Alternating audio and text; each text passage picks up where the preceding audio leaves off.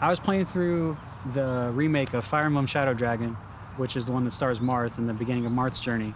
And I started thinking about his taunt in Melee, like what his taunts said. And people always said his taunt meant, hey, everyone, look at me. That is the literal translation of it. I was like, is that really what he's saying? Because his character in Fire Emblem, why would they make him say that when he doesn't act like that at all? It's not true to his character. But if you read more into the nuance of it, it's more like he's saying, hey, everyone, look to me. Look at me versus to me is, one word, but it makes a whole difference. It's a rally cry. It's like, I've got your back. I think that's beautiful.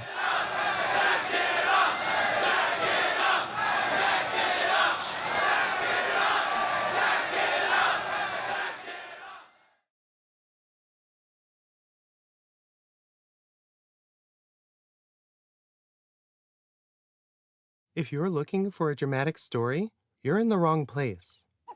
This isn't a documentary. It's a series of meditations on winning and losing. So before we talk about winners, let's talk about losers. I learned early on that you could be a loser just for liking the wrong things. There's hardcore dude shit to watch. But then I learned about pro gamers. They didn't look like losers to me. Who's he? That's the Hammer. #1 wild man on the circuit and East Coast Magic phenom. They looked like winners. Maybe I could get Hammer to show me the ropes. The greatest of all was Kai Buddha. Kai Buddha, German juggernaut. Kai showed me that it was worth sticking through the losses for something I loved. Congratulations to Kai Buddha, Pro Tour Barcelona champion. Even with his wisdom, though, I was never very good. I moved on. I found another game, filled with characters I knew in my bones. They really dug for that one. I tried hard at this, too, but it never worked out.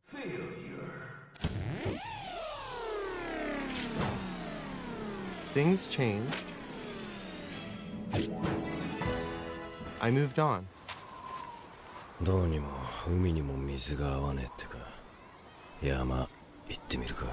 Until I heard of a community effort to revive the game I loved.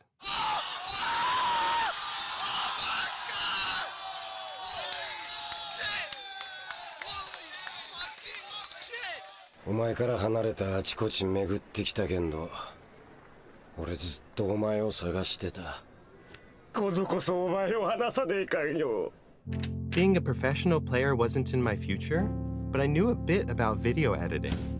After making tournament trailers for a few years, I finally knew what it was like to be the best within my own little niche. I wanted to help grow this community, to share our passion and our love.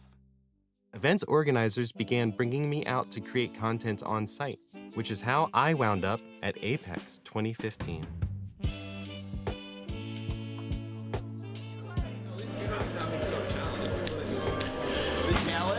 Unlock all 64 we use before you lose your mind.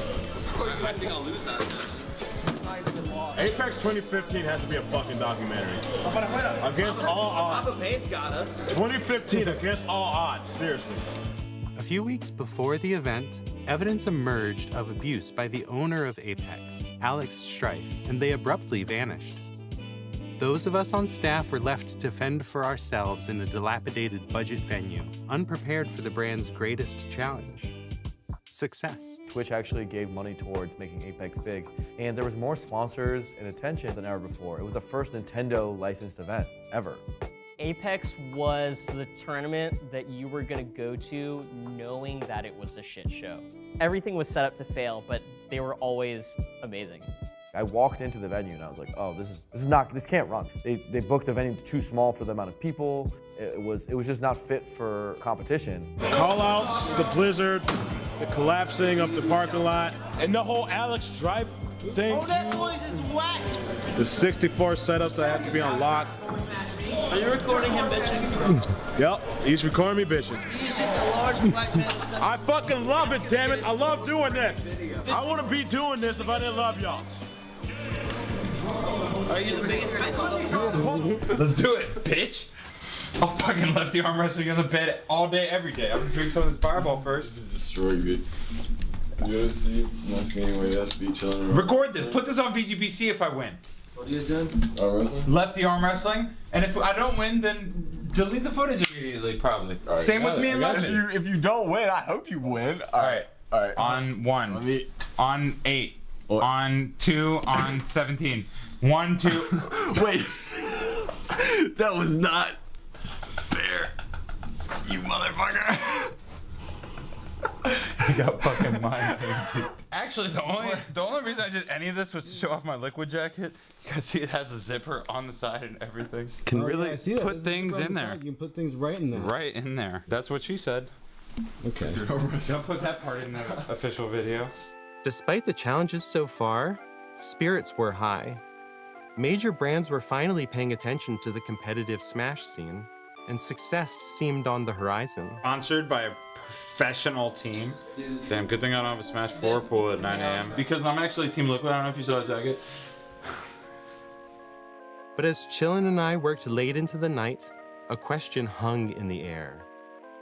Were we really on the cusp of greatness? Or would this be just another Apex?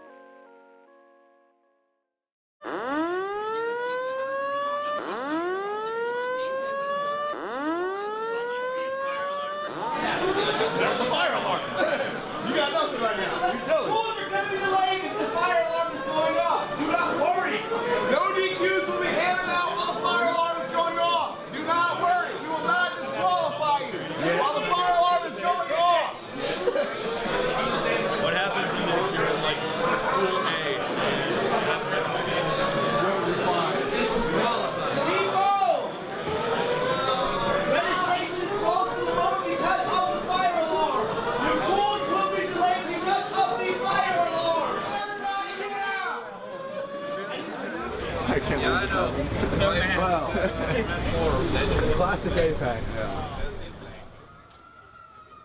Being stranded outside a collapsing hotel with 1,000 other fans of a vintage children's party game had me questioning my life's choices.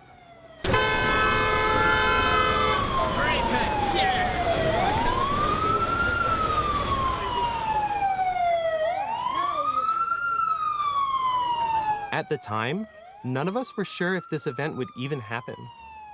I wasn't the only one struggling to grasp the situation either. Is there a situation here? Is there an entrance for like if you're in pools? There's a fire alarm. Oh God. Somebody decided to hang their towel off one of these things, and it's ruined the whole tournament. Right there. Because this set off the fire alarm. Oh, that's admitted? And the fire marshal showed up, kicked everyone out of the venue, and as you know, there's some parking damage, which I don't know if you can see from over here. It's on the other side of the building. The damage to one of our tournament rooms, and the fire marshal walked in and said, "This place is condemned. Screw it. You're all out of here." So why didn't we hold this at the Hilton? All of a sudden, even if we weren't staff, we were like, okay, what do we do? We basically made a ragtag team of people who weren't original staff and who just kind of volunteered and stepped up. And then we all went into the war room to try to figure out what are our options and what do we do. Rent tournaments from hotels. We should not try to make Kimber, what are you planning? You already know. The stream's coming. Nice. John, any words? Team Liquid. This thing is fucking dope. JT Gleason, one of my favorite people in the world, made some calls at Twitch, and since this was such an important event and there'd already been Twitch funding and Nintendo was there, they booked a new venue. Hey, Rick Staff. Y'all need to listen up right now. Everyone, y'all need to listen up right now. All right, John, speak. Alright, guys, we need to leave too. So we can do this outside. We gotta get out. We gotta get out. All right. I have an announcement. All eyes on me. Thank you to Twitch so much. We have secured a new venue. If you have not yet heard, we will be at the Garden State Convention Center over in Somerset. That's one. 2, there will be no tournament matches played today. the schedule is currently undergoing revision. All the matches will be played on a 2-day schedule on Saturday and Sunday. If you don't already have one, make a goddamn Twitter and follow Apex_series now. For this new venue, we will have a shuttle system to port players from this location to that location Thanks to free Twitch. of charge. Thanks to Yeah, free of charge. Trying to do a 3-day event in only 2 days had the potential for complete disaster. I hoped this would all be worth it.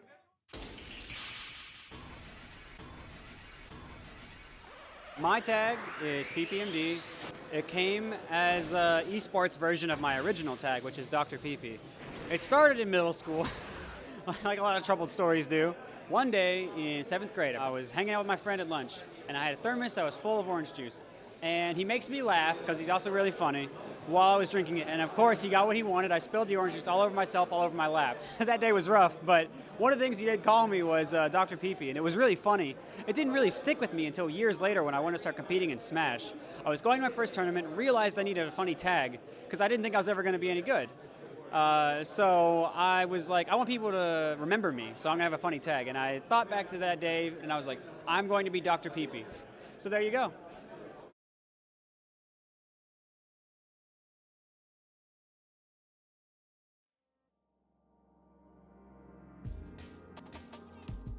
This is the first Melee tournament to break 1,000 entrants, and all but one of those players will lose. A quarter of us will have paid for the experience of playing twice and losing twice. Some players may achieve some personal victories on their way to loss, but everyone will have to grapple with the pain of failure. We are not just here to crown a champion. We are here to learn how to lose. Oh, man. Jim gets a round of applause from the crowd. Yeah, he's the real hero. He got 2 PK flashes. Yeah, he's the real winner of the match. How do you handle loss? Do you give up? Cry? Rage?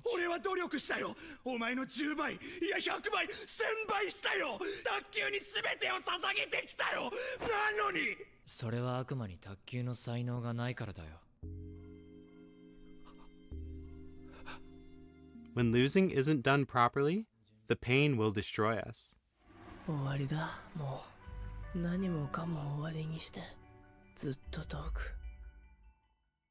Thousands of players are going to lose this weekend, but one of us is going to lose harder than the others.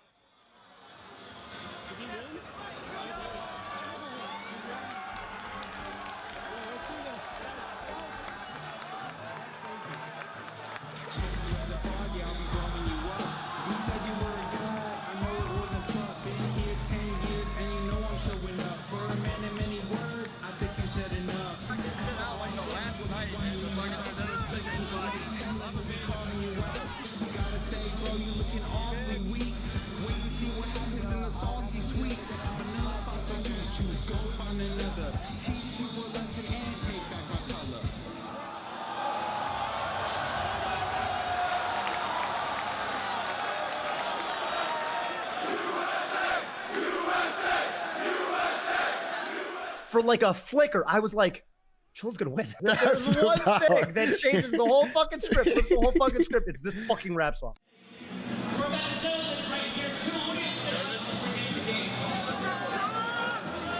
I think this guy talks a lot, and it's about time for him to learn some respect. Levin, what do you have to say to Chillin before we start? I'm sorry. All right, let's just play. I can bother this fraud, and let's move on, all right? Let's play some Melee.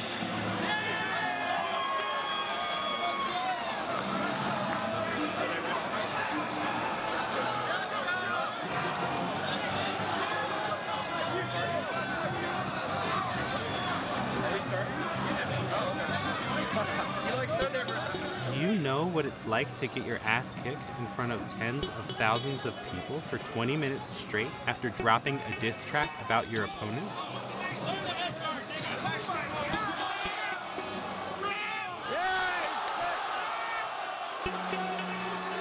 I don't. I don't think I would like that feeling very much.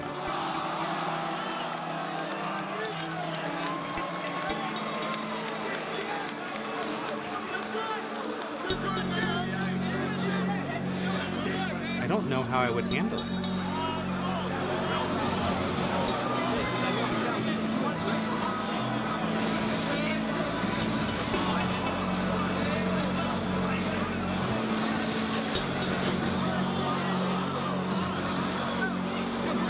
I helped create this situation.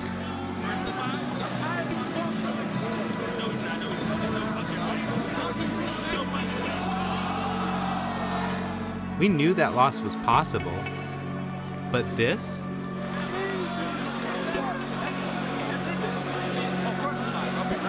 Would Chillin be able to handle it? What do you say?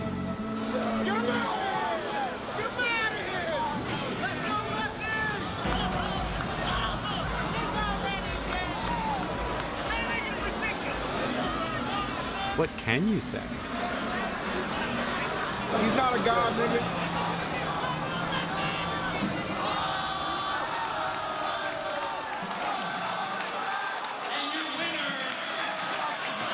Leffen, do you have anything to say?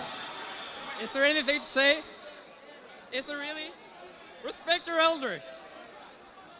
Chillin, you have anything you want to say to the people?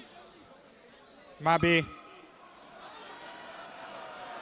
I hear that someone else wants to say something.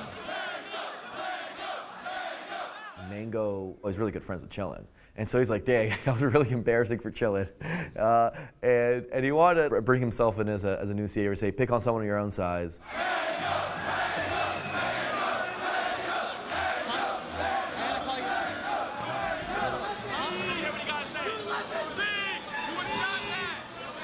This man, okay, I went to his country and he beat me. Okay. But you come to my country and you beat my man 5-0. If we play in bracket, we're gonna put 1,000 on it. 1,000.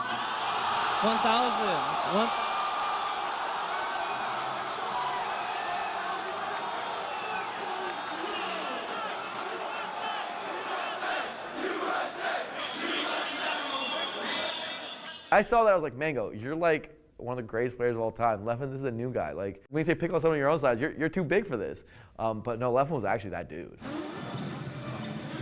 Leffen continued to haunt Chillin on Sunday morning. The blizzard, the shutdown, the diss track, and now this match. For some of us, it had been loss after loss. Trying our best hadn't been enough, and things weren't getting better. Leffen dispatched Mewtwo King with ease.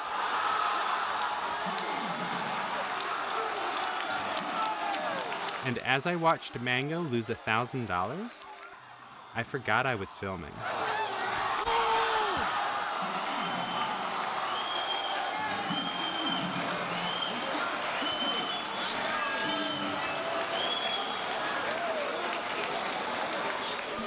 It's bad enough getting your ass whooped after talking smack, but legally documenting it too? Ouch. Even still, there was a glimmer of hope.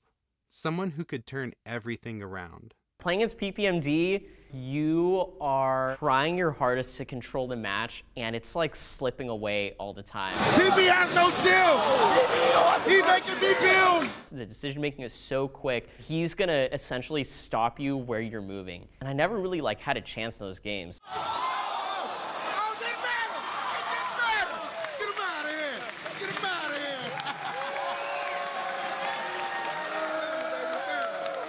Losing to him sucked, and there's a hint of disappointment still that a lot of people don't know about. These are the last two players who have not yet lost. Consider just how many people had to lose for this to happen. Not just the dozens who fell to PPMD or Leffen, or even the thousands spread throughout this bracket. Decades of loss, of new champions ending the reign of the old. I told you this wasn't a dramatic story. You probably know who's going to win by now. I wanted to know how he made this whole event feel like it was worth enduring loss after loss. Ready? So I asked him. Go!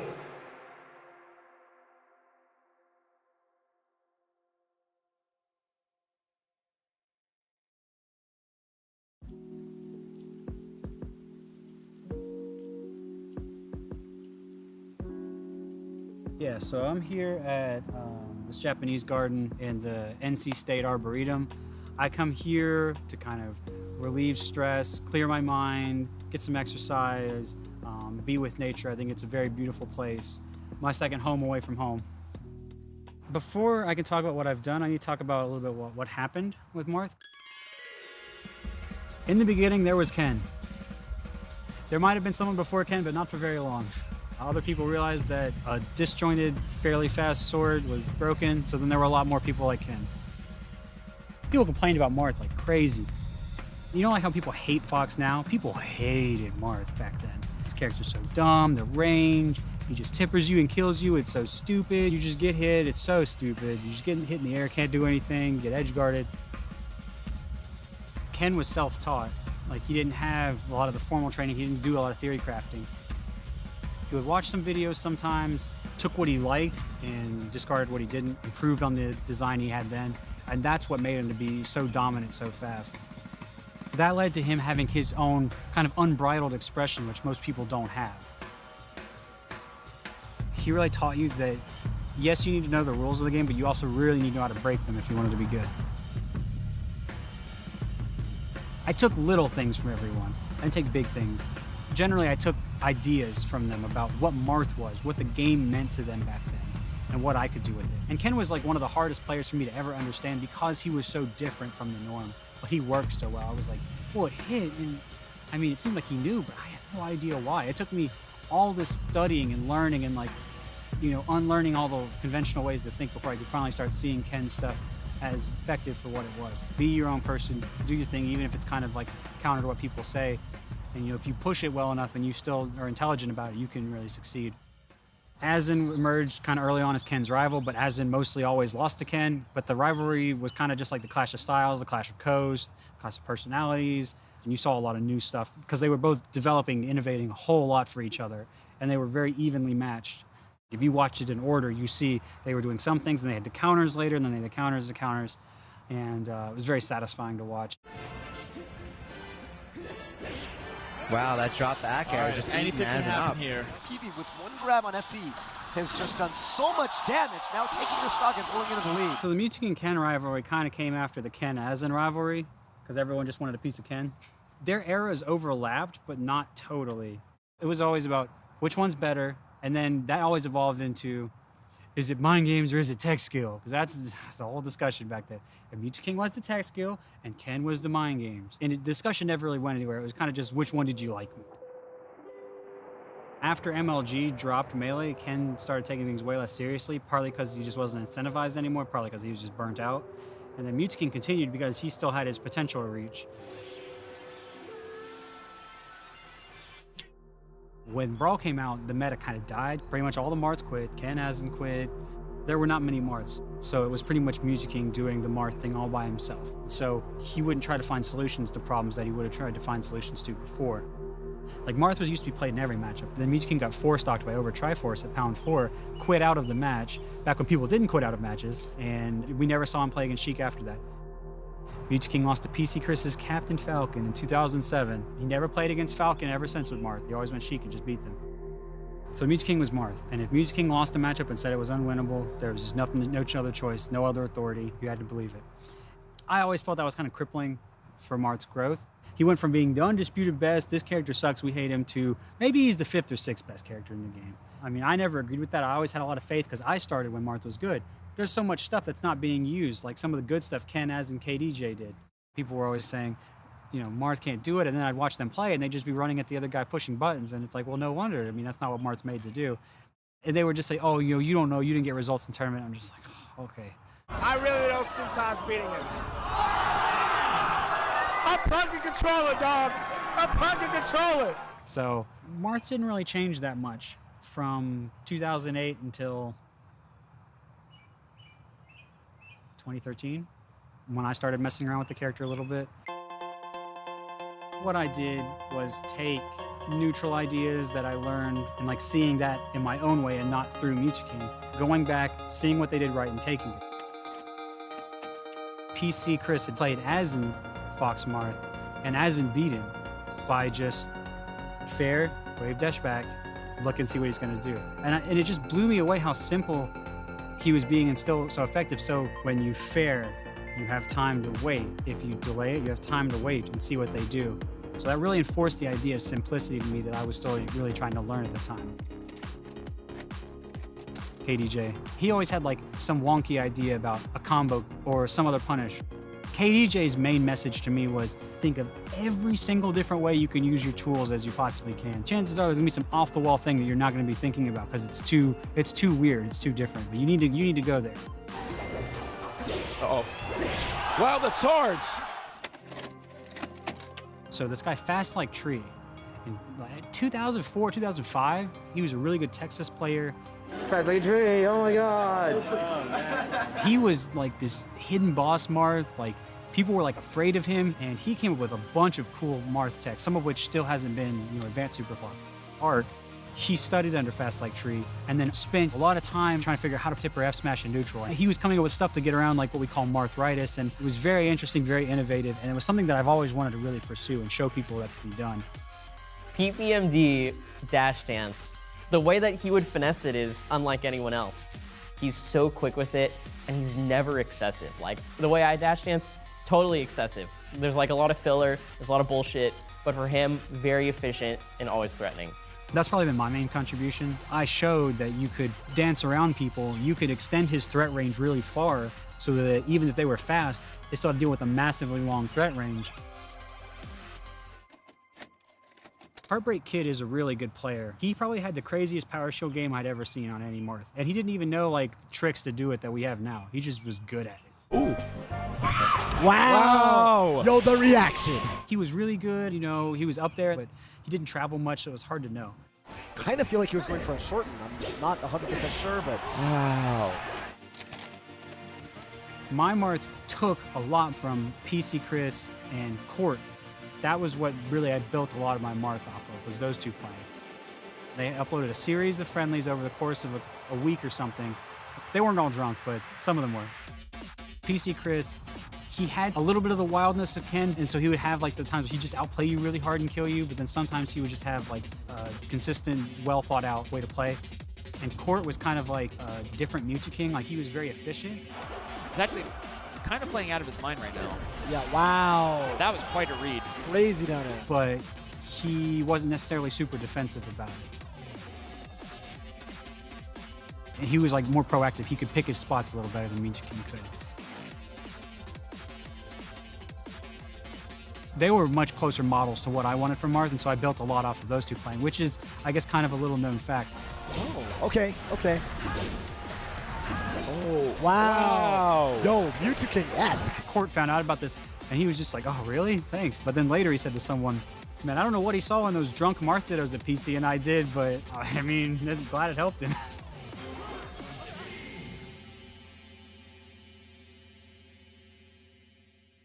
I played Mewtwo King and was playing fairly good. Not great, but fairly good. And I knew a lot about like little things where I could get him. If you're just tuning in, PP 3-0'd M2K and Marth dittos, of all things. When you beat Mewtwo King, the main challenge is after you beat him, because then he studies everything and he comes up with his own counters and you have to play him again. So that was kind of what Apex 2014 was about, was we're gonna see, who had the better preparation, who really knows Marth. I really love those movement tricks by Dr. PP, man. Wow, do you see this Marth? Okay, not bad. Not bad at all. Are we going to see a 4-stock? I think it was a pleasing clash of two people who were, taking the game to a very high level. The champion of Apex 2014, Fiji PC Dr. PP. That showed that the threatening style of movement that I had was something to be respected. That was kind of the turning point in Marth's history. Or it would have been, had I kept playing. Before I forget, most important Marth videos. Most important Marth videos. my stuff at Apex 2015. I do genuinely think that a lot of that stuff was new Marth stuff, or it was repurposing old things to a new end. You know, that would have also been carried on further had, you know, my other stuff not happened to me. But that's how Marth is right now. We're a long way off from seeing what his real potential is and communicating that to other people so that we can collectively raise the character. I was going to change that, but oh well.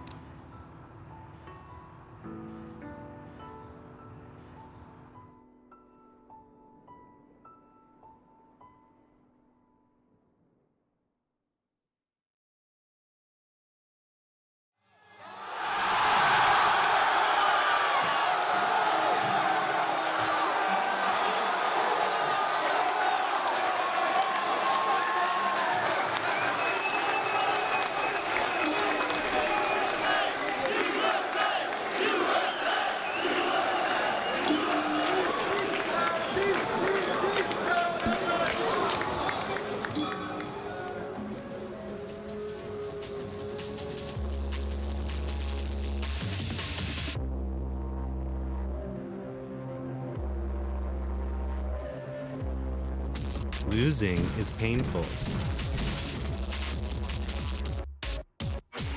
It can make you feel small.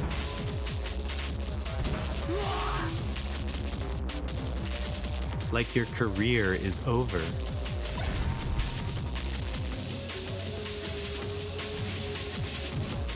Like you don't deserve a break.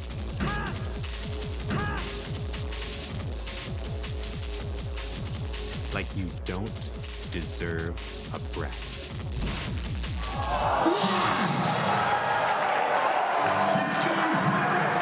Mission complete.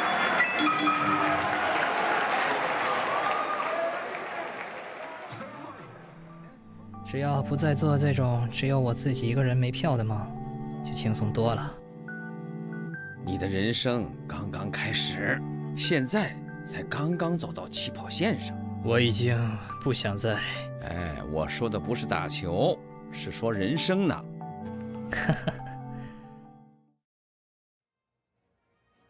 Armada has no shield. Armada has it! Leffen! Absolutely tearing through everyone today, Toph. Leffen is our EVO 2018 Super Smash Bros. Melee champion. Oh my god.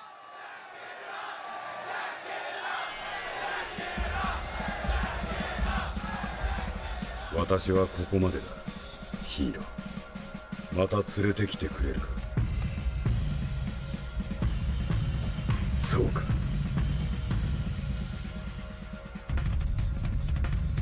全身の細胞は狂気している。加速せよと命じている。加速せよ。加速せよ。ヒーローは急速な成長を遂げる。次第に引き離されていく。焦りはない。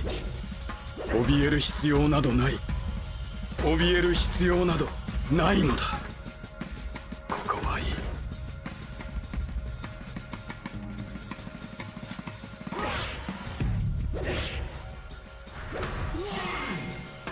ここは素晴らしい。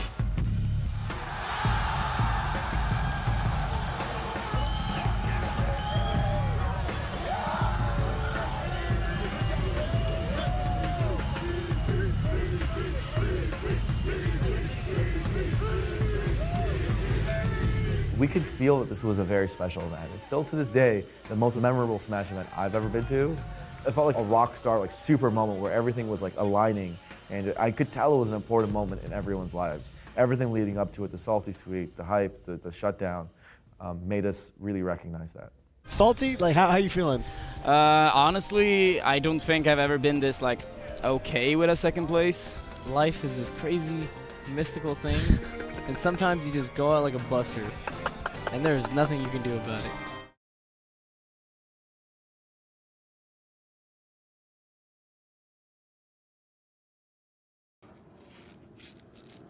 Recently, I started skateboarding. I'm not good at that either. I have come to accept that I am not a winner in the usual sense. No one asks me to sit in Zen gardens and share my philosophies. But I have had to say my be over and over. It is an essential part of becoming a better person, partner, and parent. PPMD is a hero to me, but it was Chillin who really taught me what I needed to learn. Chillin technically lost, but the rap was so good and it was just so entertaining for everybody, and somehow it feels like he won in a way.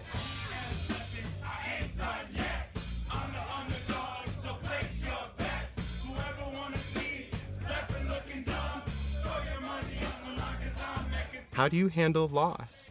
You accept it and you own it as best as you can. If it had been a 4-1 or anything less than a 5-0, it wouldn't be such a moment, you know? Not even 3-0, dude. You had to be up there for like a full half an hour getting your ass beat, and you haven't won a game. And the haters?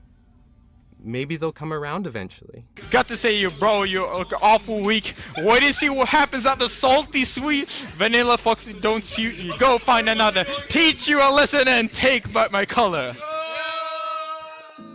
We are in late 2017. I haven't been to a tournament in a serious sense in about a year and a half. You could argue even 2 years at this point. Unfortunately, people only listen to winners. But I had a lot of time since I haven't been going to tournaments to think about my motivation, and I decided I did want to be the best. But not for fame, not for money, no. I want to get up and I want to say, I never thought I'd be like this. I named myself Dr. PP for Pete's sake, dude. I freaking never thought I'd be here. Like, who would do that? That's ridiculous, right? I had no faith in myself, no confidence, and I built so much for myself. And you can do it too. There are strategies to do it.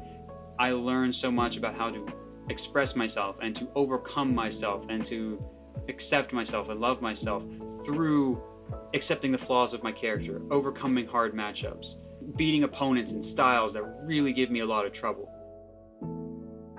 When you think about life like that as a continual learning experience, to have anything give you that, whether it's a game or anything else, is incredibly liberating, and I'm just so blessed to have Melee give me that. Games are a place to practice losing. It's something we all have to face. Good evening, everyone. As we head to the end of the last Pro Tour of the season, I wanted to take a moment to look back at one of the game's great legacies, Kai Budde. I'm sorry to be the one to let many of you know this, but a couple of years ago, Kai was diagnosed with cancer.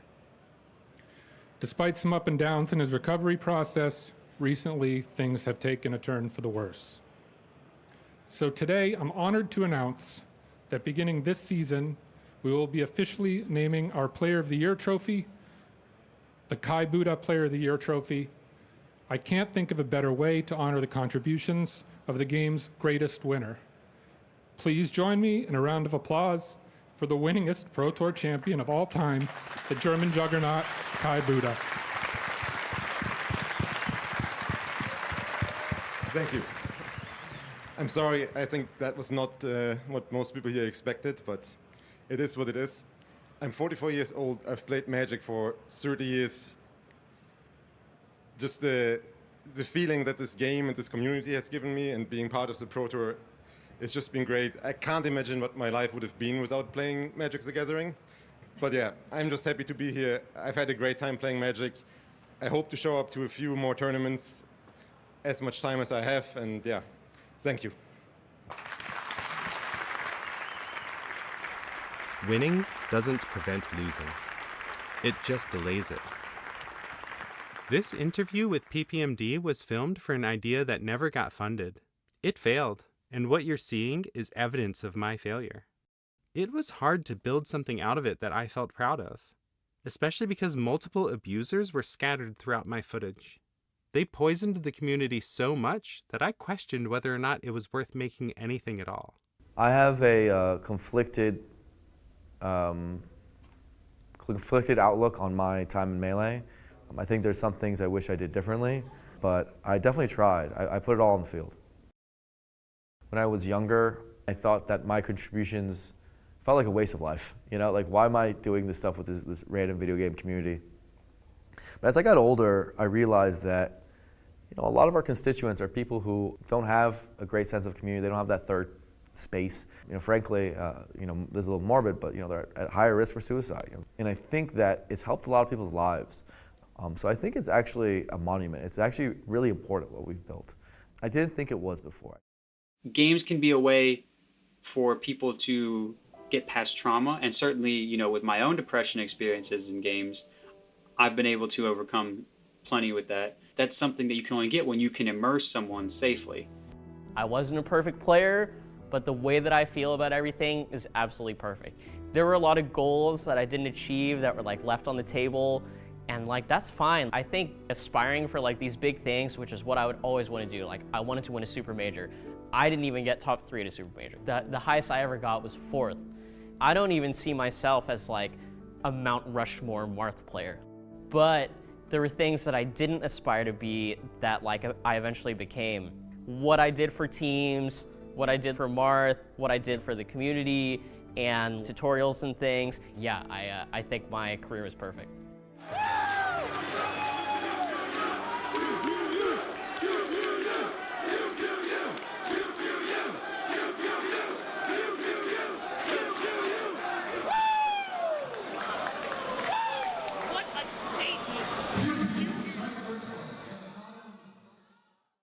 My time in the Melee community fundamentally changed me for the better. Following my passion for Melee eventually led to incredible opportunities in other communities. But this, right here, is how it ended for me. In failure. I tried my best, but I couldn't do what I wanted to do. Hopefully you like it, or at least some of it. And if you didn't, might be. 時々考えるんだ。自分はこのまま凡庸な選手で終わってしまうのではないかと。いいじゃないですか、凡庸。僕割と好きですよ、そういう選手。And you're waiting for Zane for the camera. Zane, I think he just needs time to cook. I wouldn't say that he's quite strong enough yet to have made a lasting impact on the game, but he clearly shows potential, and he could be someone that changes Marth and show that there are different ways to make the character work, which would be awesome. Tried to catch him with the up air, going real high. Oh, that's gonna be insane! And Zane takes Genesis 7 Toph! Everyone knows that Zane is a problem now! If he plays like this, we're in a new world, Toph! We're in a new world. If you didn't know, now you know!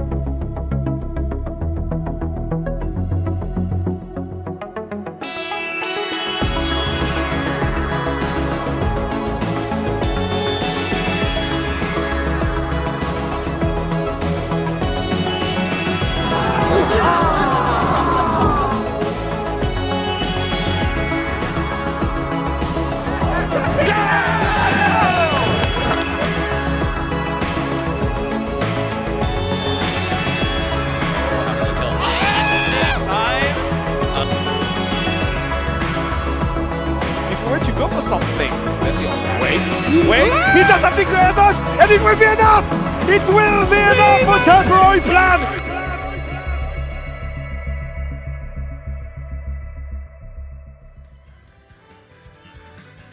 Bonjour tout le monde, buenos dias, ni hao, good morning everyone. Hope you, I forgot konnichiwa. Hello, hope you're doing fine. Ohio too. Morning, yeah. Salam alaikum at this Probably point not. time, yeah. How you guys doing? It's time for day 2 of Genesis X2 here in San Jose. And I get the honor to do it again with you, Vicky. How you doing? I'm doing great. I'm happy to be sitting alongside you, Humming. It's going to be a great time. I mean, the man, the myth, the legend, opening up day number 2, Genesis 11 stream in like 5 different languages. You love to see it, especially in an international tournament as strong as Genesis is every single year. You talked about the international talents coming from all around the world for this wonderful, I guess the biggest tournament in the first part of the year, right? Yeah, usually is. I mean, that's what the word Genesis is all about, right? It's the start of a strong year.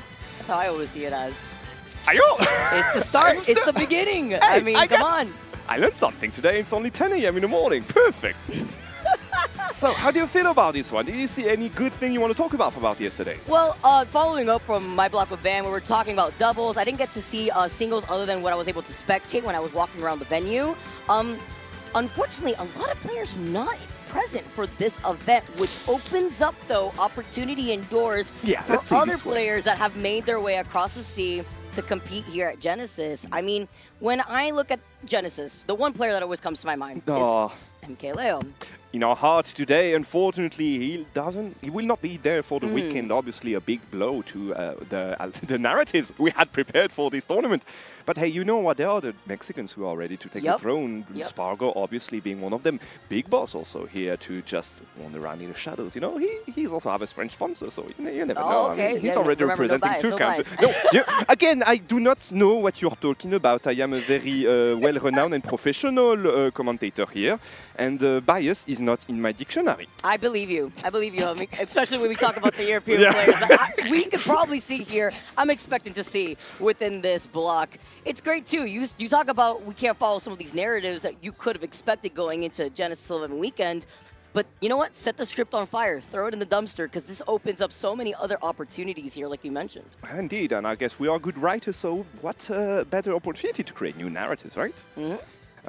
Who do we have? I think we got Mr. Popo and Modzai from Europe in this block here. I believe Gact as well.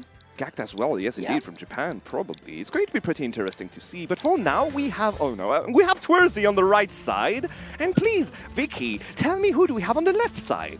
Oh, you had to No, set me up. do me the honors, please. You know what? I love it, though, because I saw the energy in doubles, and I have to commend them for this tag, because I felt like it was just the grieving tag for the casters. But we got Oni-chan making their way onto the stage. I put the respect with the characters, though. Gave me a little bit of a throwback to the Mono for 2 days when you have to add in some numbers and some symbols at the end of your gamer tag. I'll be honest, when I read it for the first time, I was like, O.09N11 Chan? The hell is that? It seems like I'm getting older and older with time. Look, I've gotten Is it how youngsters speak now? You know, that's a good question, because I was talking about grieving team names within the competitive Apex scene last year, and we had some interesting names. We had Ooh Cat Boys, and so I guess maybe it's the influence. I mean, I'm a cat person. I like cats. You know, totally get it, but we'll let it slide. We'll let it slide. Let it slide. On the other side, Twirsy doing the favor of writing it properly this time around, helping foreigners like me to understand the name easily. Thank you, Twirsy. Again, no bias. Oh, and you're on stream. Yeah, take the picture. You deserve it. Now, be ready though. If you're tweeting about it, you need to be ready. Oh, absolutely. Didn't even look at half the phone, by the way, when writing up those Twitter fingers. But when I talk about streams and starting out the tournament when there's a lack of other players that are in the venue, sometimes it's nerve-wracking when a lot of eyes are on you. You know you're on stream too. It's the first match of the day. You have to get rid of those nerves. Some players, though, obviously have that experience. Other players even feel a power-up when they sit on that stage. Definitely. Which is very interesting. Really highlights where some players could thrive. And you can really tell that Twirsy, he's feeling himself a little bit, you know? Yeah, definitely a show pleaser here, and this is something we have in every scene, right? We got Darkstalker in Europe, for example. We got Amiens in France. And yeah, some people love to be on the scene, love to get the spotlight on them. But it's kind of a double-edged sword, you know. If you do work it out, that's perfect for you. But if you fall down, well, there are now 3,000 people looking at you. How do you feel about this one? I sweat a little bit. It's all right. I went to Sumapa when I was in Japan, and they put me on stream, and I was like already taking like 2 minutes. I saw Seed Street. I'm like, oh, time to I'm join like in. sweating a little bit. It's like, listen, guys, it's been 50 years. I'm a caster now, and I'm like here trying to navigate through like the different language HUD. But all right, let's not waste any time. Let's dive into game number 1, our first step to start the day for day number 2 at Genesis. And it's going to be a very hard step for Twirzy here, going for the Shoto against Min Min. My goodness, how do you get closer? Well, Simsi got the answer already. Good parry, and then going to adjust that pressure, forcing Min Min in the at the edge. Oh. But that kind of backfired. What happened there? Well, he had to use his jump a little early there, too. Gonna have to mix that up when it comes to this matchup, especially when you have to deal with Ram Ram. Oh, this is going to be a very, very, very long day here for Twirzy. He will not be able to get off that ledge for sure. Ram Ram 1, Ram Ram 2, Ram Ram 3 for good measure. Yeah, there we are taking the kill with it. Well, Oni-chan on a good roll. Man, Min Min with only 29%. Yeah, and already 1 full stock ahead. But that's the thing, though, too. Once you're already a full stock ahead this early on into the game, it can be so difficult to try to find that opening because now you feel so desperate on trying to approach. Oh, all right. Listen, you're trying to find different opportunities here. You're trying to see what you could do differently, and it's just so. At this point, like, all right, you come back, but at what risk here? Bro, Twirzy just woke up this morning. Oh, what a joyful day here in San Jose to be sent back straight into the mine, working already on mining some rocks here. I'm not talking about Steve, I'm talking about Min Min matchups. Looks like I'm back coming. I'm back here, back at home with Ultimate. Love to see it. This is the way to start the day. Hey, but this is what you gotta do here. You got the Mega Wall, just standing there in place, staring at Twirlzy to see what you're gonna do before trying to get that grab. All right. Bro, at this point, you know what? Oni-chan, just step back from this desk and go and join him on the other one. At least you can just provide some emotional support. 1-0 for Oni-chan. Do you do the classic run back sign, or do you want to change the stage? Listen, first off, we want to not die below 20%. Oh, man. But also, catching on to the fact that you're using your jump early, trying to make your way back. If we want to talk about specifically what happened there, I think Twirzy was like, oh, first stock was close enough, and when he came back for the second, he was like, I can make it back quickly. Maybe he tried to press his buttons a bit too quickly, and well, Oni-chan obviously incentivized on it to just like enlarge a gap between them. Oh wait, she got 2 arms now. Also, just trying to force your way to jump in, just really not working out. Yeah. Another grab coming out instead. Yeah, and then Power Dragoon afterwards, and I have a sense of deja vu. We have Ram Rams all around again. So I'm getting the grab. Ooh, trying to keep him by the ledge, but still playing a little bit more conservative here. A lot better of a start already for Twirlzy. Definitely. He will have some really deep air to breathe for Oni-chan, who will make it back on the stage.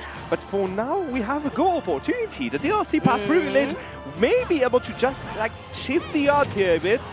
In the favor of Twirlzy, not going to happen this time. Especially when you got some Yeah. Oh, Snipes! All right. Whoa, the DI though. 360 going no scope. all the way though to the depths to make sure that you cannot come back. No scary Terry here.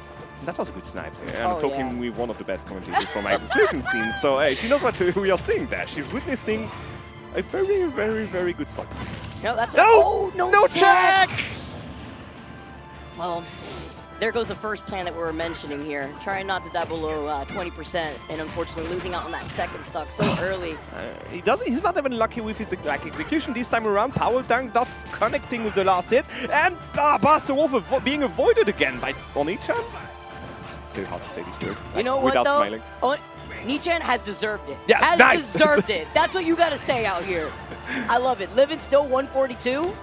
Also, I really like the way that we're seeing Ni-chan play extremely patiently, not trying to get overzealous despite having such a significant lead. Exactly, and the thing is, he's actually just playing on every opportunity Twirlzy is giving him. So yeah, what Twirlzy kills, no. I mean, like, Oni-chan gets. No legend invincible. All right. He did avoid the ram this time. The go is here. Can he use it? Yep. Again, patience though, just waiting. Exactly. Whoop. That was no. Oh wait, he used it so early. Okay. Well, thanks for the experience, I guess. Yeah, I mean, first game of the day, first set to open up the screen, the stream. I'm screaming. Yeah, I'm screaming internally right now. Oh, I mean, it's a Smash, you know, not a speed run, but it's okay. Sometimes you gotta let go of the nerves. That's what I like to say. That I always highlight that when it comes to players making their way on the stage. Honestly, Twirlsy didn't look nervous at the beginning before getting started with that game, and then the game played out, and then I had to doubt some stuff. I was right to be nervous. No, but the thing is, he left out with a smile. And you know what? We talked about narratives earlier. What's the best narrative but a loser strike from the get-go in your Genesis bracket up to top 8, right? That is this early on, you know what, would be pretty incredible. Yeah.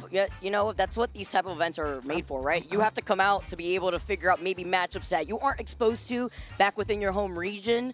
Also, that matchup, it looks very unfortunate too for Terry, but having to work around, you know, Min could be difficult if you don't really know that matchup. Definitely. Even if you like, I do think Terry do have some tools here and there to help with this matchup, but they are very like, you need to be precise with the execution again. You need to avoid every single mistake to be able to just get into it and, well, avoid getting ram to death.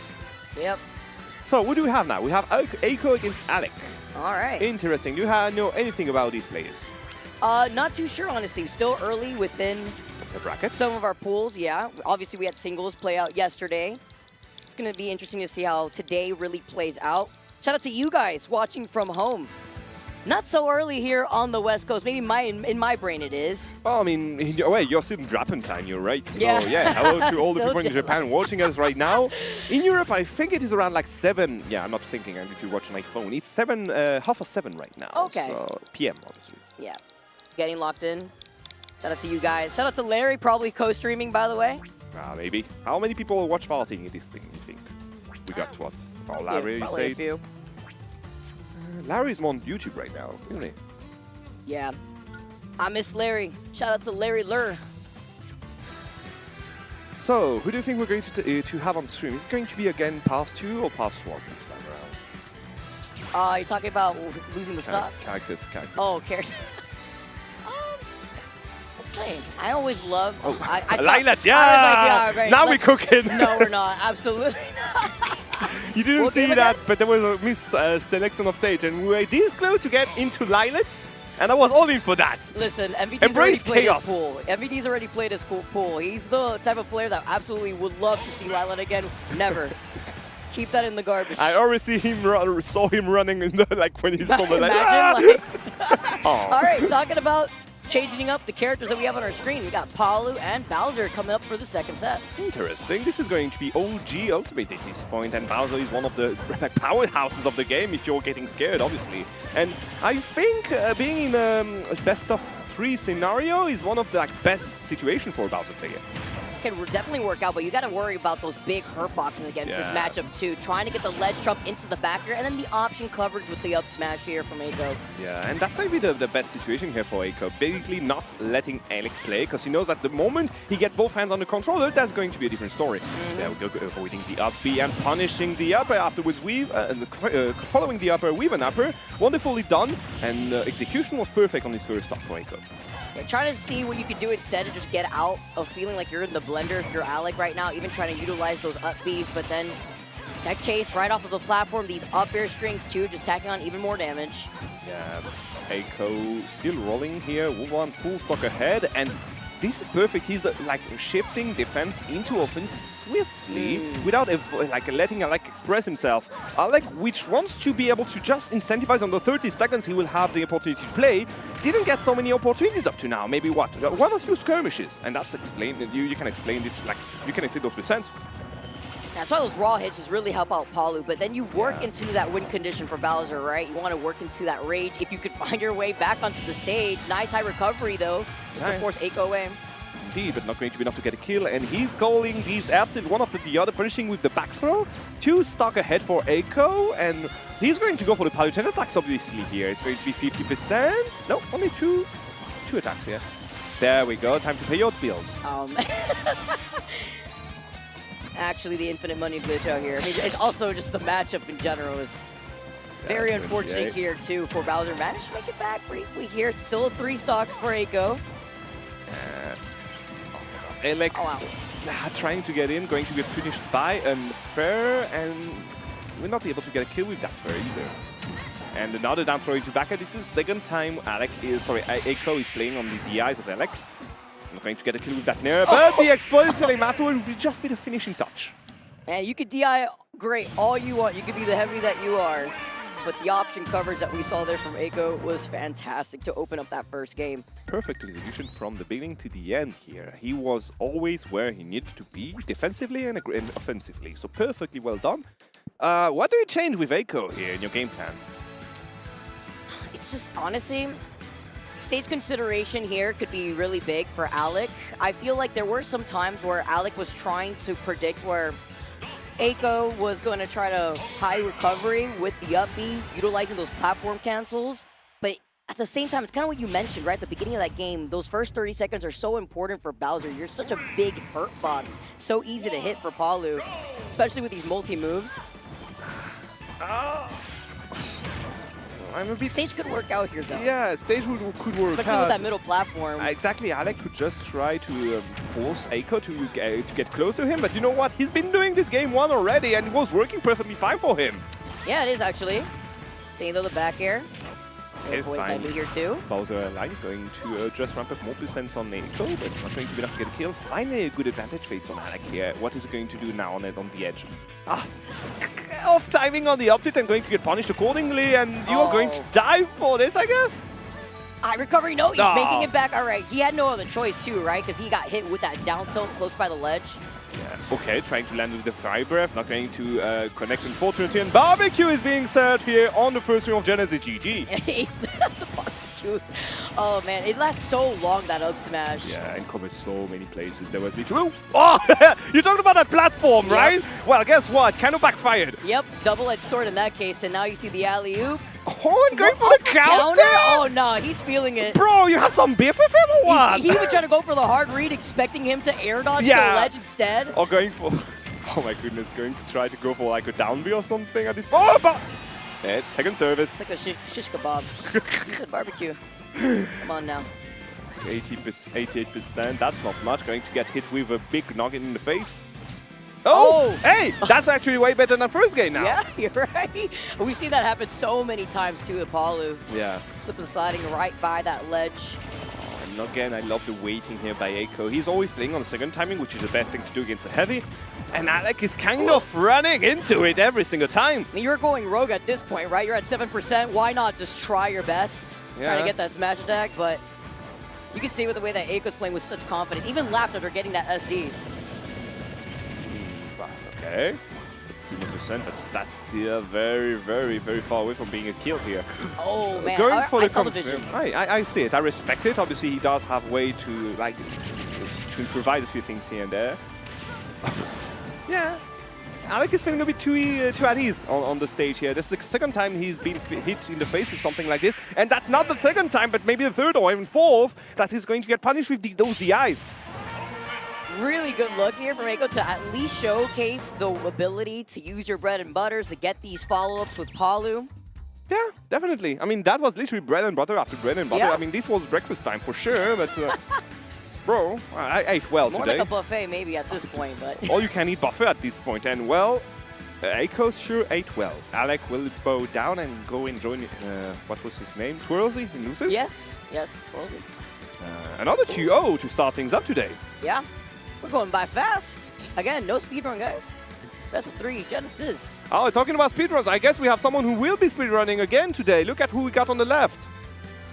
Oh, we got Riddles versus Funky Pants. Okay. Time to get funky for sure, because this is going to be interesting. We talked about Riddles earlier, right? Yes. So we know he's the shorter guy, right?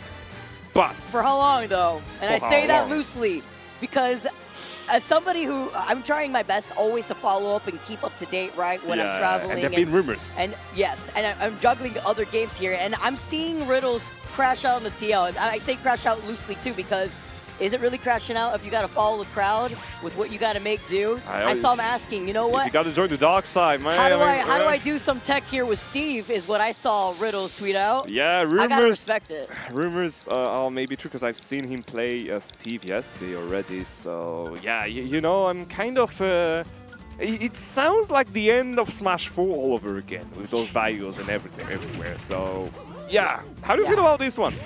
I mean, you mean like what we could possibly be discovering here within this bracket if he actually ends up utilizing Steve? I'm not surprised. Like, we saw it happen at the end of Smash 4. When Hasbin and I were casting a lot of the top 8s, by the end of Smash 4, it was like usually like 6 Bayos. You have like 1 Mario being Dark Wizzy. Yeah. You have, Who's like, not even that? Is he there today or did he DQ? I'm not too sure actually. I had not seen Dark Wizzy. I haven't so. seen him at all in the Void DQ'd, right? Though. Yes, unfortunately, yeah. Shout out to Void. The GOAT. Missing the boy. And again, to anybody watching at home though, hosting their own watch parties, Coney, Larry. Oh, hello Coney. How you doing, by the way? I never, you know, you can't ever not expect them to be up and ready to go. Showcase some good ultimate, especially with Riddles coming onto the stage now. Yeah, definitely. Let's see how. Do you know anything about Funky Pants? I was doing some research beforehand, actually, but I don't think it was on Funky Pants specifically. It was on Freak Yoker, actually. Yeah, I know. Listen, he's in this pool, and I bring that up. Hang on. So we got Oni-chan, Funky Pants, and then who? Listen, Freak Yoker. Freak Yoker. Is this like to grief the casters? Because it's working. Yeah, but you know what? Did I do something to the production of Genesis this year, or how come? It's not Genesis. No worries. No, we're talking about gamer tags out here, especially some of the tags that are in this current Production pool. just woke up and say, well, what did we do wrong? Freak who? Freak who? Freaky Pants? All right, I see It's you. not Friday anymore. No Freaky Friday here. Oh, goodness me. Yeah, going to be the first real, like, upset situation we got there. Funky Pants could surprise us if you get funky.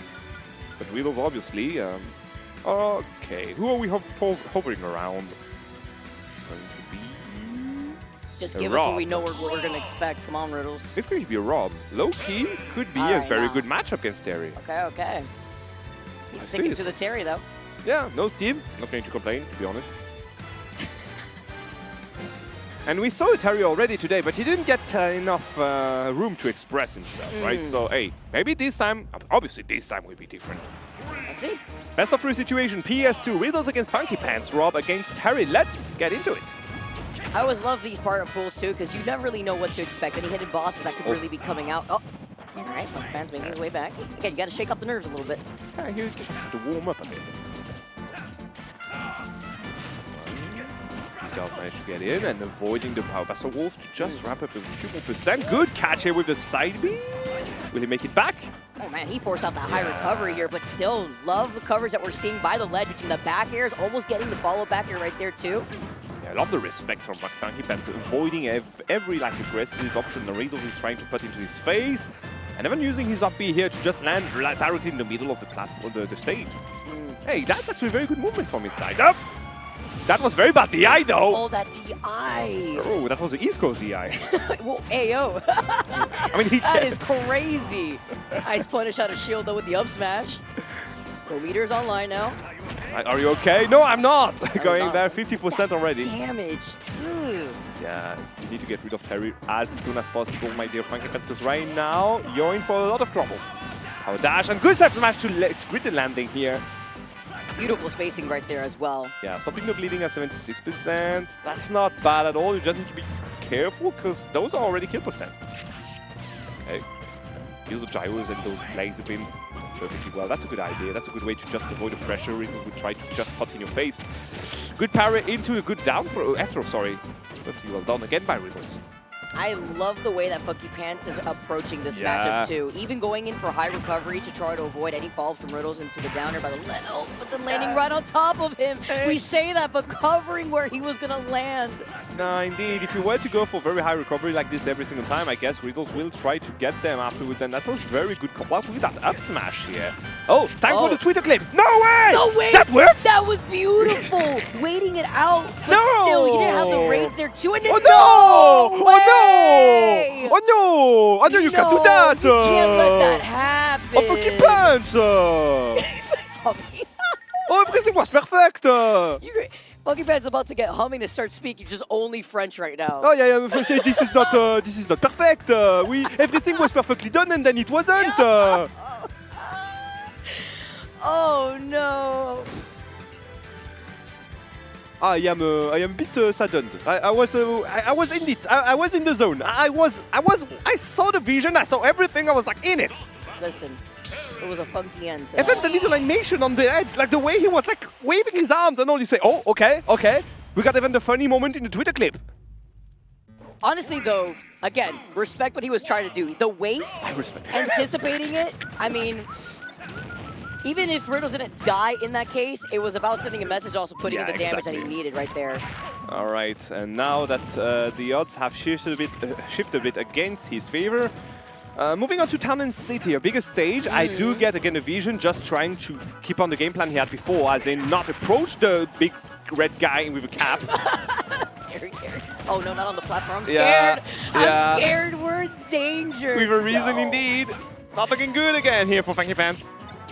It could still act as a double-edged sword, trying to take it. Oh. Uh-oh. Preemptively had let that one rip. Where are you going? Left, right? Okay, we go back to the left. Back to the stage, if anything. Good parry into jab. One. Yes, good combo. Parry into jab. I love it. That was a scary situation again. Yeah. Platform being so close to the blast zone. Okay, Paul over here, and Riddles realizing, I gave him a wait. haircut. Wait, that's my cap. Love the fact that Riddle realized that, wait, I do have a power wave. I do have a projectile too. It's the fact that he was able to like look down just briefly to avoid that blaster. Yeah. Still the pressure just keeping Funky Pants off the stage. Reversal situation. Indeed, trying to go for the back air, but not going to connect, unfortunately, and going to get punished accordingly with that power dank. Okay, 70% on his first stock. Riddles trying to avoid Funky Pants now. Never mind, he's going back into it again. Crack shoot, 37%. Bonjour, as we say. Hopefully not on wall right now. It's when you're one stock away from staying by. More like adieu at this point. Ouch! No, he went for the second one. That's nasty. Oh, no, and they got the same situation. It's so unfortunate. In all honesty, breaking down what we saw right there, I saw Funky Pants understood the assignment. I think nerves were a really big factor. Like playing against Riddles, like playing on stream. Literally same situation as before, like trigger happy, let's say, with that air dodge. And yeah, when both of your games finish the same way, you know definitely the message has been received from by Funky Pants this time around.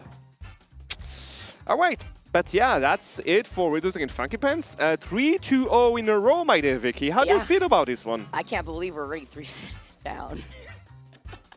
Well, that was quick. I mean, there was a word where we would be in 2-1, 2-1 scenarios and would have exactly the same amount of games. I thought about that.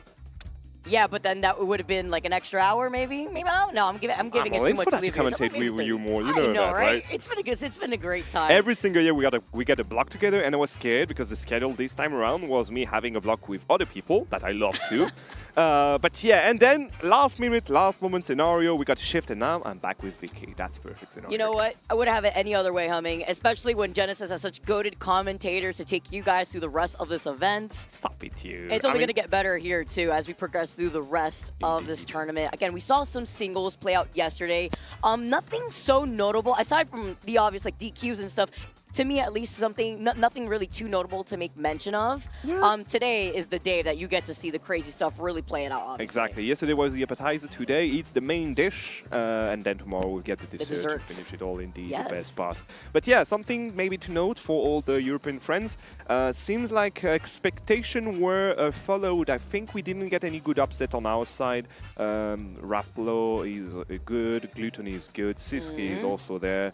Crêpe Salé is playing this morning, if I'm correct. Modzai is also playing this morning. Yep. So yeah, all of them for now following expectations. We do expect some obviously losses later on today. Till what, top 64? Yeah, so, during round 2 here. Yeah. So yeah.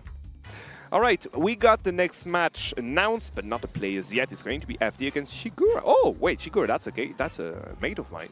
Not a European one, but someone I met on a few tournaments. So yeah, if you ask me what he plays, I would say I don't have any idea. At least you're honest.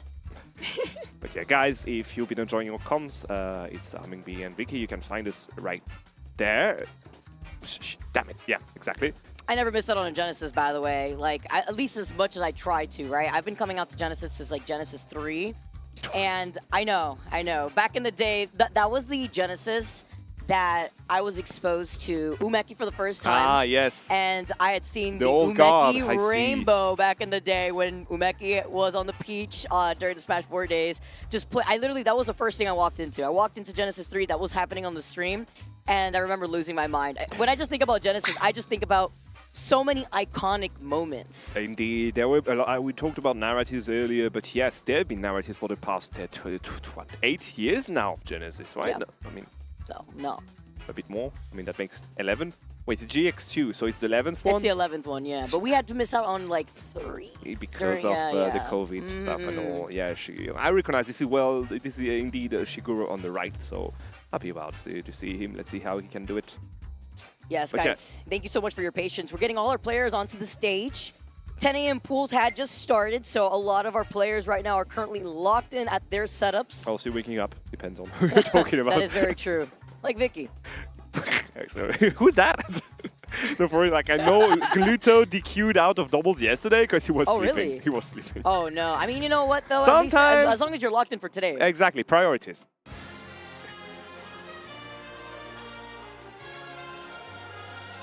I gotta get on that level. It's gotta stay hydrated, chat.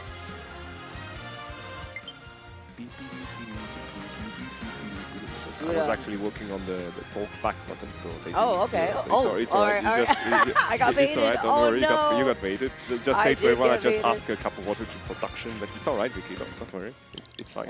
Maybe it's a reminder for me at the very least. Yeah, stay hydrated, guys. Not with beer or Coke, just water. Plain water is fine. So, who are we going to see on the side of FD? If he doesn't play on Finding Destination, I'm going to be pissed. Hopefully, if we don't just see like a random Kazuya. Yeah, definitely. Oh, by the way, question for you. How do you Yes. feel about, what's the name of it, where you have to ban a stage and you can't play on a stage you already won? DSR, right? Yeah, you know, by the way, speaking of DSR, you know the story behind Dave, right? No, please enlighten me, and please enlighten the I chat. think he's actually, I heard, I don't know if it was Dave or John, like from John's, John, the yeah, creator no of Johns, John's, yeah. right? I think one of the two are actually walking around the venue yesterday. way. Yeah, and I did not believe it because I just finished explaining to a bunch of Apex players what that means, because I was just hearing John's all throughout like Match Point Finals Day, and they're like, who the heck is John? I'm like, oh, wait, hold on, let's backtrack a little bit. Listen up, it's a very old story, friend. Oh, Sit man. down near the fire and hear my legends. But yeah, I think what I was told, though, if it was Dave that was here, that apparently Dave, after all these years, doesn't even agree with his own rule now. Can you imagine he that? was young and inexperienced, but Can you now he imagine? will have to live by his sins because of it. The character development I heard. Yeah, okay, so Shigura is going to be playing Chrom. Meanwhile, FD is going to be playing Diddy Kong. A Chrom player! Alright, this is something I haven't seen in a while. Yeah, actually. Diddy, though, I can't say the same, right? Yeah, definitely. I mean, Gavin, we see you. I love it. He was He able to did put get that the jump. double jump already, yes, indeed. Not going to incentivize on it this time around, but that was a warning shot. So I didn't know what he was ready for. Nice grab. Yeah, he doesn't manage to get below the banana without getting hit by it, and another grab afterwards. There's something going on here. Timing looks nice. Indeed. Okay, jab into backer, not going to connect this. No, that was a grab actually, not going for the... Monkey flip. Indeed. And back to the ledge. Try to maintain center stage here. Looking at FB. Another monkey flip. Trying to juggle with that banana, not going to connect this time around. It's been a few seconds. We didn't get a single hit from both players. There we go. Going to try to get back on the stage and using the Abe to get to the ledge safely. Whoa, good conversion here by Shigura. That was really nice. Also, Indeed. we saw at one point FD tried to perhaps go for a parry there. Yeah, he's trying to get the timing right. But the thing is, it's a high-risk, high-reward situation, Right. obviously. If you miss it, you're going to die, and specifically against a character with this big damage output. Just like Chrom like this here. Okay, good grab again. Bro, FD has been holding that shield way too much at this point. He's always calling out the shields. Oh, not gonna burn out that jump just early enough, but utilizing his own banana against him. Shigura on a roll right now. Good down tilt to just gain the stage control and add more pressure on FD. And you see how he's already on the defensive up to now. We're in the whole circus right now, the way he's juggling through these bananas himself. He dies at 141, but already 84%. As you mentioned already, we know that Prom, with that damage output, has no issue trying to take these stocks early. You can definitely see him. hold Oh, wait. We are talking about Hold Prom up. on the ledge here. Oh, we take all that damage. We take all that damage. Look at that. Basically tying it up just in that one stream. He heard you. He's not playing with his He's like, headset, just wait a heard you minute. there. Okay, good tech here, avoiding any shenanigans from Crom on the ledge. And good movements in the air. Love the air drifts here. Oh, I like this. Okay, 100% on both sides again. As you say, the timing of the game, the momentum just shifted in a matter of seconds here. Good parry on the side of FD, nothing afterwards. It's not that fair, though. Yeah, but he got the banana in hand. All right, what you're going to do with it? Nothing. Watch I that love the shield. idea. Watch that shield, though. A little scary situation. Oh, off the banana toss? Avoiding anything. I love again how Shigura is just respecting the fact that DD does have his banana in hand. The other is out, and the confirm was wonderfully done again by FD here. Yep, He sneaking saw right through the that dodge. platform. He saw the opportunity to just dash in, go for the banana pull, and into F smash. Wonderfully done. FD had the coffee that he needed in the middle of that first stock. Yeah, indeed. Just like I had my Anyway. Oh, okay. That was a warning shot made. Raise the hands. Drop the sword. Drop the banana. Now again, even situation. Even though only at 34%. Yeah, A again. little bit of that extra credit. Love the way they're playing around the banana. I love the game plan. Even from Shigura, he's like, okay, I know I'm good with items. I need to play around it. 81% on one Definitely side. highlighting though. the matchup knowledge too, though, from Shiguro. Yeah, definitely, but this is not looking good for him at all. Oh! Wait, did he just like shift his hurt box with the F smash? Yeah, he survived way longer too. I mean, obviously we don't have rage from FD side, but great DI too from Shiguro. Diving with more, but he needs to express himself. Right now, that's a 0 to death, friend. Yes, it is. Catching another landing. This case, it ended up claiming that final stock for game number 1. Very explosive first game, honestly. The ping pong that we're seeing between both these players, probably making it as close of a set as we've seen this thus far. Definitely, compared to the previous game, it was as close as we could get to something even between these two. But there's something interesting here. FD kind of shifted gear in the middle of this game. First stock was definitely going in Shigura's favor, but then afterwards, just like, hey, I guess I can change a few things. And from the offensive, and the shield trigger happy he was, he went on the offensive and we could see the results already. So yeah, definitely FD on a very good momentum here. Especially being able to reverse that situation. What a beautiful second stock string that we were able to be exposed to there. Playing incredibly aggressive. Seeing the same thing on the other side from the Crom too. Yeah, definitely, and that's the way you're supposed to play Crom, very aggressively. Okay, so not surprised. But let's see now, what are we going to change to make it better during this second game here? I want to see a game 3. Please don't make it. Yeah, please don't make it game 2 again. Do it. Please. No. No, game 3. Do it now. Do it. Oh, he just opened it. We always see Tweak do that too, by the way. Opening up Learning from the immediately best. with a monkey flip. And look at that, already 40%, 47%. There we go, finally! Shigura managing to put 13% for the first time in 2 stocks. Oh, okay. Well, I'm not you're not going to complain about it, for sure. Wait, the jab? It doesn't grab. It doesn't connect? That's not fair. That in there too, right? It could be a Yeah. little tricky with Diddy. Yo, you know he's going to shield. You've seen this so many times. Why do you want to go for the after top jab? You've been punishing it already with grabs up to now. Oh, You saw it! What? The respect too. Oh, he tried to get the Z drop off the banana. Yeah. Not happening this time around. You get back on the stage using the platform. Perfectly well done by Shigura here. Maybe, yes. A good opportunity for him to get a kill. Ooh, love the trajectory Yeah. on those barrels there too to avoid getting gimped. Catching the banana. Oh, and getting punished afterwards. There's no jump. It's a sitting duck situation here. And obviously FD is going to jump on it. Shigura too. He came in answering and swinging. You saw a little jump in the player cam. See? No, he was angry. Oh, banana and monkey kick afterwards to just punish the roll in. Bro, FD is having very beautiful confirms Every here. time Sorry. FD, we see him at 0%. He's just so scary and elongating these strings. Yeah, his counter were good, and even his, how to say, transformation after every opportunity you get to get into an advantage phase. This is very well done here by FD. Okay, Hold up, he though. doesn't have a jump though. No punish unfortunately by Shigura. It's very like, oh, what the hell? Wow. He said, take one of these. No jab for me. Oh my god. All right, 77%. Oh, wait. No, never mind. That was awkward. No way. Okay. Bro was like, sorry, I got too much going on for me. Don't mind. I got you. Don't worry, I got you. He goes next, though. You can see both players trying to grab at the same time. The monkey flip helping out FD in this case off the platform. More damage. 68% already on this final stock. Indeed, and well, he got a banana in hand. He could try to go for something, but hey, that would be quite awkward considering FD has been covering every option one after the other.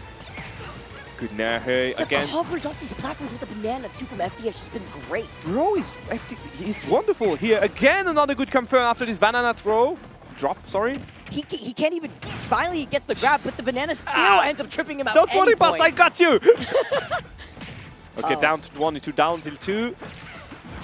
Falling up will be enough to just try to shift the Wait a momentum minute. going. Hold There we up. go, another grab and a Oh. good pump. No, but nothing afterwards, unfortunately. That mash. Yeah, that mash was good on FD, and again, he's pretty, like, again, confident. 65% on his last stock, sure, but we got a Chroma at K% now.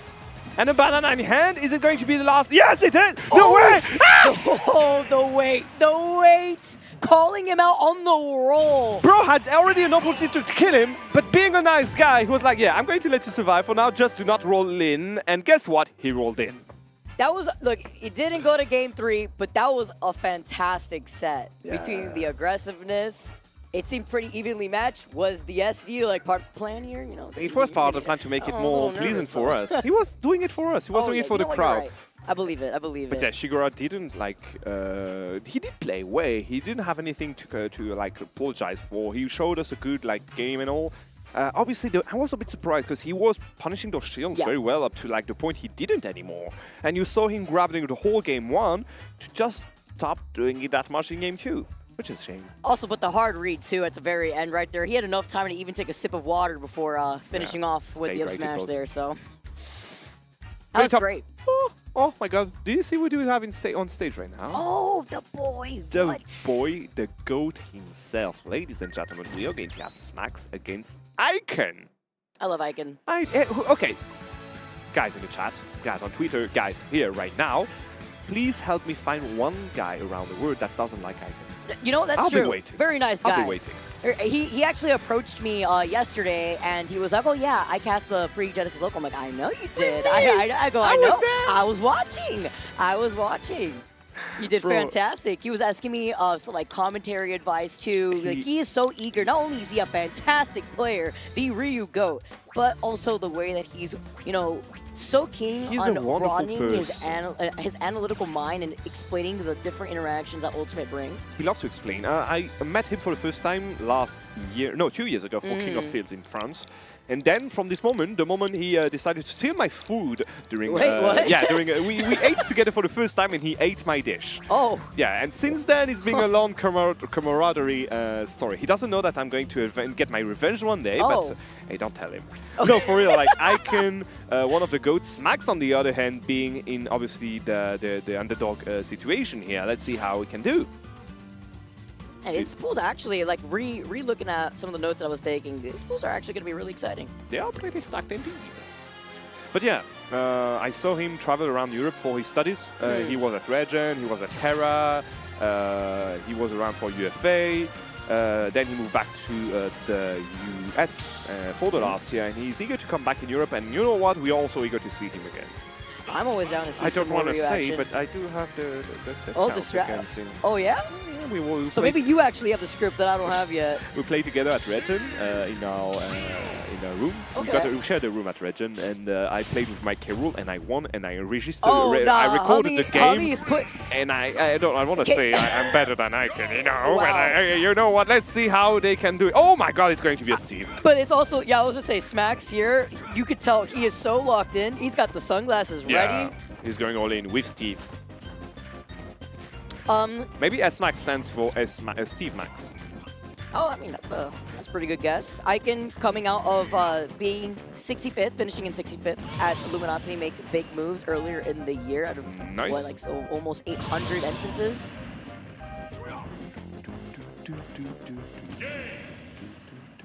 Little quick warm up. Yeah, they were warming up on the Whisper. It's not that bright in here, but hey, whatever helps you focus. I respect it. You know how the melee scene loves to clap with the sound of the music of Whisperwoods? Yes. Like, I would love That is people to- OG, by That's the way. OG. I want to Brings have you back the to same Dreamlands. situation at least once on the what's called the European scene. Not going to happen for now, obviously, because of well melee not being the best game in Europe. But you never know. Smacks coming in from Mexico. That please. represent. Also, love his jacket. Was it? Oh, that's rough. Yeah, okay, I see. I see. Do you know how Mingbi comes from One Piece, dude? Wait. My tag comes from One Piece. Then, never mind. Let's get back into it. Smacks against Icon, ladies and gentlemen. It is time to see what we can do against the Steve. And we can just rush in and go for a good down throw into F for starters. All right. So, going on to PS2 is very good strategy against Steve players, because you are going to force them to use stone for their walls, which is obviously going to make them sturdier, but they're going to use way more resources. So if you do manage to put them into disadvantage and keep them into disadvantage longer, they're going to deplete those materials way quicker. Something that Icon's already displaying that he understands here when it comes to this matchup. Yeah. Right. The iron here with the pickaxe, going to just even the odds between these two. But look again at the tool bar that we got. Sorry, the material bar. We don't have any iron, and we're going to get punished here on the ledge. Beautiful, well done here by Icon. Also forcing Smacks to start his mining from the beginning again, because we got no diamond here. Really great start here for Icon, and Yeah. also the spacing too. The fair to the back here. Oh. Talk about some extra damage. Chef Bosch here. Cannot wait on top of these blocks here. Yeah, definitely well done again. And yeah, just having his own game plan and unrolling it little by little. Shaconuts again, just to cover the ground. And it seems like Smacks. Oh, he tried to call it out there too before he was able to land with that focus originally. Smacks need to put his... He's spacing on these back airs, Yeah. only at 84%, full 3 stocks. Yeah, Smacks here needs to put his mind into it, because right now he does have his game plan, which is great, but seems like it's not working. You need to find a way to survive it, because right now he's just being Icon's plaything. Oh, another pickaxe in the face. All right, maybe we finally get the 1 diamond, or is it too late? I think it's a bit too late. Oh, it's the patience. So, oh, that was really nice to get that grab. And Ooh, also good avoiding check. F smash in that case. Nothing afterwards, unfortunately. That would have been a very good opportunity to punish Hadoken. So just avoiding even getting hit by these minecarts too. Yeah. Right, minecart! There you go. Reaction here. His pockets are quite empty right now. He doesn't have a lot of... Oh! You don't need any material to die, friend! Sure you can! 1-0 for Icon. Seems like we are going into another 2-0, my friend. Oh, wait, hold on.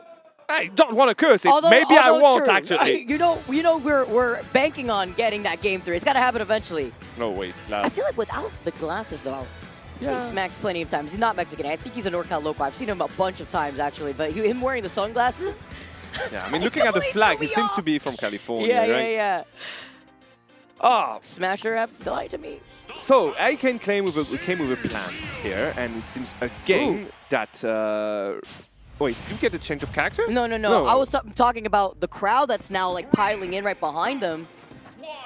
Waking up. All right. Going on to Battlefield. All right. Going to go for the first hit here with that fur, but nothing afterwards. And love the fact that, again, I can just rush into his face to force him to not mine, actually, and try to get more materials.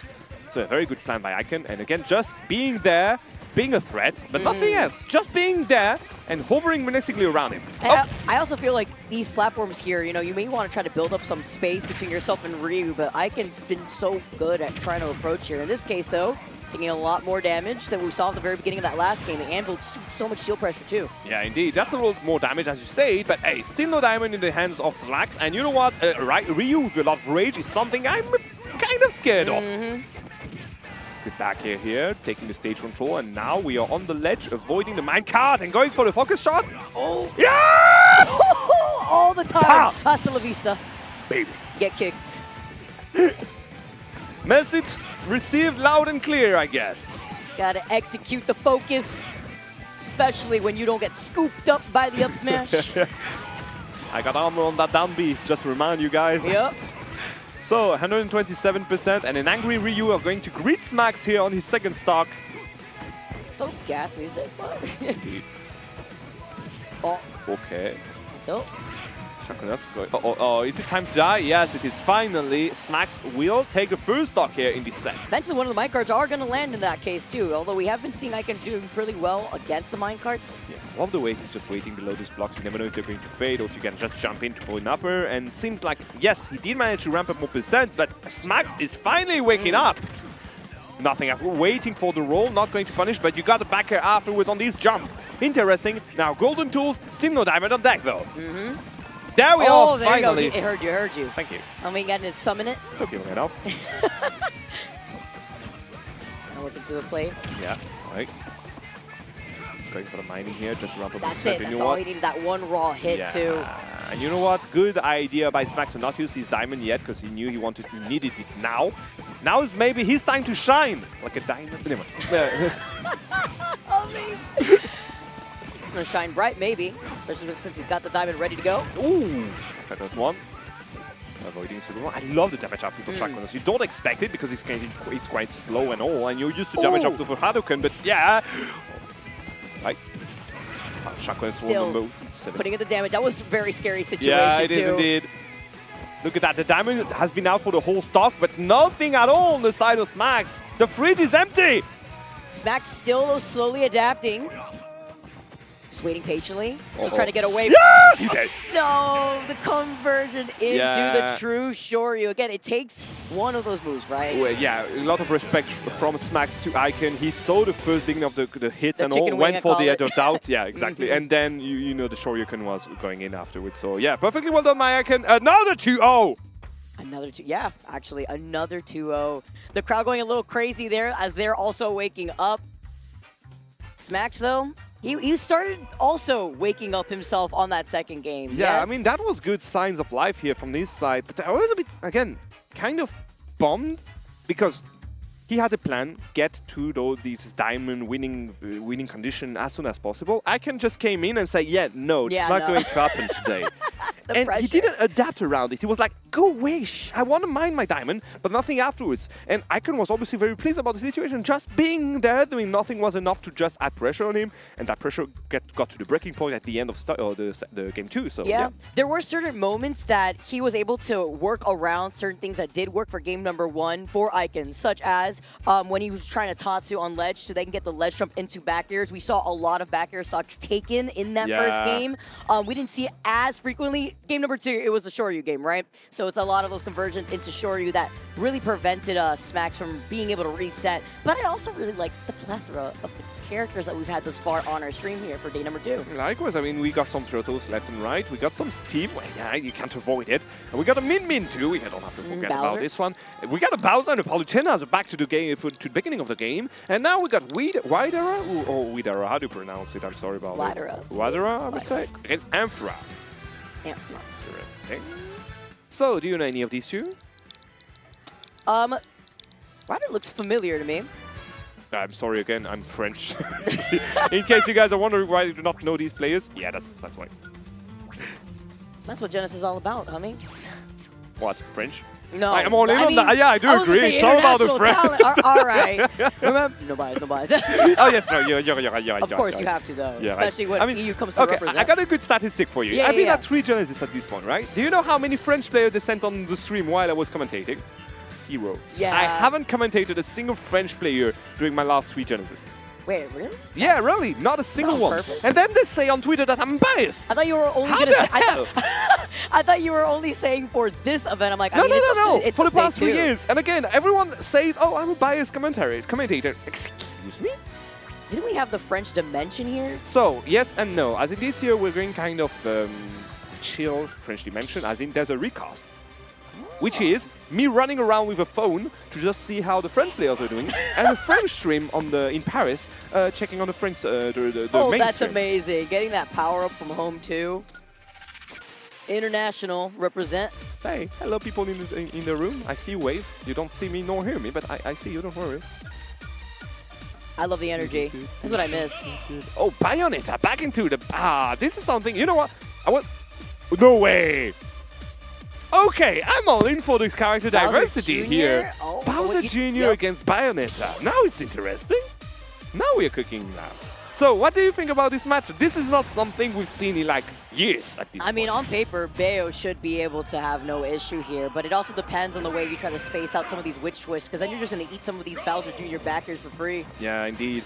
So the thing about Bowser Jr. is obviously he's going to take less damage if you were to hit the clown car. But when you hit the clown car 70 times in a row, you don't really care about this damage reduction, right? One good SDI, I guess. I'm not even sure it was SDI here from Lapras? No, not that Pokemon. So Widera, they're taking a few damage in the head, but you know what? I want to see those juggle with those uppercuts going up. Seeing if we could get the opportunity here. Yeah. Obviously, Bayonetta is going to enjoy the air. She's going to be jumping around. Maybe it's time to just catch her with an upsush and up-tilts at this point. Instead of trying to go for the grabs, and because, yeah, you see that grab getting punished perfectly well here by Antha. And not even a down air into the parry. Good grab, going to go for the edge guard, not going to do anything after, but all right, still rolling. You could expect that happening a lot too. Again, the witch twist just acting like that wall of death that you have to worry about here, but at least providing the space that you need to get these Fugalings out. Yeah, trying to go for the juggle with the up and not going to connect. The back air afterwards will be enough to just push Widera out of, Antha out of the stage. And look at that, Widera is actually on a very good advantage. Never mind. That was a very cheeky up smash. Sneak one of those again. Yeah. So, interestingly here, you can see Bayonetta's habits left and right. When they're on the ledge, they love to go for the jump into side B, right? And the positioning of Widera was perfect. The punish afterwards was a bit weak. And look at that, Antha will be able to get back on the stage and punish on his own, with a punish on his own and taking the stock here. I was a little worried there. You know, you're playing off stage just waiting for Widera to come right back, but there's that witch twist I was mentioning before. You have to take advantage of the easily exploitable horizontal recovery that you could expect Mordin in this case to have. Exactly, it doesn't make just make it back on the stage. Yes, she does. Good attempt by a Widera here to try to punish the recovery. Jab will be enough. Ooh, that is nice. Exactly. Jabs from, actually interestingly, jabs from both of these characters are maybe the only ones in the game that can kill you. Yeah, having that knockback. With the tech music in the back, that's perfect. Yeah, exactly. Something else was perfect is we have to remind you guys when Bayonetta is getting hit, there are roses fading around here, right? And Valentine's Day was yesterday. Ah, good observation there. Very true. Got to stay true to the theme. Right. Oh, the respect though. Yeah, respect but punish though on this air dodge. Interesting. The Mini Koopa not going to find its target this time around, but you know what? We are not done yet. Oh, they're calling out that jump. Yeah. Trying to also time that down tilt. Managed to find a good down throw here to just keep on pushing the advantage on this ledge. Oh, he had a good idea. Timing was a bit off, but I do respect what Widera was going to do here. He was deep. Oh, this is going to be a rare grab. Is it going to be punished? No. Pulling the trigger a bit too quickly here. Going in for the high recovery, hitting him away.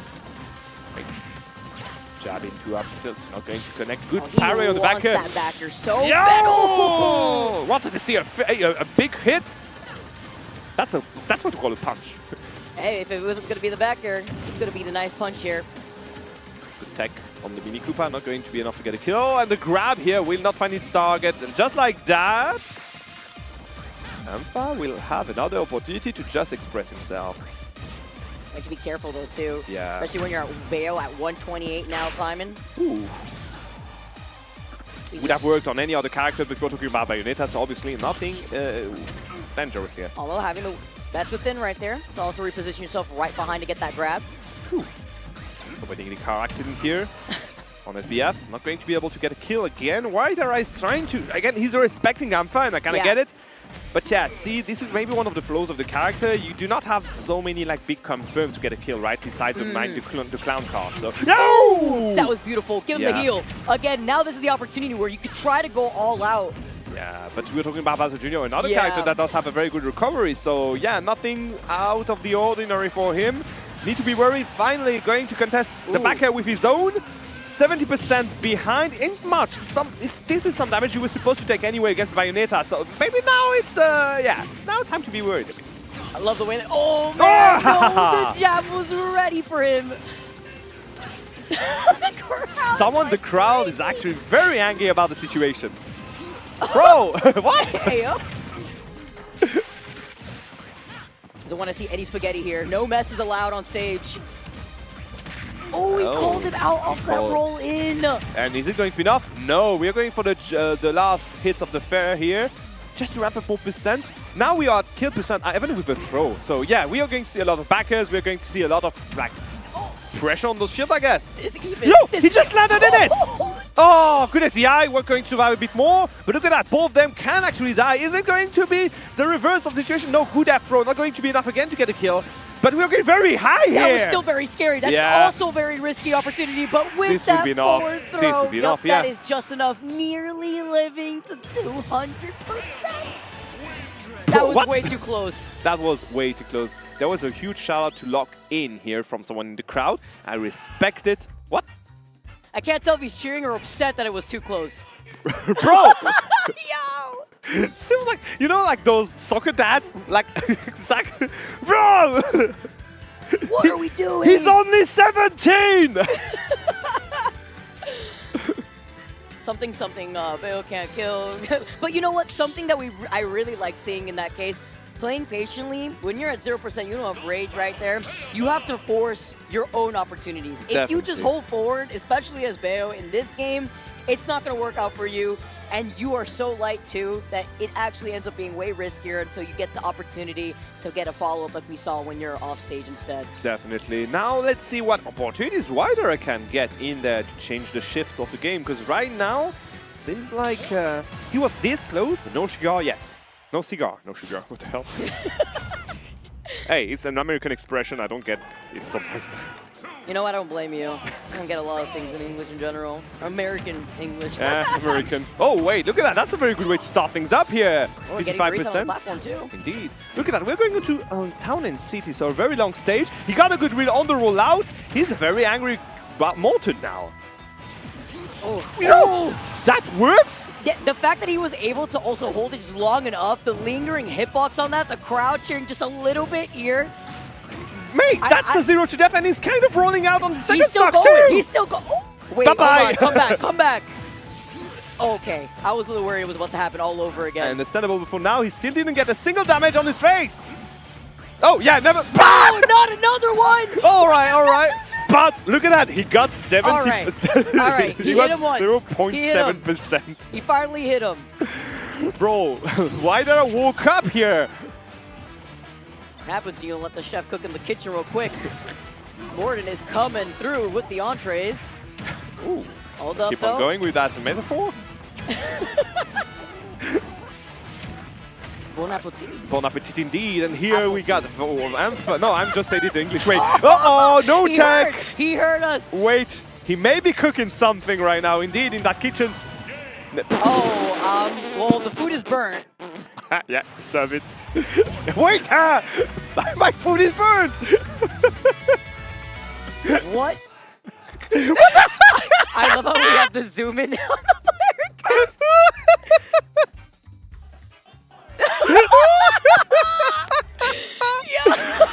Bro moved from the soccer dad to the dad in his sofa in front of the TV with the beer and all. Wait, hold on. Look at this.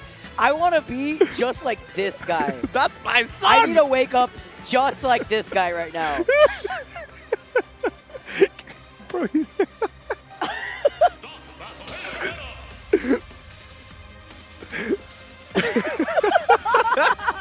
Yo, the 0 to 100, like, look, he's chill right now, right? He's chill right now. Yeah, we're going to hear it anyway. Can we get a camera on him during the set, like in the middle of the screen, like down there, like between the two-player cam? Can we get like a zoom in on him?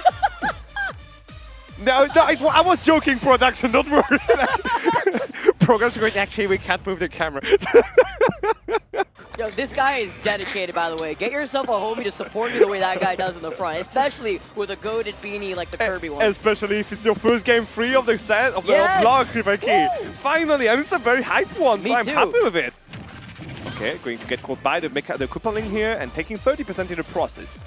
So seems like Wider again on very good roll to start things up here. You saw him trying to roll back still, not trying to overextend, not trying to look at another 0 to death. Yeah, did you curse it? Did you, Vicky? Hold on. Vicky? You know he was clenching too. Yeah. He double clenched. Yeah, definitely. Oh my god, wait. Is it like time for a comeback. He will make it back, but that was kind of a very scary situation. You don't want to get caught by a Binding Talon on those platforms. Specifically this close to the ledge. And waiting for that opportunity, just with that one stray hit. Yeah. Oh, wait. Ooh, I was scared for a sec. Caught by the side B. Nothing is afterwards, unfortunately, here for Ampha. A lot of skirmishes from the both sides here. Nothing like very consistent. Also gonna get up attack there too. Bats Within isn't gonna allow them to get anything else, but it is some of this extra damage that you get to do. Contesting the side B with his own, and he's going to connect. It is even jab, not going to get the kill, but the damage has been done and the message has been sent. Even with a high recovery, mixing it up, getting right back towards the ledge. We grab down throw as usual. We saw it earlier in these games. Going to punish. Yeah, good Mega Koopa here, and the Cannonball Snipe not going to connect.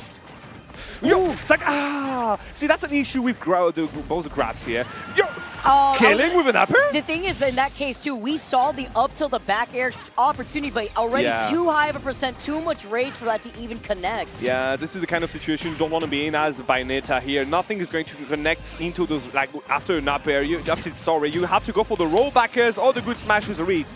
And guess what? Never mind, he got one. We can carry on, boys.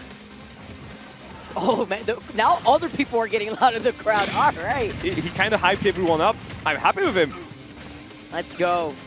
This type of energy I like to see. So backer going to be back within. Trade. Yeah, a lot of trades both left and right, but for now, seems like the winning hand is going to be served to Ampha. Wait. No, I like it. Just trying to push him to the to the blast zone more and more. Waited a bit too long, though. He could also use that to his advantage, though, when it counts to see if he wants to go for a jump. What advantage are you talking about, Vicky? Not the one that you want to find yourself on the bottom of the blast zone due to your own hands there. Ooh, unfortunate SD. Unfortunate indeed, because that was crispy. Unfortunately, not any targets in sight for him. And he's going to pay the high price for it. I hear crying in the background. No, it was a laugh, I think. Was it a laugh? Sounded like a laugh. All right. Oh, and I love the way he's calling those side B out one after the other. Good parry. Bro, Wider has got Ampha's number now. Down tilt. He's going to try to do it. Oh, nice. He's going to make your way That's back a to the regrab. ledge. Make it jab. Will not be enough, but that does a lot of damage, obviously. 83%. Koopa, what's the name of it? Mega Koopa? Mega Koopa, yeah. I was scared for a second. Good job, but the parry will not be enough.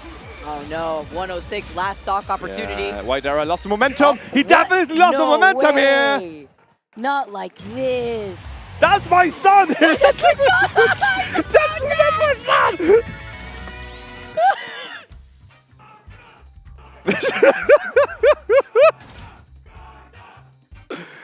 Well, that was something.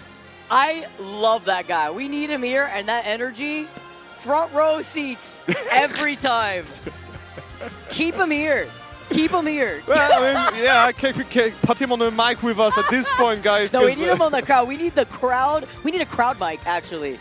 Like, yo, you know what we need? We also need an on-site commentary, like in-house commentary. Oh, in-house, yeah. Could help a lot. I mean, I always love stuff like that, even when it's not top 8. But I guess that's what adds the specialty to Genesis top 8 here. I do agree. It was very fun set though between these two here. Widar will take it 2-1 against Ampha, but it was pretty close up to the very last time. It seems like in the last shoe stock though, Ampha didn't get like the momentum going for him even a single time and kind of dropped it. The thing is, the double SD, I see SD so often when it comes to Veos, but in that case, it was really unfortunate between the down air and then not being able to snap on the ledge on the left side of the stage for your final stock. Nerves could be getting to you. Definitely, and it seems like they got to him for sure. He will have to bow down. Obviously, quite high level of play from his side, so I could definitely see him win a few sets in losers before maybe trying to get to top 128 or something. I mean, that's completely doable for him. Now, we got Sanictem and Curbstary on the stage. Do you know any of these two? Oh, sorry, I was looking at our tags down below. I'm humming bones now. Oh, are you? Oh, they swapped it. Interesting. You got my oh, yeah, okay. You got my ads on Twitter. Is that it? Yes. Interesting. I am now humming. Do you go by he, him now, or how do we work it out? Well, we got to figure that out.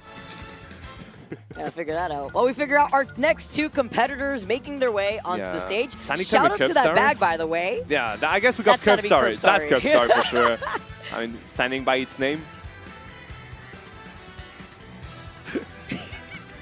We got someone like, okay, he's trying to get the crowd going for him. I like Sonic Sam here. What the hell are they doing? They're locking in. Actually, I'm not too sure. I ask that question all the time. I hope you guys are enjoying the show with us on the chat. Evan in the crowd right now. So, Curbstar obviously going to play Kirby, right? I mean, at this point. You know what? Unless it's like the crazy mix-up where you have a character in your tag and then you just completely do not go that character. Yeah, I see that one a lot. I had a friend of mine coming on the stage. His tag was Layer. He's a French guy. He comes on the stage with a Luigi plush. Goes Mario. No, Oh. even worse. Worse? Even worse. We're like, oh, guess what? He's coming with Luigi plush. That could, imagine he goes in and lock in another character. It could be like very awkward, right? And my co-caster was like, yeah, imagine, it could even be Steve. He goes on and pick MP Steve. Oh, no way. The call out is All right. crazy. I got you. That reminds me of a time when I was competing where somebody wearing like a Mario cosplay came to sit down. They I think they went Ike. I was like, oh, okay. I had the same thing in a convention, but the other way around. I had someone dressed up as Pokemon trainer. They go in. I had to choose someone to represent me on the stage. He was playing, he was dressed as the Pokemon trainer. I'm like, hey, quite a good pick. He goes on and picks Leeton. Like, bro, please. You had a script. Maybe you just get the mix-up before you even get into game number one. That's how it starts. Oh, okay. So name has been updated. It's going to be Clad versus Curb. Thank you. Wait, no, never mind. Next beat. So, Sonic's against PT, so no Kirby on stage. That's a buddy check. I think. Yeah. Holding on? No, I'm joking. It's probably going to be PT. I still like the back though. A bit bummed, yeah. Great taste. We got a few Kirby doing a lot of work right now. That's we got crazy. Kerbo doing wonders in the where is he? In the UK, I And think. also J Jaja. J indeed. So yeah, that character is kind of overshadowed because of his flows, but hey, if you can make it roll. You speaking to somebody that I preach about Curbs. I've seen the vision. Charles gets so annoyed all the time. Well, talking about Charles, he just went by right now. So, you just missed it. That is crazy. I was about to say, the moment I saw it was like early January, J beat Jackal. I just sent him that one tweet. Hey, with a smiley face. I know, it was literally Kirby over Wolf. Okay. That was so funny. All right, PT against Sonic is going to be, in the end, Clad against Curbstar. Let's go. On PS2, so at home here for Curbstar. With no music? I think it's like Hello? very... Did they just... Taking it back. They decided not to have any music? No, it's building. Oh, it's been up, All right, okay. there you go. All right. Oh, good stuff. Nearly 20 seconds. Oh.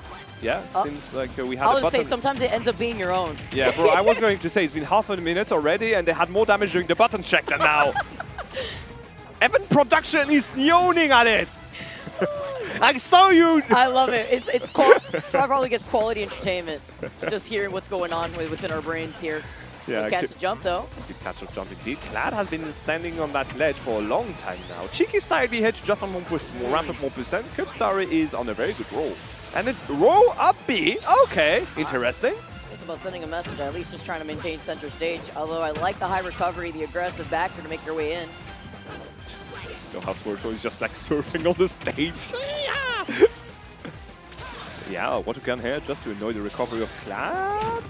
And a very cheeky up air to just get back on the stage. I love the way Curbstar is just trying to keep Clad out of the stage. But I also love the way Clad isn't phased at all. Even if he's like 130%, he just see that his opponent is still staying on Squirtle. Is it the time to get Ivysaur, friend? Hold on, he's committed. He's really committed into it. It's like a basically Turtle Kirby, right? If you want to just stay true to the brand, another. There you we go. go. All right, Find now it. we got the swap up. I was like, this guy has been waiting for Squirtle back into Smash since Smash 4, and he's going to incentivize on it. Kig's coming in though with back air. Uh-oh. Oh! Oh, nice swap up right there. Yeah, I like the idea again. Up throw will be enough. Yeah, definitely. There we go. Back onto Squirtles. Turtles back on the menu, boys. No, it's Ivy's time. Ivy's the time. Ivy! No, wait. Caught the jump though. That was beautiful. If he unleashed though the forward smash just a slight tad bit earlier. Yeah, that could have been enough. But the punish on the get up attack was kind of surprising too. Just an upper, a rising nair, sorry. Looks like right there. Oh, it's a grab. Okay, and the classic back air afterwards with the sweet spot, just going to ramp up more percents.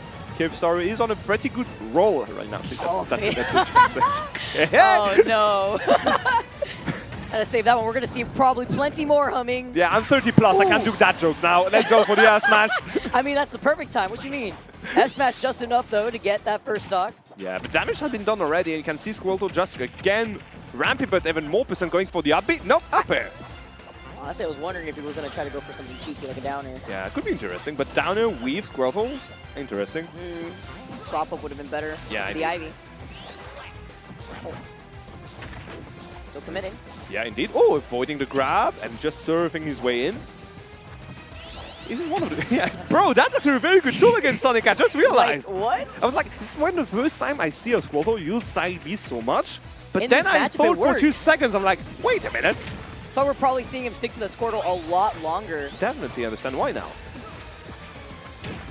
Okay, going to get hit. Oh, he caught his jump Burning here. his double jump. Yeah, Yep. obviously going for Ivy and avoiding the trampoline this time around, or the spring. I don't know how you want to call it. Taking advantage of those iframes so perfectly when it comes to swapping out. Yeah, indeed. But Ivy hasn't got the opportunity to express himself that much. I mean, we got the Charizard doing wonders to get a kill. We had Squirtle to just ramp a percent. In the end, Ivy was like, hey, chill, leading time. I'll give it some time Let's here. see. Big punish coming. There we go, big punish coming He indeed. he said, wait, hold up. You got it, boss. Hold the leaf real quick. I got you. Just All need right. some of these up airs come in. And we're going to stay on Ivy. Again, respecting the spring to get back on the stage. Good nair here to punch. Oh, right, okay. Up B out of his advantage. I like it. Wouldn't be surprised if we see that Squirtle again too. With the way that Yeah, he was low really key. able to. Still got time and still got the opportunity to pull out the Squirtle here. Doesn't even need it at this point. Yeah. Nice. He didn't go for a high recovery, and again is continuously sneaking in his back airs. Exactly. You know what? Maybe it's time for Curbstar to just pull the trigger and get a kill out of it. Next time, just pushing out of ledge, just start charging enough smash and just punish it. Okay, no tech, Yeah, and I no guess he tech cooked. You take that though. He was still trying to sneak the double backer with the Charizard at one point. Yeah. Here comes the Squirtle this time around. It's the shell spin dash. Indeed, time to go for it again. Be not going to connect and just going to put you in disadvantage for 3. Obviously, Kai is not going to complain about it. It's scary here though. You're stuck by the ledge. If Klados have already evened things out though. Yeah, he does manage to make it back. There we go. We talked about it. Guy has been going for the aggressive option every single time he was out of ledge. Obviously, this time he's going to get punished for it. This is insane, the way that he's been able to catch these landings now too. Still living after great DI. Yeah. Ooh, I like it! Not going to pull the trigger on the up throw yet. Just going to wrap up even more percent. He's standing there. Yeah, you were there. Okay, you're going to get punished if you want to stay there. Grab. Ah, not going to connect, but you get the idea. I know exactly what he's going to aim for, except it's going to be a love smash. 3 in a row, baby. Clarebstar will take the first game. Woof. Take a little bit of a breather there. Again, the crowd waking up all in different forms. Had an up smash. Chef's kiss. Up smash, he's been going for it a few times. He did ramp up a lot of percent up to this point, so yeah. Props to Keepstar in a pretty convenient and like convincing game 1 here. Oh, Clad he was slowing down significantly by the end of that game. Not too sure. It was, okay, we got the little... Okay, I see. We're enjoying the little time. cameras here. Love it. Gotta feel yourself too, both in-game and out. But I was gonna say, standing still a lot by the end of that game. Yeah, for someone who's known for his speed, quite interesting. All right, going to SBF, so smaller stage with closer platforms. Let's see how it goes. Already getting that damage that you need here. Yeah, and Again, it's the reset in neutral. I like it. Catching him again off of these jumps. And another jab afterwards. Kibstari on a pretty good start again this time around. Kibstari is locked in. They know what to do here. Yeah, do you see the way he tried to cover again an aggressive up B weaves he's down there? Yep. Oh, wait, there's no jump. We're going to get back onto Ivy. Yeah, there we go. We get back on stage. It's a regrab though! Obviously, it's going to be an aggressive again. Recover. Oh, the rising upper, the double rising upper to get in some of that damage. Still survive. We're talking about the recoveries on Clad's side. Kibstari has been using those normal get up a lot of times up to now too. Yeah, there we are. All right. Fool me once, shame on me. Fool me twice, Exactly. shame on me too. Especially when he's been able to try to recover aggressively, trying to sneak some of these back airs in if you're looking at Clad. Going for the fire breath again. This is like the wish version of the breath from Bowser. I'm always like surprised by the damage output of it. Flamethrower the Teemo version? That's crazy. Bro, I mean for real. You got the one from Bowser who just ramped up to 30% and oh never mind. Why am I talking about fire breath when you got Clad going in for the F smash here, taking a kill on Charizard and taking the lead for the first time. Instead. Gotta serve him up. Alright, how can he make it back? Because right now Clan can just close the game and force Curbstar to approach. He could win from it. How about some damage here? Alright. They let a big lead right now. Oh, bye-bye, get out of here! Oh, we're off of the fair there too? Fine. Charizard, okay. Going to go for the third, this obviously because it doesn't have any other option to get back on the stage. Up throw will not be enough. Will not be enough this time around, mate. You're not on the platform. Still working into the better win condition for Sonic in this case. Yeah, definitely. F-tilt. Oh, going for the grab again and going to get punished. Sam will make it back on the stage, sure, but hey, the bleeding hasn't stopped yet. 112% on his second stock. I love the respect there too. Even the spot dodge, just so that way they can keep up the pressure. Yeah. Oops, bro, has been going for the grabs one after the other. You got other options to get a kill. And that's why he's going to continuously spam that spot Four dodge. miss in a row. He wants it. You see, he's going to do it again. He knows he wants that grab. So obviously, if you're this telegraphed, you're going to get adapted to. Obviously, look at that. Off the Squirtle, though, we saw a lot more damage output matching its base here with the Squirtle instead. Off timing on the F smash, unfortunately, and this is kind of a deja vu. This could kill, but no rage. There we go. Finally, stopping the bleeding with one stock behind. Squirtle did a lot of job in the game, game one, so you never know. I'm getting word, by the way, here that Major has 3-1-10. All right, that's a major upset. Okay, we're talking about wanting some spicy business out here. Thank you, chat, for the info. Chat, you guys are the GOAT. Seeing the two GOATs now, though, duke it out. One stock left for Kibstari. Yeah, you can see how Clad is just running around this time around. I got the speed going for me. What about you? Oh, okay. I got the, oh, wait. Still was able to utilize that air dodge to come right back up. Oh, and another aggressive option is going to get punished finally. And look at that. The situation that was in Clad's hands kind of slipped away this time around. 30% behind only for Kibstari. And he does have the combos going with Squirtle. So obviously, this is kind of an even game. Wait for it. Not hearing the news about Ken. He needs to He needs to actually lock power in. the Sonic through his veins. For my friends. At least it's not getting. It's not getting. Wait. Good catch with the back air here. Kibstari going and starting to cook something, or trying to cook something here. Catch him here. Oh! Okay, there we go. First grab into a Nabi, not taking any risk with any good big combos. Just going for the damage output. I respect it. And stage control in that case there too. Yeah, indeed. Ooh, upward angled smash. Interesting. We are just going to cover the angle of the jump here. Yeah, I was going to say, also calling out the fact that he has been jumping a lot around him. Back here. Love to see adaptation in best of 3! Oh, I thought he was just going to stare at him and land right in front of him. Going to make back the stage with very high recovery and trying to reverse the situation. Weave them down there. Not going to be enough to get a kill, unfortunately. But hey, damage is ramping up for both sides. And Charizard is right around the corner now. Oh! That was so close. Yeah, and Charizard is out. All right, what do we do? Are we going to go for the grabs again? No. Yeah, it's the double back air that we also see Kirby starting to do a lot with this Charizard. Now what? Fire Breath again, just catching a good cheeky jump here. Interesting up smash, not going to connect. The grab will be enough back throw, obviously, to gain the stage control and push him in disadvantage. What are we going to do? We are going to go for a very cheeky edge guard situation. Not going to connect, but the idea was there and I like it. It was the survival of the backers here playing out. Now what? S smash? Yes! He called it. F-throw? Yeah. Yup. Please. We're starting with a nod, That by was the way. telegraphed.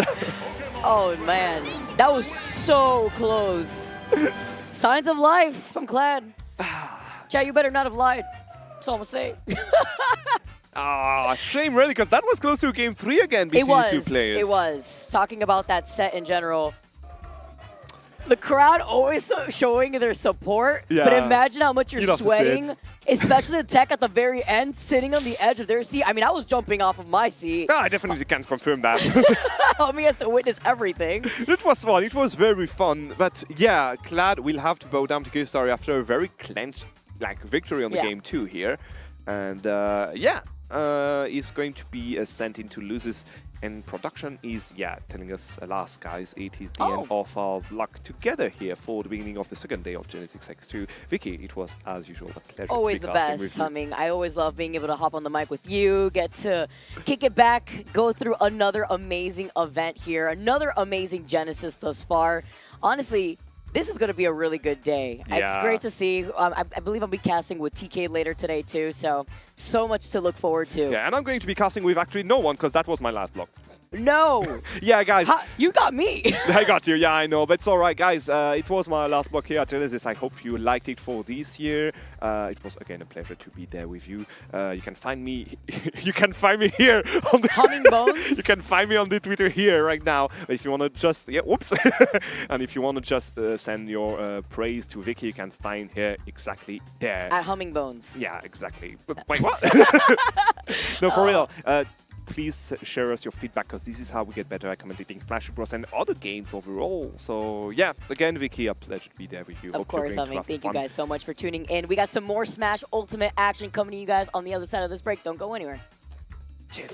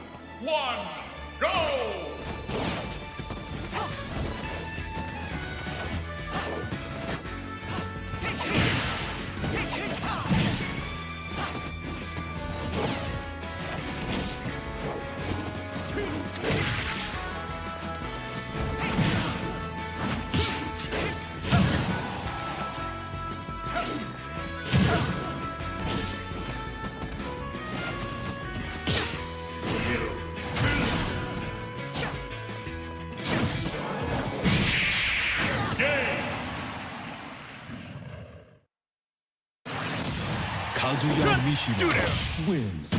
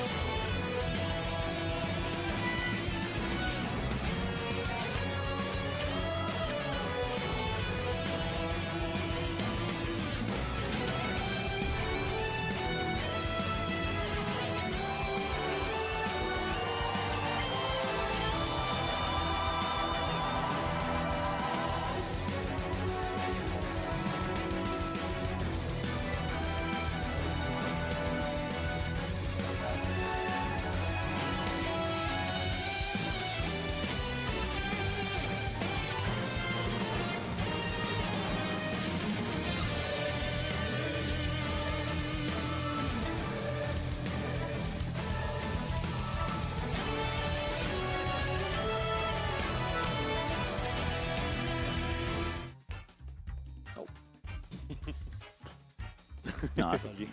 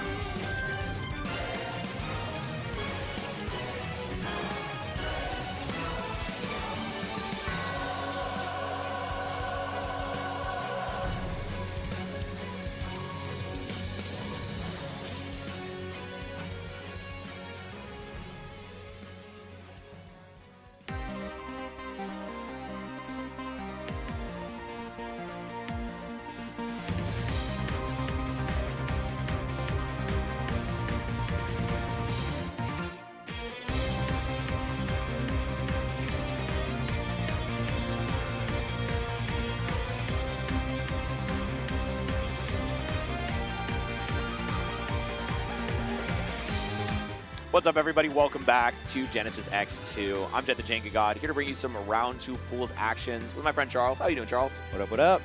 Another year, another Genesis X2. It's going to be fun. Round 2 pools is going to begin, which means best of 5. We're going to see the talent really come through. We're in top 200-ish territory, right? Yep. You said if you lose here, you do get to play best of 5, but you end up at I think the losers and winners get sorry, 196 is the losers and losers. The losers and winners get like 136, sorry, 137 or whatever that is. Yeah. No, 129? Maybe that's 129. That Yeah, sounds something right. Yeah, like that. 129.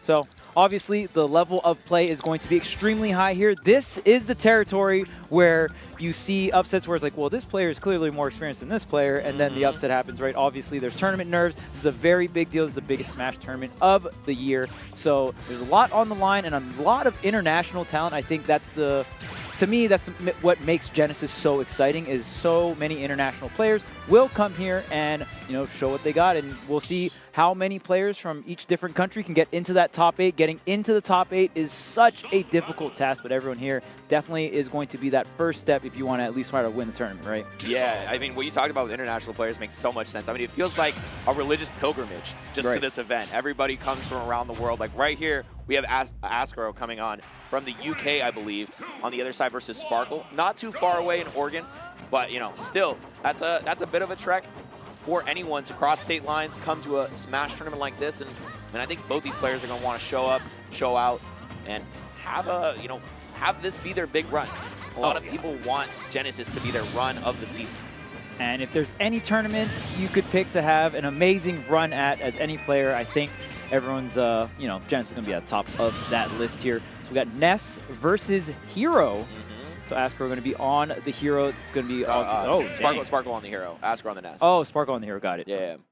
Askro on the Ness here. Ness, a character that has a ton of potential, has a really high ceiling. You have these, all this crazy magnet tech, obviously, with the set knockback, so it doesn't matter what percent you're at. The magnet will always send you a set distance. So we're definitely going to see Askro take as much advantage of that, either for KO confirms, and I mean you're NorCal, all the Ness I know all the Ness stuff for sure. We got Nessboy 12 here, exactly, baby. One of the most shouts to Nessboy, one of the most technical Nesses to do it out there. So yeah, we'll see what kind of tech we got here. And of course, Hero, a character, in my opinion, that has been scaling up in today's meta, in the 2025 meta. I think Hero has a lot of check marks that you want to have versus Fighter Pass 2 and just the stronger characters in the game. Absolutely. Yeah, it's a character that I think stocks have risen a lot in the recent times, but also Ness had that sort of fluctuation. Started off the game really hot, then dropped down for a while, but now with all these magnet crazy confirms, he's been back up. But Hero, a very tough matchup for him. Let's see how he gets through that sword. Yeah, going to have that sword. I mean, there are better sword moves / characters in the game when you just think about the sword, but Hero's got way more than just the sword. Has the most amount of moves in the game with the menu. So you're going to have a lot of different options, especially one of the few characters that actually can sit back and buff up, which is such a cool thing because in JRPGs, which is what Hero's from, that is what you do in a lot of those games. So really huge tribute to that genre, and the forward air is going to do it. You see with that Accelerado going to have so much mobility. Started at the center of the stage and was able to reach so far out and hit that fair. Yeah, it's a wild thing to deal with a character who has that stubby little reach like Ness. He only has the tiny hitboxes, and when Hero can weave in and out and throw out a disjoint while doing so, it is just a death sentence. And we saw the start of that stock really work out in favor of Hero, just getting all that accelerate damage, and then at the end, obviously, got another one, cleaned it up, and now Ness in trouble on the second stock. Yeah, and this lead is going to keep going and going here. And the thing about Hero as well, when the character first came out, it's not enough. I thought the dare on the platform would have been it. Yeah, but yeah, when the game first came out, a lot of people, they were like, oh, he's got all this crazy stuff. And then they're like, well, it's really hard to make use of it. But, I mean, Ness with a simple drag down fair. Hey, if it ain't broke, don't fix it. Tail as old as time, Ness back throw. You already know when Ness is shielding at the corner, they're fiending for one specific option here.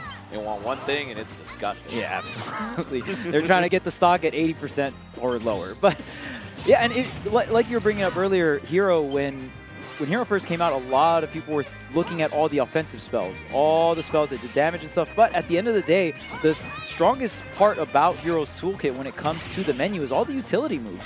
So, trying to get a little footstool on the platform there, not going to work out. And just like that, the up tilt will take it. Yeah, you talk about utility. Hero, one of the only characters in the game who can heal. And he's fighting one of the only other characters in the game who can heal. Nest. It's a little bit of a funny interaction there. Yeah, I mean, and to be fair, try to get the confirm almost. I love that single hit up air, trying to go into the yo-yo. Not going to connect, but, side B does connect, but no follow-up here. Yeah, and these up Bs out of shield have been kind of getting punished now. Sparkle uses them to go to the platforms a lot, really likes those platforms that are at the right height. Huge heal, but already getting fared a couple times. Great air-to-air from Ness. Now trying to fight in the corner and goes for the PK Fire. Huge attempted punish, gets bit back by that yo-yo second try. And now we're sitting on our last stock with a bouncing back that PK Fire. Nothing doing here. Yeah, I wonder if the crit actually would have got the shield break there. If the crit connected on the forward smash, that would have for sure been the stock. If you don't know, Hero, it's about, I think it's like 1 out of 8 or something like that for the crit on the smash attacks, which do a ton more damage and knockback here. Not getting that full confirm that he was looking for, a little bit too high on the nair, but now big moves and does not know the tech. No, if he died there, that'd be crazy. And does get the salvation of the zoom. He went for it was the perfect position. He went for the up. You were right, man. You should have been up there. Sure. I'm not that good. Of course, these players, to get into even round 2 here at Genesis, a very difficult thing. No, wait a minute. What? I thought Sparkle was actually trying to get the tail end. So a way you can edge guard Ness in pretty much every single game is you can actually get hit on purpose by the PK Thunder, because obviously Ness is trying to hit himself with the PK T2. And I thought we were going to see that there, but man, just a little bit off the mark. Yeah, it's really awkward in that spot because there's the 2 hitboxes. There's the front of the PK tail. Thunder and the tail. Sparkle got hit by the tail, thought he got hit by the head, and went to tech, air dodge through, and Ness just was able to do the bounce, get the re-trigger on the Thunder, and survive to fight another day. But we are in best of 5 territory, so even though Sparkle fall in there, he does get another chance on the same stage. No changes here. What do you think about that, Charles? I mean, to be fair, Sparkle definitely should have won that last game. In terms, like, if we're just thinking on who had the lead, and I just feel like Sparkle made a couple of key decisions and was not able to close it out. And I mean, really good stuff to Astro to be able to see those mistakes and capitalize, right? Again, we are human. No one's gonna play perfect, and it's all about how well you can play and how well you can capitalize off of your opponent's mistakes. Yeah. Oh my goodness, dang! I was expecting a charge up smash. Yeah, exactly. We both got that Nest brain going on right now. Well, I mean, you just cover a lot of area too, but the bat would have definitely sent a message. There's the up smash out of shield, and I think Sparkle may be getting a little frustrated and a little antsy because of that first game. You gotta stay calm here. Dang, you tried to bring down the Thunder? Man, that uses up so much MP like too. 40 or 50. It's an insane amount. But one of the things about Sparkle is I feel like he's really good when he's in an advantage state, but once he's behind, he has to like fish for something more important, especially with Hero. You know, you have to go for instance, those big powered up tilts to find the stock a little bit earlier. But like one of the best characters in the game, I feel like, at coming back because of that ability to have like tools that are just completely unforeseeable. Oh yeah, and I mean just a very difficult character to play because you have to read very quick. When you bring up the menu, it's all about how fast you and your opponent can read that menu and see the options that are available, right? Dude, I've seen Sparkle practicing flashcards for the moves in Japanese before. It's just like you got to do it. You got to be practicing. You got to know. Oh yeah, and then there's the whole multi-language thing. That's a whole other thing. Yeah, you go to another country. Already going to another country for a Smash tournament's tough, but going there for another country when you play Hero, oh man. Yeah. I mean, just the flight and hotel is hard enough to get. Jeez, man. I got to learn a whole other language. I got to read 20 more things. Oh, but now it's a little bit dangerous for Sparkle, who is getting pushed into the corner once again. But well, not early. I like that that like aerial approach up B. Not something you're going to expect. Yeah, and the main thing is right before you hit the ground, a lot of players don't expect any attacks just because if you have aerials, they have startup, obviously. But if you have a special move, you can start it up in the air and be like almost close to landing and then letting it rip, or land on the ground and let it rip so you can kind of compensate that startup. It's a very niche area to throw out some of these special moves right before you land. See if Sparkle can capitalize here. 129%, not going to be able to get the ledge trap here. Went for the forward tilt. I was kind of expecting the grab there, but I guess maybe the up throw wasn't quite enough to kill with the psych up. Still hard to say, but a heal puts him back into a reasonable position. Only 60% on it, but you have to see, based on how Ascro has been playing, Ascro has been really racking up percent efficiently. Very few interactions to take these stocks, and that's super important against a character that outranges you like Hero. Yeah, something I would like to see from Sparkle more, just some of these safer options that can go ahead and get damage or get the KO. That's the reason why Ness can be weak, right? Just the lack of range. You have the sword, and if Ness starts camping you back, you can go ahead and get those buffs up, but Ascro is keeping up the pressure right now. The back air to call out the jump, the offense from Ascro, so clean right now. Yeah, Ascro looked amazing that game. Just efficient interactions, gets the stock cleanly, not having to worry about going for any, like, you know, long fighting you off the corner of the stage, getting a fair to kill you eventually. It was like, all right, I'm killing you with strong back air, I'm killing you with up smash. It's just the kills, they're coming a lot earlier for Ascro, and that's dangerous for Sparkle. Yeah, and I to me, it feels like if Sparkle can find a way to slow it down, I think Ascro playing incredibly well in terms of lining up the offense, knowing exactly when and where to apply this pressure. Oh man, this is going to be a huge opening. Yeah, the combo. Ooh, tries to go into I love the menu reset. The menu reset, very nice. Very high risk, high reward there. Get a really big spell.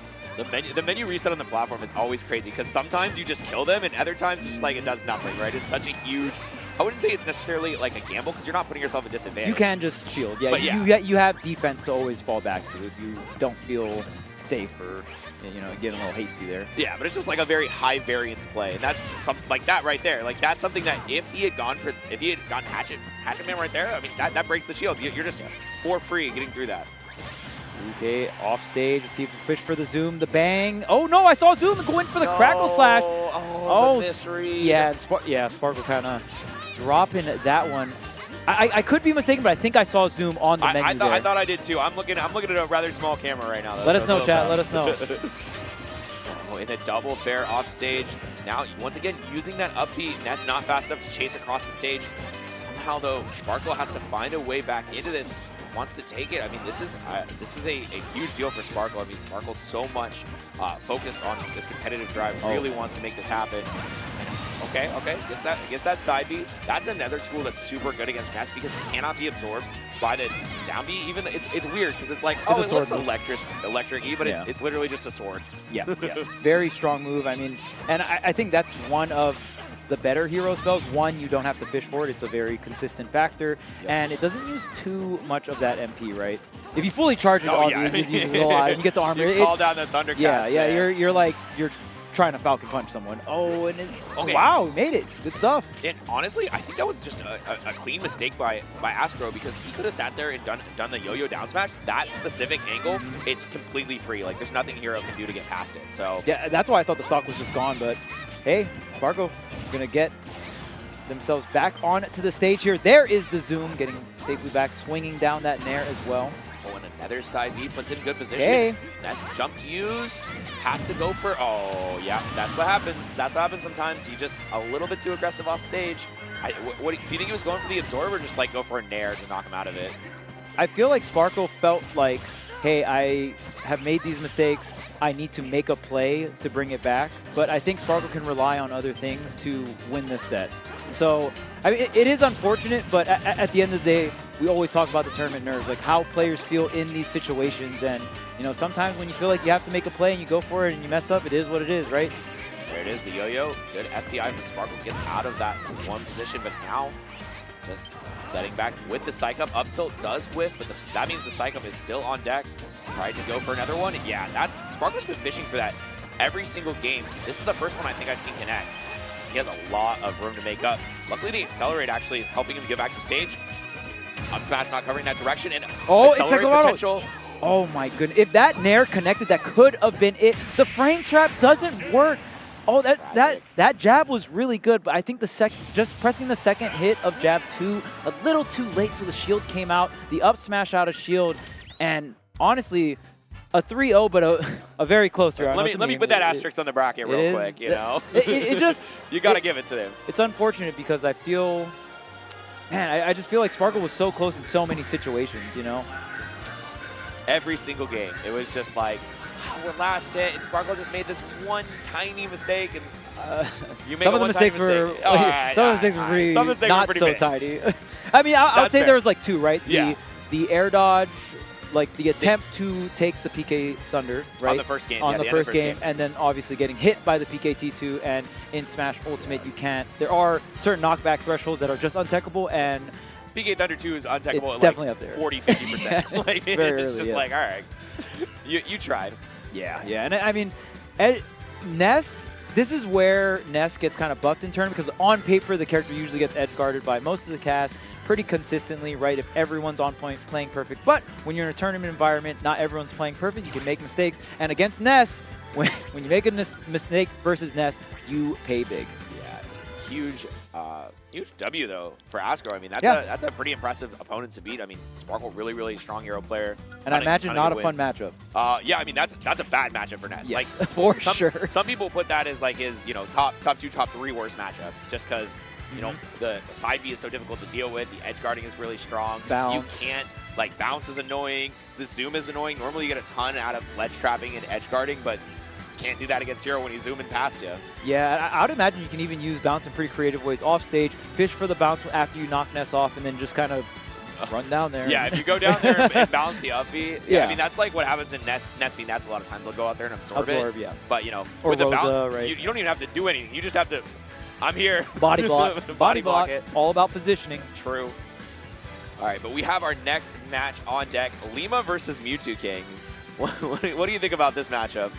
I mean, depends on which character Mewtwo King's going to go. I saw Mewtwo King playing doubles yesterday. Me and E were able to cast one of the matches. Yeah. And Mewtwo King was playing Incineroar and Game & Watch. So... Bro's got a lot of characters. If you are going up against Lima, you can go with the Game & Watch in terms of, I think that's better than Incineroar, but maybe Mewtwo King has even more characters prepped up for singles. Well, he's got an Aegis, he's got a Cloud, he's got like 6 characters.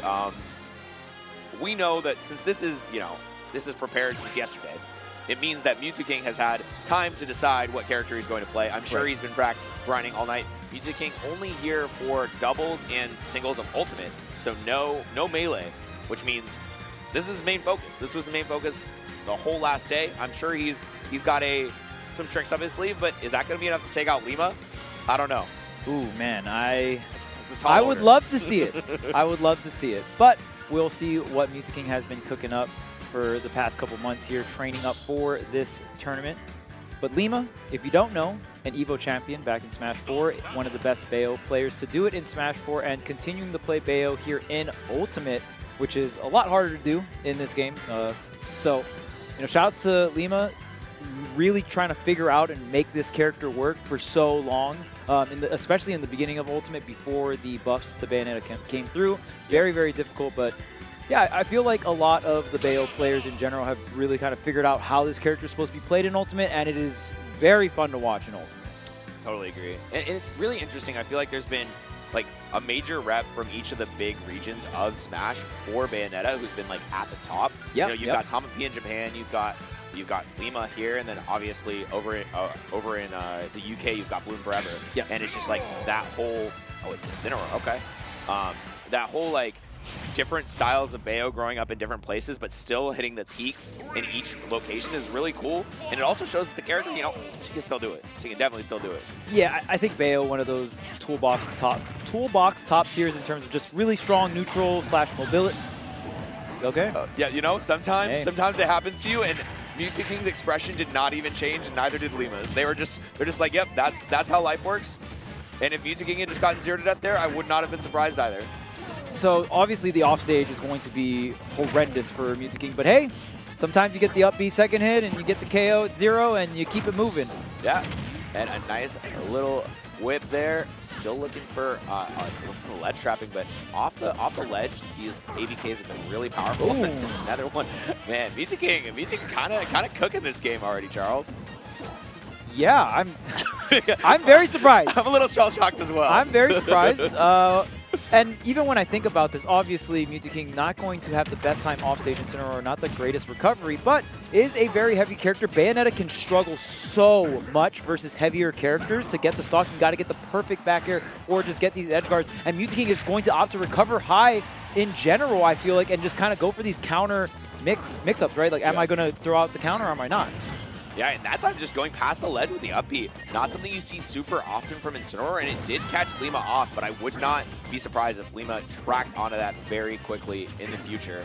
But, I mean, Mew2King, I swear, he's been so strange to me. I saw him throw out 3 smash attacks in a row in the same spot, and just all of them almost hit. It's just like, all right. What are you doing, man? What are you cooking? Well, I feel like Mew2King's coming into this set like, okay, obviously a lot of these players are going to have more tournament experience than him in Ultimate specifically. So right out the gate, I'm throwing out the wild stuff. Yeah. You know what I mean? Yeah, it's an interesting plan. Oh, that's it. Oh, no, doesn't go for tilt. the forward tilt. I mean, Yeah. turnaround back air. There was so many different options Mew2King could have gone for there. Wow, that is going to really hurt Mew2King's chances of winning this game. Mew2King still has the lead here, but Bayo can dish out the damage. Gets the reset. The armor, though, going to help so much. Not necessarily helping enough. Oh, going for the... Yeah, I see that. After Mew2King had gone for the up B past the ledge, going for the witch time, but not enough. And Mew2King goes for the grab. Incineroar with the most kill throws in the game. Any direction you pick it, except for down, that move can kill.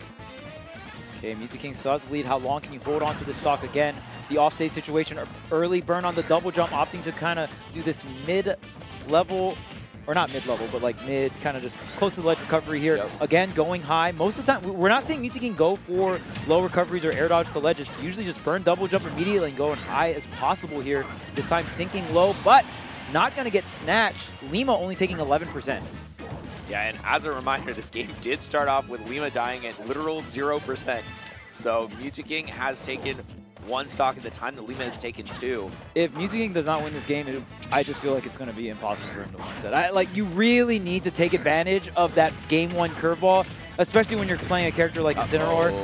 Oh, no, going to line up the double up air into the forward air. Lima with the combos on deck. Hey, you get the 0 to death on me with 1 move. Well, I'm going to do it, but it's just going to take a little bit more than that. A little bit more moves, a little bit more style. Yes. A little bit more grace, and yeah, Lima takes that game. Basically losing 1 stock. Yeah, and right there, when you think about resource management coming out from Lima, to me, Lima is the most exciting Bayonetta to play because Lima is so combo-oriented and will go for some of these riskier, like ABK, downward dive, where if I just miss this, you're not making it back. So Lima will go for some of these riskier options and even some crazier resets with forward smash and things like that. So very entertaining Bayo player to watch right there, really utilizing the double up B, saving the triple jump so you can do your second up B, save that double jump, which we call in the community the triple jump, and then had the triple jump, was able to line up the up air into the triple jump up air, which leads into the perfect position, utilizing the triple jump and the up airs to just use it for a corner carry, and then obviously hitting the delays on the fair. You want to go just those slight delays on the fair to get them as close to the blast zone as possible. So wow, what a comeback. Incredible showing. I mean, that's just showing off that labbing payoff. Lima kind of a lab monster, so we love to see that. But here we're going to see the character that I think I would most expect out of Mew2King is the Aegis, the character he's been playing the longest. So that or Cloud, yeah. Yeah, Cloud as well, for sure. I mean, now we're going to see, I mean, this is, I feel like a little bit of a tough situation off stage for Aegis. Obviously, Incineroar not much better in that regard, but I mean, once you get hit off, if Lima catches you sleeping at all with one of those witch twists, it's going to be a corner carry just to death, and nothing you can do about it. Yeah, and I mean, when we think about that game 1, did we really even see Lima get crazy edge guards? Not really, right? It was just the 0 to death, or I mean, like the combo off stage, sure, but it wasn't. That was to me that didn't really feel like an edge guard. So I think Mew2King did a great job recovering with Incineroar. It actually might be harder for Aegis to recover just because I think it is. The armor on up B saved Mew2King so many times in that last game, and just like that, And Lima. the really high recoveries is something you just straight up can't do as Aegis. Like, you can't go like that. And have a counter mix, right? I mean, I guess he did right off the bat. He went to the platform, but you only get like one of those the whole game. No reset here. Holding on the up air. Wow, was almost able to connect, but again, you just keep the pressure up. Okay, yep.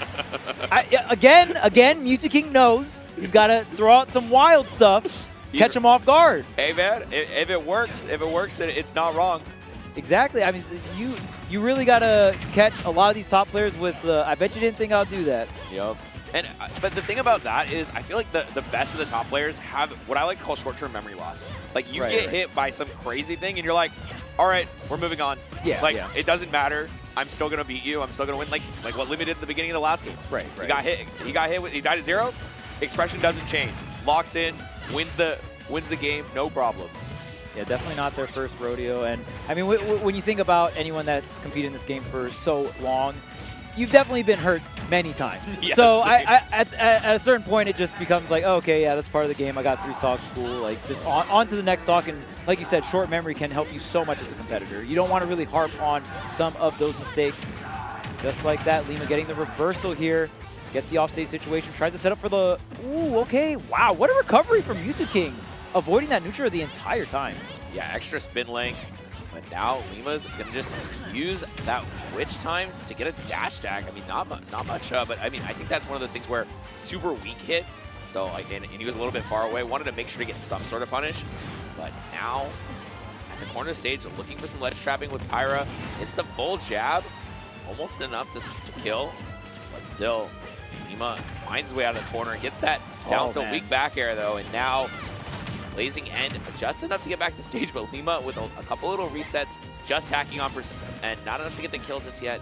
Still trying to come out of the corner, but so patient, not letting the trigger rip. Even that down air, not enough to get the kill here, Charles. And honestly, I do want to shout out Mew2King's defense. Incredible recoveries against a player like Lima on the Bayonetta specifically, and Lima so strong at edge guarding with this character. I just feel like Mew2King's not getting as much hits because it feels like their neutral exchanges are kind of back and forth, but Mew2King's combo game / advantage state just not as strong as Lima. Lima feels like getting a little bit more per hit. Mew2King getting a little bit more riskier, trying to close out the stock. Desperately needs to do that. Well, how are they both still alive? All right. Finally, Lima will fall, but yeah, Mew2King's not gotten edge guarded once, and not even really that close to getting edge guarded. He's been dancing through, but yeah, okay. The jab will kill eventually, but yeah, like I said, his recovery has been incredible all set. Yeah. I mean, I think Lima is a really prolific edge guarder too, like not afraid to go out there, not afraid to throw out those witch twists and neutral airs, completely blocking off entire avenues of recovery, but the way Mew2King's been recovering, it hasn't mattered. He hasn't been caught at all. And doing this on characters like Incineroar, like the Aegis, very, very strong coming out from Mew2King. And honestly, the SDI, very on point from Mew2King. Did have that one combo to end game 1, but other than that, I mean, taking pretty quote-unquote standard damage from Bayonetta. Yeah. I don't know. I don't know if that combo from game 1 could have even been SDI'd. It was mostly like single hits, right? You know, the double uppy in the beginning was your pretty much big chance. Maybe up and in. Like you kind of want to avoid getting hit by late hit up air, but Bayo just has a bunch of different setups that Bayo can do from that. So like if they read your SDI, like you're still getting cooked. Yeah. All right, back to the Incineroar. A little surprised. I feel like the Aegis was doing a lot better overall in terms of just like actually fighting with Lima. But who knows? Maybe Mew2King has an idea on a stage as well that he wanted to go for. Maybe it was a Smashville pick. Ooh, okay. Down tilt into the forward air. Yeah. Bayonetta, very susceptible to the 2-frame. Oh, the forward tilt not going to connect. Maybe just a little too slow. I actually really like this counter pick coming out from Mew2King just because if Bayonetta does an up B out of shield underneath that the Smashville platform, kind of puts Bayo in this awkward position where you have to either burn another resource or you lag on the platform. And Lima going for some of the highest committal things I've seen in terms of edge guarding. Still not managed to hit Mew2King. Mew2King taking that stock first. Fair and square. Okay, using the second witch twist here and trying to go up and over, stuffing out with the forward air, and Mew2King looking a lot cleaner in this advantage state here. The ledge trapping really coming together. Already 50% here, going for that crazy down air. The nair. What's the punish here? The up smash. I like that. A couple little taps just to set him up. Yeah, Lima taking it clean. Still though, Mew2King in the driver's seat, getting a couple interactions here going towards him, but not fishing for too much more. Relatively happy to get those single hit confirmed. Just be like, all right, eventually I'm gonna find that big move that gets the stock done. But now this is Lima's time to shine. And wow, 72 off the rip. Even with the SDI, I think that was a little bit of red SDI on the up and out. Okay, there's the air dodge right after the Witch Twist, safely getting back to the stage, not getting 2 frames, gonna get the whiff punish here. Just love the positioning, how Lima's playing on this stage. Getting back to the ledge, Mew2King really trying to catch this stock. Ooh. I love the turnaround, and oh my goodness, getting dumped in the face. Yeah, such a huge inflection point there. If Mew2King is able to recognize what Lima was going for, could have gotten the punish on it, but that time, this gets him. Crazy Obelisk Tormentor Fist. And now another big combo for Lima. 46, pretty standard combo though. Oh, all right, we got another one. Every time, man. Mew2King will at least get 1 stock every game with Incineroar with the second hit above the I mean, hey, if it works. That's so crazy that move just straight up kills the 0. Like, it's 0. Are there any other moves like that? I can't think of one. Yeah, in terms of base, just sheer base knockback, I mean, there's not a lot of moves that will do that. Yeah. Maybe like Crom Up B. Oh, yeah, that's yeah, like yeah, sorry, yeah, yeah. Something that's similar. Crom Up B will do that. Yeah, yeah. You're right. There's like a very small amount of moves. Now though, Mew2King still at these very high percent. And oh man, big hit with some back airs. Another one. Yeah, but it's just a weak hit, so still living here. He's trying to get out of the corner. His defense has been really good so far. Hits that big damage on the Lariat. This game is a lot closer than you think. It's try to get the DI mix with the up throw there. Wow, Mew2King is very brave with these down airs. I'm very surprised we have not seen Mew2King get reversal edge guarded, but just really goes to show in terms of where Mew2King's lining it up. The up smash probably would have done it. It would have killed for sure. With this much rage on the big cat. That's bat within, baby. Just enough to save you. Still has a chance. This might kill. No. Nah. All right. Oh, you didn't have revenge, right? But yeah, and one thing that you notice as well, Lima always trying to line up these ABKs. Do not want to give Incineroar these free counters, these free revenges off the upbeat of ledge here. Yeah. Oh man, Mew2King's winning right now. Like in terms of who is winning the game. I mean, the stray hit potential is just so much higher with Incineroar. Grab is almost. I mean, might kill with an up throw. If you're in the corner, for sure getting killed by back throw. Yeah, Lima's got back air and jab here. Okay, the ABK to set up an offstage situation. Charging the gun, gonna cancel. Here's the ledge trap.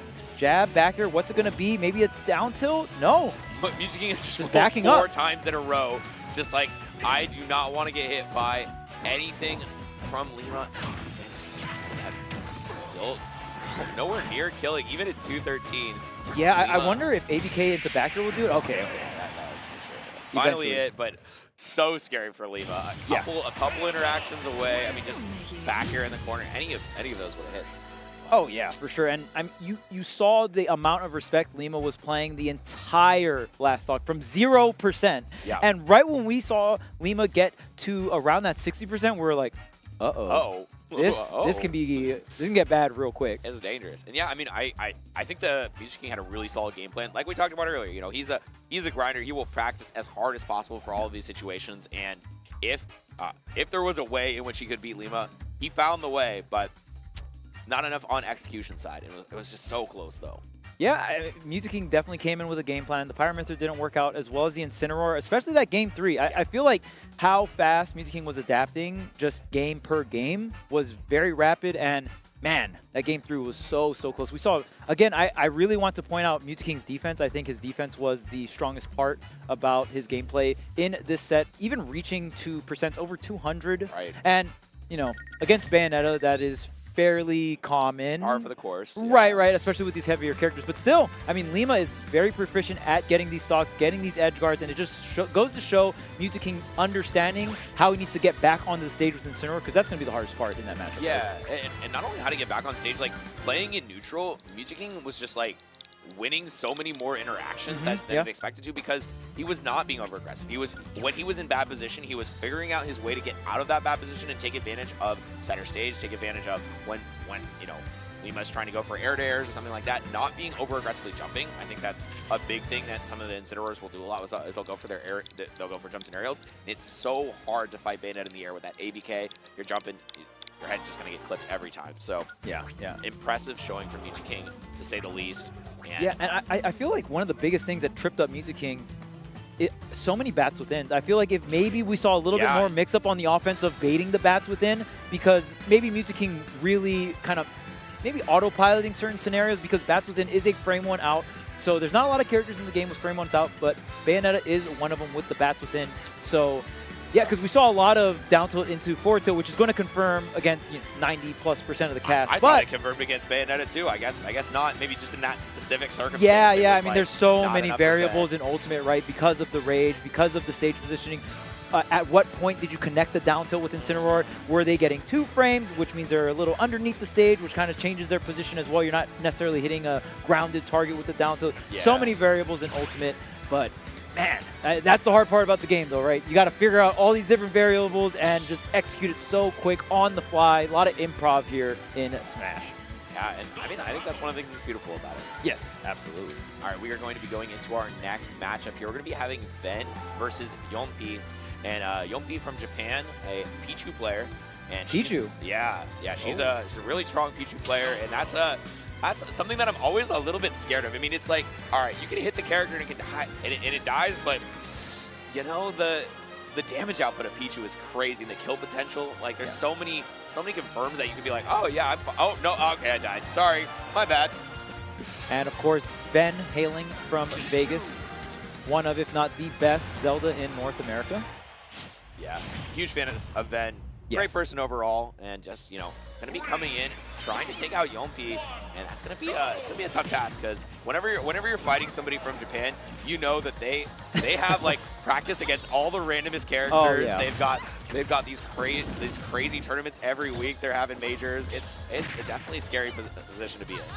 It's hard to hit most Japanese players with the matchup inexperience. Like, oh, you don't know this bottom tier matchup? Like that, you're not gonna do that. They be grinding out there, that's for sure. Oh yeah. Okay, the tech chase gonna pick up the grab. Don't be getting the up air, but not connecting the forward air here. Ben with the great DI, and because Zelda a little bit more on the floatier side, you're not going to get as much of these tech chases at the late percent, which is something Pichu really depends on, especially against these fast follower characters, to get the jab blocker set up in the forward smash, right? Yeah, and nice little attempted tech chase. Oh, that is scary to be getting hit with this Pichu. You could die so early to it. And a downer, spikes all the way down, but it's just like a little bit of, it's one of the weakest spikes in the game, so yeah, not really going to get the kill just yet. Still though. And Yompi actually using the Thunder to stall, and great DI coming out from Ven, not getting hit by the base hit of the Thunder, but the forward tilt will go ahead and take the stock regardless. Yeah, the electric tickle coming out, but this is going to be an interesting position that we find ourselves in. Like, how is Ven going to get the stock? Because Pichu is such a small body, and a lot of Zelda's kill options are like, they're relatively small, but that one, that's a big hitbox. That'll be killing anybody. Yeah, and I mean, that's one of the better things about Zelda when you are going for that teleport recovery. Sometimes you can go ahead and go to the ledge, but hold down so your hitbox still comes out, and you can really catch a lot of players off guard here. Again, not going to get the tech chase off the rising neutral air. Trying to set up these T-jolts, but the Knight coming through, not going to pick up the slash. Wow, the timing on the tech, just maybe a little bit more of a delay, but the up B out of shield. Yompi actually almost losing the stock after that one. Such a threatening move, and a lot of times, moves you feel are safe on shield. You just like, what? Okay. That's what I was talking about earlier. The Pichu factor. At any point, you could be confirmed into like a Thunder with a couple up airs. It's a threatening position to be in. Yeah, Pichu. A lot of most people in the Smash community will say a glass cannon character, but for me, there's got to be something weaker than glass, because Pichu is just one of those characters. Paper cannon. Yeah, paper cannon or something, because it is so crazy how early Pichu can get stocks, but on top of that, Pichu can lose stocks at the same percent on Pichu's end, right? So, of course, if you're going to see any Pichu player here at round 2 of Genesis X2, they're going to be very on point with the combos. Yompi, not an exception here. Yeah, and I think this is round of 128, which I think means we're in the second round. Winner makes top 64. So, oh no, come on. 3? That's a little bit too many on that auto cancel dare. It's something that a lot of Pichus go for, and I feel like a lot of players are not ready for. They're just like, oh, you use the move, I can punish it. And then it just auto cancels and they immediately throw out another one. Back air, get in the stock. But Yumpy looking really good in this first game as she takes it over Ven. This is a really strange matchup to be seeing in round 2 Bulls, Charles. Oh, yeah, for sure. I mean, 2 very obscure characters. If you watched Ultimate in the earlier years, Pichu used to be a meta character before the nerfs. But there are still a lot of players that still rock it out with the character. Obviously, the character still has incredible offense, and you really get to see the character shine when you are able to hold on to stocks, because Pichu's defense does not come through the weight. It comes through the size of the character. Pichu, very small, very difficult to hit, can be very quick, nimble. So Yumpy did exactly that, held on to that second stock, and let me tell you, Pichu with Rage, an absolute beast of a character. Yeah, I mean, with Rage, it's just a whole nother level. When you don't really have to care about the self-damaging part, so Pichu, whenever you're using electric moves, you do self-damage. One of the few characters actually damages themselves when doing certain moves, and a lot of it moves the move kit as well, right? Probably the biggest quote-unquote weakness of the character. You get the trade-off of having stronger moves comparatively to Pikachu. But it really comes down to when you don't have a lead. I mean, it's just such a feast and famine character where if you have the lead, there's so much benefits because you almost ignore the self-damage. It's actually increasing your knockback. But if you don't have the lead, it's like, well, now I'm losing even more. Yeah, it's so hard to be in that position where you're losing. Where you're like, you know, you're damaging yourself and you're already behind. But I mean, once again, we see these aerials from Yumpy in close quarters have been really beating out Ven. The slow startup in a lot of Zelda moves is proving to be a detriment. But however, when Ven is like in that mid-range, able to, Ooh, dang. Nice. Ven knows the percentages. There wasn't even a pummel. Oh, man. Dang. But, Zelda is so light. We're back. We're so back. You know what always trips me up about Zelda? I just see a tall character, so I assume, like, some kind of weight, you know what I mean? Some kind of heft beneath that, but no, it's just a very light, skinny girl beneath that dress. Yeah, like Rosa vibes, right? Just very tall, light characters, and tall and light. Let me tell you right now, not a very good combination in Smash Brothers Ultimate. You can go ahead and ask Rosa, Sephiroth. They don't have too much fun. No, for sure. Once again, Ven trying to fight in close quarters works out well for Yumpy, and now another double up air. Trying to get a third one. It's so scary to be in the sky versus Yumpy every single time. It feels like picking up a lot of early confirms, picking up a lot of damage in those situations. Now Yumpy threatening in the corner, then finally trying to get her way out of there, picking up. Thought the Phantom was placed well, but not quite enough. And trying to catch that, forces the air dodge out with the fire, but 3 hitboxes just enough, catches the roll with the forward smash, and now we're back even on last stock, Charles. Yeah, and I feel like Ven earlier was trying to go for more like, let me set up the Phantom Knight, let me try to set up a 2-frame on the agility, which is the up B for Pichu. But I like Ven kind of delaying it that time and just going for the standard ledge trap. Sometimes you're thinking like level 5 when you just got to bring it back to level 1, right? Keeping it simple is certainly a way to go. Is that it? Right at the edge of the stage, barely surviving. That's a rage tip right there. Pichu had just damaged himself a little bit more. He might have gotten the kill. And, once again, the Thunder not connecting properly. Lightning kick for Ven sets up for a good spot, but Yumpy going all the way over to the other side of the stage, avoiding the ledge trap. Phantom swing sets up for the position here. Oh, that air dodge was so scary, Charles. Hurt box shift coming out from Ven, the forward air, the back air. What's it going to be? Both characters definitely in KO percent. Tries to call out the jump, but the jump was to the left. The down air off stage. Ven needs to recover here. Up B to the ledge, just waiting for the ledge trap. Oh my God, Ven! Oh, the drop down, rise up. That's that up air. That is so scary in the corner. One of the strongest up airs in the game. Yes, Ven right there, that was the double down option. That's how I know my man's from Vegas. Because on the regrab, I mean, there is the mix of holding down and having that teleport hitbox. Yeah. So maybe not as risky as I'm thinking, but still, huge call out from Ven.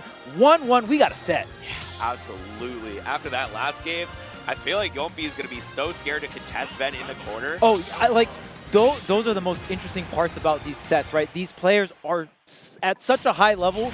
Interactions like that will affect the gameplay for the rest of the set, like you pointed out, right?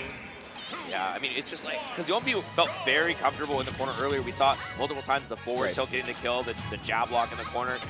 count, though. I mean, what is Youngpi going to do in terms of threatening in the corner? I mean, right now, just a huge corner carry, already 55% on it. And Ben, though, has to find a way to get this started off, or Youngpi's going to run away with the game. And I know against some of the floatier characters, you can do some of the lightning loops, which is the back air drag downs. But I just don't know how reliable those are because the community has gotten so much better at SDI.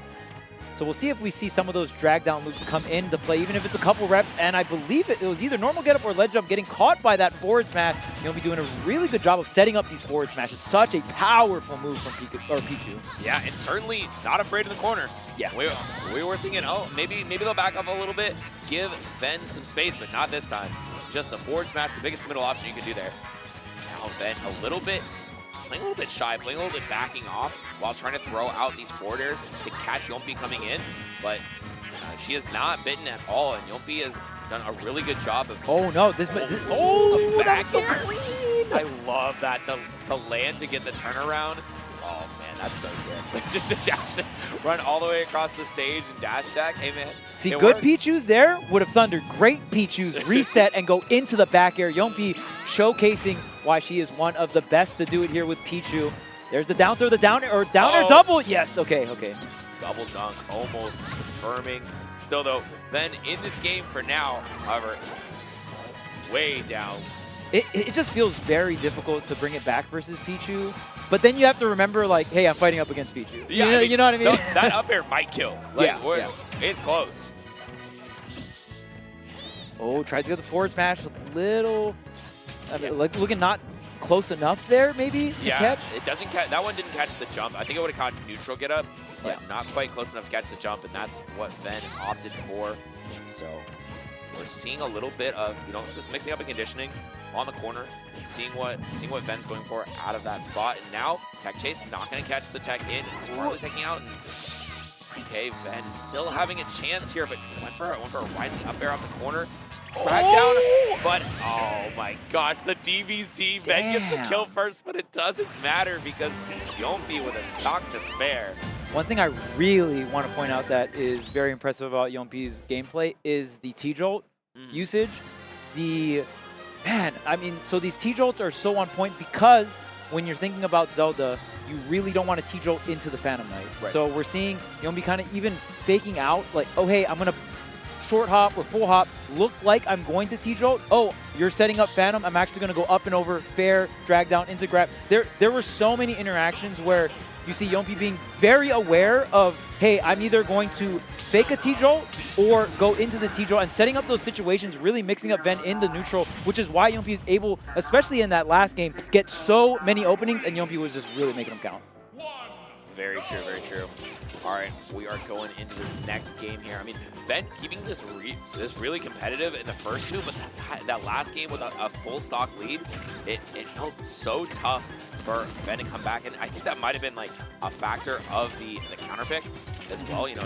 Just being able to be on a stage where you're a lot more comfortable can lead to more swingy games, a little bit more favored on one side. But wow, what an agility straight through the Phantom Knight, unfazed by the fact that there's a giant hitbox right here. Who cares? I'm on the other side. Yeah, Ben with the SDI into the jump there. Sorry, the lightning loops don't hit like they do in year one. Oh man, I remember when people were like, "What do you even do? It's so free." Yeah, it was pretty comical to watch.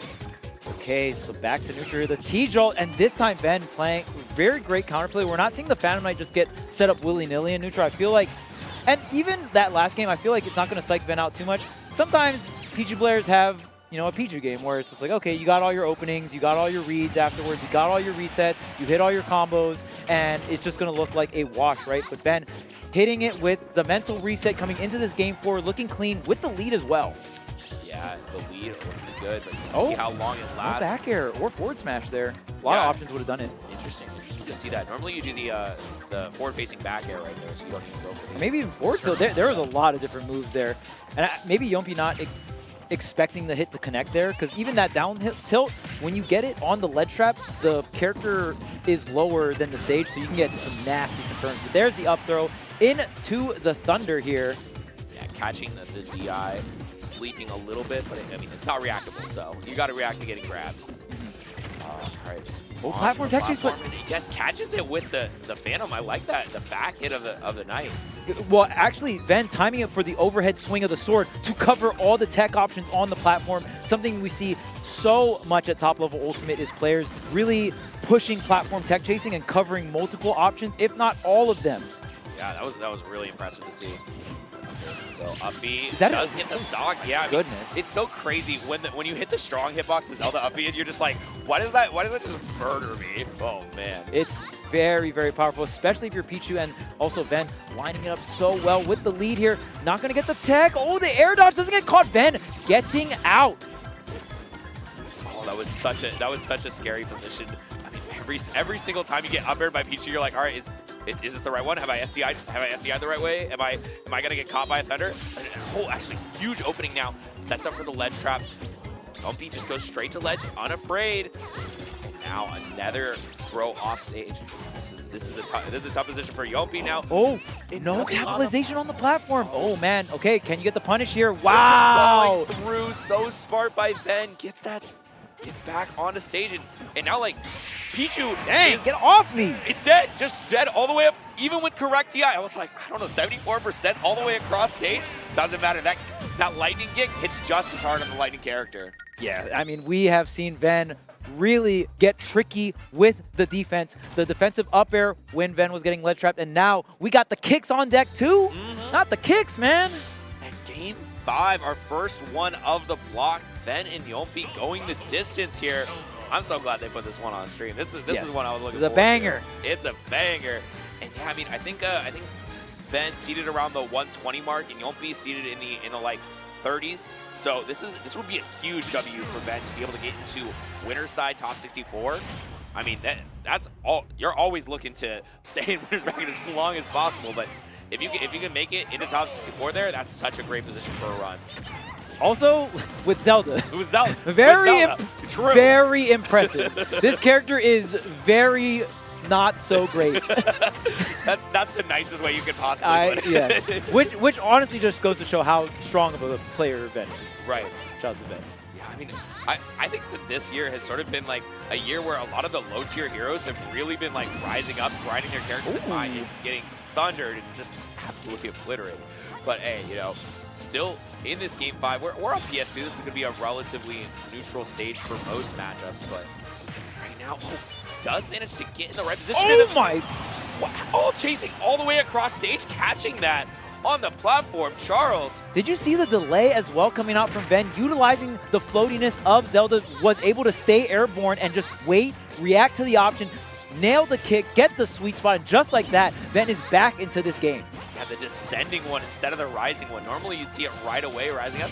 Nah, we're reacting. We're reacting, exactly. You get this far in bracket, you gotta react. And once again, the agility straight through the Phantom. This is something that I think I'd want to see Ven try to counterplay a little bit more. But oh, that teleport cancel, a bit ill-advised, as now Yumpy tries to catch the fall through. And once again, agility straight through the Phantom. You do not have to deal with it. You're all the way on the other side. It cannot turn around. But now, once again, this forward air on shield has proven really good against Yumpy. She waited for the air dodge. Yeah, got the correct read there, but the positioning just a tad bit off here. Ven is going to be able to survive another day with the second stock, the whip on the dash attack, but the agility not having a hitbox like Pikachu, just going to use it to get center stage. And I don't know if these uppies are misinputs or what. We haven't really seen Yumpy go for them except right now. Yeah, it seems like a last game thing and a parry on that. Even still, not enough to get a punish. Just perfectly spaced and perfectly spaced forward smash. Ven has Yumpy on her last Oh my goodness! Oh, and still tech chasing here. Yumpy taking even more damage. And as Pichu, it is so hard to make those comebacks because you are just so fragile. You talked about the paper cannon earlier. 71% gets the up smash, and now Yumpy still, though, already at death percentage, Charles. Right, and just... And up tilt, up air. Just like that. Immediately responding is going to be Ven with the up tilt into the up air. And I gotta be the person that says it, but Yumpy, we saw the tournament nerves right there. We saw 2 air dodges cleanly get escaped from Ven. Not a single hit on both resets. Yumpy was looking for the defensive option to react to, got it, but either was not positioned correctly or just didn't pull the trigger. You know, sometimes you're deer in the headlights, right? And I mean, that, to be fair, Genesis is the tournament where that happens to a lot of players. And I mean, I don't know how many times Yombi has traveled overseas as well, traveling really far This to is her compete. first time. Right. So a lot of tournament nerves coming through. Ben, with being a veteran and competing in so many different areas for so long, man. But what a crazy set. What a crazy set. Two very niche characters as well when we talk about Ultimate Meta. So very fun to watch. Shouts to Yompi. All the way from Japan, put on an amazing show, very clean. We saw the pure reverses on the Thunders. We saw all the drag down combos as well, getting a lot of those resets, especially earlier in the sets. If you are looking to improve at Pichu, let's watch Yompi. Yeah, I mean, that's a match to watch for sure. But I mean, Yompi in general, definitely a lot of great VODs out there. But I think we're going to be seeing more of Yompi in top 64 still. Still in the losers. Still in the losers bracket. They're down but not out. So I think she has a great chance to make a run. I mean, she was seated pretty highly. She's been performing super well in Japan. But I mean, sometimes strong region, by the way. Yeah. If you didn't know. No doubt at all. But yeah, I mean, we'll see more from her. But then we're gonna be seeing in that winners bracket in that top 64 starting in a few hours here, and I'm very excited to watch his progress to the bracket because he playing hot. Yeah.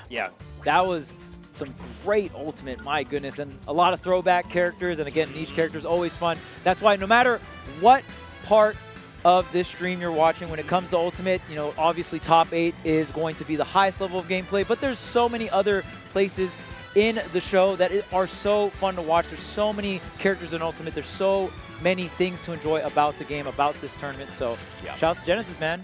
Putting on a show. And shouts to all the players putting on an amazing show. It's Genesis, baby. There's nothing like it. There's nothing like it across the board.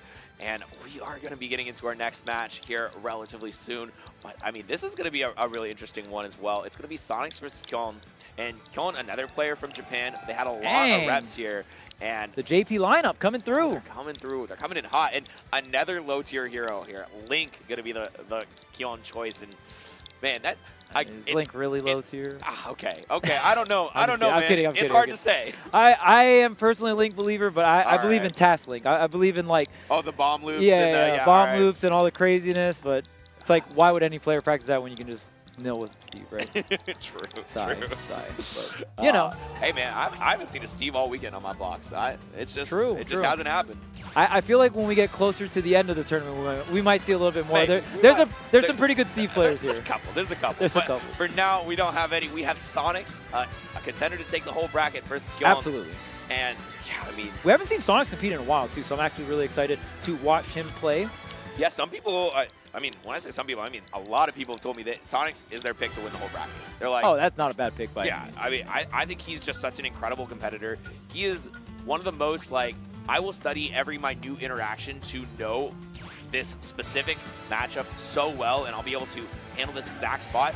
So I mean, I think he is just like a grinder. And the longer he plays, the longer he's in Ultimate, the harder it is to deal with him. Yeah, for sure. And there's a lot of Sonic players, so this is definitely not the only player that plays Sonic. There's a bunch of other players that play Sonic, but he really sticks out comparatively to all the other Sonics because I think, and this is something that's been known since the beginning of Ultimate, but what made Sonic so strong is his offense. Is when Sonic gets a hit, or Sonics gets a hit, he will push it really, really far. Sonic, traditionally known in the Smash series as a hyper defensive character, and obviously Sonics will play defensive in matchups that he has to, but the thing that makes him so strong is when he does get the neutral opening, he makes it count, and he gets really crazy edge guards. There's so many quote-unquote like bad Sonic matchups or that where you have to hit really hard to put it back into your favor. When we think of Sonic versus Fox, right? Yeah. Sonic's really pushing the offstage. Sonic versus Aegis, right? You really have to get these hits on these characters and destroy them off stage or destroy them on the juggle. And Sonic knows exactly where to pinpoint all of these points in the matchup where he has to do that, and he's just so good at it. Yeah, absolutely. And as a player, I think he is the best person I know of at punishing defensive habits. Yeah. Like, he will see you make one mistake early in the set, catalog it in that backlog, and you see it, and he sees it one time later, he's on you, and he's killing you for it. Like, so many times I feel like people make mistakes that almost every single other player would let go, but Sonic kills you for it at like takes your stock. Any percent, literally any percent. So yeah, we'll see how Kyon does against that. I mean, I think that his like recovery is really, really good. I was watching him a lot at the free local I think he was fighting Luis, and there's a lot of times where, you know, he just did a really incredible bomb recovery, did the bomb tech wall jump the wall back air to like defend himself almost instantly. There's very, very few frames that Sonic can actually disrupt that. Yeah. So we'll be seeing how Sonics is gonna handle that. Like, Sonic is a character who's fast enough to get out there and just straight up contest the bomb recovery before you can even get it. Yeah, not a lot of characters can do that, especially when Link players kind of drift out as well, because they're at high enough percentage to get hit into the stage, and you know the trajectory is going to be really far. So we'll see if Sonic actually opts to stay near the stage and go for the ledge trap. I think Sonic's, when it comes to Sonic players at edgeguard, again, he's the best king, at it baby. by far, and It's not close. And he will make certain matchups look like you're not allowed to recover, and I'm not exaggerating. It's messed up. I mean, but it just goes to show how a player can take such a strong character. And reminder, in the beginning of Ultimate, everyone thought this character sucked. So Sonic's stuck with it, even though everyone was telling him the character was bad.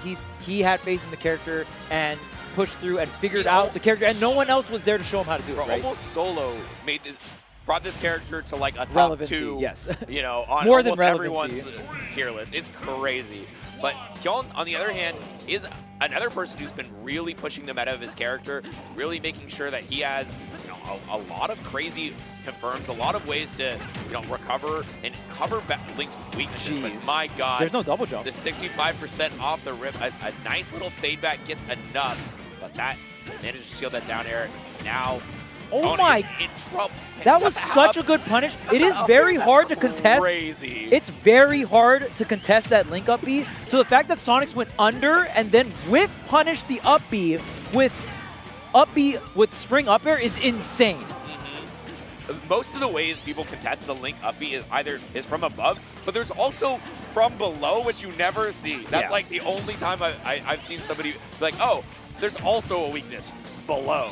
And also Sonics lined up the back air where most Link players would actually bomb recovery and tech wall jump. The back air was there. So we actually saw Kyon go high onto the stage. So we're already seeing multiple layers here in this matchup. Man, this is so exciting. We're seeing, you know, some of the best play on these characters. We're really seeing this matchup getting fleshed out.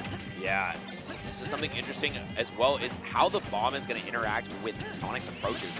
Dropping that bomb in front, you know, it does have an active hitbox while it is bouncing. And the boomerang as well as arrows are going to be something that can step out, spin dash fairly easily. And that Nair, a third option to do so. But all right, let's see. Not enough to get the stock. Still, oh, the spring there. Going to be forced to bomb recover. Goes all the way over to the other side. Sonic's already ready. Went forward smash out of the corner. I like that. Just like a little bit of a wild option. You throw it occasionally, so it's going to be in the back of your opponent's head at all times. There's the bomb recovery once again, almost getting to 200% instantly. Tech reverses the up special here. And now Kyon looking for this stock. Wow, tries to wall off and get the edge guard with the Nair and the up B, but Sonic's getting through it. Sonic with one of the best recoveries in the entire game when we think about this cast here. Going for the downer. Whoa, Kyon has some setups. Yeah, Kyon is like hunting for this kill already. And somehow Sonics has remained unable to get the kill on the other side. I mean, 210. Oh, wait! Ooh. If the bomb wasn't in hand, I feel like Kyon could have gotten the kill, but I think that actually messed up his tech chase. This Link player is very good. Like, he's wow. I am, within one stock, I am very, very impressed. One thing to note when you're contesting up against Spin Dash, especially the side special version, there's Spin Dash and Spin Charge. Spin Dash is intangible on the hop up here, but we see Kyon contesting it after the hop up, and you mainly want a move that has a pretty decent sized disjoint underneath you.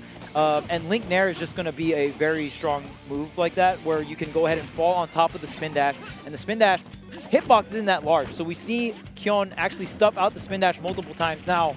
I mean, you don't get much out of it. And so when Sonic hits Spin Dash, you take you to 30 or 40. So obviously the math isn't on your side, but I love the counterplay coming out from Kyon. Yeah, I mean, but it's a relatively low risk option, right? Like, right, if you miss the Nair, you'll be okay. Yeah. So it's like, it's a nickel and dime situation where every single time Sonic sets that up, oh, okay, all right.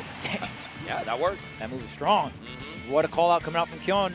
83%. I mean, we've seen this Link live up over 200% here. So I don't think this 100 is going to be too crazy. And honestly, we talked about Sonic's and a lot of his strength, and one of them was the edge guarding. And if Kiondas is able to get back on the stage and get to 200% every single stock, I can see this being pretty difficult for Sonics. Yeah, that's what I was talking about earlier with the, okay, well. that's one way getting the stock early.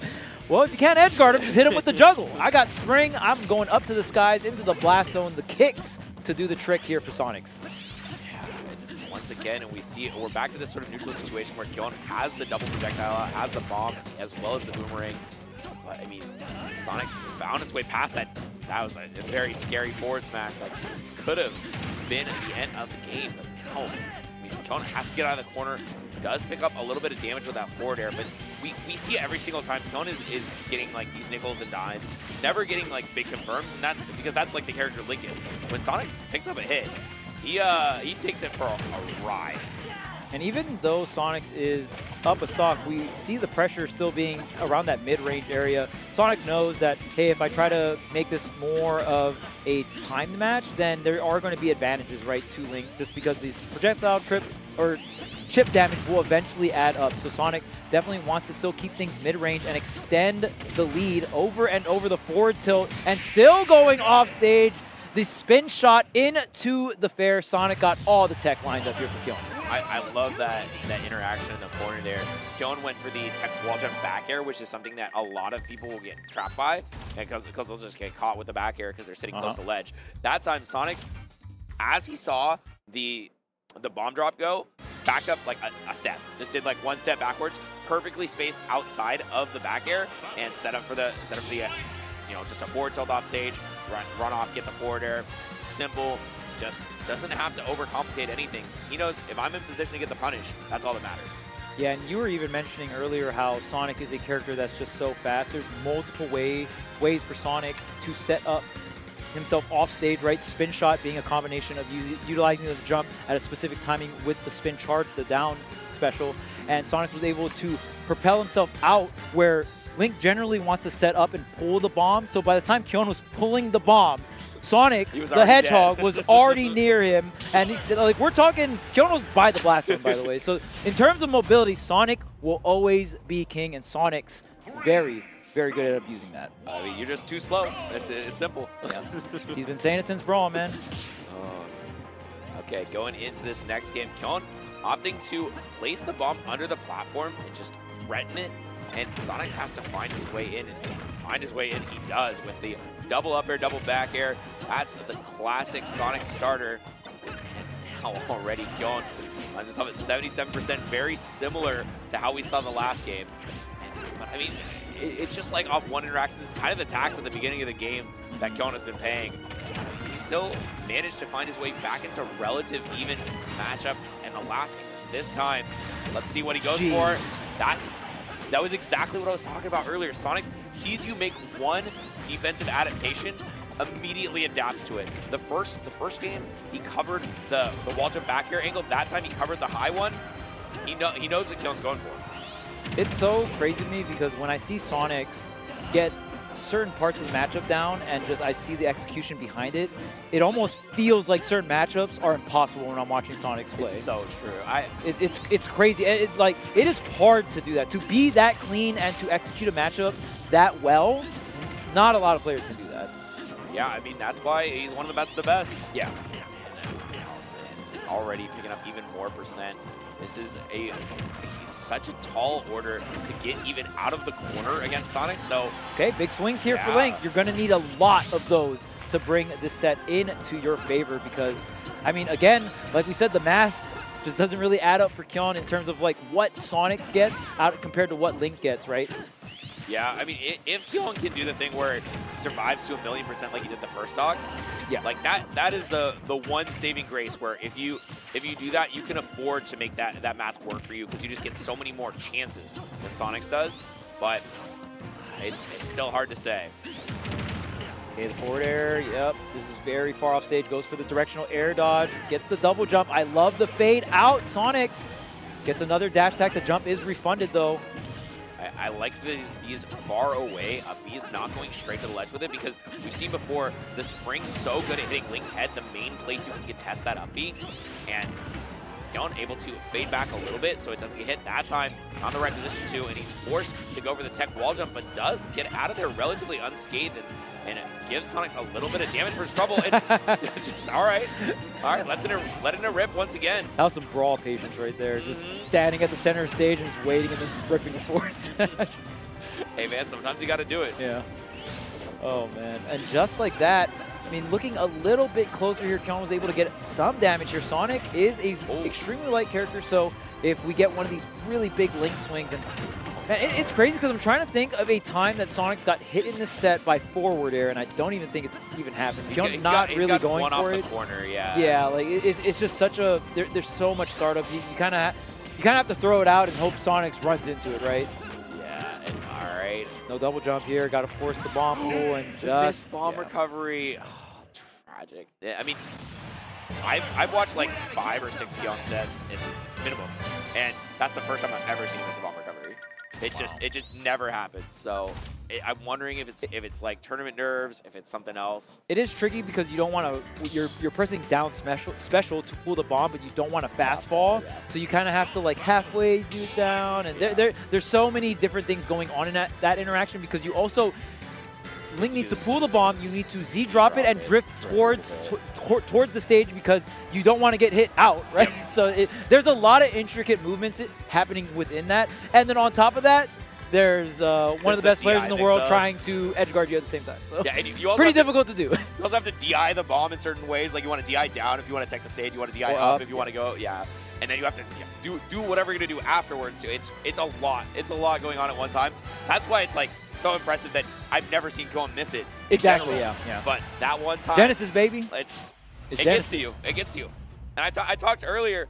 I don't know what it is about Genesis, but I feel like it's a little bit of a nerf to the Japanese players. Every time I see them on here, they perform not quite as well.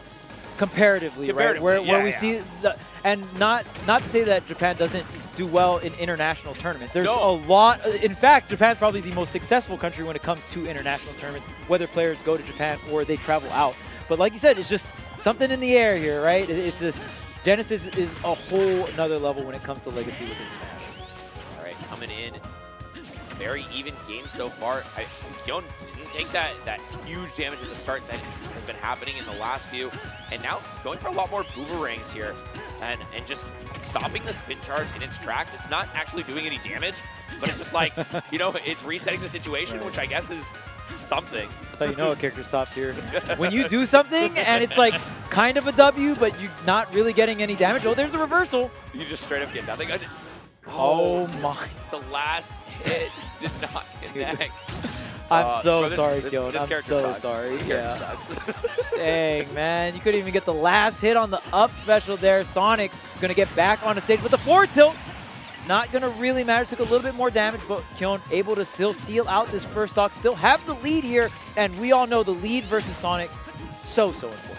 Yeah, and a little bit of an unfortunate drop there from Kyon. We talked earlier about, the bomb loops and stuff. Sometimes you can get like the bomb reset into grab or the bomb reset into aerials. Unfortunately, didn't quite get that, but the returning boomerang into up smash, great way to tack on some percent. Kyon still finding a lot of change on the ground. That's all I'm saying. Every single nickel, every single dime, it adds up. Eventually get that whole dollar. Yeah, we're seeing a lot more boomerang, and you notice Sonic can actually time the spin dash to use the intangibility on the hop-up to go through pretty much any projectile in the game. So that's why even though Sonic is a character that, oh, hey, I run towards the corner and I charge spin dash, usually most characters putting themselves in the corner is not a great thing, but Sonic can kind of get away with it. And yeah, wow, even using the spring again to just pre-position and react. Kyon tries to fight back, goes for the high up special, but Sonic's meeting it with the back air. And once again, that's just a showing of Sonic's. Oh, look at this fake out. Jeez. The bombs on the platform. Dude. Oh, save the double jump. Great. Wow. Oh, that was a great sequence from both players. Like, incredible edge guarding sequence, and then Kyon really doing a great job of holding on to all the key resources there and getting back on the stage. Yeah, and that was a very dangerous spot, like I said, because the bomb was on the left platform, which means there's no bomb recovery available, but somehow Sonics gets that stock first, gets that forward smash to get it out. And even though Kyon has been playing super well, apparently Sonics feeling generous. A little bit of a gift. Hey, man. Genesis gets the best of everyone, even if you are a top 4 seed, all right? True. Genesis generosity. Change the name of the tournament. And 62%. I mean, that's like a classic Sonic's combo off the bat. You know, you get that double up air, double back air, plus a little bit more sometimes. And now Kyon throws that bomb into Sonic's, and we'll see how long he hangs onto it. A couple times we've seen him just opt for a lot of special moves. I mean, at that time, just throwing it out there, allowing Kyon to pick it back up. Kyon is trying to catch Sonic's, who's opted for a lot more platform approaches, mixing it up from the earlier approaches on the ground. Oh man, this is very winnable here for Kyon. Ooh, okay. Charging the big forward smash. Yep, just gonna wait it out here. Platform. Oh, doesn't. I thought we were gonna see a backer to the left here, but Sonic's not gonna connect off the follow-up. Very uncharacteristic. Here's the forward throw, sets up for the offstage scenario. The spring does connect here, and goes for the backer. Not even for the ledge grab. Can you finish the again? A second one, 2 in a row, ending the game for Kyon, and that's gonna be it for his winner's bracket. Man, that was so winnable. That was so winnable. He had every chance. Kyon just had to win a coin flip because it's like that bomb recovery, Sonic's is trying to cover either DI down or DI up, right? Like you were mentioning earlier. Are you going under the stage attack or are you going high? One coin flip, get back on stage, you definitely could have just hit Sonic with something. Straight up even percents, you yeah, know? Yeah, and I mean, even percents is Link is winning there because exactly. Link is so much more bulkier and your moves are just so powerful, right? Man, what a set though. Man. I do wish we had at least one more game. At least one. I wanted one more. I did want one more game. Kion's such a pleasure to watch. I mean, yeah. I feel like the Japanese players bring something, you know, a little bit special, a little bit different in terms of like their style. They have a very unique, like every single time I see someone, I'm like, oh, that's that person. I can tell just by the way they're playing. You can take the nameplates off and just clearly tell. I can tell, and I think Kyon is a great representative of Japan coming out, and unfortunately had a brick wall of Sonics to run into, but had a game plan and executed incredibly well. Like going to last stock with Sonics is like more impressive than taking games off of almost every single player. Yes. With Link. with Link. With Link. We cannot stress enough. With Link. I mean, you're a Link believer. Like, I mean, right there, we saw Link doing some stuff. No, I do think Link has a definitely above average recovery, the weight on top of that. Any character that can recover that far with that amount of weight, that in itself is just going to have value. And I think the matchup seemed quite doable. I would still give it in favor of Sonic, but even if you have any type of answer to the spin moves, being that Nair, not a lot of damage, but it's something, right, to kind of at least control the pacing of the game, and you can't, like, Sonic isn't just going to run around and do whatever you want. So I think Kyon, again, had a really good game plan, had specific reads that got stocks really early, definitely came very prepared. Yeah. All right, well, that is going to be it for us. Thank you so much for tuning in and being here with us for these amazing matches. I'm Jet the Jenga God. You can find me on socials here. Yeah, you know what it is. Charles will be taking you through some you're in top 64 matches later, right? Yes, I have a block later on, first round of top 64 with Haz, so Great. Looking forward to that. It's going to be fun. Haz Charles block. Can't miss it. Catch him later. I'll be on Rivals later, so check that out if you haven't. Thank you so much for watching. We'll catch you next time. Peace.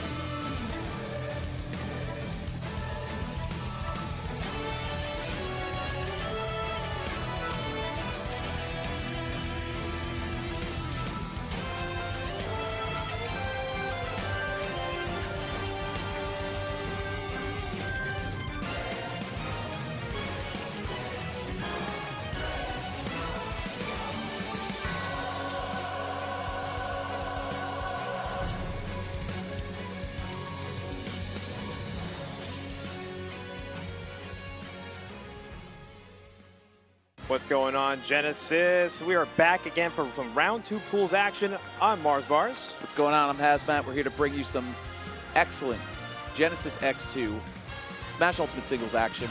Coming through your best 5 is starting up. We got some serious business Mars Bars that we got to take care of here. Yeah, and actually, first and foremost, we're going to be getting ourselves a Jigglypuff by the name of Base Mage. Hey, everyone knows Base. I think everyone's a Base Mage fan. What a great player. Really putting Puff on the map, especially like, you know, back after we came back from COVID and all that good stuff. I feel like Base Mage really put himself on the map. Yeah. And did really well. Great, exceptional Puff player. But tell us about the other player that we got coming up here. I know you know. SoCal's greatest man, Parmesan, a.k.a. Ignaze. He is known for the Way of the Sword on the Marth and Lucina, but I think in this matchup, probably going to be seeing, in my opinion, maybe more Lucina. I don't know.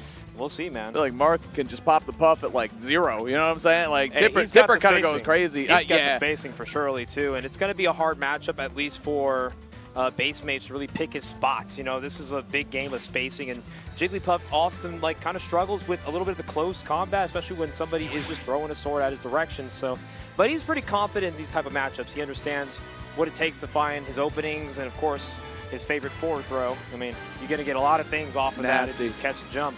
Nasty work, the Puff forward throw. The buffs there to that character certainly changed a lot of matchups and dynamic. I think Puff always a character who's done very well off stage, right? Air mobility like crazy, many jumps, good lingering aerials, you know, forward air, neutral air, off stage, very scary. And I mean, I think Marth and Lucina are characters that have pretty conventional recoveries, right? A double 100%. jump plus a standard, you know, uppercut, up B. So able to intercept those. I've seen Base Mage take stocks off of tougher opponents off stage in terms of characters, but 100%. I know that Parmesan, exceptional player too. I'm excited to see this. This should be a good, getting started really with a hot set here. The Marth is locked in on the hand warmer. I know that doesn't necessarily mean anything. Sometimes it does. And good on Base Mage and Ignaze. Starting off with a little hand warmer. I mean, we made it this far in winners. Like, let's make sure nothing, you know, scuffed happens our direction. You know, we want to make sure we keep playing our A game even in these type of days. You know, day 2, it might be a little daunting hitting the afternoon portion of the day. Right. You know, got to keep your spirits up, keep that energy levels up. A Lock lot in. of these players, they got to play at least another 2 more sets before top 64. So, I mean, you got to keep pushing. Got to lock in. And I'd say, too, Base Mage had a great day yesterday in doubles, too. Yeah, top 8 appearance, I believe, beating Light and Cosmos to make that top 8 stream. So we'll see. Make it at least the losers quarters, yeah. So I didn't watch all of, I couldn't catch all of Base Mage's match yesterday in doubles, but definitely had a good day for himself. And there's no surprise. I mean, you bring a character like Puff to doubles, it's a big X Factor character. I mean, you can get popped early again, lose stock super early, of course. But then the offstage threat is always there. So we'll see, man. I'm super excited. I like both these players a lot. I've never seen them play before either, against each other. No, 100%. I actually don't think we've ever seen this matchup before either. So I'll check. Matchup alone, I mean, this is basically just standard back throw, little black bat. Can't speak English. You got it, man. Warming up. Blast Let's go. to the past. There you go. A little Super That's Smash right. Bros. Melee. Yeah, we sat down. We're like, what damn game are we casting here? How often do you get to even say that in Ultimate, right? Like, I guess you see Fox Puff every once in a while because you got, you know, a couple of good Puffs running around. Plus, you got a couple good Foxes too. But Marth is not a character that we see at all, except for my man Marcus. Shout out to Pink Fresh. Shout him out. Huge Marth fan. We're going to get right into it here. Winners round of 256 got Base Mage Parmesan, and already kicking things off. You already see immediately looking for those tilts, trying to really just catch Base Mage aerial movement, not really trying to get too close, but here's that forward throw. Let's see if you can find one of these. Yep, that's so close. The magnetic hands, though. The furthest reach right there. Barely living. Good stuff, Parmesan. Holding on. Neutral air. Oh, my God. It's just Puff. Like, you wouldn't think it, but such an intimidating character, especially when in the hands of a master. Oh, my God. It did. Hey, if you held the shield, you were done anyway. Checkmate. You got to parry that or take it. You got to do. I mean, Shield Breaker is going to be an X Factor move in this game, too. Yes. Because it is an instant KO on Puff. I mean, even if Puff had a normal Shield Break, spacing Tipper forward smash would probably kill it like 20. And unfortunate right there, not getting the jab block on the mistech there by Parmesan. That could have been a free rest kill for Base Mage, and now he has to reset himself back to neutral. And it's already scary because Parmesan already doing a really good job just kind of keeping his space away from Puff. You know that Nair is going to beat out a lot of aerials. He's going to look for that Swanton, not going to quite find it. He's going to have to reset the situation. All right, setting up here now. This is getting out of control because that's the other thing on the other side of Puff. Being at 56 is so scary. Down air again. Okay. Oh, slingshot 2, the turnaround. That was so clean. You got to have great movement on these characters. Marth Lucina, again, conventional type characters. You got to bring something crazy to the table. Looking for the dancing blade. Does not connect with the final hit, though. Okay, getting a little, just got hit with the back air tipper, and already Parmesan looking really strong to kick things off in this first game. I mean, Base Mage does find the edge guard here. That's exactly what you got to do against Marth. We've seen it. You got to take away the jump. You really just got to read the trajectory of their aerial drift, be able to secure that stock for free. But Parmesan is not a man who's going to let that go for free. And let's see if Base Mage can try and bring it back here. A footstool off ledge. Not quite going to do it back to center stage. Two, I just looked at my good friends at the Smashers app. Okay, looking up the history here. Okay, hold on. Up tilt. Ooh. Close this one out. Bring up the stats after this game, but I will say, and it's no surprise that Parmesan does have a little experience, at least in the Puff matchup. I think you got to have at least some to play against someone as good as Base Mage. Study up, man. That's a nice thing about. Oh, okay. I love the shield breakers, though. I will say. It's such a threatening move, even if he's not menting to like actually hit him with it. That up air could have actually been tipper distance to get the stock. I like the idea. Back air, cross up, get maybe the bad DI or maybe the tipper. Either way, I think you're going to KO the Puff. Yeah, Base Mage just trying to find his landing back to stage. He's moving, dude. Parmesan. He's all over him right now. He's going to look to find this kill. Gets a forward throw, forcing Base Mage to have to maybe recover low here. No need to threaten. Oh my god, again, just letting it rip. And that's the thing, is like you're going to force Base Mage into jumping a lot more when you throw out the shield breaker, right? You want to avoid being grounded against that move. Range on it could just raw KO, forward air, get out of here. I think that's going to be another good thing that Marth is going to have in the kit. Forward air to defend yourself off stage is going to be huge against Puff. Okay. Okay. Oh, the good hit. A little hey, if it was any other Puff, I'd say that was lucky. Base Mage calculated, okay? It's got to be calculated, man. Oh, is it? Oh, but this is still very doable, though. You might be getting a little arthritis here, but if you can at least clean it up. This is how it could happen. Double jump up B. I like that. Get right back to the stage. Trump back air, but the DI's in, holds onto the stage. Holding on tight here. Base Mage trying to clutch this one out. Parmesan trying to not let this one slip away. So scary. Actually, one reversal hit. You already know that Dolphin Slash is going to come out, but it's going to be the right up air. Okay, we'll take that one right there. Nice job. Parmesan locking in, taking down that stock, taking down that game. But if I'm Base Mage, I'm feeling a lot better. The way that game started off, it took basically a shield breaker to connect, plus a clutch play right at the end. Base Mage is catching up, though. I think they both recognize that. And I will say, too, again, Smashers app, shout out, one of my favorite apps on the planet, to be honest with you. Let's check it out. 4-0 record lifetime against Puff from what I can find for Parmesan's record. 2-0 against Sin included in there. So you have some tournament experience against Puff. I mean, 4 matches is not a ton. But I will say, too, coming into Genesis, I mean, you have time to prepare for any opponent. Like, these brackets 100%. have been published for like a week and a half. Get moved around, get finalized a little bit, but you at least have 48 to 72 hours to figure out, hey, I'm going to play Base Mage. I gotta do some work here. I need to be able to play well against Base Mage. And for Base Mage, too, I got to say, on the other side, it's like, yeah, sorties are sorties, but Parmesan's Marth is like, it's just another cut from a different cloth is what I would say about it. The movement is insane, too. Like, I just love the movement on this guy's Marth. A little bit of jitters, too. We were noticing a lot of these like early recoveries, missing ledge from Parmesan, and Base Mage was just not able to whiff punish a lot of these. A lot of those could have been confirmed for some rest kills. So we'll see if the Smashville counterpick. This is Puff's, arguably best stage. It's close quarters. You gotta box with the mark. This could be a stock for free. Early double jump. I like the delay right there. Didn't swing, didn't mash. Waited, air dodge down. Oh, tried to. Okay, all right. You showed that a little bit. Resting and disadvantage is it? That's it. That's a stock right there. Yep. Drop down neutral air. We talked about the lingering hitbox there. So good off stage. Putting Marth in a precarious situation, unable to recover. Wing shot right there too. Trying to show a lot of back airs. I like that. Oh, yep, that Dolphin Slash actually beats him out pretty much frame 1 with punish, but not going to get hit by a good aerial drift. Is going to be able to help Base Mage at least approach Ignaze with a little more confidence. And right now he's finding these openings. Can he find another? Not quite. Get an attack, get off me. That's so scary thing about Smashville. Hold on. Oh, this might be another one. Nice. Oh, the trade right there. Oh, he's looking for another one. The rising there that time. Didn't connect. Get off me, though. Shield breaker. Golly. Happen again on Mars Bars. It's a consistent option right now in the matchup. The thing I'll say that I like about Smashville for Puff is like pretty much every neutral win leads into an edge guarding situation, right? Especially think of how good forward throw is. You think about aerials pushing Marth off stage. You get opportunities to close up these stocks early, but the problem is that shield breaker, the sword, right? The Falchion. Oh, get out of here. Nice try is right. Marth talking a little bit of that good stuff, but losing the stock. There. A little back air action there coming out from Base Mage, and already he's looking a little more confident. He's being more executioner right now. Let's see if he can try and close this game out, because it's really scary when you got to fight Marth at these high percents, because he's looking for these tippers. Can't say it enough, man. I mean, the movement is buttery smooth from Parmesan, but here comes Base Mage. We'll talk about the offense from that kid. Throwing it out here. Okay. See if you can try and find something here. It's really scary, too, because when Puff has to approach Marth, sometimes, a lot of times, that Dolphin Slash will just come out and beat him out, which is why Base Mage is kind of waiting out with some of these drills. This could be a stock. Oh, no tech. You got the tipper, too, on that forward air.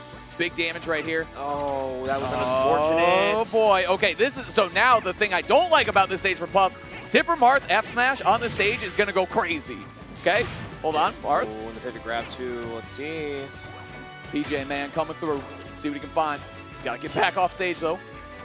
Scary stuff right now. Off the ledge right here. Not reading the get up. Trying to look for his ways. Oh, good back air tipper. That was so fast, man. Quick turnaround back air. Quick damage right now. 35 on Puff. You kind of are feeling it a little bit if you're base mates. You got to close out this ledge trap right here. Close out the stock. He's just looking for a jump from ledge. Ignace is not biting quite yet, unfortunately. I can't believe he didn't actually magnet hands that. That was so close. Can we get, I don't know if we have the replay, but dang, that was super close. Yeah, and that up air too has a lot of end lag too, and it just got him to a vertical distance, not quite helping him get back to ledge there. I still can't believe that didn't snap. But either way, we move. We got to keep it moving here, chat. Best of five. Now we're in best of 3 territory, basically, though. Counter pick advantage going to Ignace right now. Parmesan there on the right. Base mate's clutching that one out, though. You got to give him credit, too. He played really well. I like the counter pick a lot. It's a little volatile, but when you play Puff, you always got to deal with the volatility in one way or another. That way, winning again in neutral on Smashville is really good for Puff. Toss him off stage. You get opportunities to edge guard and close stocks out early, which is critical with this character. 100%. We're going to be going to Battlefield here for Game 3, it looks like. And this is kind of a helpful stage, I feel like, more for Puff, too, because you have that top platform to kind of, like, take your time a little bit trying to approach on Marth. But it is a lot of space that Marth can utilize to get ladders off of Puff. And even if that high ceiling might be beneficial, it's not going to be too much if you're getting juggled all day by Marth. So let's see how this one goes. That's right. Let's lock it in. All right, Battlefield. That's right. This has been the Swordy Classic for such a long time. Yeah. I mean, being able to have the ability to poke through the platforms, the smooth movement too for Parmesan, I think is going to come into big effect here too. Get off me, Dolphin Slash at a disadvantage. All right, there it is. Gets a setup. Waits out for a Dolphin Slash. Waits out for the jump. Not going to quite get him though. I love that. Early up B, that is such an underutilized option when you play a character like Marth in a bad situation. I mean, yeah. Right now, got him with the forward smash tipper. Ignace calculated. Base mates felt that one in real life, popping out of the seat just a little bit. Yeah, he's going to try and look for low. Down here, not going to quite do it. Okay, nice. Gets the forward throw. This is an opportunity for base mates to get another one. That's the thing, though, too. These missed edge guards and getting hit by Marth, like, even there, like, that trade, obviously, you want to hold on to your stock longer, but 50 already in trades for base mates is bad economics for Jigglypuff. It is, especially after he just lost his first stock at the similar percentage, so he is not safe. This is basically a poke action. And Ignace holding onto that offensive pressure, just keeping base mates off the side of the stage. Ooh, man, tight movement, dash back right away. He's baiting out these pounds a lot, actually, is what I'll say. He's just kind of waiting them out. Base mate throwing these moves on the shield. Ignace playing very patiently, just fading back a little bit. Movement-based gameplay, chat. Okay, heads up. Ooh. Watch out. Yeah, this is scary, too, because it's... Nice, dude. That's what I'm saying. Like, just fade away, man. Even the down tilt to anti-air is crazy. Hold on. Oh, just missing it. Sneaking underneath him, though, right there. That was nice. It's scary, though, because, I mean, if you use double jump right there and you get picked off, that's exactly where base mates wants you. But either way, we move. Neutral air, spacing out. Again, base mate is just getting caught moving in, moving forward towards the mark. He's got to make a play. Or at least he feels that way. Okay, gets the grab here. Not much going to come out of there, but at least, like, gain your advantage state a little bit here. Let's see if base mates can, you know, get something going here in this game. Another thing I like about this stage for Marth is that opportunity right there, you know, if you don't get edge guard, you got to get around the ledge trapping. Marth being able to quickly move and use the platforms to jump out of the corner, jump up high, because Puff can't really move up high in a quick way, right? Side to side, very good, but in the air, moving up high, not great. Turnaround up tilt, again, just baiting. Fade away from the aerials, use your sword to keep the Puff out. It's been good since Melee Man. We're going to keep it going. All right, back to it, man. Last stock here for base mates, but early up B. This could be a stock. Even then, like, that's what I'm saying, though. Like, even those trades right there, yeah, and base mate shaking his head, he definitely needed to finish his food right there, and he did not. We're still fighting now. Yeah. It's really scary, too, because Ignace is just so good at these recoveries. Yeah, he's learning a lot, too. The double jump right there, I think that far out, it's, I want to say, almost basically checkmate for Puff. Yeah, that's not great. But either way, huge Game 3 situation right now. Last stock. Base mate's taking a lot of damage for Puff, 91-92. I think we saw even weak up tilt was able to get a KO around 100 right here. Oh, the turnaround. I love that idea of the shield breaker, but base mate's able to avoid it. He's still trying to fight back right now. Yeah, looking for a tipper opening. I mean, hey, base mate's clutch God before. We'll see what happens. Rolling in like that. He's got to be careful. Yeah. A couple. Oh, look, he's checking his controller right there. I was going to say, those rolls are very strange. Like, you don't normally see that. You know, Puff players do roll, but, like, at the same time, a lot of it's, like, aerial based, right? Kind of move around. trying to jump a little bit more, but dang, the rolls, it definitely looked like a miss input. I don't know if he needs to reset his controller or do something, but he definitely looked Base Mage a couple times in that game 3, feeling the frustration. Yeah, you can just see like Base Mage is just, trying, a lot of these edge guard opportunities that you're seeing from Jigglypuff, like you would think that throwing somebody off the stage and forcing them to jump in a certain situation is like pretty much a checkmate, but Ignaze really doing a really good job trying to make his stocks like live longer than just 40%, because you don't want to lose a stock early. Nobody does, especially against Jigglypuff. But right now, this is kind of like a test of Base Mage mental, because he is understanding that, okay, I'm only dropping these games because I'm not getting my execution down. If I can at least, fine-tune this a little bit, I can take it to game 5, and I can put the pressure on Parmesan. Locking in again. Marth coming back. Here we go. Marth Puff, I'm hyped, man. Yeah. I mean, you never know who you're going to get in Ultimate. You really don't in terms of characters. I certainly did not see Marth and Puff coming up. All right, here it comes. Is that action? Okay, a little forward tilt too, maybe to catch the landing.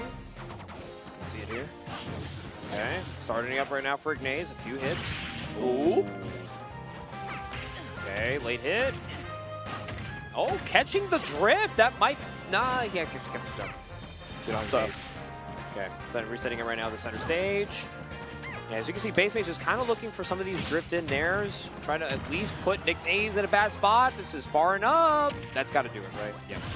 See you later, bud. Certainly will do it, man. I mean, Marth, a lot of good things for this character. Recover, again, it's like kind of cookie cutter out of the box, Not amazing, not terrible, anything like that, but here we go. Ignaze fighting back, 100% on the Puff. Okay, yes, good recovery there from Base Mage, being able to find himself back to stage with these counters. Oh, just fading away. Good jump out there by Base Mage. Marth doesn't have the hops, right? Nah. Watch out. Okay, good spacing. Kicking himself into second gear right now. Hold on. Hold on. You get the tipper, though. Sour spot once again. I mean, Base Mage living to 143 on Puff is ridiculous. Again, like you said, call it Marthritis, call it what you want. You're not getting those tippers. You're not getting kills super early sometimes. Here we go. Forward throw. Opportunity here. Parmesan trying to lock in. Base Mage definitely not trying to give him a free one here.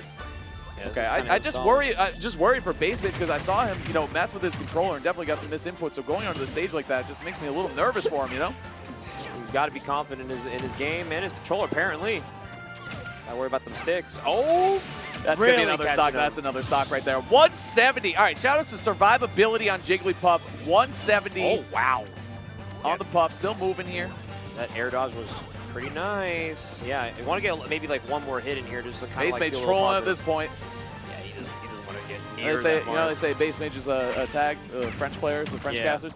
Bass Mage. Okay, we're trying to hit the Bass Mage. All right, there we go. There we go. Okay, that's a lot of good damage here for Base Mage. Even if he 55 is wild, man. Even if he loses the stock here, it's not really going to matter too much because this lead is very comforting. I mean, you want to close this out. Ignaze finding a hard time even getting the hit. All right, we're going game 5. That's what we're doing here, chat. Yeah, that's just what we're doing. All right, 170. So a lot of that is just like the avoidability, the avoidance, the being able to be nimble, right? On the side of Base Mage. Avoiding the big hits, avoiding the KO options, avoiding your opponent's game plan and doing it really well. Good job by Base Mage. But we see that's not easy to do against someone like Parmesan, as we've seen in these other games that have been played so far this set. Yeah, going into this game 5 here. I mean, Base Mage, of course, has so much experience when it comes to dealing with swordies. And a lot of these matchups really just come down to being confident. I think that's what Base Mage was kind of forgetting in those first few games. Some of those edge guards didn't seem so confident. He didn't feel like he was going out there. He wasn't getting the right reads. But game 4, completely different man. And right now, that's the momentum swing he needs to close this out. Yeah, let it rock. I mean, Parmesan also has gotten some great victories so far in the set already. Shake off that game 4.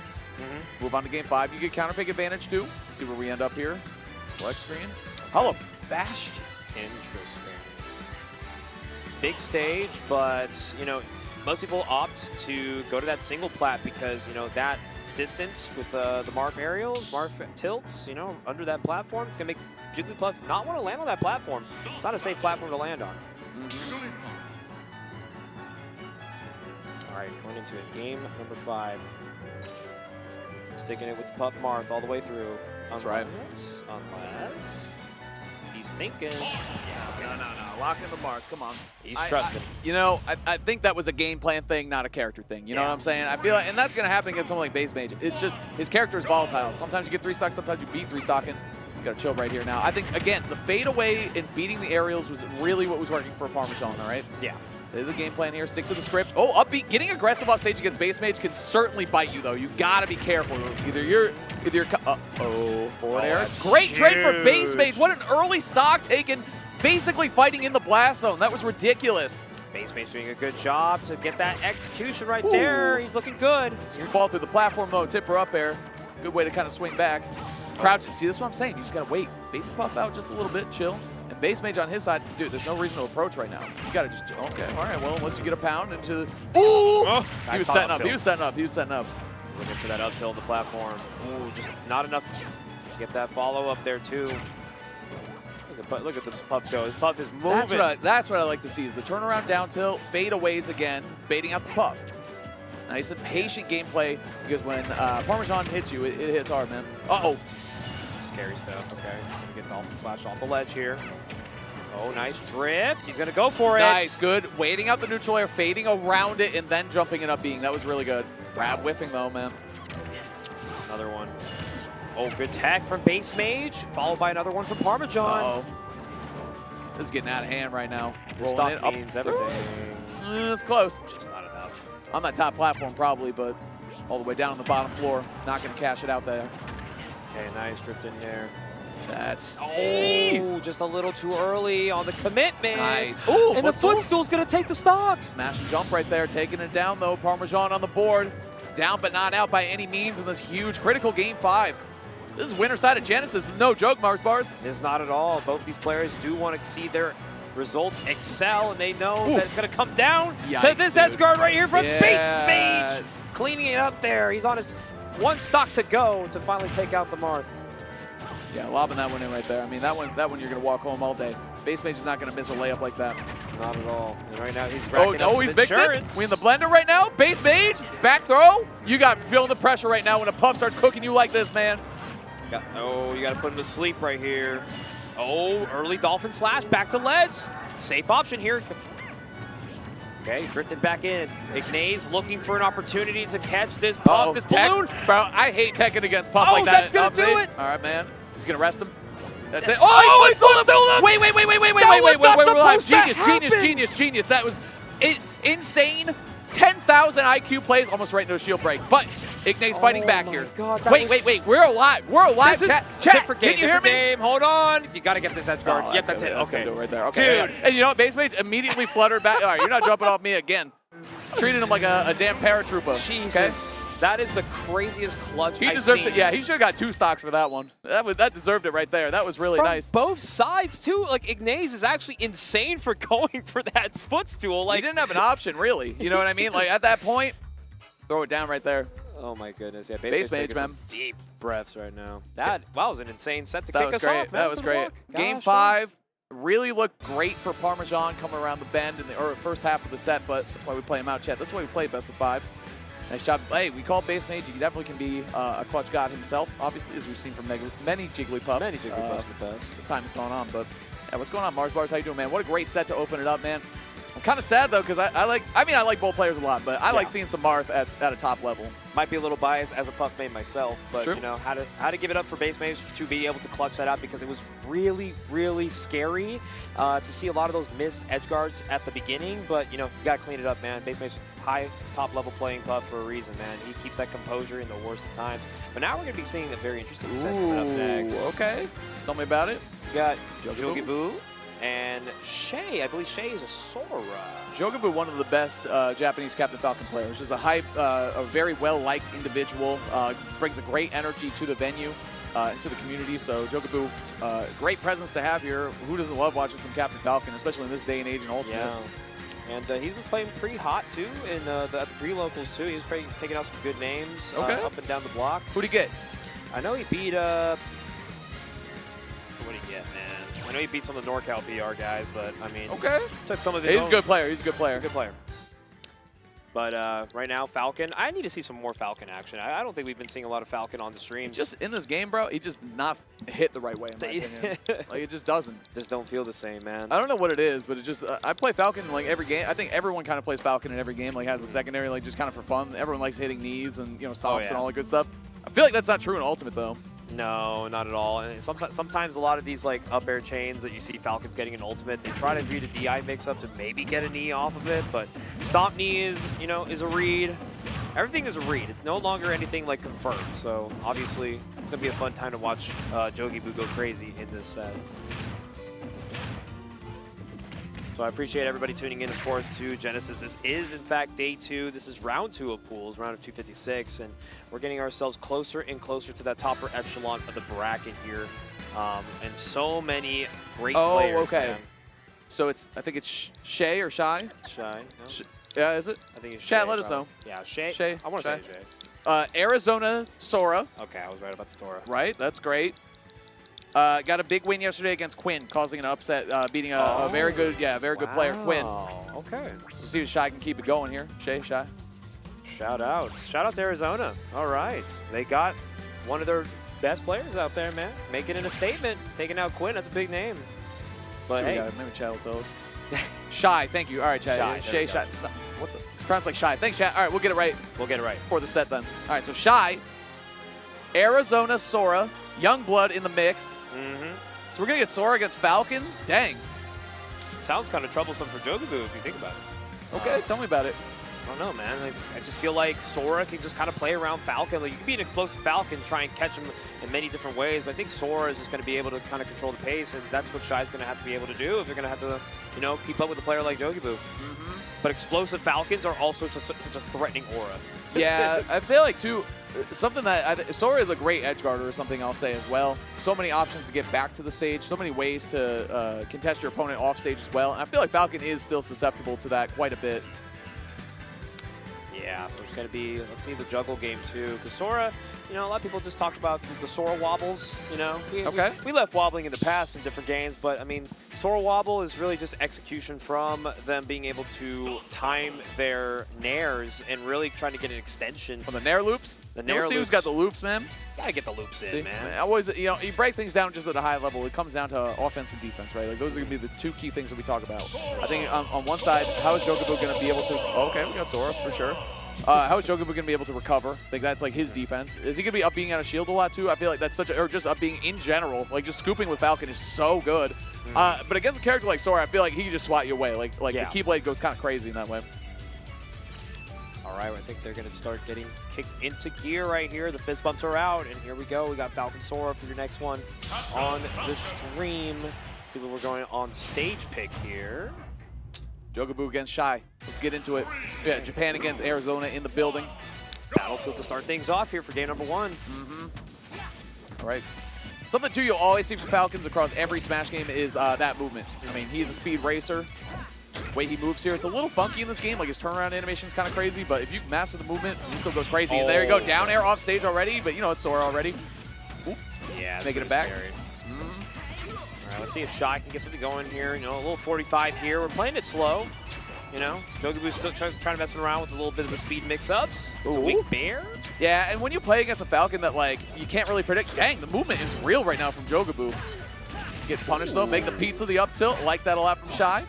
Okay, that's a lot of damage, too. Yeah. Already bringing it back. You know, we're not really seeing a, let's see here, okay. Aerials. Nice, 4 tilt. Thunder. The Thundaga almost got the bear off the second one, too. Yeah, Shy made all of them connect right there. Faraga, you can get the confirms here too. So Jogibu, got to be careful how you move on the ground. Yep, you don't want to run into that fireball and get confirmed right afterwards. Got to be careful. Here comes the extensions off these Battlefield platforms. Falcon loves his up airs. Nice. Hey, I told you, man. You got to watch out for those up beats from Falcon. Low key is his best move. Like it is, which is sad. It'd be like that though. All right, then Nair got him off stage. Let's see. Oh, really aggressive attempt of an edge guard from Jogibu, but luckily back air. Okay. Knock him out of the ice cube there. Wow, and he gets the Falcon taunt kick, out. and he taunted. Oh, come on, man. It's a classic. Hey, I feel like a certain type of player plays Captain Falcon, and they are not adverse to taunting quite a bit. There you go. Faraga coming through again, Shy. They are looking for the confirms. Up B, catching the scoop right there. Good call out right there from Shy. Tie stocks, which is crazy to say after such an early stomp that we saw. But Sora got recovered for days. There's the Faraga confirm right into the dash attack too. Good damage going here. Okay, trying to catch a low recovery here. Not going to quite do that. Yeah, good aerial drift from Jogibu. Oh, this is scary. Nice. Good use of all the magic, actually. Faraga, not only to cover high, but to sit right in the right spot. Yep, that's going to be a stock. Like we said, edge guarding going to be huge in this matchup for Shy. All right, there's the down throw here. That's fine. You take those up airs. That's no big deal. Oh, the turnaround? Jesus. Blizzaga? What? Huh? What's going on? These spells coming out different times. Okay, there's that up B, that favorite move. Man, it's a good move. I don't know what to say. Oh, nice. Dude, the lingering dash attack to catch the tech, that was beautiful. Now we see one of the best up airs in the business is Sora's. Seen a lot of that sharking underneath the platforms. Good stuff from Shy. Nice. Chill. Yeah, Shy's winning. Yep, absolutely. That's how it goes. You have to approach me, scary man. Use Thundaga off stage. Yep. Rotate through your spells because you don't want Thundaga when you're sitting center stage like that. It just doesn't do a whole lot. A lot of Blizzagas connecting at the ledge too. Faraga, what do we got? Okay. Okay, try to read the aerial grip there, but they are still doing a really good job just connecting a lot of these hits. Nice. The lingering areas from Sora, they really do go crazy. Okay. Not going to falter to the Falcon. And already a strong start from Shy. Let's see if they can close this up. Yogiboo is getting really aggressive right now. Quick back throw too, the DI check. I like that. You have to react very quick to getting grabbed and then knowing that you're going to get back thrown too. Oh, doesn't get the up smash confirmed. Thundaga on the table, which is not what you want to see in this situation. Unless you're able to toss Falcon off stage, then it can definitely help you edge guard. Okay, yeah, just kind of have to play with this lead a little bit here. The timer may not be your best friend, but at least with this lead, you have to force Yogiboo to make a decision here. Yogiboo's kind of clutching up right now. This is a great situation. Falling at the up airs, then you see why Falcons like the stage. Okay, can you clutch? Yeah, back throw. Thundaga's on the table. Yep, that's okay. Now you got Blizzaga, which you've been ledge trapping with really well, as we see again. Now close it out, man. Full wizard mode. Nice. That's to the platform. Yeah, hey, Sora, a lot of good moves and a lot of good attributes on this character, Sora, but not the quickest in the business. Able to close that stock out, though. Nice job by Shy after a really great onslaught from Yogiboo, right? Came out strong with the stomps off stage. That's Sora, though. He can recover from anywhere on the stage. Shy makes the recovery. Shy makes the comeback. Shy locks down that Game 1 W. And they're so, I love how what they do off the Blizzaga-like mix-ups because they know that some players are going to be mashing, some players are not, but they get the mix-ups right and they get those edge guards ahead. Every one of Sora's moves is an Aga. It's the up air Aga, right? Up air Aga. Nair Aga, right? Down smash Aga. Like, Alaga. I like that, chat. Chat, you're funny, chat. Keep it going. Let's keep it rocking. Upset's already coming, chat. If you guys aren't paying attention on Twitter, everywhere else, this is the day, chat. This is the big day today. This is war. Tomorrow is the top 8, finale, championship Sunday, all that good stuff. But today, it's war, chat. It really is. It's war. Nobody's safe. Doesn't matter what seed you are, how good you are. There are players hunting you down, and hidden bosses are quite real. And Shy looking to make that statement here on the big stage here at Genesis. Already up 1-0 on Yogiboo. Okay.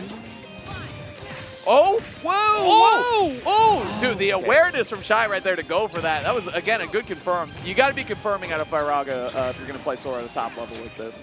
Nice, beautiful stuff right here. Okay. Oh, nice. Last hit, actually, of up B, saving Shy, saving a stock. Oh, my God. Who goes for that? Love to see that, man. At that percent? Wow. Yogiboo. Playing explosive. Nothing's ever stopping him. I feel like you got to go for that if you're about. Hey, you down throw at a higher percentage. It's lined up for an aerial. You already know which one's coming out. Come on. It's game time, baby. Knee or you wait for the air dodge, then you knee or you down air, right? That was ridiculous. Okay, nice. Up B out of shield once more. Got to get some of that insurance damage. You got to play that pace. Look at that. It's the best move. Honestly, I'm believing it. I'm a believer. It's Falcon's best move. It's not a question. Yeah. Up B, then what? Oh, you can't punish it? Cool. Cool. I'll do it again, maybe. Sounds good. All right. Neutral air. Trying to set up. And that's the thing, too, is like, think of the pressure. Like, having a command grab in the air is always so good, too. Like, the pressure that you get from that, coupled with Falcon's up air and, like, his back air and his nair, it's just so good. You know what? Something I'd like to see is like potentially like if Sora's looking for forward airs or nairs, you could Raptor boost through that. Like, yeah. I would not be surprised to see Yogiboo go for it. Oh, get out of here, dude! That is one of the meanest tilts in the game. Nice job by Shy, tying up the side. Oh, and right back in the knee. Not gonna kill, but jeez, we're going off stage. Okay, that you might have sold the farm on that one. Hold on, you got to get out of the corner. Good job mashing actually. Blizzagas have been connecting in the corner too. Yogiboo is right now going quite insane in the membrane. Down air, trying to catch. Oh, this is scary, though. Okay, not going to get too framed by that forward tilt. Yogobu, he really does live the Falcon life, too. Like, he just be throwing things out. Back air going to connect. One of his most reliable stray aerials for kills. Very good stuff. Okay. Oh, rising up air. Back into the stage. 80%. Oh, but it's going to take some big damage here. Yogobu. Extensions across the stage. I don't think it's any surprise we got F-Zero music on and we're seeing knees connect left and right. Okay? Just be like that. Yep, see, there's that up B again. And that's the thing, is like, how do you not hug shield on that platform? You got to respect neutral air, up air, obviously up air. Oh, the confirm. Okay, Shy was not hitting those in the first game. Game 2, though, we are seeing the up smash confirmed. Could be the difference maker here in this game 2. Shy marching right back. We saw the offense from Yogobu. Now we're seeing it from Sora. Now it's tied up. Oh, no, excuse me. Shy taking the lead. Okay, already explosive on this third stock. Shy, an opportunity to go up 2-0.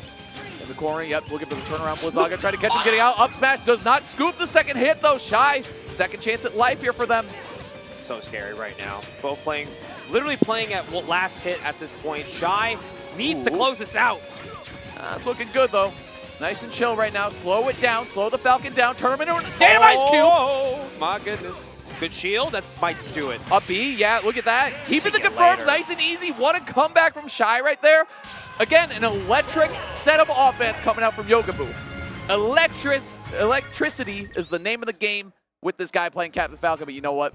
Shy's here to clutch up. Shy's here to go up 2-0. And look at the Arizona Clean. crowd, too. They're coming out for their favorite Sora. Arizona's a great, passionate scene. Much respect to that state and all their players. They're trying cool to make to it see big, them show baby. up. Yeah, that's right. 2-0 lead. You can see Joe doing great. A little frustrated. I mean, this is kind of what I was expecting. This matchup is like, it's one of those things where Falcon could do a lot of whiff punishing, but like when you go off stage and Shy is really on their P's and Q's, it's going to be very difficult to come back. That's right. You know what? Yeah, Yogobu thinking about it. Big thinking right now. Big thoughts right now. Perhaps, maybe not even going it back. Yeah, Hollow Bastion. Is that the move? Maybe? Really thinking hard. This is potentially I don't think Battlefield was bad. I'll be honest with you. I feel like Battlefield is good for Yogobu. Well, we'll see. He's thinking about it, yep. And he's hovering Battlefield right now. We'll see. Lock it in, man. I think it's the right. I think you get so much pressure into the platforms. I think it can help you bail out of bad situations if you're trying to get out of the corner.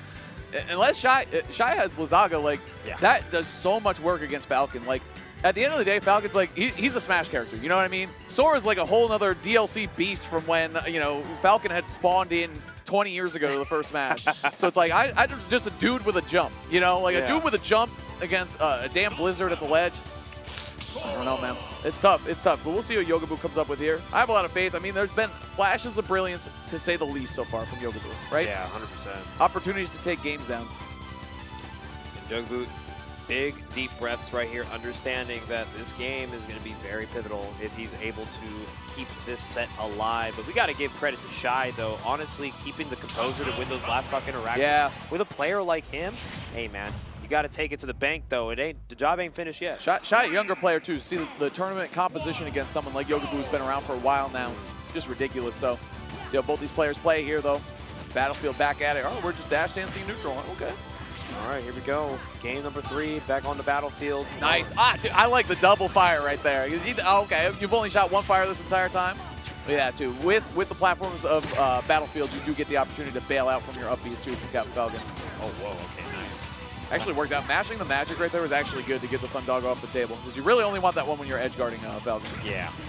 Okay, a couple nairs. Looking for an early stock here, but no. Shy. Ooh. That big is damage. conversion. Golly. 96. And the back air, too. Pressure at the ledge right now. Neutral air catching the roll in. Trying to catch Yogobu, air dodging something, right? Throwing out a button, but here we go. Knee, not going to connect. Oh, too floaty, but hey, you scoop, you keep the offense going. That's what matters. Get that Thundaga out. Oh my God! Okay, we're getting to see a little bit of some momentum swings here. Boy, that Blizzard right there, like me moving away from Boston this weekend. All right, see you later. Come on. Gotta dig up the snow. Boom, Watch boom, out. boom. Oh, baby. Nice. Turnaround up B2. That was really nice. A free 20% on that one. Get to recover. Another 20% on the board. We're just sitting under 40 right now. Good stuff. All right. Keeping the neutral right now. Thundaga back on deck. Up tilt coming out from Yogobu. Couldn't get the extension that he needs.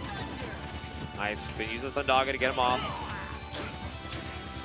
Yeah, but we've seen this before, though. We've seen Shy at these deficits able to close out games, especially game 2. But this is looking like a whole different Yogaboo, man. Oh, trying to get the ledge trump, just not in there in time. Watch out. Yep, it's going to find. Oh, the down air is just going to catch him. Shy has not done that yet. Oh, the scoop, the up smash. Definitely going to make the full connection this time. Yogaboo swinging back. Up a full stock now. Could be more here, too. Right back at him, too, and now looking like a little lead here for Yogaboo, but Shy still maintaining some composure and patience right now, understanding every little interaction is going to mean a lot, especially when you keep Falcon off the stage, and he's got to go to top plat. Got to find the ways in. Falling up airs coming through. I mean, Sora gets a lot of pressure under these platforms, too. Okay. Okay, all three, let all three rip. Why not? Bring it back. Oh, but you're on a platform. For the knee to end it. Looking for it again. Really wants to finish it off with a strong move, but watch out, that up smash. It's such a tricky situation. You get hit by the first hit of side B, then it's like, am I going to have to tech? Can I jump out here? Is Sora going to read that? But no, not able to connect again. Sora, again, like just the way to combo him, it feels like Yogaboo's just having a harder time. And now off stage. Hey, hold on a second. Wait a second now. Wait a second. Oh, he thought he's, hey, okay. Thought Shy was going to roll right there. Up smash, also a very good Falcon move, but Sora at 150, having to live. Good hits right here will do it. Upbeat, looking for the upbeat finisher. Falcon kick, hey. I'm off the stage here. Yogaboo not finding the kill yet. Got to lock in. As you get tossed off stage by Sora, it's dangerous. Oh! Okay, what a dope win screen, by the way. Just ridiculous. Falcon kick? You never see that one. That was fire, literally. All right? Beautiful stuff. Honestly, all right? That's a mix-up. I like that a lot. I like that a lot. And I think the thing, too, is like Falcon's aerial kit, it's so well composed where you can throw. Yogaboo, like, he really is the embodiment of Falcon. Yes. I'm going to do it because I want to. You know what I mean? Captain Falcon lives by his own rules. This is Smash Brothers, baby. I'm playing in my game. And now thinking hard on this counter pick, too. Really, really good stuff, honestly, from Yogaboo. And a lot of the things that we're seeing late in these games is a little bit of, you know, some tempo changes. You know? Chat is saying it's game 4 Shy. Don't know if that's a thing quite yet. I guess we're going to find out. I don't doubt it, though. The way Shy has been clutching up this entire set. Definitely a fan of this Sora. But Falcon is not amused quite yet. No, not yet. Look locked in. Douglas J. Falcon is trying to improve of Yogaboo's gameplay. Yep. He liked what he saw in game 4 or game 3. Absolutely. Yogaboo trying to make the reverse 3-0 though. One of the toughest things to do in Smash Brothers, if not the hardest thing to do in a tournament setting. Get the reverse 3-0, especially against someone like Shy who's been playing on fire this entire set. Had a good day yesterday too, like we said, already causing one upset in this bracket, trying to make another one happen here. And hey, sometimes you're just playing hot, get it going. Up airs coming through. I like that. Cashing out with the up airs, just keep the damage going. Sora nice and floaty, just keep it going. Yep, just keep the damage. 85 is a lot. Keep it safe. You know, Tournament Falcon is not quite as cool as Elite Smash Falcon, okay? You gotta do what you gotta do. You gotta up B for the KOs. You don't need knees, you don't need stomps, you don't need Falcon punches. Keep it to the basics and the fundamentals. Now you got a stock lead. What do you got, Yogaboo? Yeah, right now he's actually just keeping it simple and clean. Uh-oh. He is actually just putting on the pressure right now. Okay, but now Shy, bring it back. Where's that guy that said game 4 Shy? Come on. Reveal yourself. It's not over yet, though, because, hey, like we said with Shy, great damage output, good edge guarding opportunities. Ledge trapping's been ridiculous, but I feel like Yogaboo has been so slippery since game 2 ended. So hard to land good hits on him. Oh, air what dodge. an air dodge. Nice, yep. Wazaga waiting it out. Okay. Yogaboo, he is a great learner, Yogaboo. Like, he is avoiding all the things that were getting him knocked out early. Okay, he's got to watch that down air. This time, though, he just nodded at the down air. The first down air he got hit by, he was very emotional about. Cross up with the back air. He's learning, though. Look at him. He's feeling himself. Hey, I'm kind of feeling Yogaboo right now. I know he's feeling himself. You feel me, chat? He's dancing. Come on. Doing little dance moves right now all over the plat. Oh, that's going to be a whip punish. Good Falcon kick. Just enough time to react. And right now, yeah, Shy is kind of being put in a different place right now. Boom. Gentleman's is going to just put it away. Like I said, Tournament Captain Falcon is not necessarily about the big stomps and the big knees. It's about getting your KOs when you can, hitting your up airs, getting your grabs, all this good stuff. Oh, he was thinking about it. Hey, there was going to be an up B towards the blast zone for sure. Oh, there it is. Tech chase opportunity. Gets the back air off the tech in place, and here comes some more action. Okay, Shy. Okay, Shy. Ended with the up air, but not enough for the KO. Oh, be a stop. Nice. Good patience there by Shy. Hey, that's more what we were seeing in game 1 and game 2. Shy absolutely in this and can still take this game 4 or not. We still got a game 5 for them. Okay, yeah. Ooh, okay. All right, 3? Okay. Threatening the circular movement of the Nair, trying to just get him off him. Stuff it short with the side B. Oh, he tried to knee. Did you see that? He just tried to end the game right there. Jogaboo now.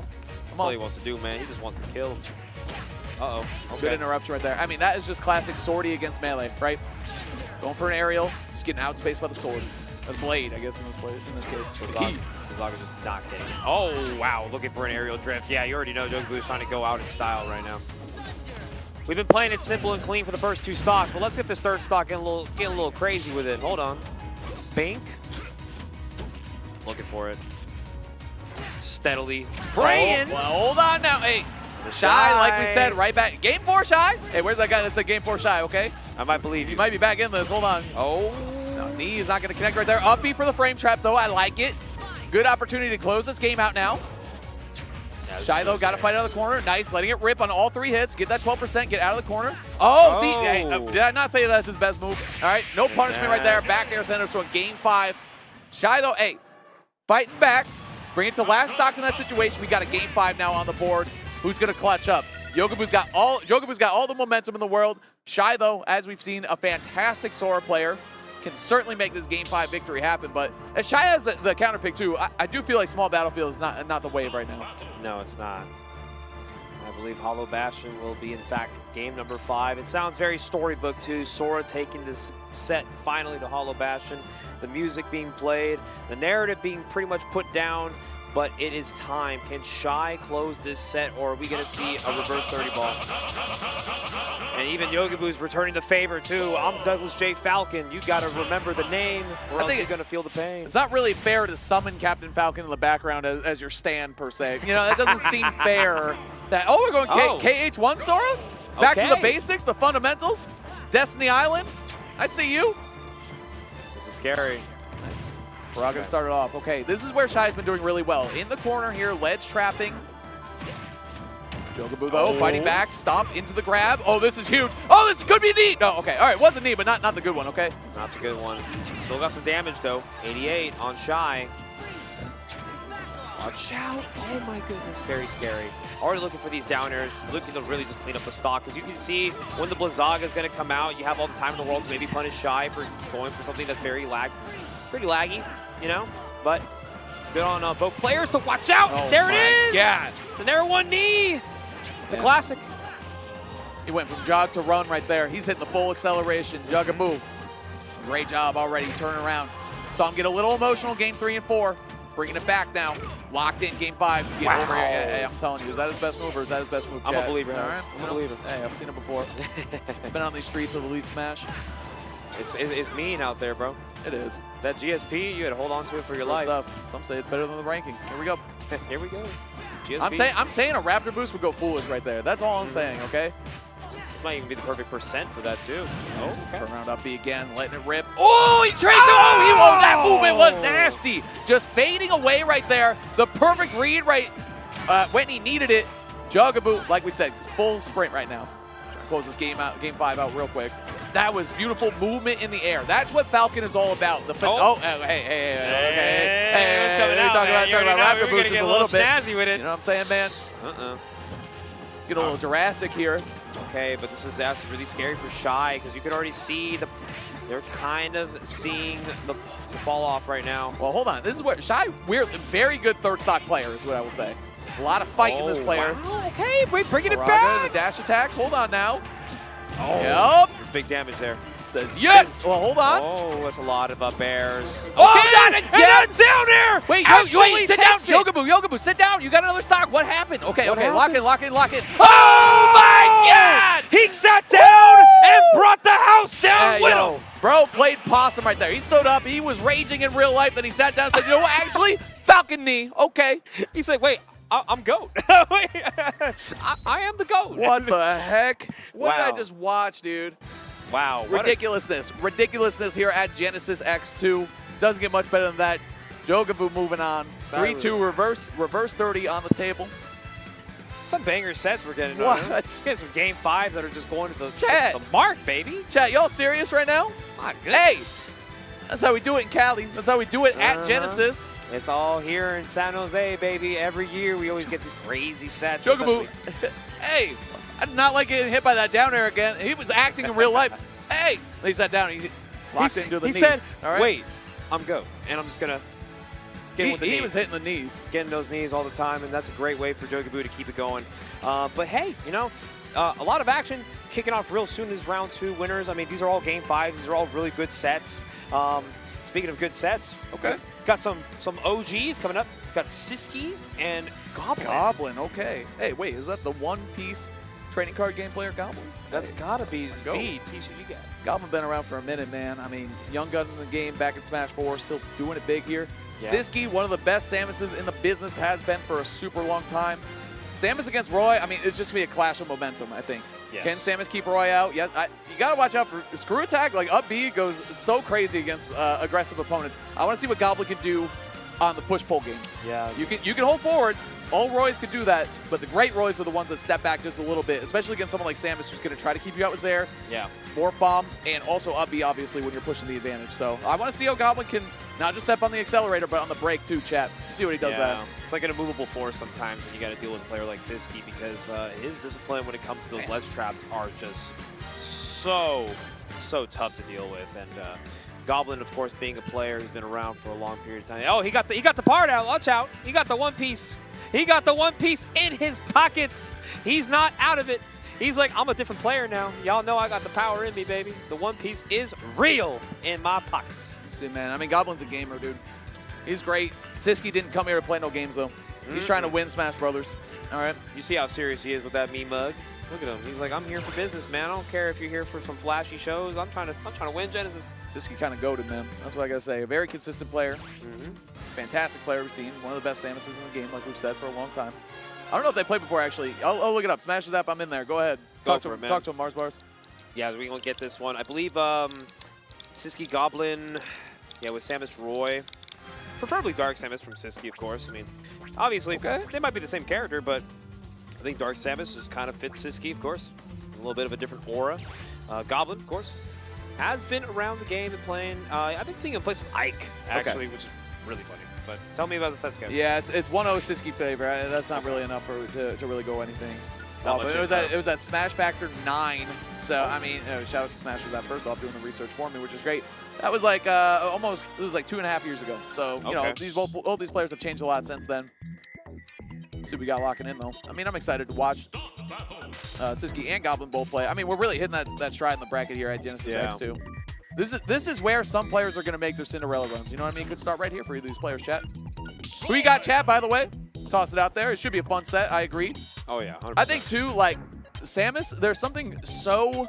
And Siski specifically with Samus, the ledge trapping is like, it's like a science. You know what I mean? Like, if you don't move at the right time, it's GG. Like, if you don't move fast enough, or if you move too fast, it's GG.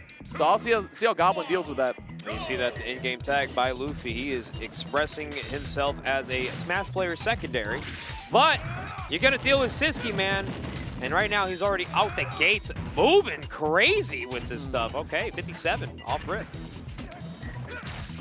Okay, Goblin coming right back out. Some strong hits here.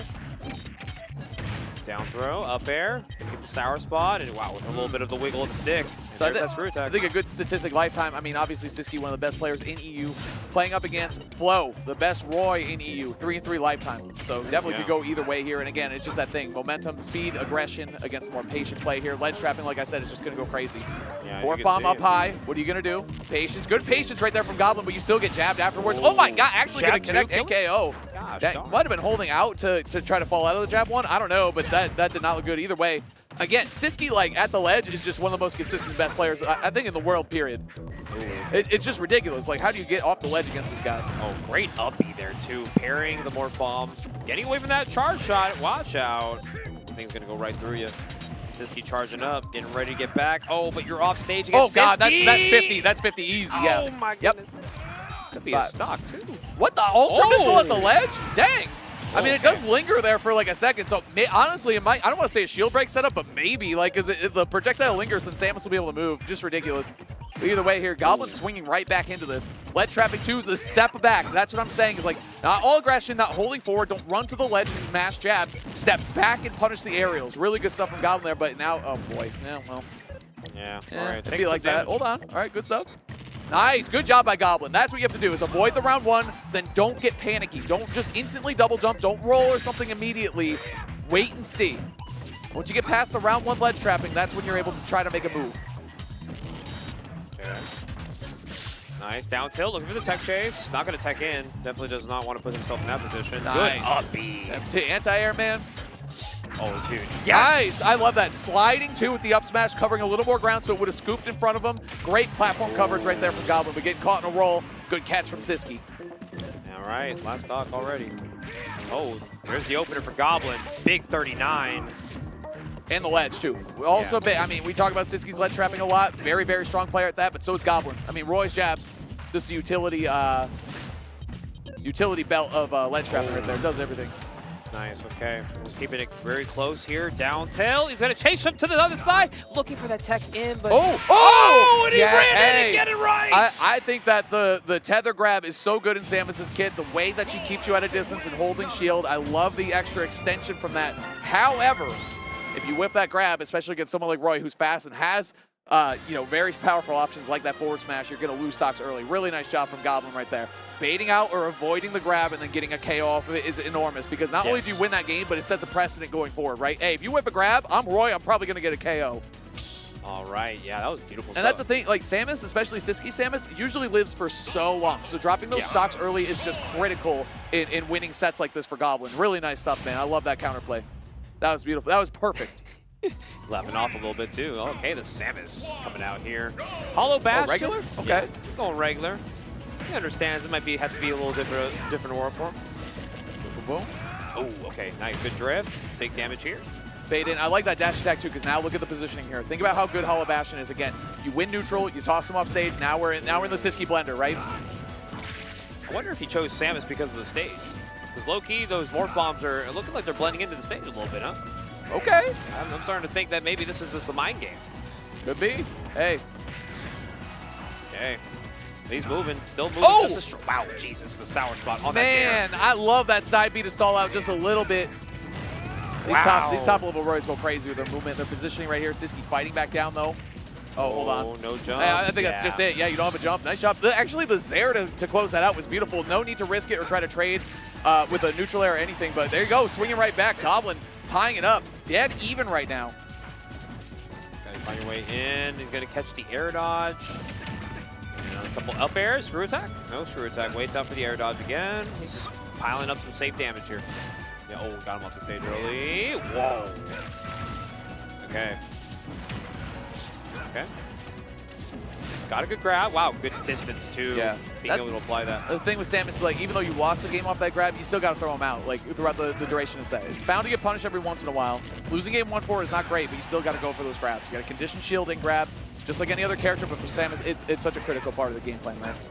Opponents usually hug shield more against projectile spammers, right? There you go. Good stuff. The last hit. The Fairs are doing really good work here, actually, in game 2. All right, different ball game here. Siski looking pretty good. Off rip, getting this lead, extending it even longer.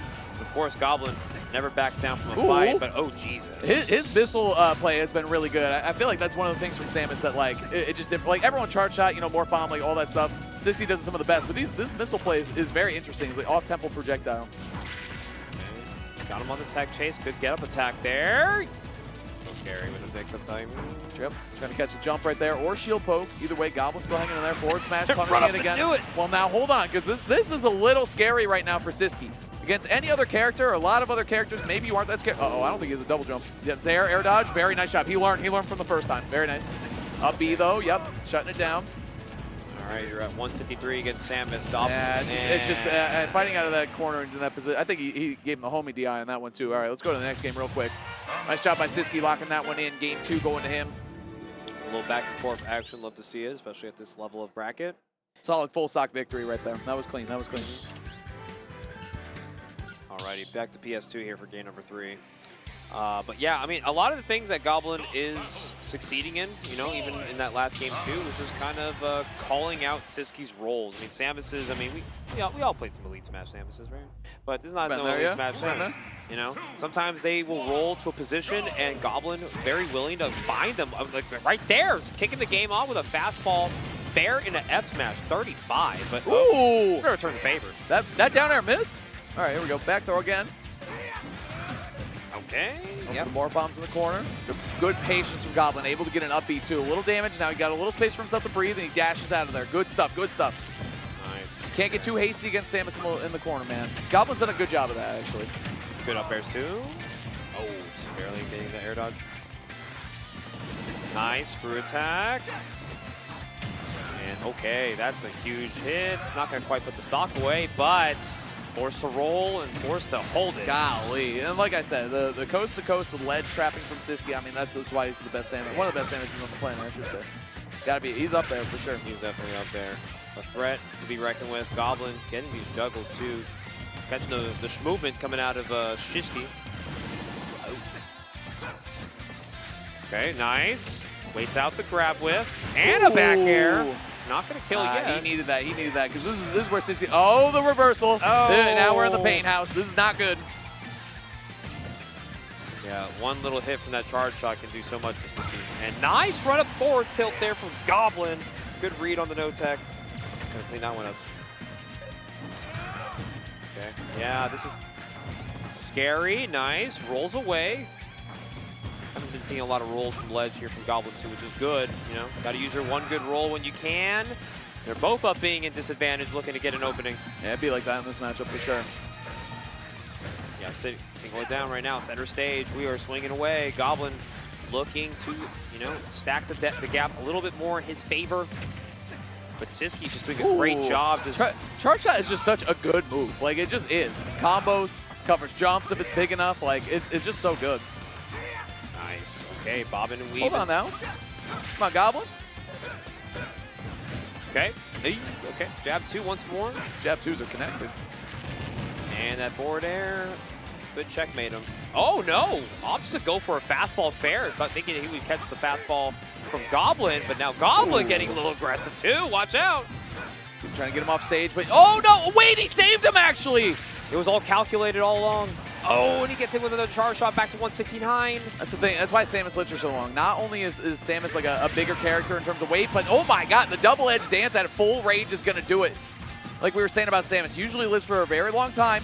Great recovery, hard to intercept, up B's tough to contest, and then also the weight of the character. Oh, cross up DI into a smooth back air. That was really good by Siski.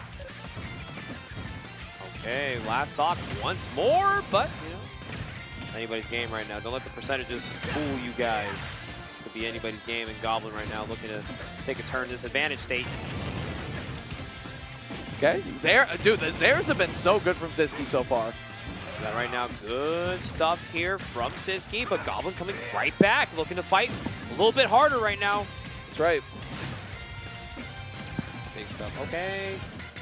Just holding shield, not trying to do anything crazy. Forward air got him off the stage. I think one good hit might be able to do it. No, doesn't get read the get up attack. No, he rolls into the up smash. Do it right there. Good scoop right there.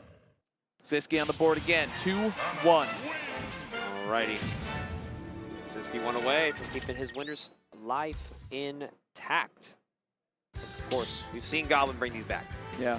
See what Goblin does here.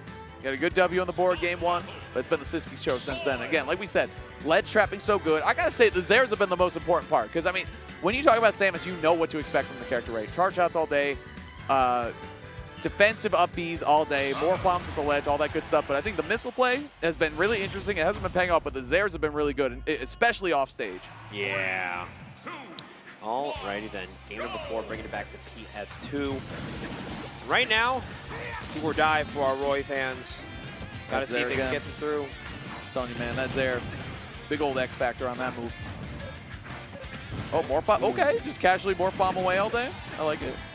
And this is how you know you're holding forward or mashing a little bit too much. When you start getting hit by multiple up Bs in a row from Samus, that's how you know you're just on the shield a little too much. Yeah, it's like be like that. swing it a little bit here too. I mean, a lot of these uppies. I mean, what is Roy supposed to? That's Roy's game. You know what I mean? That's his game. But again, it's got to be calculated. It's got to be perfect. Sometimes you got to take that risk too. Oh, there it is again. Zaire off stage. It's gonna do it. What a clean edge guard, man. We saw it so many times from Siski. Might have learned it in the encounter against Flow. Hey, Yeah, I'm shout out to telling you. EU. Shout out to EU. Siski's got that execution. He's smart about how he goes about getting these edge guards as well. You know, a lot of people just kind of opt to like go off stage and hit him. But like when you have a Zaire like Samus is, like, why even bother putting your body out there, man? Let me just do this. Let have all the work. It's easy too. You just got to line it up. You know what I'm saying? And again, Roy's recovery leaves something to be desired for sure. All right, and already Siski out the gates, swinging. He's looking real red hot right now. Moving, nice. Down tilt, catching the shield drop. Nice, good cross up right there with the charge shot. Barely charged it. Able to get it confirmed though into the ledge trapping. That's Samus' win condition. Wait you out all day, put you to the ledge, and then cash in off stage. Especially against someone like Roy, you're able to do that. Very good stuff. And if not, set up your ledge trap, right? Okay, we'll get a Jair. He's got to clean it up there, but of course Siski one stock away from putting the set away. And the way he's been playing this has been magnificent. It's actually just been a little poetic in sets of Samus ledge traps. It's perfect. Siski's playing this matchup almost perfectly, I'd say. Yeah, he's not giving Goblin anything for free. Waiting right there. Look at that. Just hugging shield too, because the thing is, if you swing on shield, up B's coming, get some damage, and gets to get out of the corner. Again, the good patience. This is just really good matchup experience from Siski, I'd say. Okay, there's Goblin's opportunity to get some damage Okay. here. A couple up airs. Talk to him, Gob. Let him know. Underneath the Zaire, but that's the thing is, like, after you pass in level 1 with Samus, right, you pass the Zaire or the projectile, Yeah. up B can come through. Oh my god, the movement of the platform, by the way, can we talk about it? Oh man, it's all over the map. Gonna need GPS to find him. Hold on. Drop bombs. Fill forward air. 173. This Roy is cooked. Boom. Oh! He's juking, man. Oh, what is he doing? He's looking for something to finish this off. 190. You can do anything you want. Whip a grab, though. He will. Oh, my God. The instant turnaround back air. That was fast. And I got to say, I like what Siski did there at the end. A little bit of showcase of the movement that Samus is capable of. The jukes in the air, the charging on the way down, B reversing, all that good stuff. Just being able to get tricky with it. And again, there's a reason why Samus is a character that usually lives for a very long time. Not just the weight of the character herself, but how good her recovery is, how good she is defensively, and then those extra little movement options that you get. Siski taking that one down, doing a great job of it too, I gotta say. That was a masterclass, I think, in the Samus Roy matchup on the side of Samus. I think that Goblin had a great game one for sure. Punishing whiff grabs is enormous against Samus and not super easy to do. Roy does have that kind of good jump angle though, where it is possible, you know what I mean? Or the speed, where if it's just the grab whiffs, you can run up and forward smash. So good stuff from Gob, but he's going to be going down to the loser's bracket. Siski moving on winner's side. I'm telling you, EU is in the building this tournament. EU is in the building, man. And they were going crazy for their boy too. I mean, a lot of the sets are only going to get even more and more intense as we push ourselves further to that, finale, man. That Sunday top 8 is where everybody wants to dream of being on that stage, and it's going to take it one set at a time. But other than that, we've been seeing some really good high-level play all today. Dude, upset alert. We got Base Mage over Snow. Now, wow. We saw Base Mage up here earlier in a shaky set. Game 5 against Parmesan. Looked like he had been spending his time studying for Snow a little bit. Snow, one of my favorite players in the world right now. So I'm a little sad, but I'm also very happy for Base Mage because he's a player that works very hard at his craft. Yeah, you know what's crazy is I think Base Mage also, I remember speaking with him about how he feels about that Mario matchup, and a lot of it is just kind of like what you saw with that previous set with him. A lot of drift and nairs. You kind of have to play. It's kind of like how we think about Falcon and Bracket, you know? We got to do what we got to do. It's not going to be flashy. It's not going to be fun, but we got to do it to win, man. Like, Mario's one of those characters too where it's like, he's got dunks, he's got highlight reels all day, capes, bloods, all that fun stuff, but at the end of the day, it's really his up air that wins him matches, you know what I mean? Up airs, back airs, like his aerial kit, all that stuff. All that good stuff, man. Dang, that's the end of the block already? That's the block, damn, that was really fast. Can we stay on for, come on, man. We're having so much fun here at Genesis X2. It's going to be great.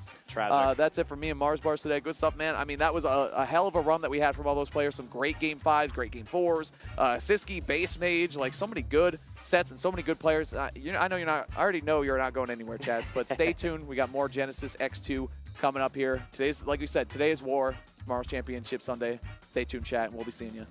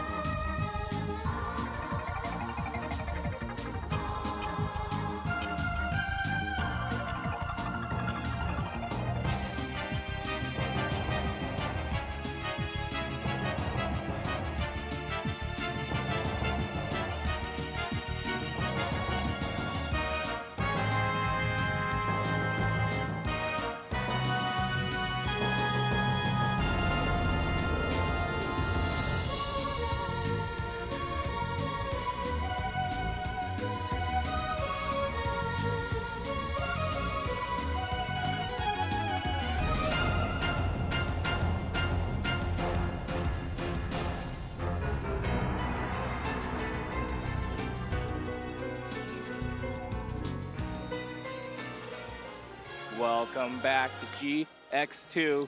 We're going straight to X2, skipping anything else. No 11, no nonsense, straight to X number 2, baby. I'm joined by Rod. What's up, Rod? Dude, I am big chillin'. Like we were just talking about before we got on the mic, man. Stomach full of curry. I'm ready to do what it do right now on the mic, man. I'm feeling good. Of course, we're in San Jose, California at the convention center. And it's time for Genesis. This, again, like I said yesterday, you know, this is the biggest stop that we have in the Smash community, and I feel like it's such an absolute honor to be here every year, you know. Obviously commentating with you. I got some of the brightest minds on production, handling business. The TO staff is great. It's just a good time to talk about some Smash. That's true, and also if you guys have missed out this year, make sure you try to make it out next year. I highly recommend it. It's one of the very few tournaments that still have that 24-hour venue. If you are on that grind mindset, you can get that grind on for sure. That's right. There are people here at 3, 4 in the morning. Trust me, I've seen it. Yeah, you don't. I'll tell you what, you don't even need a room either. If you didn't get a hotel room, you can literally just camp out in the venue all night. I've seen it. I've seen it. It's like DreamHack. I hate that it's true, you know, and it's happened so many different years. That's right. I'll tell you what, back in my early days, I may have done it once or twice. Anyway, let's go ahead and get him in game at number 1. Oh, it's not quite here yet. It's a button take. Sorry, I got excited. Not like this. It's Ruffalo and Shrutick. Shrutik's one of our NorCal boys, pretty much someone who's been kind of pushing our scene to be better. Yeah, absolutely. Yeah, and it's nice whenever there is someone who's just kind of motivating the scene.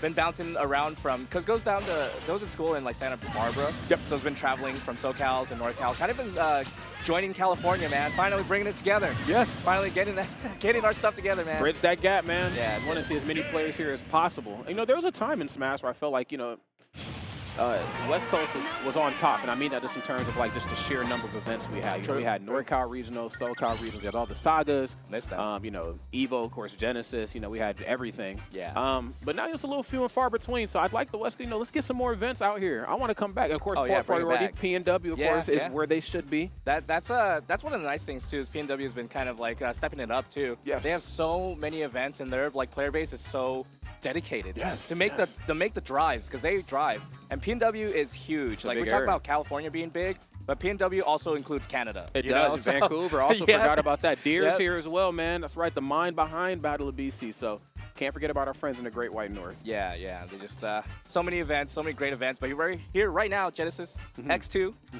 Some great games to be played. Hopefully we can get these guys going. Yeah, they got to make sure that their controllers are where they need to be. I mean, the last thing you want to do is to get to day number 2, especially this middle part of the day. You know, one can maybe make a good argument that, you know, that middle to end part of Saturday could potentially be more difficult for a top player than Sunday. I think Sunday, of course, there's a lot of, you know, recognizable faces. If you're used to being in the Sunday spot, then of course you know your opponents pretty well.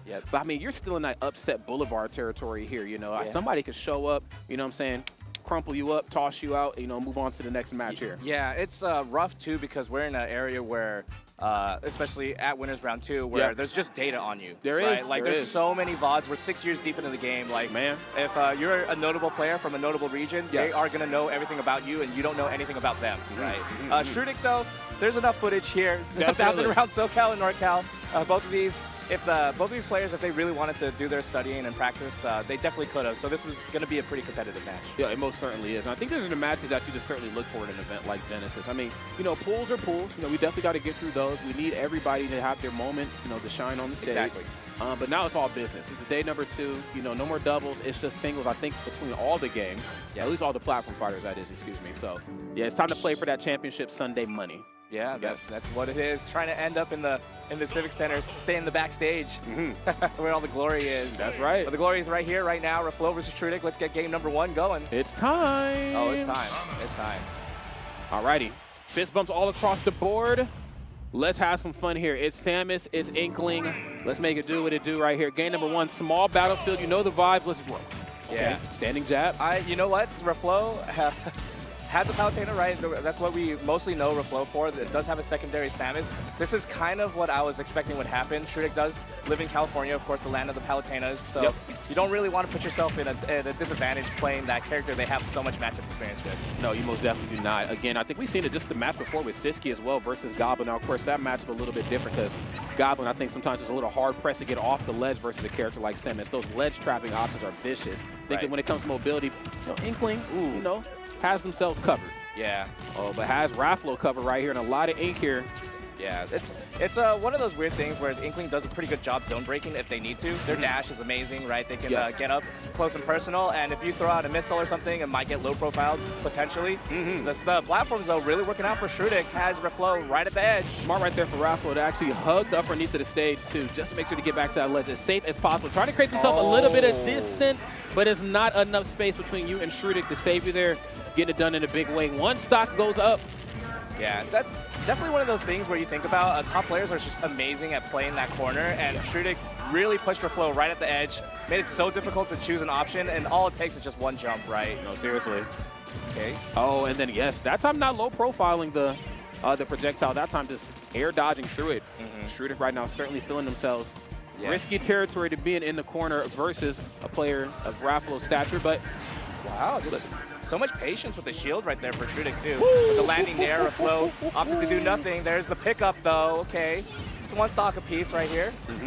That's the sneaky part about some of Samus's aerials. You know, they're a little quicker than you might think. Now, obviously, I mean, she's nowhere near as fast as like her Zero Suit, Samus counterpart, but, you know, pretty quick. You know, first hit of fair is like frame 6. You know, Nair, of course, really good too. And then on top of that, it's a double hit as well. So she can be pretty difficult to work around, especially some of these low percent. She can beat you down really good. Right, yeah. And having that amount of like air mobility definitely helps you cross up, stay in the front if you need to, stay in the back if you want, and get both hits in there. Not many characters with like those double hitting nairs actually get both hits.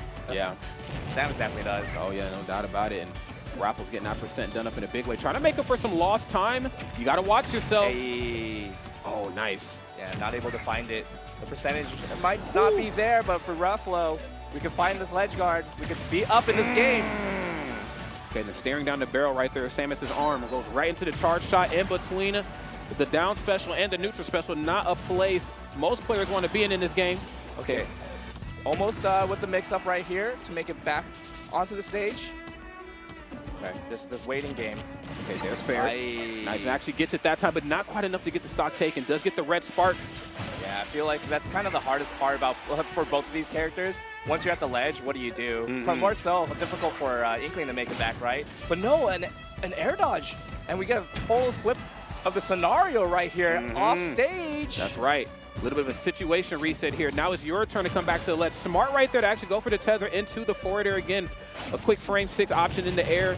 Get yourself a little bit of distance between you and your opponent. And then, of course, Raffle coming back onto the stage in a big way. Shrutik, of course, not out at all. Yeah, classic drop-off double jump fair.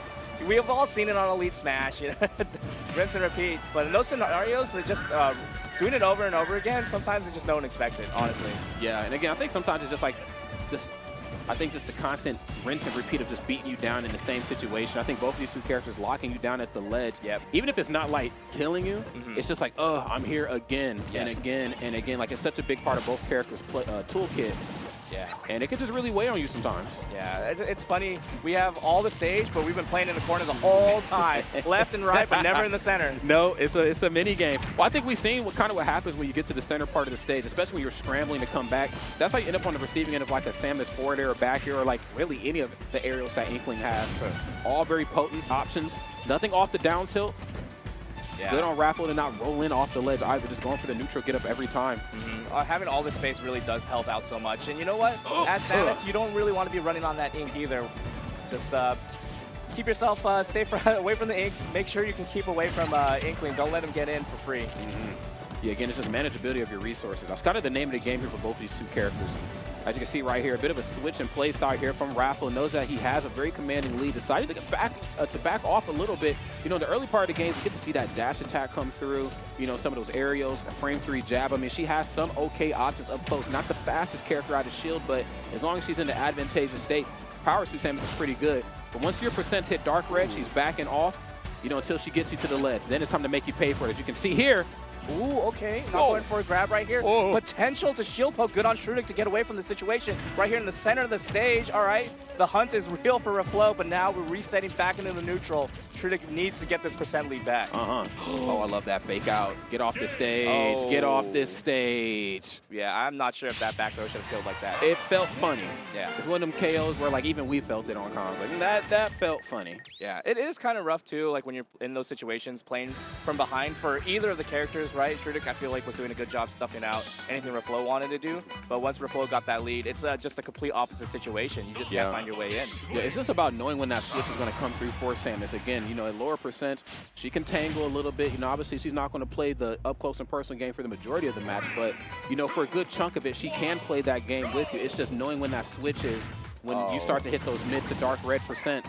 And when she starts to back off, do you have what it takes to adjust on the fly? No way we saw Ruffalo just do jab 1 into forward smash. What a monster. Just no respect. Hey, put some respect on my boy's name. Man, right just here. a little bit. Can we talk about it? Yeah. We got to do the dash jabs have been pretty good for Shudik, but not able to even find a way to dash in. Maybe it's all just the back airs that set everything up and the down throw.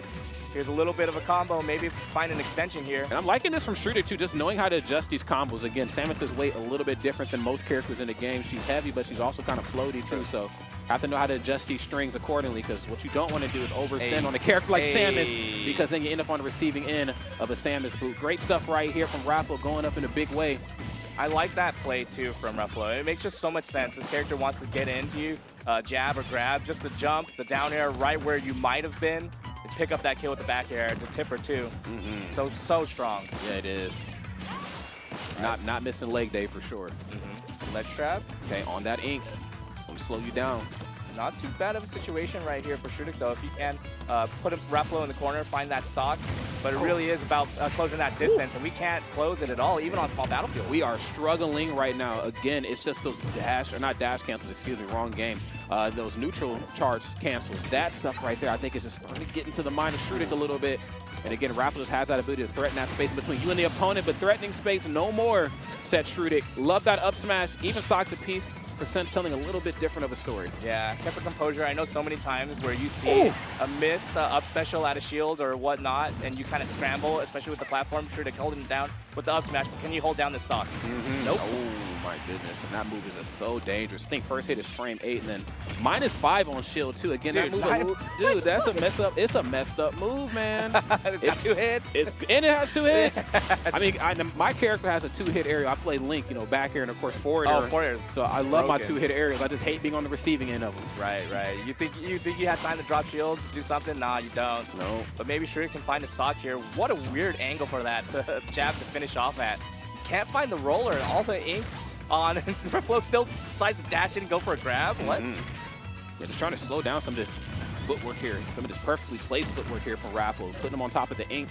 Smart right there on Ruffalo to just, you know, mitigate all that by just using tether grab. I don't even need to run on this ink. I'll just use grab to get myself out of here. Right, yeah. Having the confidence to do that too right now. Yes. But we can see Shudik also has that same confidence, the tech, the air dodge afterwards. A little bit of a panic right there, induced definitely from Shudik. But we still need to see that percent come back in Shudik's favor. Oh, yeah. 6%, not the worst spot to be in the world, but 76 is a little bit different of a story. Okay. A lot of action right here happening on the right side. Standing jab, frame 3. Yeah. Doesn't get anything off of it. I like the patience that Shudik has in shield for these scenarios, but when your shield gets that low, you know they have to act right here. Shudik just caught at the ledge for so long, the fair, so close to finishing it off, but not yet. But the second one, maybe?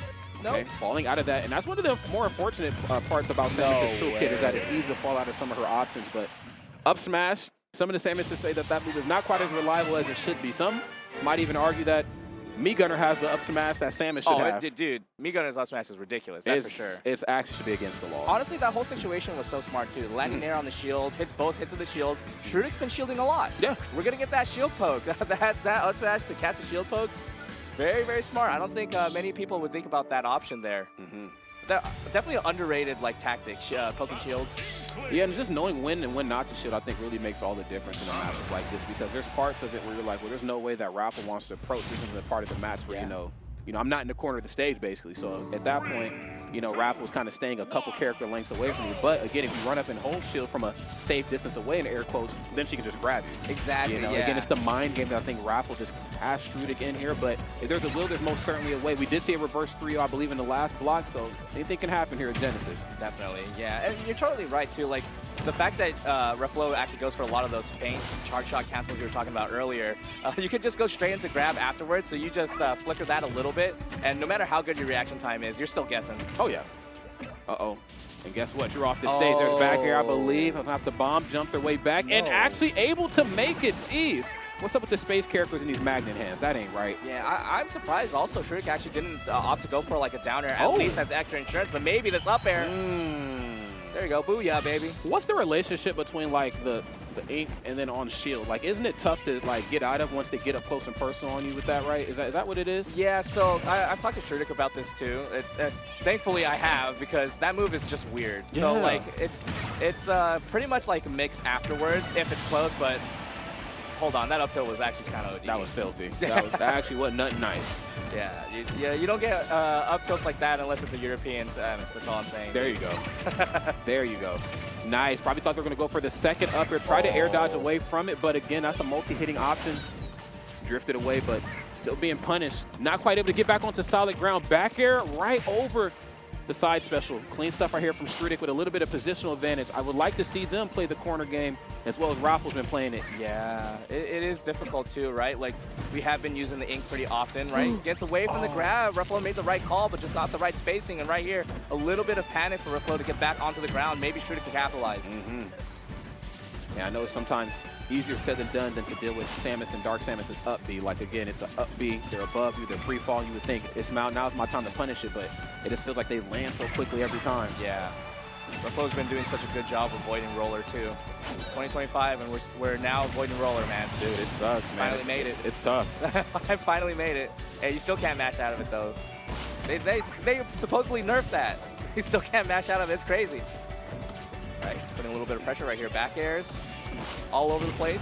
Okay. Bears. 113% and drifting off stage. This is one thing I really have to give to Shrudik in this match. I feel like a good majority of this match has been played so well in the corner from both of these two, but namely Rafflo. But when it comes to playing off stage, Shrudik has shown time and time again to be fearless out there. Yeah. And you have to be versus Samus. She has options to come back. We ain't coming back from it. Oh, I spoke too soon. Wait, I was just talking about not being able to mash out. Ruffalo got it like that? The mash of a lifetime. Jesus, we got to see how many fingers he has up there, man. Yeah, I need to see how his SDI is too. It must be crazy. All right, the F tilt, no double jump right here. Okay. Not opting to go off stage. Not able to pick anything up. Wait a second.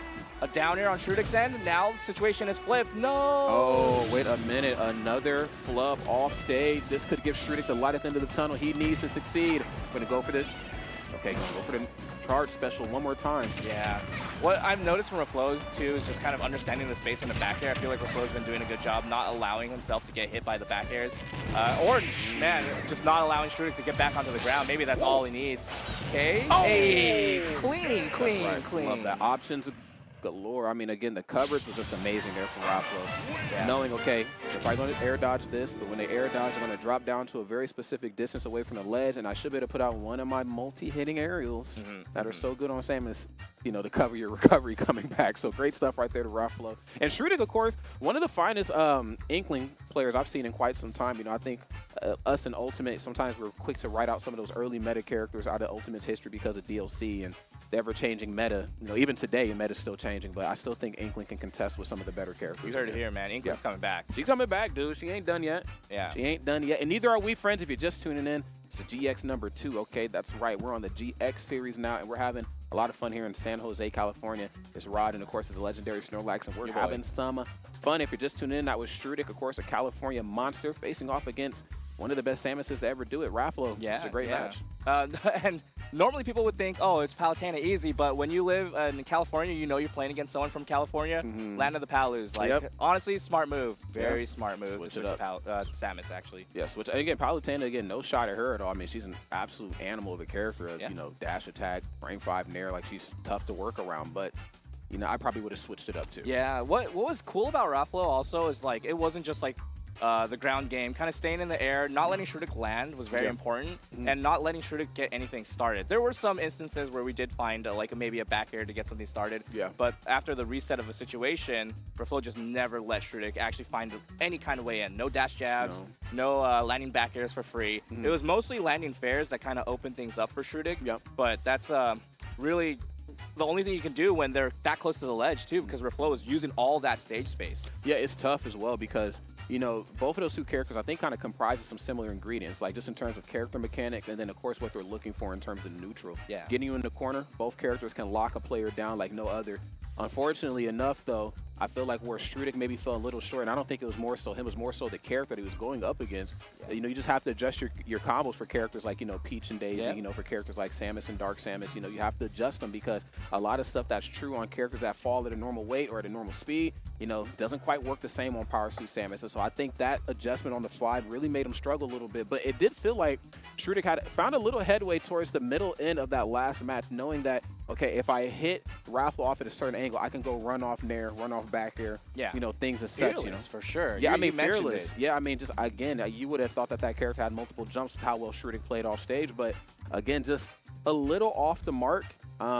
But you know, still strong inkling nonetheless. Yeah, I think it's also like pretty rough too because while the focus for Strudik was the edge guard, the ledge trap was lacking because of it, right? Yes, Because you give up absolutely. the ledge so much, and then guess what? Samus is now ledge trapping you. Yes. So it feels kind of weird. Maybe the risk reward there just wasn't right. But hey, the reward is maybe a kill on Samus. So like, I Tough don't thing know. to do. She's a heavy lady. It's hard. It's hard to really guess like whether going for that edge guard or not is worth getting ledge trapped for. Yeah, it's just too many adjustments, I think, on the fly. And that's not to say that Strudik can't do it. I think it's just a testament to how well Raffle plays. Again, confidence. You know, confidence is key. You got to have a little bit of confidence going up against a character like Samus because, you know, I think once a talented Samus player knows that, okay, you're afraid or, oh, you're thinking twice before you approach, yeah, you're in some trouble. And again, you know, lower percent game, Samus has a much different mindset. I have a standing jab that's pretty okay. Doesn't chain into my second hit, but like I use it to like kind of poke and you know. Jab forward smash to open up a match is insane. It's insane. Like, Like- why did Reflow do that? Right, and it's good. It's a 3-frame jab, and then you have, you know,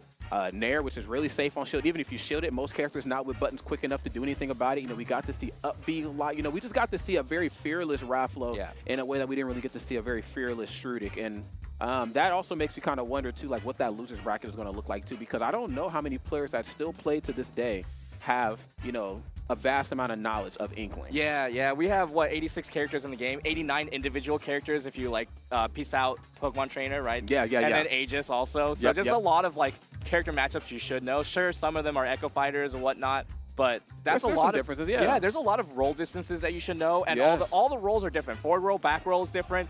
Get up roll is different. Yeah. Get up roll from the ledge is It's different. different, yes. Normal get up, just so many different things. That's why we see like some of the scenarios where Reflow kind of like missed the pivot grab. Yeah. Even with a huge tether grab, right? Just you Yeah. can't know it all. No doubt about it, man. Now, speaking of grab, we need a tether grab onto some slides here. Let's pay some bills, okay? Let's do it, all right? With that in mind, friends, we got Slashback, okay? Hey. 2025, April 12th. It's a Saturday to April 13th, okay? It is a Sunday. You got to pull up on this. Returning to the Guild House in San Jose, California. We got Under Night in Birth. We got Grand Blue Fantasy versus Rising, and then of course we have Guilty Gear Strive. You don't want to miss out on any. Oh, so we got all the other Guilty Gears as well too. Sorry you about got that. Axe and Core too. You got Yes. Xrd, yep.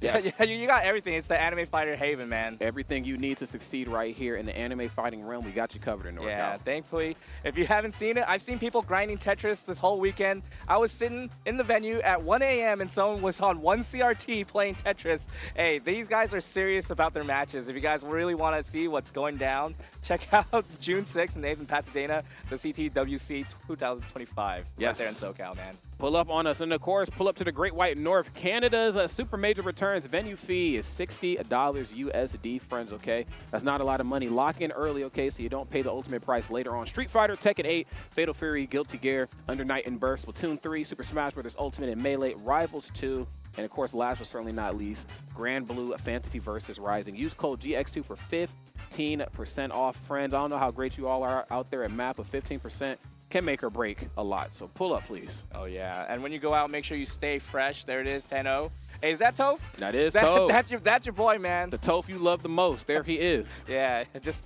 nice merch all around. What's nice about I feel like our whole community is that we know how to dress well, and we actually there's a lot of talented artists who are just down to help you dress your best. Yeah. Make sure you check it out. You guys have the time. Drop by the QR code. You can scan that, or just go to the website, merch.10.gg. Yes, and of course, we have Farflash. Nobody knows your community like your community. The official social media coverage provider of GX2. Visit farflash.com or at Farflash Group. And let's start planning the next grassroots engagement campaign. There's plenty of events that need your help out there, Farflash. I hope you all guys are all out there listening because we want to see Farflash for tournaments to come. Yeah. They've been holding it down, man. This whole weekend. It's been nice seeing all these clips for all these matches that I missed. But you don't want to miss this right here, the Genesis Arcane. Make sure you grab it now. on the Genesis.gg shop. Limited edition, man. And it's always fun whenever there's crossovers between like an event that's pretty much supported Rivals for such a long time. Since the start. Yeah, definitely. And of course, Year of the Snake, Ride the Snake at booth I2. Graham Digital Controllers. Okay, GrahamControl.com, GrahamCTRL.com. You don't want to miss out on what they have to offer. Some wonderful hardware right there. It's one thing to game, friends. Why not game in style, okay? Please lock in with them. If you're in the surrounding area and you have not decided to come to Genesis yet, it ain't too late. Pull up on Genesis so you can pull up on that booth. Hey, Diamond does too. This is a beautiful, beautiful graphic. Sheesh. Yeah, I forgot who I was sitting with, and they seen this pop up. I hope you guys have been enjoying it because it is really nice, and it's nice to see Michigan tournament come back up April 12th and 13th. Make sure you guys check it out. There's the slug, start.gg/DIA. Diamond does. I haven't been to Michigan in quite some time, actually, and I want to make sure I can go back because there's no Frostbite, of course. There's no Showdown. There's no the Big House.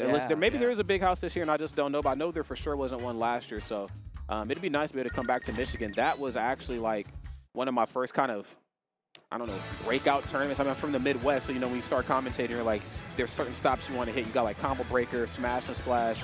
Of course, you know, the Big House and Frostbite came along as well, but, you know. Check out the lake, too, man. Yeah. I had someone who had a girlfriend who said, oh, I'm a beach girl, but she came from Michigan. I was like, what the heck? How is that possible? There's no water around there. There's no oceans. But have you seen how like nice that lake is? It really does look like a beachfront. I don't know if I've ever seen. And see, that's another issue that I've had too. Like, I don't really get a chance to explore Michigan as much as I'd like to because, again, some of the old Big House events were in Dearborn, which isn't like.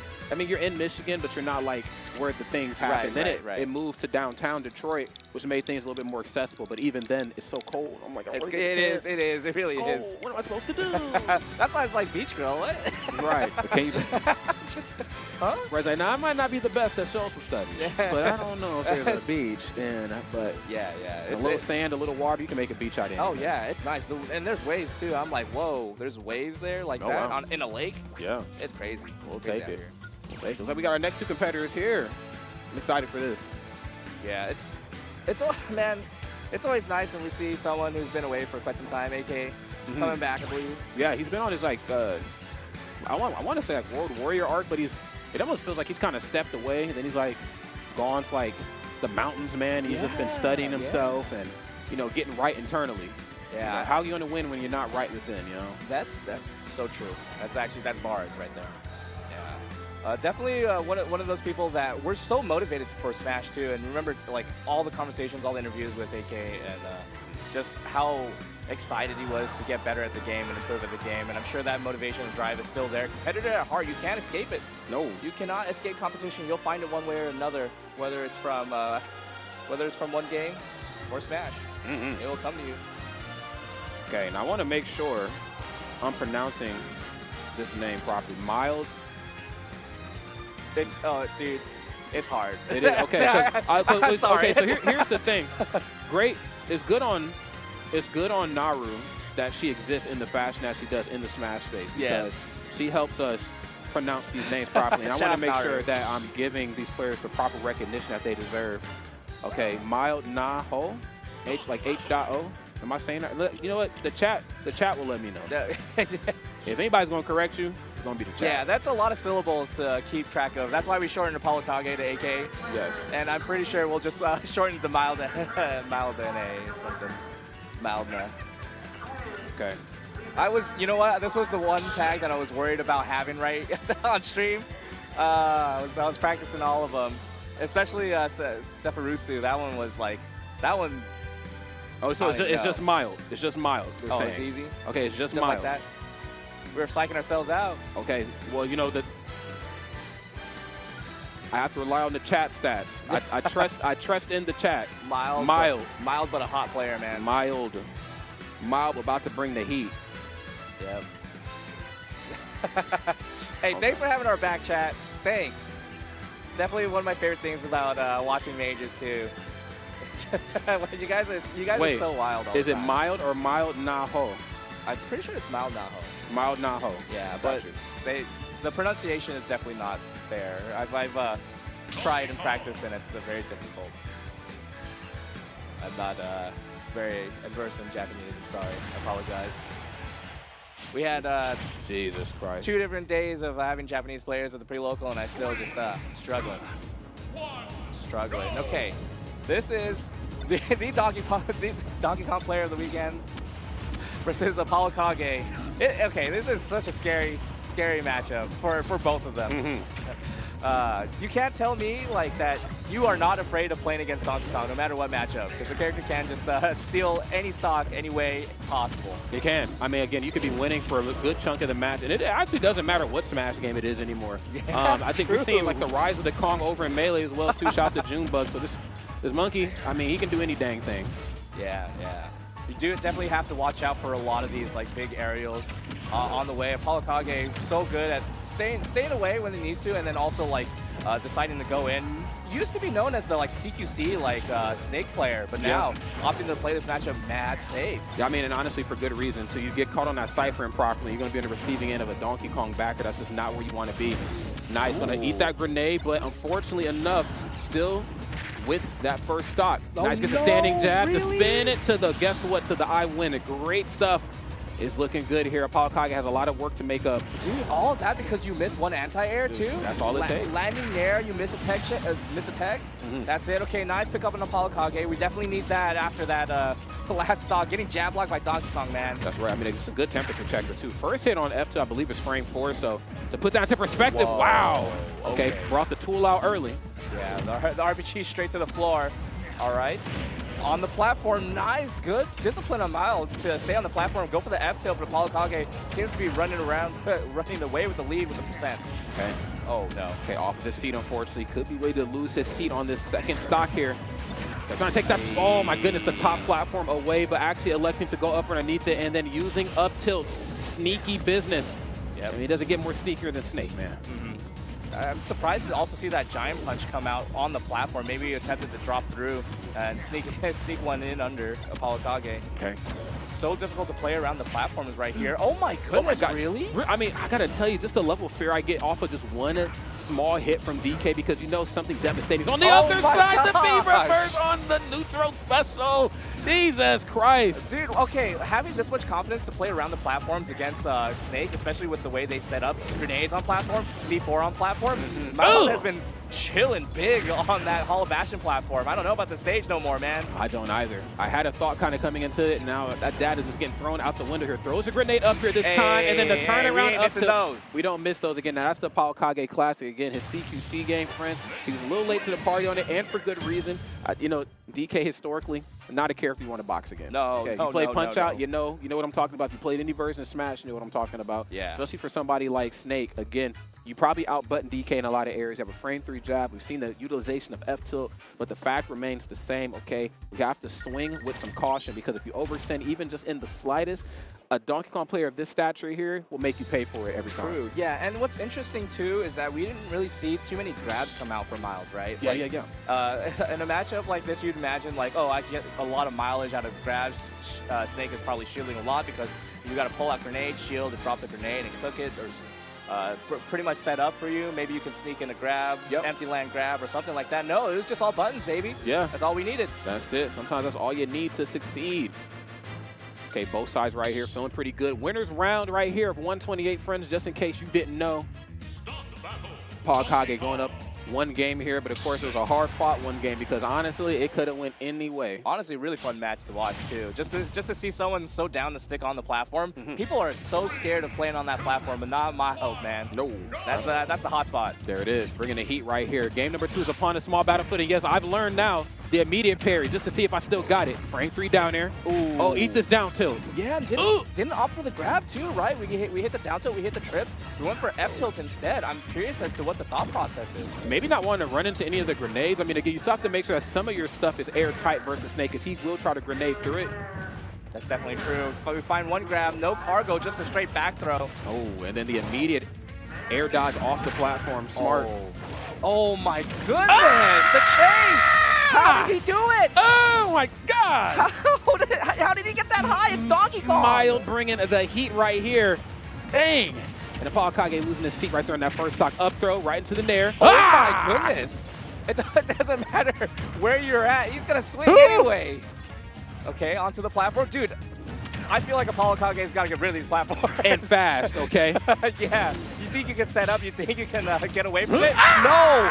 Dude, no! DK, one of the original platformers, okay? Oh, you better ask somebody. Get that down tilt. I'm not afraid of that. That tilt, Nair. Love that. Even if you shield that too, that move so safe on shield, bro. Yeah, the confidence to do everything right here on the platform against a shield. Dude, what? I'm sorry, I can't even find the words! Let him play the game! What the? Let him play the game! I feel like, okay, I'm not gonna lie, I've been watching a lot of the Japanese players. They love that. They don't let you play the game at all. That's their motto.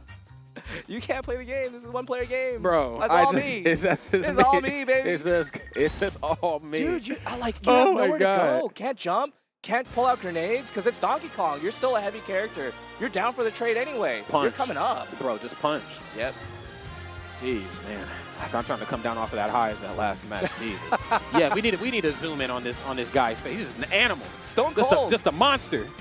Vibing right now. Man. Jeez. How do you do that and not kind of feel yourself? What?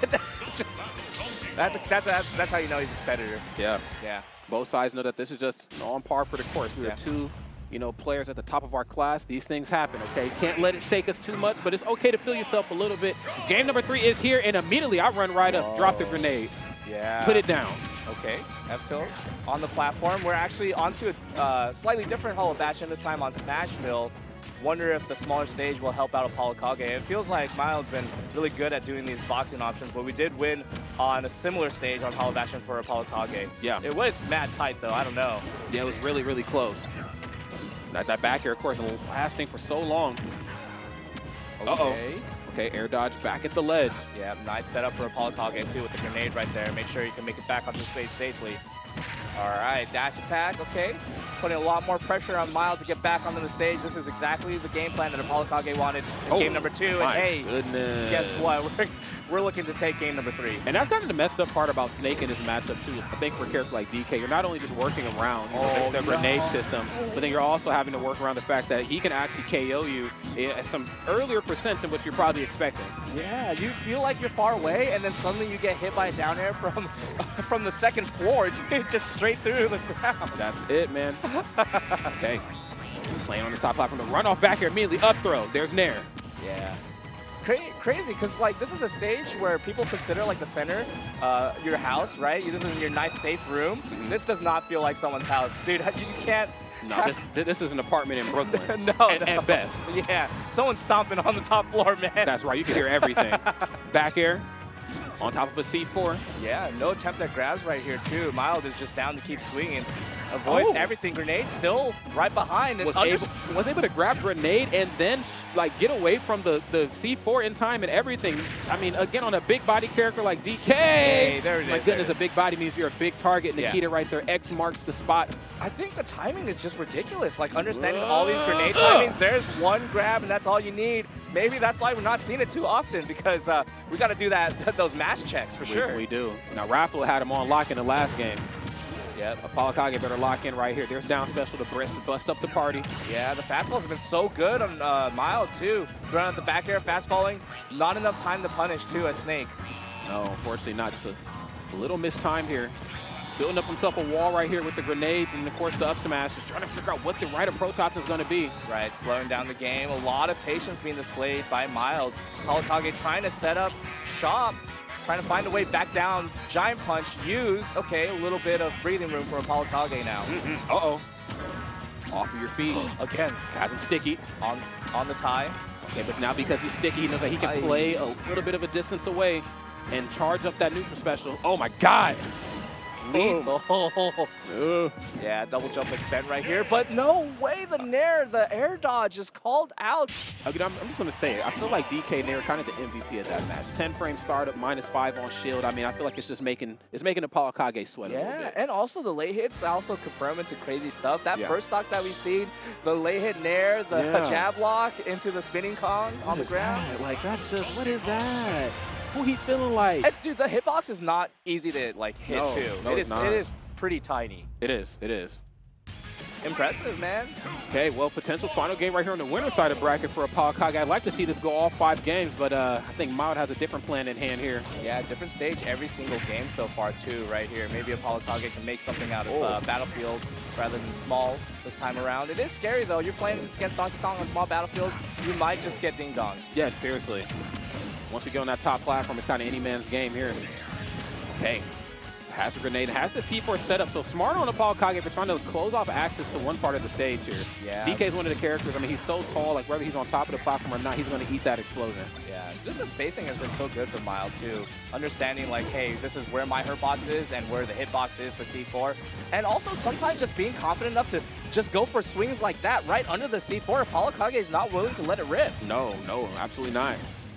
Maybe a little more haphazard right here on how we're going to use that punch. There it is. One more time, but hey, guess what? We got a Sticky straight on.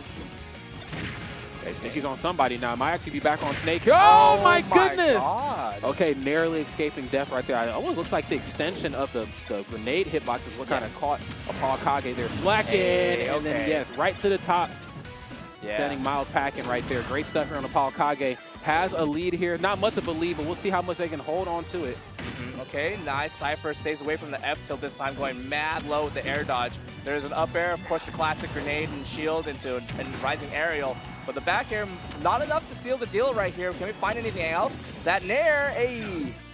Great patience here from Apollo Kage. Understanding that this match might be one in the long game here. Oh my God, and then the down air, but it looked like he was setting it up. Yo, the coverage, man. I haven't seen coverage like this since those Allstate commercials. Man, seriously. Okay. Are you in good hands? Or we gotta get Jake from State Farm out here, man. We're talking about building houses. There you go. All right.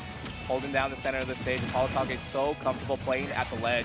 Not a normal thing for most players, too. Most players really like to take control of the center. But even if you try to find your way to the center, you still will eat a C4. Nice for Apollo Kage. Sending up that hut, sending up that house. This is his zone. That's right. He's locked in here. Okay, nice has a grenade in hand, and I'm liking what I'm seeing here from Mild. Not overextending too much, just getting these small hits in where he can. Of course, he knows that Apollo Kage is usually going to have a grenade somewhere close, so it's in your best interest to not toss out something chunky. Yeah, very good for Apollo Kage also to set up the grenade right there. The dash attack did hit meaty on Apollo Kage, which usually leads to something lethal. Oh, but the grenades keep bailing Apollo Kage out, man. He got bail bonds in his pocket. I guess so. Okay, great patience again. Apollo Kage, I'm just going to hold shield. I got grenade up here. Wait a minute, but I did it to myself. No. Hey, sometimes the bail bonds ain't enough, man. It ain't. Sometimes it ain't enough. Somebody tell that to my uncle. No, I'm kidding. There it is. Down there. I'm sorry. We'll get the shirts ready. Yeah. Dash attack. Okay, nice setup right here. Down smash, trying to induce an option right here from Mild, but still enough discipline to play around everything. Has the grenade in hand, gets away from it. This is still scary. Oh, no my way. goodness. Jeez. A page out of his own book or what? I guess so. We go down to go back up. Great stuff right here. Apollo Kage moving it to a game number 5, and I said it once, I'll say it again. I feel like if this game is going to be won on Apollo Kage's side, you got to play the long game versus DK. Do you outbutton him in some cases? You most certainly do. You have a strong projectile system. You have the ability to harass DK off stage, but DK is just that big and that formidable of a character where you just have to really count your swings a little differently. It's funny, too. You think about it. That stage is really small. And I feel like usually you would kind of expect DK to be able to come out on top with the scrapping situations. But no, I just think it made it really difficult for Mild to disengage. Yeah, knowing when to engage and when to disengage, I think is a tough thing to work around with both characters. Because again, I think there's a meta, you know, versus heavy characters. I should be able to do what I want to do. You know, you're a big character, I should be able to beat you up, and then after a while, it's your turn to swing back. But DK, blessed with some great buttons, can actually swing from the very start to the very end. And then on the opposite side too, I mean, this is Snake. You know, you harass Snake pretty well. If he doesn't land properly, if his B reverses aren't where they're supposed to be, if he's not using grenade to cover himself, you can certainly have your way with Snake. But I mean, it could also be all a part of a grand master plan that we've seen before from the Snake players. Yeah, I feel like Mild has been doing a good job also catching a lot of these B reverses when he needs to. Of course, Giant Punch being as big as it is definitely helps cover multiple angles like that. But you still have to position yourself at the right place and the right time. and also call out when that grenade's going to come out. Miles is doing such an amazing job at that. Let's see if he can keep it up and seal out the deal, or if Apollokage is ready to hold it down. Let's lock it in at game number 5 here, friends. The final game between these two strong opponents. Who's going to come out on top? Down tilt right here to kick it off. Quick 15%.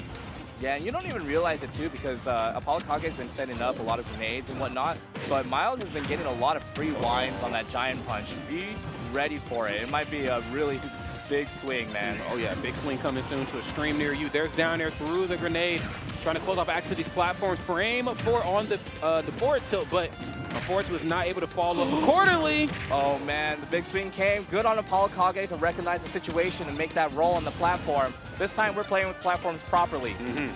Okay, back onto the ground. Miles finds the way down, and now Apollokage in disadvantage right in the corner.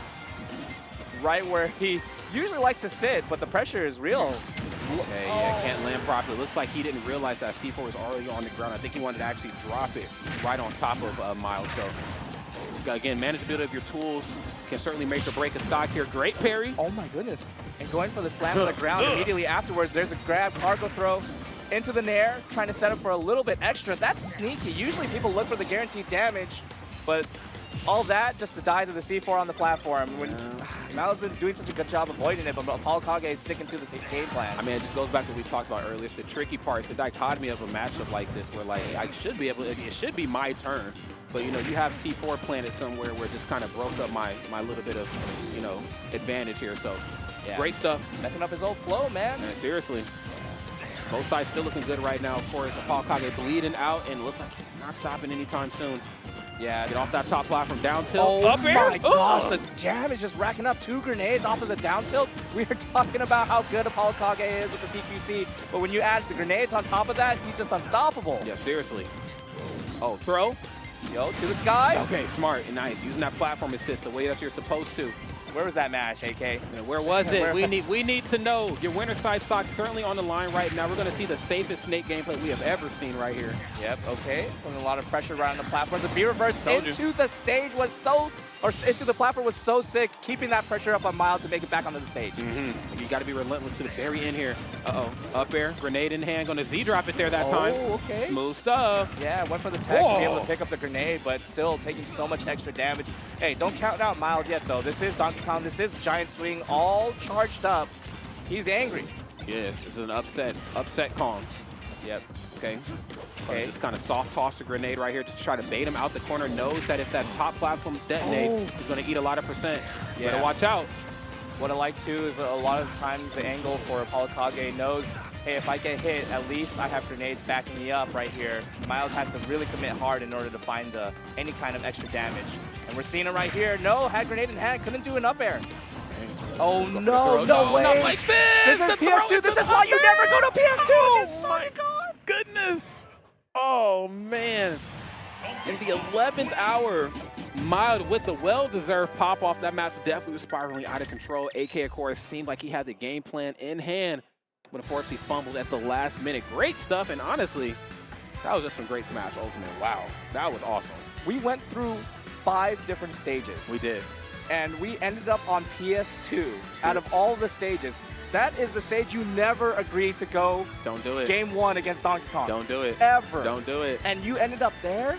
How did it end like this? But you know what, though? It looked good until it didn't. Yeah. It's one of those things where, like, it is what it is until it isn't. You know, it looked good, you know. He knew that he knew the dangers of the platform assist. Yeah. I think we all do win up against DK. Yeah. But I think the trade-off was that, well, if I'm not going to go up here and challenge him on these platforms, you know, most characters, Snake up close and personal on the platform, Snake is going to have his way. Yeah. But I think it's important in this case to just use my projectile system to threaten DK even getting on the platform. He found one clear opportunity and said, it's over. Yeah, true. And you're right, because usually AK has been doing a bunch of grenades and setting up and running back to the corner of the stage, right? So it's hard to find those opportunities. Granted, it is PS2, and you can like just grab someone and jump onto one of the platforms. Yeah. But you still have all that distance that you have to cover and grenades that to hope like, oh, it doesn't mess up any of your confirms or your flow. Yeah. Yep. Bro, dude, that was hype. That's just DK and Snake, man. I mean, they're here one second, and then you know, they're gone, then it's just so weird, man, how that matchup goes. Yeah. Because again, you take Snake as a character that can certainly just be there forever, whether it's singles or doubles, crew battle, whatever. You know, you put Snake out there because you want to go the distance, but DK, one of the few characters in the game that can just, you know, ball Snake up and just toss him in the trash. It's crazy. It just doesn't matter how much percent you take. It doesn't. And it feels weird too because in a game where you have to manage your resource, when you are just throwing out and lobbing out grenades, cooking grenades, Donkey Kong's just charging up. I'm ready. Yep. I'm ready. I'm ready ready when you are. Yeah, when the opportunity strikes, I will pull the trigger. Well, and you've seen it too. When he's sticking them in one of the games, you know, Miles said, okay, like, I know this game you're about to play. You want to play this game of chicken where, like, I'm supposed to be afraid that you might detonate. No, I'm not afraid. I know I'm sticky. I'm going to just charge my punch. Yeah. Yep. And then what I'm going to do is I'm going to answer back, you know, mentally. I'm going to start fake charging, charge canceling to get you to come in close. Right. Yeah. So, again, it was just like a mental game, too, for a good chunk of that match. Great stuff to those two, man. I'll tell you. Yeah, a lot of rebuttals, too.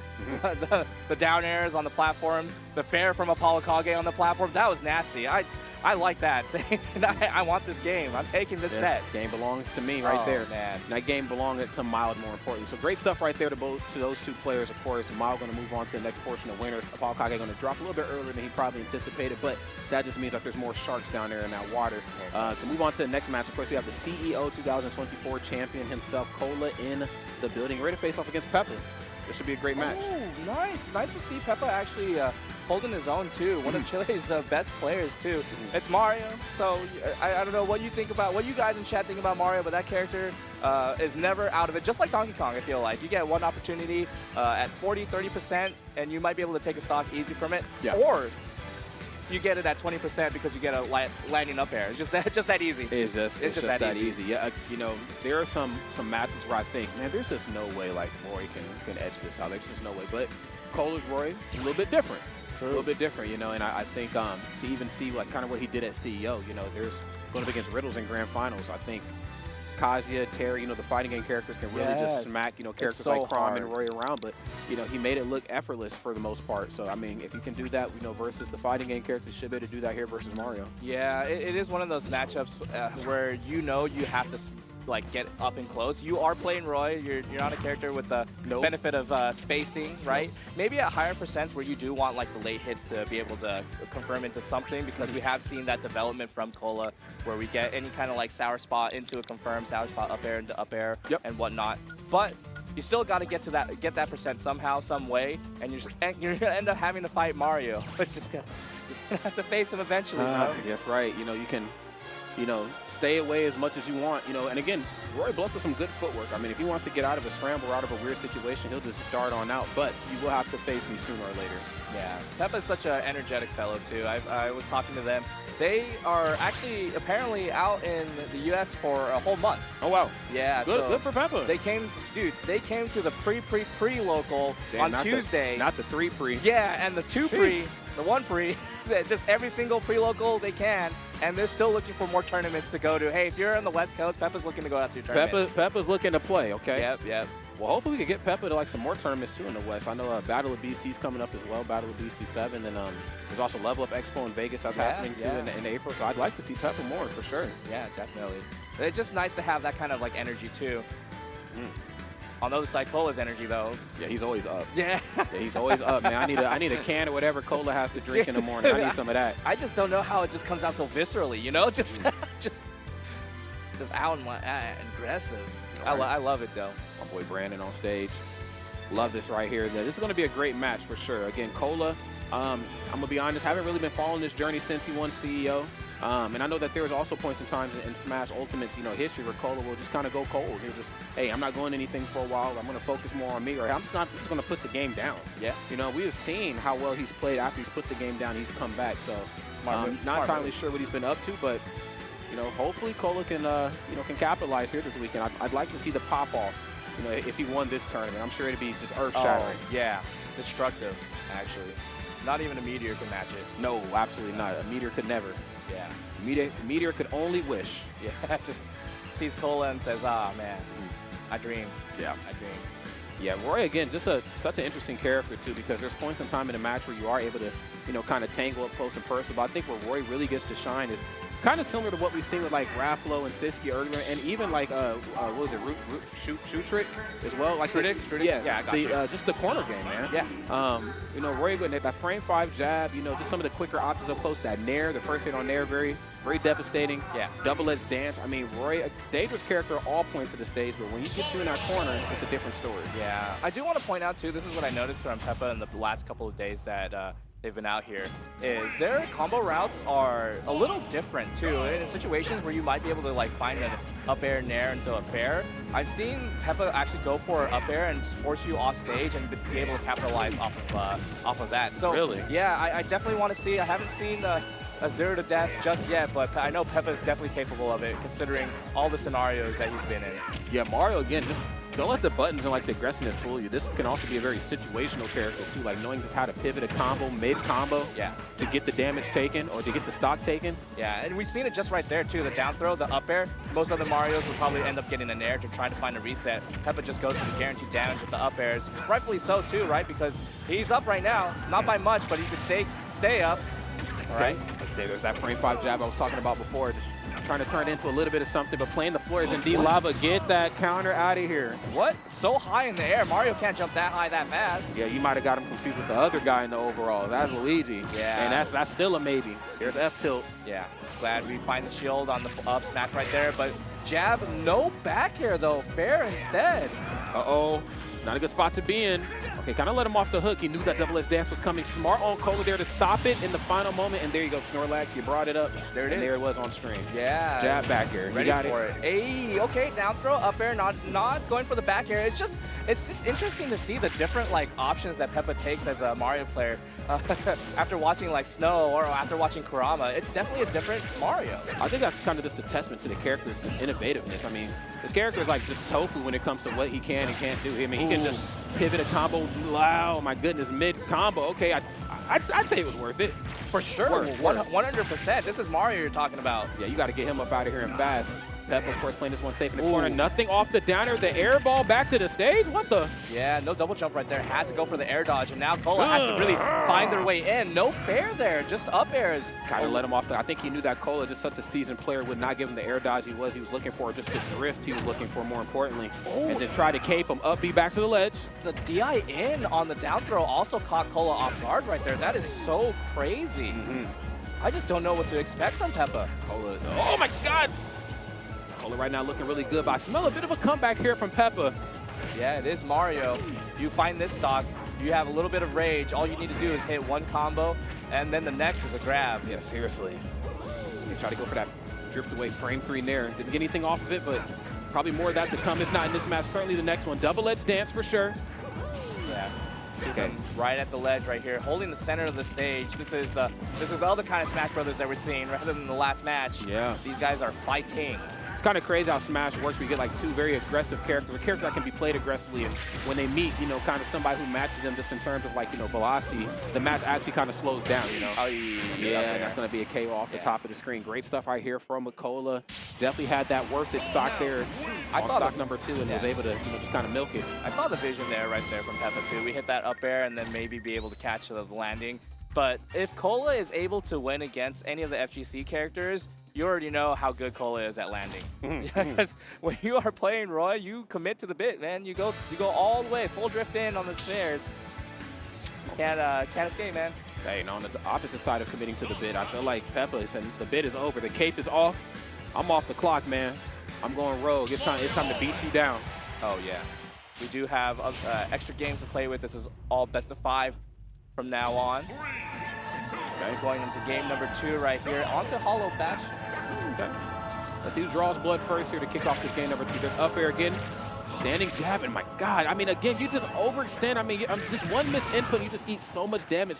The same is certainly going to be said on the opposite foot as well, too. And that's exactly what I was getting ready to bring up. I want to see more neutral specials from this Mario. Again, Peppa, very talented Mario player, but that fireball, just giving yourself a little bit of just comfortability to land. Right, yeah. Just don't let Roy start up anything, right? That fireball with a little bit of coverage right here. But Cola is not letting Peppa play the game. No, he's not. Just sat in the corner for such a long time and could not find the moves, the up airs, the landing nairs, the down tilts, or anything to get started. Yeah, all those party starting options is losing access, closing off access, but more importantly, there's that neutral special I was telling you about, and then there's the ladders that we were bringing up before we got into the match. Wow, okay. The immediate nair right there to give himself some coverage. That moves so quick and more importantly, so safe on shield. We should see more of that. Okay, right here, the jump away, Peppa straight back into the center of the stage, but Cola's on the hunt. Yeah, you can't go anywhere but to the corner, and you're only allowed to stay there until you hit the blast zone. There it is. Oh. Okay, frame 5 standing jab. There's that nair again. Was trying to catch a tech in place with that down smash. I'm liking this again. Fortune favors the bold. Peppa, of course, is saying, look, I got to be a little risky to get this stock taken down there. Okay, Cola is in the air right now, but man, already 100% on Peppa too. Cola is really, doesn't look like he cares too much about getting hit that heavy. So confident, especially with the spot dodge right there on the up smash.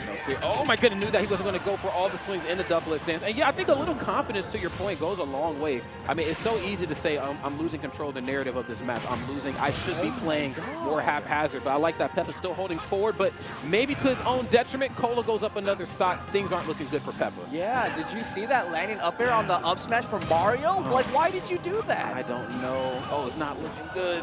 Yeah, Peppa trying to find that. Okay, well, there it is. Yeah, that's that first stock. Okay. Maybe we can find the second one.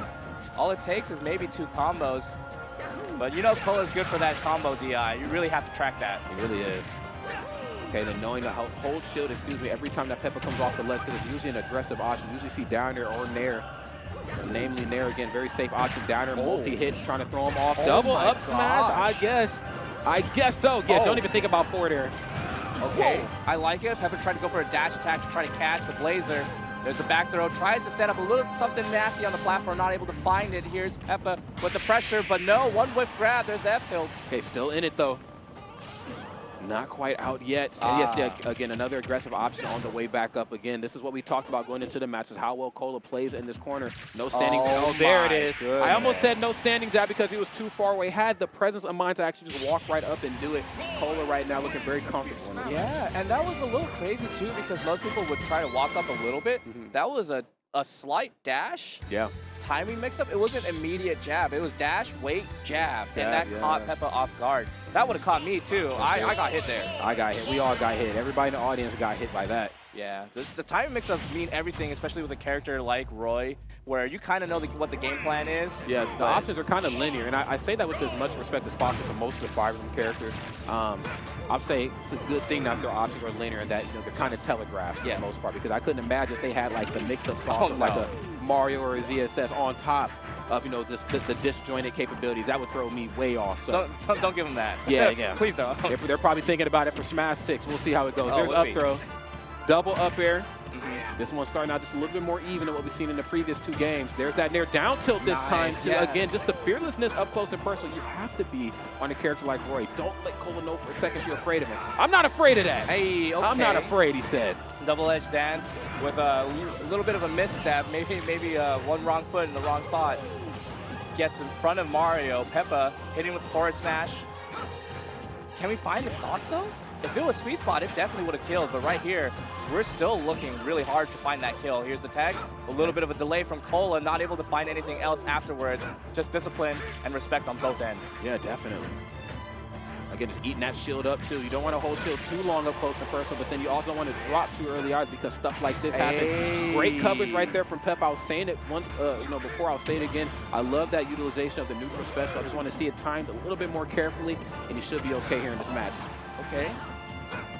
Found a whiff grab, not able to find anything too heavy to punish that whiff grab right here. Peppa is looking real hard to find this stock. That run-up spot dodge might be the answer. There's the air dodge in and gets scouted out by the back air. Peppa answering back. Maybe we can find a game. Yeah, the crazy part about back air too is that even if he goes for one and it misses, guess what? He's just probably going to go for a second one. Back air is just that move on shield.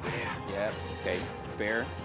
Right into the standing jab again, just trying to get this party started, but good on Peppa to not give him that drift in after that standing jab. Again, it's such a strong mix-up option where I hit you with jab, and I'm like, are you going to air dodge? And you're going to air dodge away, not giving him anything but giving you a lot. Goes for nair to break away in that corner, down tilt. Okay, look, it's just different Mario, man. We went for the up airs. We went way high before we even threw out that nair. No way he did a down air forward smash right there. But you know what, though? I appreciate what I've seen there from Peppa. That drift down nair, we had not seen it utilized like that throughout the majority of this set, but unfortunately used it and ended up losing his stock in the process. Great stuff. Wow. How did he find that? I just Why don't did even he know. throw it out there? Like, The down air into the F smash. I mean, what can't Rory do in the corner? I tell you, man. Why was he ready for it? I dude? just don't know. Oh, I love Cola, man. I love watching him play. Peppa, maybe we can find the stock right here, though. Right at the ledge. Yes, nice angle up on the shield. Oh, wait a minute. Okay. Could be a sign of the times, maybe. Yeah, there's a down throw. Okay. Onto the platform. Uh-huh. 6 nair. Got you in his corner. Yeah. Nothing off the down tilt. Of course, they're trying to bait him off the ledge, and I'm loving these options on the way down every time from Peppa. Just that down air, but unfortunately, you are down your final stock. Yeah. Great stuff right here from Cola and Peppa. It is Cola that's going to move on to the next portion of winners, excuse me. But I got to give it to Peppa.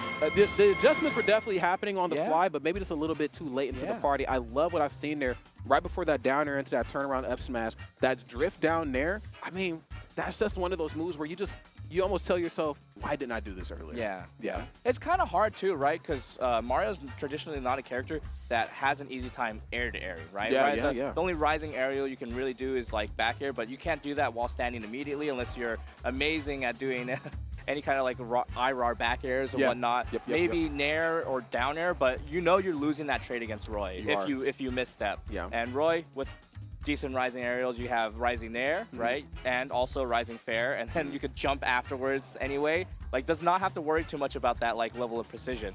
Granted, you do in a sense where like, okay, if I full drift in here, I'm gonna get blown up. Cola played it immaculately, and it's rough to see like Mario struggle with that matchup, man. You know, and again, it's not very many characters I think that has the jab that Roy has. You know, to go for standing jab and then for it to turn into so much. I mean, there are characters with far faster jabs or, you know, far bigger hitboxes on their jabs. But I think it's about what Roy and Chrom get after they jab that I think can kind of throw you off, because you go for standing jab on shield, and we've seen it used in a multitude of different ways. Of course, to mix up timing in the corner. But even like right off the platform, I believe we've seen like standing jab like maybe 2 or 3 times in a row. Then it's like, okay, he's going to have to hold shield. He's too close. He probably doesn't want to go for anything out of shield and trade and be off of his feet. Then the minute he held shield, Cola said, gotcha, and then grabbed him and then went for down throw. And then again, you know how Fire Emblem characters' throws are, at least for the majority of them, you know, they don't have a lot of trajectory. So once you get thrown, there's just more damage on the opposite side of that. So it's such a messed up thing to have to deal with, I think, up close and personal on Chrom and Roy. But on the opposite side, though, you know, we got to see, you know, Peppa kind of come alive a little bit more. Granted, we seen the fireball come out later into the match, but we did see it used as a way to just kind of reset Cola off stage. We also seen it used in a way for him to kind of come back and just alleviate some of that pressure too. I thought that was a really cool thing. Yeah, we definitely, like that last game, Game 3, just had no opportunity to do it, right? Like, it is hard when someone as potent as Cola at really positioning himself where he needs to be in the right spot. Like, you know, like, okay, if Mario is at this distance, they're gonna follow that fireball, right? Like, so you either just throw out a hitbox there, which we haven't seen Cola do, or we just step away and let that situation fly through, and then see what happens afterwards. Because it's not free. It's not free. It feels like it if you let the fireball hit your shield. Don't do that. Don't let the fireball hit your shield. Don't do that. It's always a mistake. It's a trap. It's a trap. Always a mistake. And you know they're fading in afterwards anyway. So fireball hits shield, Nair's gonna hit your shield. You think you can punish? You're wrong. You're so wrong. Don't Nair's shield like it. -2, dog. Like, you're not punishing nothing. Do like, not it's shield still it. Mario's turn every single time. Yeah. You know, but again, hopefully that was just all data for Peppa for next year, but also maybe for the losers bracket as well too. I mean, he's in there now. There's a lot of killers down there in that losers bracket, so I'd like to see more Peppa later on. Yeah, and it's nice also to see Latin America out here too, Yes, right? yes, Like definitely. we were talking about how this game is like like a global game. We have so many international players out here. It's nice to see representation from so many different continents. Actually, where are the Australian players at, man? I know they come through, dude. They come through sometimes. I know they right? come through in a big way for Melee, and every so often they'll pull up for Ultimate as well too. I went to Australia about 5 years ago or so for God, for Phantom 2020. yeah, It was actually okay. the last anything before the world shut down. So when I tell you, like, I came back to the States like March 8th. Like, I left at the end of February. And, the like, timing, bro. dude, like, I left and, did like, you- the world was, like, kind of ending. And then, like, in that short span, like, I came back, everybody was masked up. Like, they had mad questions for me in customs. Like, bro, what was you doing in Australia, blah, blah. And then, funnily enough, I'm like, dude, Australia, New Zealand handled that the best of everybody. I said, Yes, that's you're true. grilling me. And I came back from a place that was, like, pretty good at handling this. Like, get off of me. They definitely isolated the right way. The right way. I'm surprised you made it back, dude. Honestly, I'm glad you're here, Rod. I am too. I'm glad you're here. But you know what? I could have taken an extended, vacation down in Australia. I mean, the food was great. The hospitality was wonderful. There was a lot of Smash to be played and to commentate. I wouldn't be upset if I had to go back. I'll put it that way. There's just talent all over the world too, and you don't even like notice it until they show up in a big way. And when they do show up, they come out in groups. They come out in droves, man. It's not just one player. It's a lot. Yeah, they show up and Yeah, they show out for they got sure. their teams. Yeah, for sure. So I believe we have our next players here coming up on the stage here in a moment. It's Kia Rash, and it is Omnilax as well. Ooh, I'm not familiar with Omnilax. Yeah, I don't think I am either. So it's going to be a great time for us to just kind of take some new notes on some new players for sure. Yeah. But Kia Rash, of course, a player that's certainly been around for quite some time here in the not just Ultimate space, but also Smash 4, and I want to say even before that as well. So Kia Rash, of course, no stranger to the big stage. Yeah, it's funny too. Like if you know Kia, just also a fun personality to be around. Just so loud and explosive, and that definitely translates into the video game because when you play Luigi, you definitely have to be loud and explosive. You have to be. Yeah. You most certainly have to be. Luigi, of course, a character that just takes no prisoners. All it takes is one improper anything. You miss a grab, you do anything improper versus Luigi, and he's gonna send you sky high. Yeah.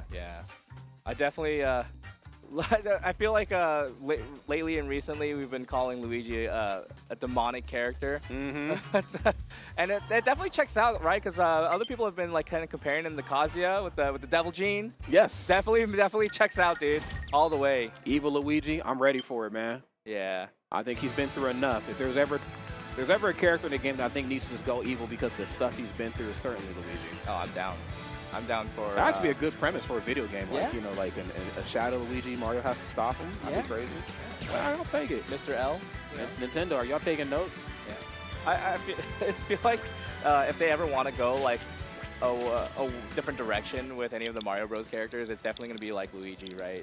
Like we saw, like Luigi's Mansion was sick. Yeah, it was. I love that game so much. GameCube. You ever played the Luigi's Mansion, like the booth arcade experience, like a Dave and Buster's or anything like that? I've seen it. They have one of those too, and again, you get to use like the poltergust. And I was like, I was like, if I didn't know anything, this might be a crazy take, chat. Let me know. I'd almost argue Luigi's Mansion more fun of a game than Super Mario Sunshine. Ooh, different games though. Different games for sure. Yeah. But when I get into the aesthetic, like, I think it comes down to aesthetic differences. I would rather be in a haunted mansion than be like the beach it feels very on brand for Mario. Where like we're in a haunted mansion. I was like, this feels different. Yeah. Like, I've never done this before, and I was like, dang, I got the poltergust in hand. Like I didn't get the Dr. Egad blood. It's I got the a different change of pace, more of a puzzler than a platformer, right? That's also true. That's definitely. I don't know. I like the Mario games, man. They're good. They know what they're doing, especially with Smash Bros. Right here at GX2, guys. Yes.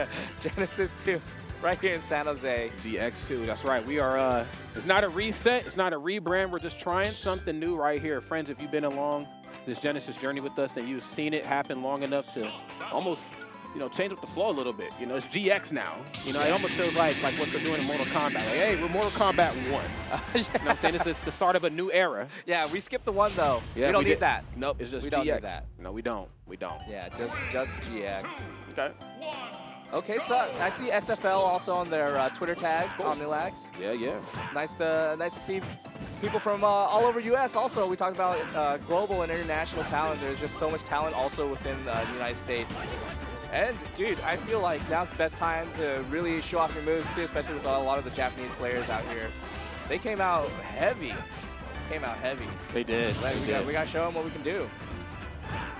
We definitely did in doubles, that's for sure. We most certainly did. Genesis has historically been an event where players from other countries have done pretty good. I always bring up Genesis 3, like that one being the first big one back. And G3 was great. How well the Japanese players, did at Genesis that year. I think Yeah, where that- Nye ended up getting like 3rd or 4th in singles, and then there was, or maybe it could have, yeah, it was like 3rd or 4th, and then they won doubles and they won the crew battle. And I remember, and again, it was like a thing where like the Japanese players don't really pop off. They popped off that year. They had the flag in the front row. I was like, yo, let's go. They came through. They came through. And you know who else came through? The Australian players, too. They did. Like, They did. we were talking about no Australian players this year, but they generally have been coming out to Genesis. Usually. Yeah. All right, finally into the game right here.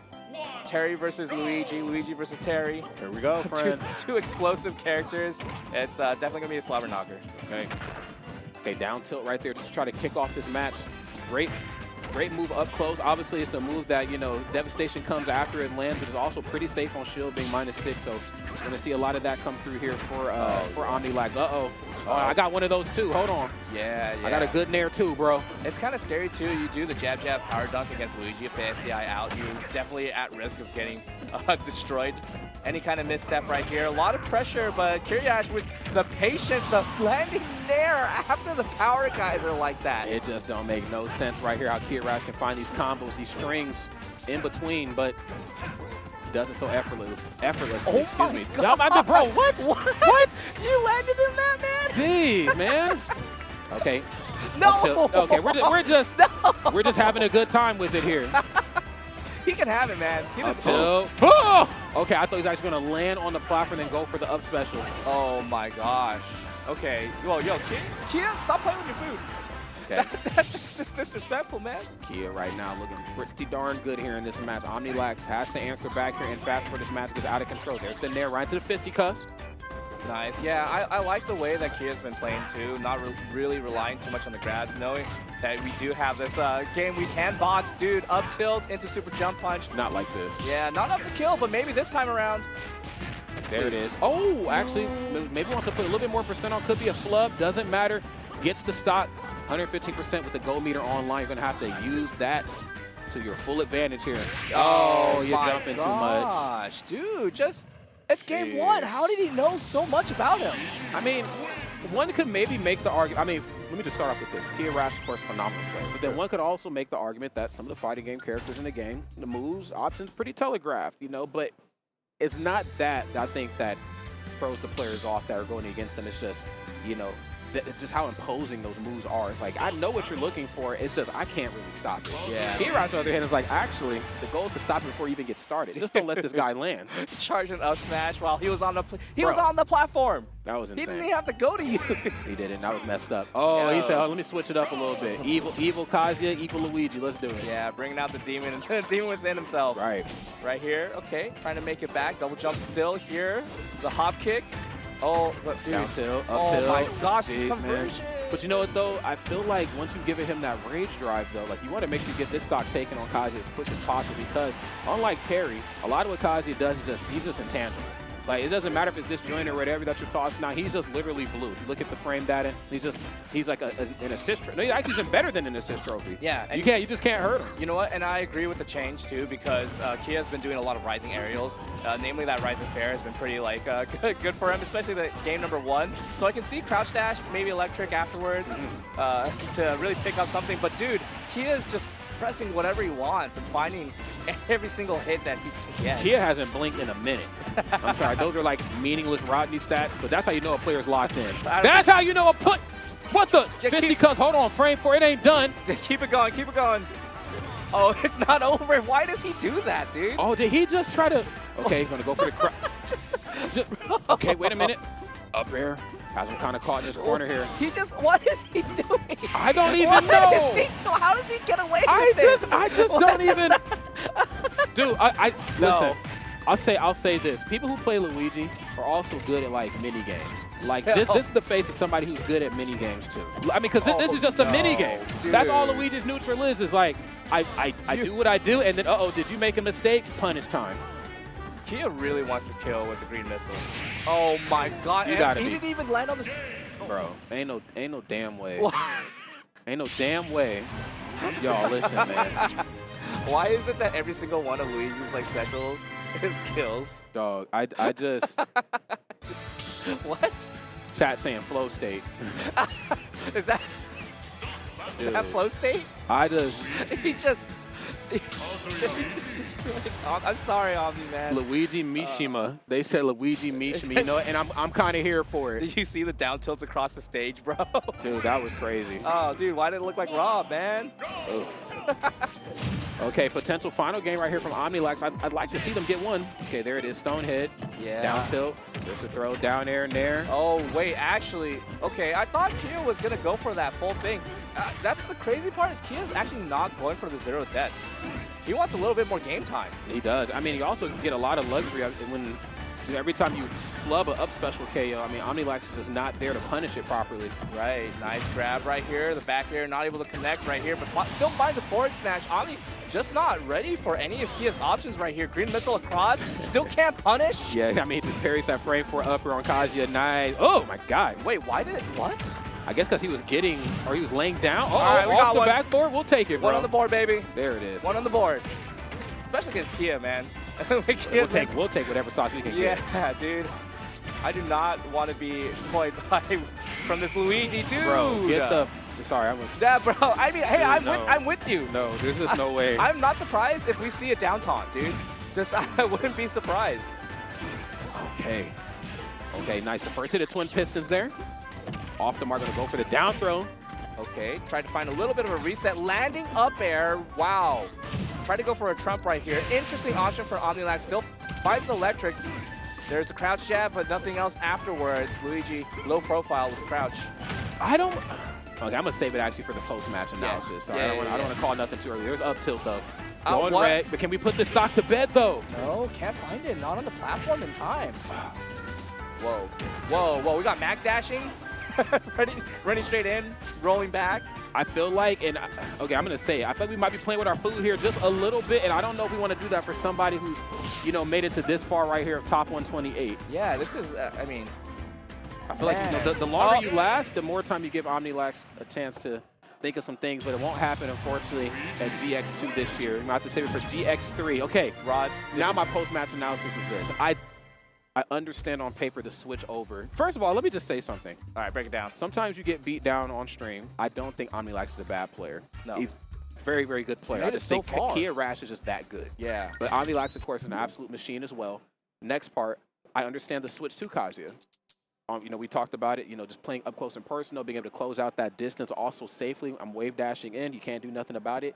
I just can't help but to feel like, though, you know, when you get up close and personal, you have to make Luigi pay for it. Yes. You know, and there's a lot of times where, you know, you allow Luigi to show his hand first. Yeah. He up Bs, falls down, no punish. Yeah. Well, I'm like, if that's the case, if you're not going to punish accordingly up close, let's just go back to Terry. We have better movement options, and more importantly, we have crack shoot, Yes. too. Those legs are disjointed. I can just, we're playing this game of chick, crack shoot. Exactly. I'm in, bro. I'll be the first one to break the ice. Yeah, exactly. Yeah, it's hard too. Like you get on stream, you tournament nerds start kicking in an overdrive, and then Kia is just out here making a fool out of you, dude. Just running around does not matter. Green missiles all around, no misfires, thankfully. No misfires at all. That was wow. Kia Rash. Okay, just when you thought we had Luigi figured out. Now the real question is, can we do that for the next portion of bracket later on too? I mean, we're still in top 128. There's a lot of monsters still left in this bracket. Omnilax, of course, he was able to move through that match pretty. Yeah, with, that's winners. Yeah, they I mean, still got losers. They still got winners.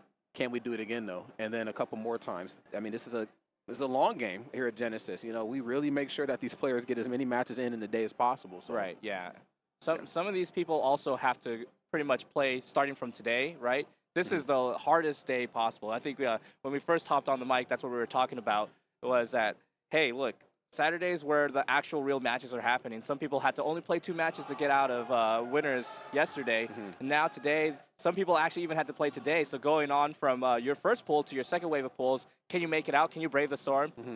We'll wait and see. Yes. That's right. We're going to have to just wait and check it out.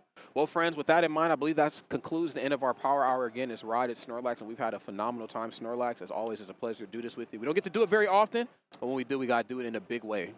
You know it. That's right. So, friends, we're going to throw it to a quick commercial break. When we come back, we got some more Smash Ultimate coming your way at GX2. We're after a word from our sponsors.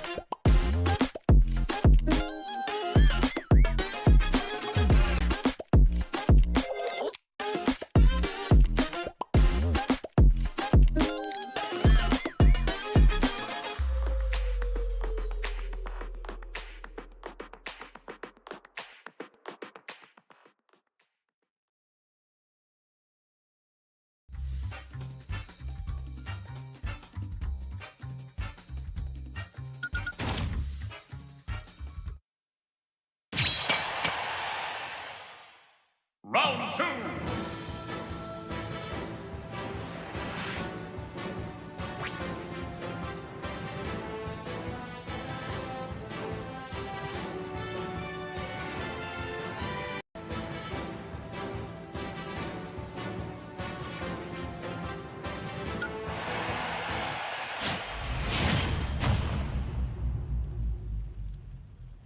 Three, two, one, go!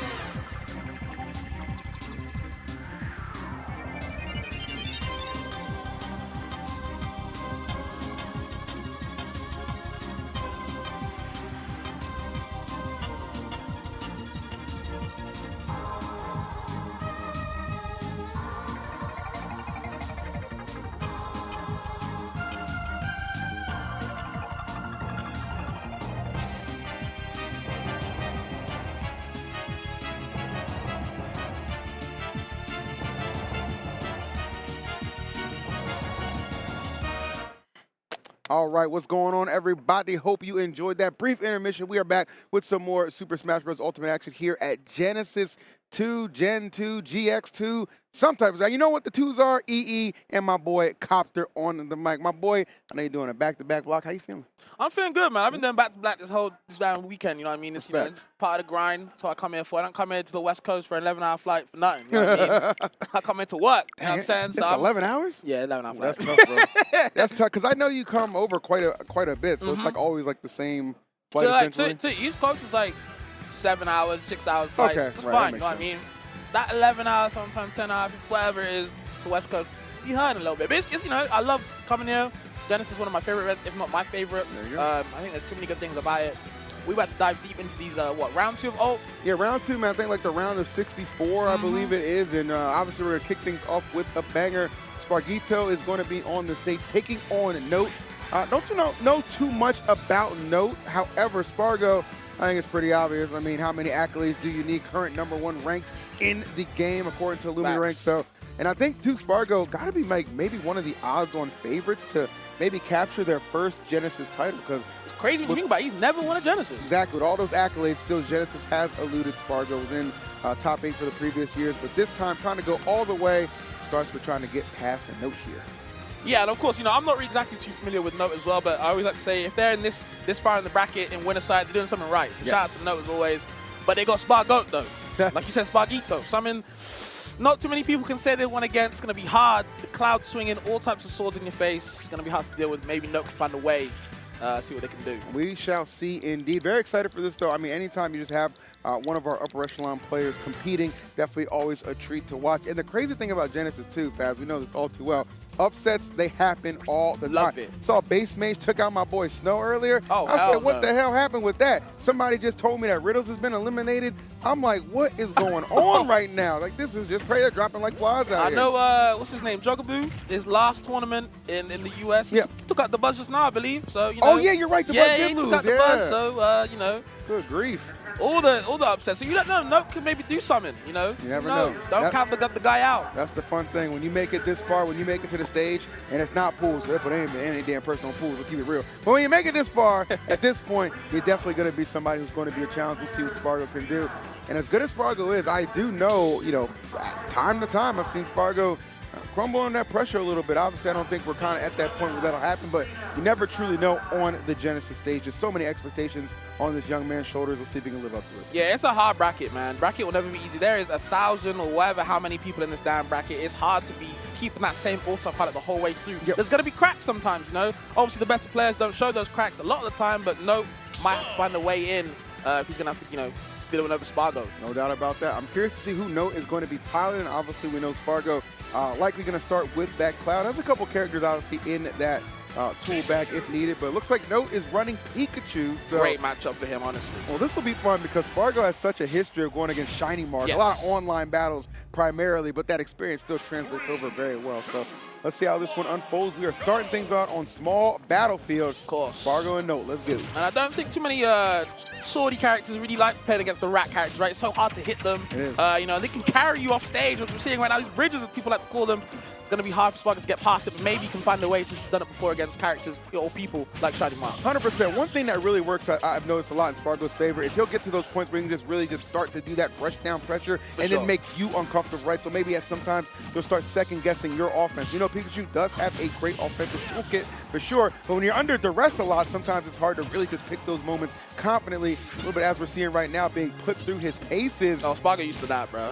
He used to that on online, offline, wherever we go. Been there. Been in the trenches, but he's okay with that. That's it's what it okay. is. Still getting chopped for your troubles. There's the downer right there. There's, oh, okay. Going for the limit neutral, but you can't find it, and that's an ill-advised dash attack. Might get you punished a bit too hard. No, doing some work right now. Definitely, man. Spargo loves those dash attacks for sure, so you can kind of keep a watchful eye on that. Could get some opportunities to parry and punish accordingly. We'll see how it's going. Pretty much overwhelmed at the start of things, but slowly starting to bring it a little bit more so back to a reasonable deficit at the moment, 139. Got to be super careful here. You know, Spargo hunt for that dash attack or the back air as well. Yeah, you can see it. It's hard, like I said, it's hard to hit these usual moves he hits against everyone else because Pikachu be pancaking. You know, it's February for a reason, but there's the up B. Forget Pancake Day. We celebrating something else right now. Spargo taking that first stock, looking clean right now. No, a little bit of trouble. Yeah, very well said. And I like the fact that, too, Spargo used the recovery as a way to offensively kill, too. Kind of dodged and anticipated where the Thunder was going to be and perfectly powered up on the up B. Was able to execute and get rid of that stock. That was nicely done. Nice here already fast. Another limit on deck. I'm saying, some more trouble for Note. Gets it all the damn time, I'm telling you. Very good limit usage, meter management, of course, letting it fly straight away, letting it rip. And Note taking the price for it at the moment. Getting hurt as well, 85% on the board. Spargo still on his first stop, looking nice, feeling comfy. Yeah, this is what Spargo loves to do, man. Just snowballs out of control. Love that. Landing 2 in place so Note feels comfortable to swing, but the big swing coming from Spargo, that up smash finds its mark, and it's looking pretty dismal at the moment, as they say. Limit once again. Yo, I know Note getting tired of that blue light, but okay. You deserve that. You deserve it. Trying to do too much. Trying to do too much, Spargo. I know that boy was grinning in the ear to ear. Seriously. Nice. The catch with the up B. Fantastic offense from Spargo thus far in this set. Maybe a chance for Note right here. Definitely can catch. Nice. Okay, but still had the jump, Spargo, but not enough to survive the spike. Great utilization right there of Note, recognizing, hey, Spargo, you don't have a limit. Your recovery is going to be susceptible on Pikachu. I'm going to take full advantage. Absolutely. Note right back into it. That's why you need a couple of edge guards against these sort of characters with a rat character like Pikachu. Just the matchup. No matter how good you are, what the hell can Cloud do if I drag him off stage? Very well true. Force the options out. This is still very, very doable for Note. Just to pretty much take their time a little bit. You don't want to get too overzealous in this spot. Obviously, Spargo's still a commanding lead, but you can chip into it for sure. Might get fancy on him, okay? Aren't you? Yeah, the game's definitely slowing down. Note, obviously, noticing. Oh, wow, the shield getting a little bit low. Looking small. All right, let's see the recovery going right back to the left. Spargo trying to get that forward tilt to connect.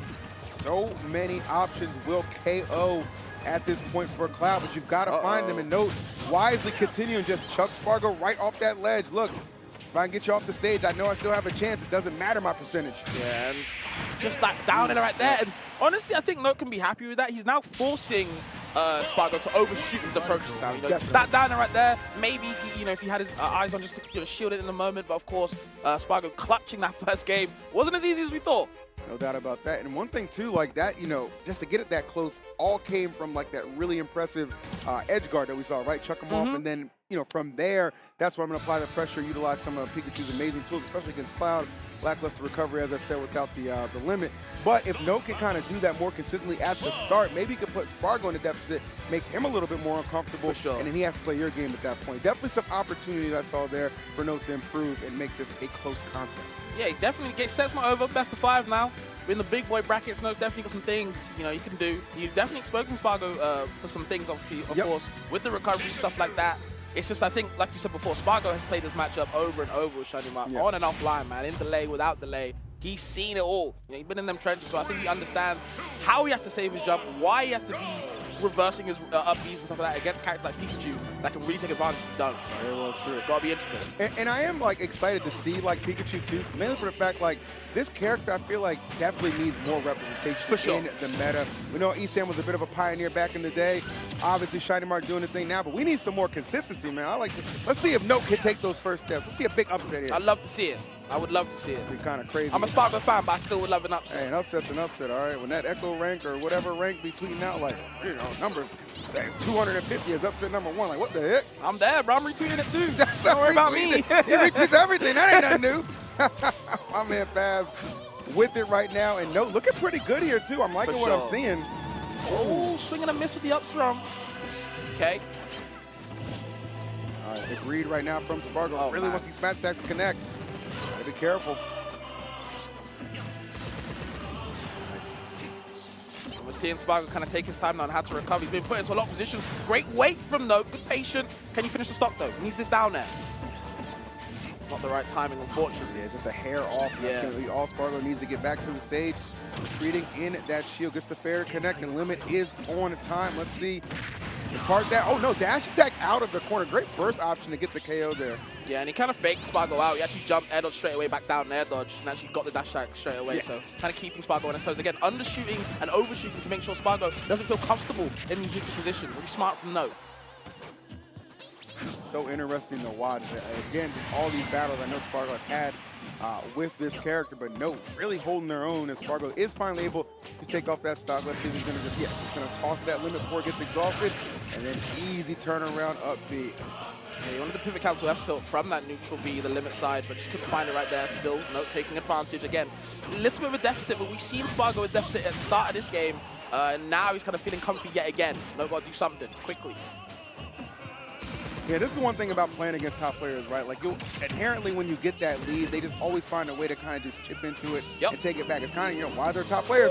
That was like unexpected air dodge, but fortunately, it still worked out in Spargo's favor to make it back, but we got blessed a little bit on that one. I know, no, took the deepest side out of that, man. Yes. You real? Damn, bro. What else I got to do? It just be like that sometimes. All right, plenty of time to charge while Pikachu is recovering.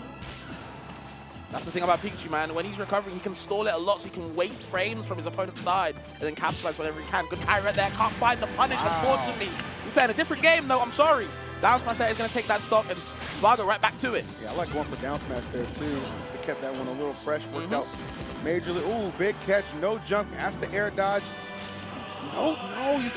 That's a free stock. You got to make sure you connect on that. That's the issue, bro. Yeah. Can't let Spargo get these second chances, and Note putting that stock to rest. Here we go. One apiece on game number 2 would be fantastic for Note if they could even up the score right now. Could be a huge statement. Go watch out for these tilts, though. Back air as well. Them sword normals, man. Hard to contest with the Pikachu. Absolutely. He's a small guy. Wow, just so disjointed in so many areas. It's a lot to keep track of for sure. And once again, Spargo starting to gain some momentum. Okay, I like that. The back air up to... Oh! Waste the limit, maybe? Has to. Yep. Good from Note. And Note, okay. Good parry, too. He's used to the normals. Is 100%. The thing about these Soys, man, they don't really have too many multi-hits, so of course, the normals are going to be the one swing, easy to parry. Yeah. Just can he take advantage of it? No, a little bit down to the F tilt, though. Strong move from the ledge. Oh, okay, I like that. Good decision. Throw out that thunder, trying to throw Spargo off a little bit, but not enough. The dash attack, even with the limit, still not going to get the KO. Fantastic stuff from Note, to your point, Fab. Great DI, but hey, all the DI in the world ain't going to save you from that one. Pinpoint accuracy gets Spargo game 3. Just an unlucky game for Note, I feel, man. He had a couple of edge guards there, but I don't know, Spargo, the top players got that extra gear, and sometimes they got the Lady Luck too on their side. Getting limit when he got it straight when he was about to die was poetic. Just whiffs on the air dodge to the ledge, and then like, oh, I got limit, I'm cool. Like, that is some top player privilege I've ever seen it, bro. That's facts. Yeah, that's very I don't know what you do is no, I'm sorry, bro. When you watch the back, I'm sorry. That's tough. Good effort, though, from Note. Definitely, that's really all you can really hope for is, like, at least contest, right? Give it a good shot. We're seeing some good entertainment at the moment. Let's do it. Spargo can put that thing together and take this 3-0. Note's going to make a stand right here, switching up the scenery, taking it to Hollow Bastion. Okay. It's that singular platform this time. Going to be hard when you're getting shocked and loose by Spargo, but of course Pikachu will do the same thing as well with these multi-hit aerials, keeping Spargo guessing. There it is right there, the up airs. Uh-oh. All right, I like this from Note. This is where you want to stay aggressive. Don't let Spargo get comfortable. Nice, catching all these options off the ledge. Sometimes you got to kind of guesswork a little bit, but it can pay off big time. Even with the cross-up, Spargo was ready. You used it before with the up Bs, with the parries. Yet again, no, comfortable. Ooh, yeah, big chop. Where we going? Nice. Okay, Spargo not going to be fooled. Oh, and that's a quick stock. That back air was perfectly timed.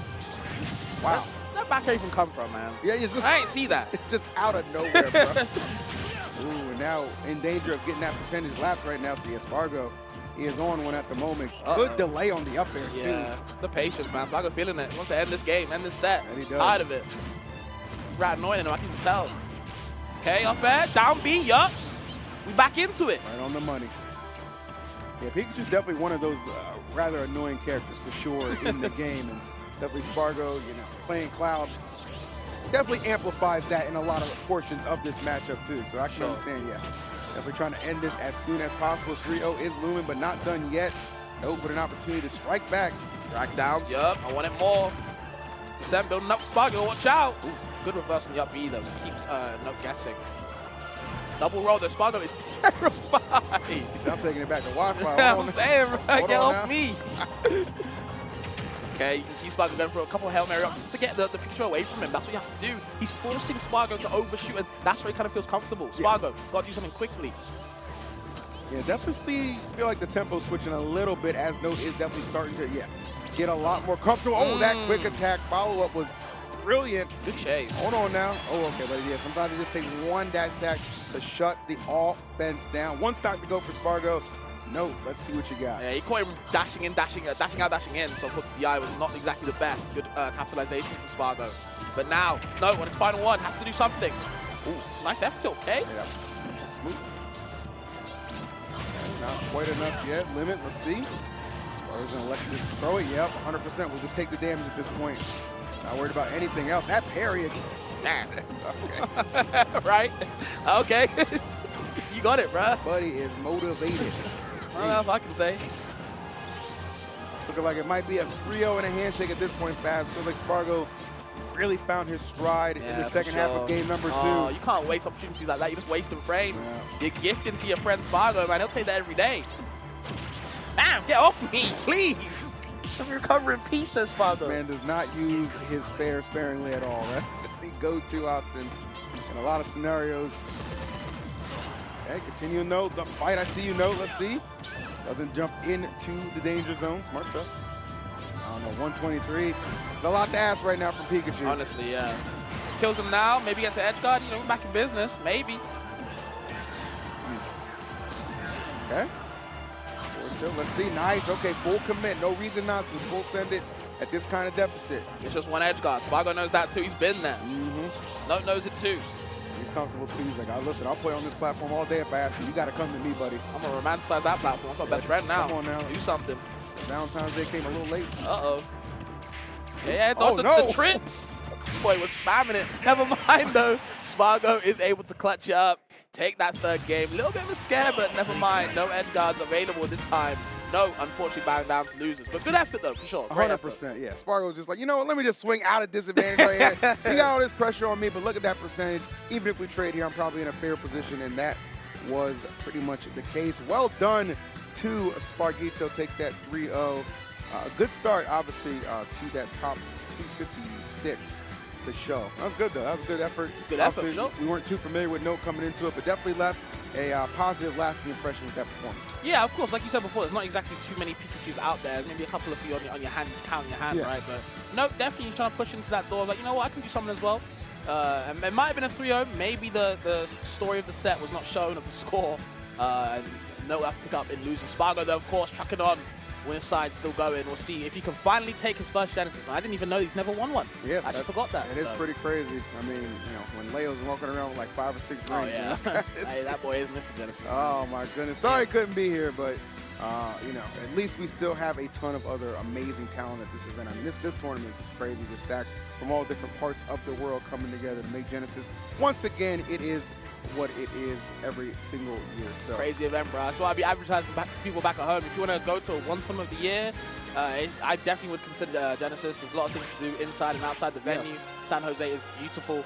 The weather, not exactly the best this weekend. Feels like I'm back at home, but it's all right. I don't know if you've been outside lately. It definitely was. There's been some cheeks, but it got better. It's like It's like partly cloudy. It's sunny out there. Good little breeze. Like it's definitely improved a considerable amount today. So we're hoping that continues to be the trend through tomorrow too. Because you know we're at the theater tomorrow, I believe, for the finales of both Rivals 2, Melee, and Ultimate. So definitely want that to be a good viewing experience. You know. Oh, okay, I didn't even realize we got my man Gluto on the stream, on deck, against Blast, and Blast from Chile. Okay, we got some South American rep. I'm liking that. I've noticed there's a quite a big South American invasion in this tournament. It's pretty good to see. Gluto, of course, rocking the Wario, but you got a little sleeper Link in the back. Everyone be asking me why he's playing Link. I don't know. I don't know why. I asked Smoley. I don't think he knows either. So please, someone tell me Why the hell he's on Link right now? You know, sometimes it's as simple as like, I just like this character. You know? No, of course, yeah, I respect it. I just wondered why. You know, and Gluto's one of those players too, and I love when top players elect to do this. They'll pick those characters that are a little underrepresented at the high levels and kind of help unlock another layer of potential. Obviously, you have your lab, your lab rats, your grinders for sure, but they don't necessarily have the game instinct or the experience like a Gluto, right? So, they can lab out the things, and you got somebody like Gluto can put them into practice in a practical sense. So I actually love that link from him. Not sure if we're going to see that. This does seem like a Wario required bracket considering the competition. I've looked at his bracket. I've talked with Humming about it, and I'm like, yeah, I don't think they are fan of Gluto this tournament. Ain't looking too Link heavy or Wario heavy. But Gluto, it's him, right? He always finds a way to figure it out. So maybe we can see a little something. I don't know if he was using Link in the earlier rounds. I haven't actually seen him play this weekend, but I do know he is definitely planning to use Wario for the majority of this bracket. So. Okay, right on. Well, looking forward to seeing the Wario and what it can do here against Blaz. Going to be going up against, looks like Yoshi. Okay. Yeah, but I believe Blaz, I think I've heard them before. I think they are a Yoshi player from Chile. Right on. I met a couple people from Chile earlier today, actually. Well, actually, the one guy just said he was from Chile. The other guy might not have been. I don't know. But I met them, and they were just very, very nice. I hope they're having a great time here at Genesis on their little world tour, if you will. But let's get it on. Game number 1. The Wario is out. Yep. You know what, Babs? I will say this. Let's say this Yoshi goes on an absolute tear and just surprises Gluto 2 games straight. Then we'll get the... No way we get the lead line. Come on, man. If he gets double 2 stock. Maybe if he gets, you know what? Maybe he gets double 2 stock. Maybe. Dr. Strange said it, man. There's one reality it happens. It probably ain't it, though. I'm sorry. I know good to be figuring out which one I'm going to pick. Yeah, right. Which reality. Definitely not this one. We'll see, though. Blaz, doing a little something right now in the air. So Yoshi be doing something. Again, dash tag for your troubles. That's the egg. No matter, though. You just swapping through it. Yeah, both these characters, such good aerial movement, too, right? Like, that's definitely going to be one of the things. Like, who can outplay who?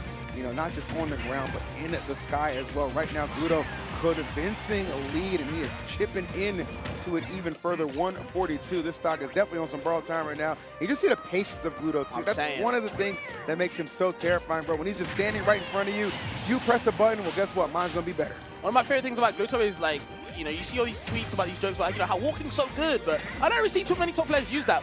Gluto does. He walks a lot of the time to really understand the footsies levels of what I need to be doing, the micromanagement, spacing and stuff.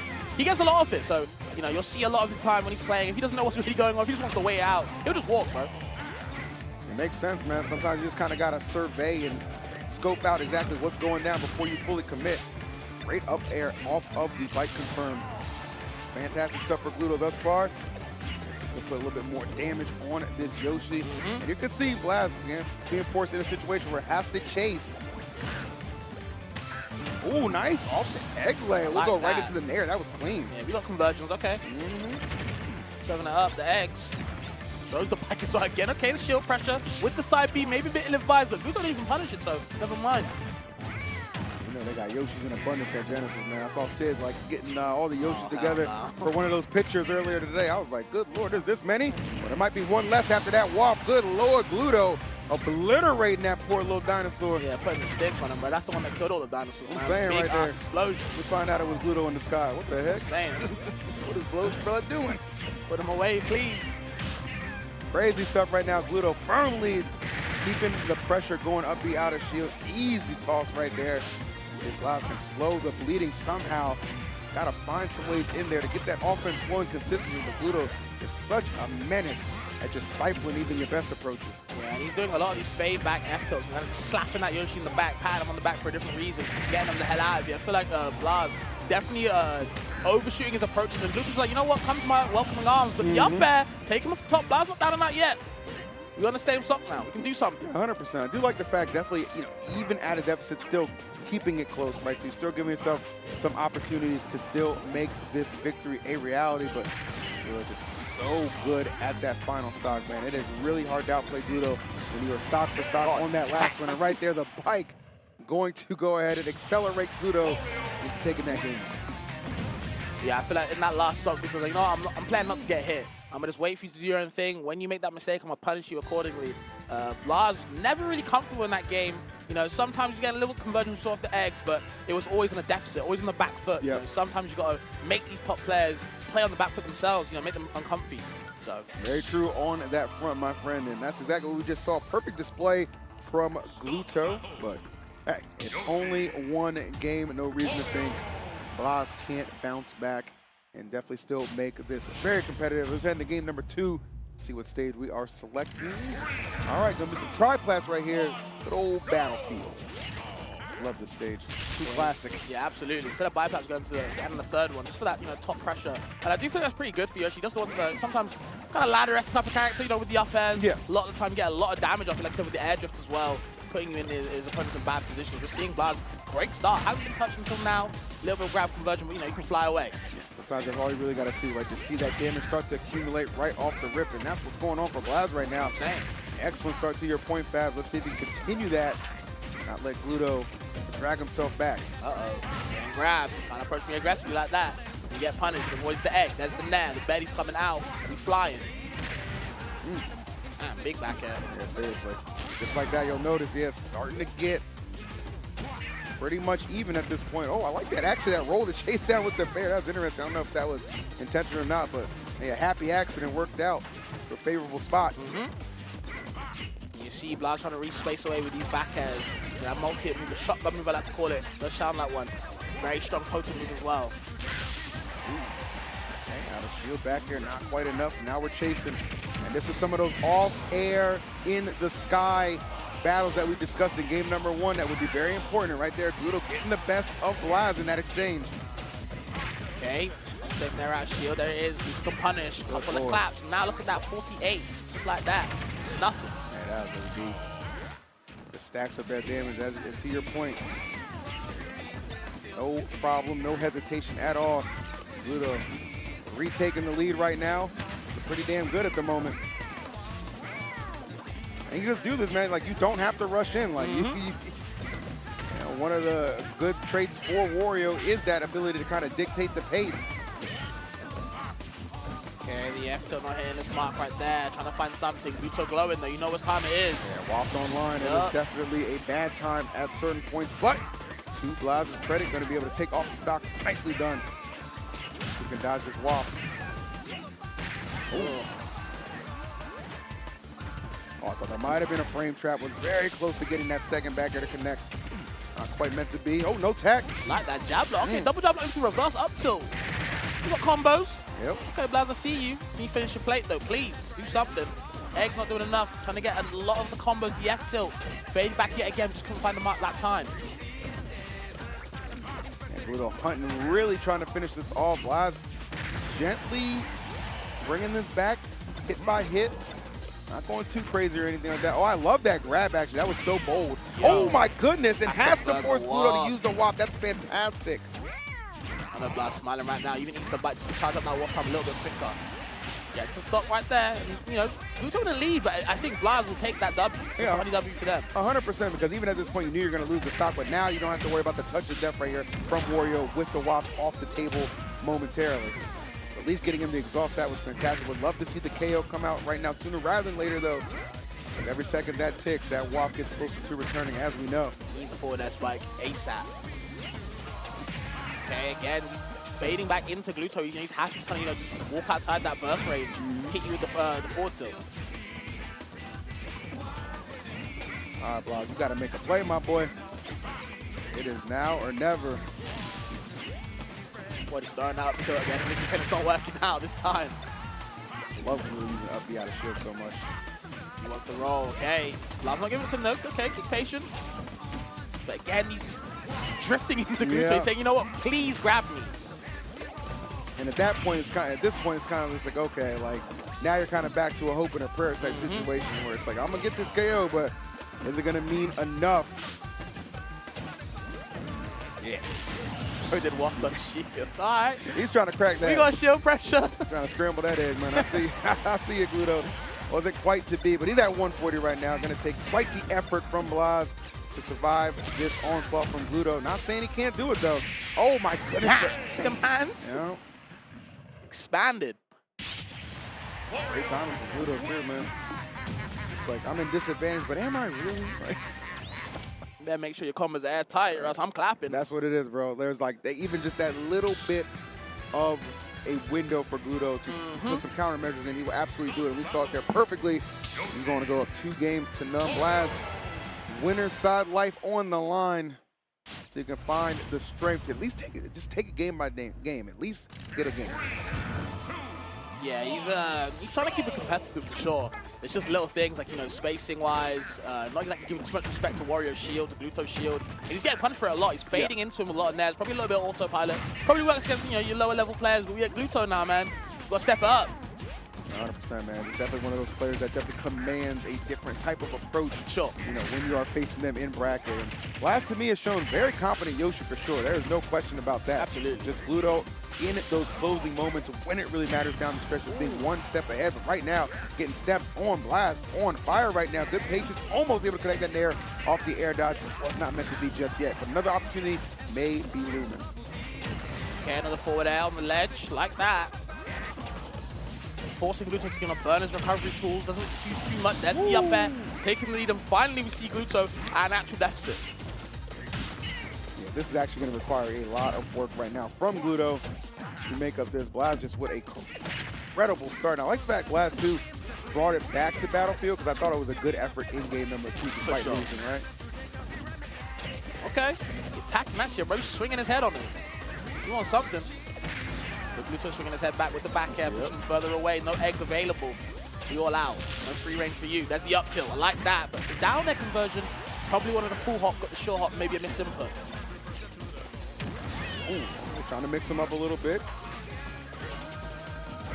Doing a decent job right now. Oz has just done an excellent job building on this lead. Kind of keeping Gluto in a little bit of a stranglehold right now. Hold on. He answered us back. Oh, what? Okay. Wow. Okay. We love a freebie, bro. You don't see Gluto flood recoveries too often, but that right there, you're not going to hear a complaint from Blaz. All right, much needed stock. It's not over, man. I just seen it too many times. Of course, I'm European, but I've seen it way too many times. I know the nair, whatever, into the waft's coming. Blaz, don't let it be you, please. Yeah, this is one of those interesting spots where it's like, okay, I'm very content and happy that I do have the lead right now, but I can't get comfortable, right? And this is the exact right reason. What happened? At least make him use waft now. You have to. That would be ideal, but something tells me Gluto's going to do everything in his power to just get the KO without exhausting that narrative. The fair. And Fabs, you were just saying it, bro. You see it all the time. Could this be just another notch on the dashboard? That is Gluto comebacks. Boy, a serial killer, man. Blaz is the next victim. Do something, please. Not let him sniff out that nair, link into anything that could be devastating for sure. Y'all know he's looking for it, man. Yep, you can see the fade back short hops. And the Genesis stage is a stage I've seen Gluto make many an outstanding comeback before. Ooh, I don't want to jinx it. Oh no, let me get my mouth shut. Stop talking real quick, Fabs. It's getting tight. I know Blaz has got his mouth shut for sure. Clenched. Gluto about to clench something else if he can let it fly. Yeah. There's the up air. Wait for something else, never mind. Blaz fighting for his damn life, but it doesn't matter though. It doesn't matter. All will succumb to the waft. I'm sorry. That's just what it is, man. Very well said, because you could see too a lot of those follow-ups were kind of being predicated on. Gluto was hoping he would pick a defensive option so he could punish accordingly, right? And then back on the ground. Didn't give it to him on the platforms, but back on the ground, Gluto just finding that one opening, and he took it all the way. As per usual, man, the waft, sometimes it's just too good, bro. That's what I'm saying. That's like the one bad thing about being in the lead versus Warrior, because in the back of your head, you got to think, well, damn, like, I need to be 2 stocks ahead, because Gluto will find that waft on me if I'm not careful. And, you know, Blaz had a good lead, and he was exposing the things Gluto was doing, but unfortunately, he got himself exposed himself, so never mind. That's just what it is sometimes. Good, I mean, credits again to Blaz. Definitely did a good job, especially games. I feel like games 2 and 3 was able to maintain or have some leads, but unable to maintain them. But that's just kind of like what you expect out of Gluto, right? Like this is a multi-year, multi-game veteran in the scene, man. He's gonna find ways to win, and win big he does. So thus far we've seen 2 great performances, one from Sparg earlier, one from Gluto right now. Gonna see who's gonna be up next, but I don't know about you. I'm enjoying my Genesis a lot. It's been lit so far. Always, man. I love coming to the event. You know, I'm always grateful by Flo and the team, the whole Genesis team, to be actually, you know, be selected again. It's what, my 3rd Genesis commentating again. You know, it's been a good time, man. 2nd time doing ult. This tournament means a lot to me, so. Knockouts are a great scene to be in, man. I like the community. Guildhouse is just, I can't stress enough how good Guildhouse is. Tab is your local, I can't believe that. Yeah, crazy. that is insane for like when you think about it, like that is like absolutely nuts that a facility like that is able to just be a consistent local, not just for Smash either, for multiple gaming titles, gaming events. I mean, they do a lot at Guild House, man. So definitely glad we have somewhere. It's a 5-minute walk after the event to go kick it and just kind of cool off and relax, man. It's definitely a good time. So if you're watching right now and you're saying, man, this stream is lit, you need to make sure you show up next year because it's going to be even bigger and better, man. This whole event is all about just expanding, man. We've brought FGC to the scene. Obviously, you know, the tabletop games with Yu-Gi-Oh! And Pokemon now, too. I've been seeing them pop off as well. Yeah, arcade, you know, area, vendors. Like, there's so much to do, man. Don't think for a minute that you're going to be bored out here, man. I promise you. I definitely feel like if you've never been and you're thinking about, you're umming and ahhing, definitely make the choice to come next year, man. It's a great time. I think it's a good timing in the year as well. Like, you know, in the winter, you got something to do. You can stay indoors in Genesis and, you know, play a lot of things. Like you said, it's a big convention center. And, of course, if you want to stay out, there's a lot of things to do as well around the joint. So you will never be bored. I assure you that. It's a great place to be. A lot of things going on, man. So, yeah, I'll always big up to Genesis. Great event. So if you can make it out next year, I'll be seeing you there because I'll be there already. There you My go. ticket booked. Very well said. Now, I'm going to ask you a question since we have seen some heavy hitters already on the stream. When you kind of look at who's at the tournament, who's in attendance, do you have a favorite that you personally, Fabs, think is going to go all the way and actually take home the title? See, I don't know about taking home the title, but I do think that Luigi will go further than people think. Really? It's not just UK bias. I think that kid is low-key insane when he's on point. He told me he's on point this weekend. That's all I need to hear. I think he's going to go further than people think. Just needs to get his head on straight. But yeah, I think he's very good. I'm a big believer in, you know, just players like that, just explosive players. I think Raru, the Japanese Luigi, players like that scare me, man. Yeah, I don't know. sure. They're like the Luigis at top level Luigis.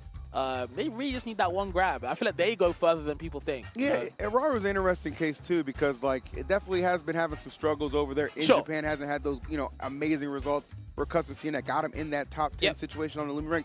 But that's over in Japan. I feel like they're kind of accustomed to him at that point. So a lot of those matches can be a coin flip for sure. Here, like, you don't necessarily have those Luigis at that top peak level for sure. So definitely think Raru is going to catch a couple people off guard and make a lot of people's time for quite sure. rough for sure. So I think Sonics has been my pick to win this tournament, though. Okay. I've been saying that. Sonics all the way. Yeah, I've been saying Sonics all the way since I first got here. I think he's just had too much non-gold, and he kind of needs this gold. Not exactly needs, but I think he wants this gold, and he's playing really well. But of course, I think everyone's saying because of the pre-local about Shining Mark, but I don't know, man. Everyone knows about the curse. You do well at the pre-local, be bad at the event. You know what I'm saying? So I don't know. I think the pre-local is an interesting case study, right? Because it's all best of 3 there. Right? Sure. So that's one thing you have to keep in mind too. And then Shining Mark, I mean, did an excellent job at a lot of those victories that he was able to occur. Even I think reset Mia in grand finals in the best of 3. Crazy. But the thing is, like, I wondered, like, is Mark showing his hand too early? Right? Yeah, no, I feel you. Is he showing his, because you got to imagine they're going to play him, like, they're going to go back and kind of look at some of those videos, right? And maybe Mark didn't show everything for sure, but I feel like Pikachu being as good a character as he is and as niche good at this level, I don't know if I want to enter that preload. I'm like, I don't know. I talked to AK because I was like, how you did in bracket, bro? He's like, I'm not entering. I was like, oh, because I don't want to get cursed. I was like, I feel that. I feel that. You know, save it all, observe, you know what I'm saying, from a distance. Let them all play and you can see what you can do on the weekend and you can start to cook. So we'll see. But yeah, I don't even know where Shining Mark is in the bracket, but I'm assuming winners still. But, you know, there's a lot of dark horses, man. I think a lot of people want to see Zomba win. I'd love to see that boy win again. Because for me, he come out of nowhere last year and just won the event. Even though he's a top player, he's come out of nowhere and just won after, you know, trash talking about nearly everybody. Yeah, so, Zomba winning last year was absolutely insane. It was cinema, bro. I loved it. It was really cool, and it's definitely been doing his due diligence by putting in a lot of practice and work right now to get to the point where it's like, I've seen he's been going to locals all the time, been going to regionals, been getting ready. Oh, we're taking a picture? Let's do it. I'd love one. I'd love one. Behind the scenes. Oh, no, I love it. As well as that, I think I'm a big Tweak fan. Yeah.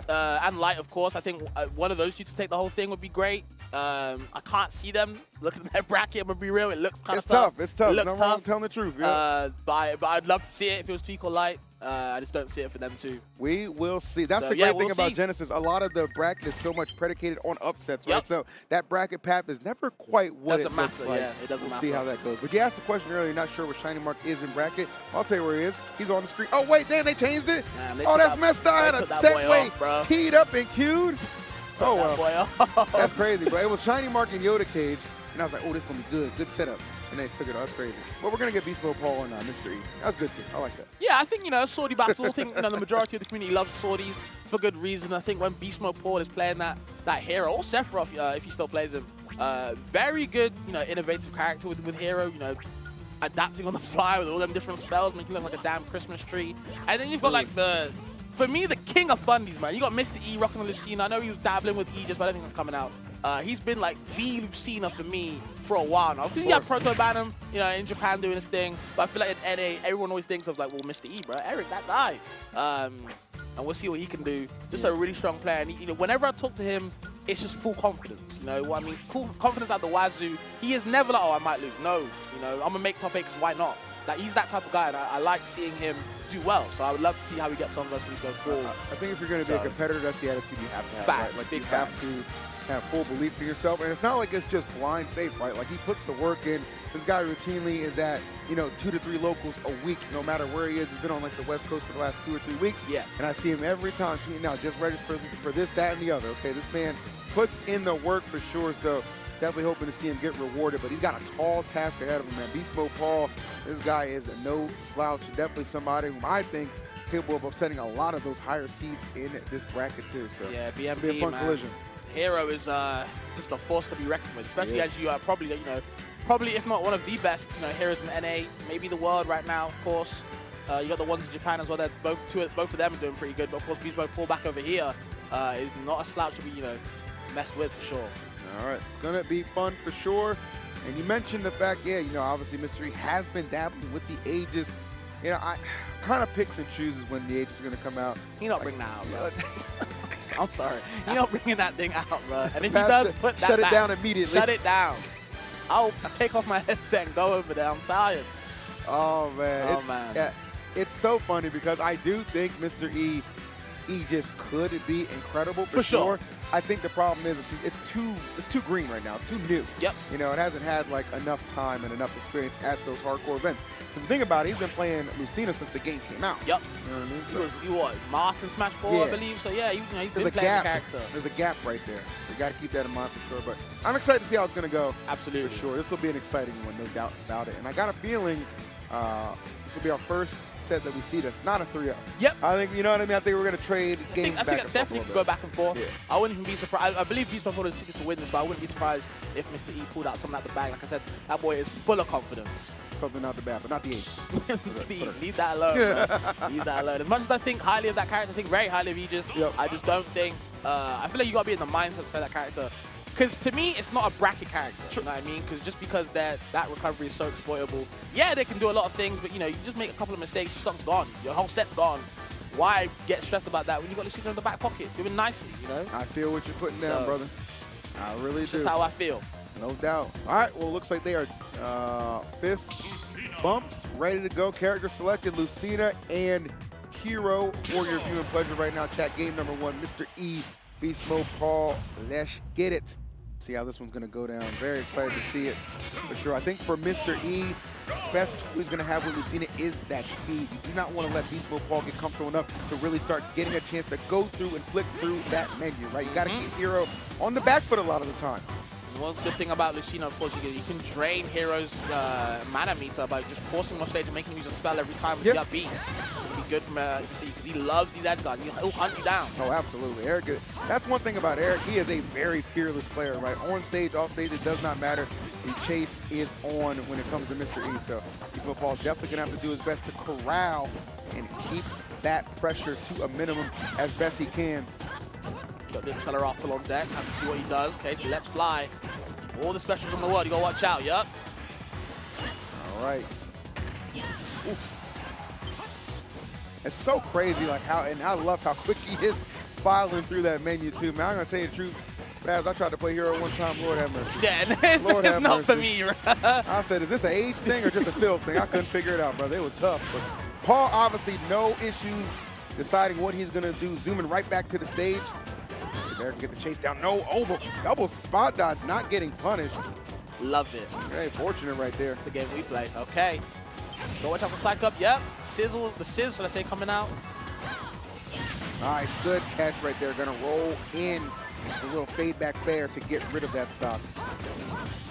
I think Mr. E's just trying to, understand, find his way into this little, this adventure of a fighting hero at the moment, getting lost in the hills, should we say. Yeah, that's actually a really good way to put it. It is a whole adventure when you're going up against this character for sure. So many options afforded to Beast Mode Paul for sure. So Mr. E definitely maybe in a tough situation a lot of the time. Oh no, I think missed the zoom and hit Flame Slash though. Damn. Unfortunate. Maybe he was flicking through the book a bit too quick. Now though, he can capitalize on the same stock though. Maybe he can waste that meter, but Acceleratul, man. Says the name says it all for you. That boy is zooming all around the skies. So hard to catch him. Yeah, just so quick, like that speed boost, man. Very, very powerful tool, of course, for Hero, and he's looking good right now. Speed not in any kind of rush to get into the fight. Mr. E, though, smart stuff. This is where that rushdown can really take effect. Let's see if we can predict where he's landing. Nope. Not quite. Fly. Yep, this is another snooze for Master, though. Still gets the aerials to kind of take that stock, keeping the lead, keeping Mr. E in a deficit. What do we do now? A couple of nairs, the approaching game, but good anti-air from Mr. E to make sure you can swat that boy up the sky. There it is. Ooh. Uh-oh. Nice. Okay, I like that from Eric. Yep. Be aggressive in those returns sometimes. But again, always getting that speed boost and right back. Here we go. Yep. They've been a bit too overzealous with the movement. I feel Mr. E's kind of catching on to where he's kind of landing with these forward airs now. Before he was getting the retreating forward airs, not happening anymore. Mr. E already adapted on the fly. Man, 138, this is tough. You gotta kill him now. Yeah, seriously, bro. Something. Oh, there it is. Getting too greedy.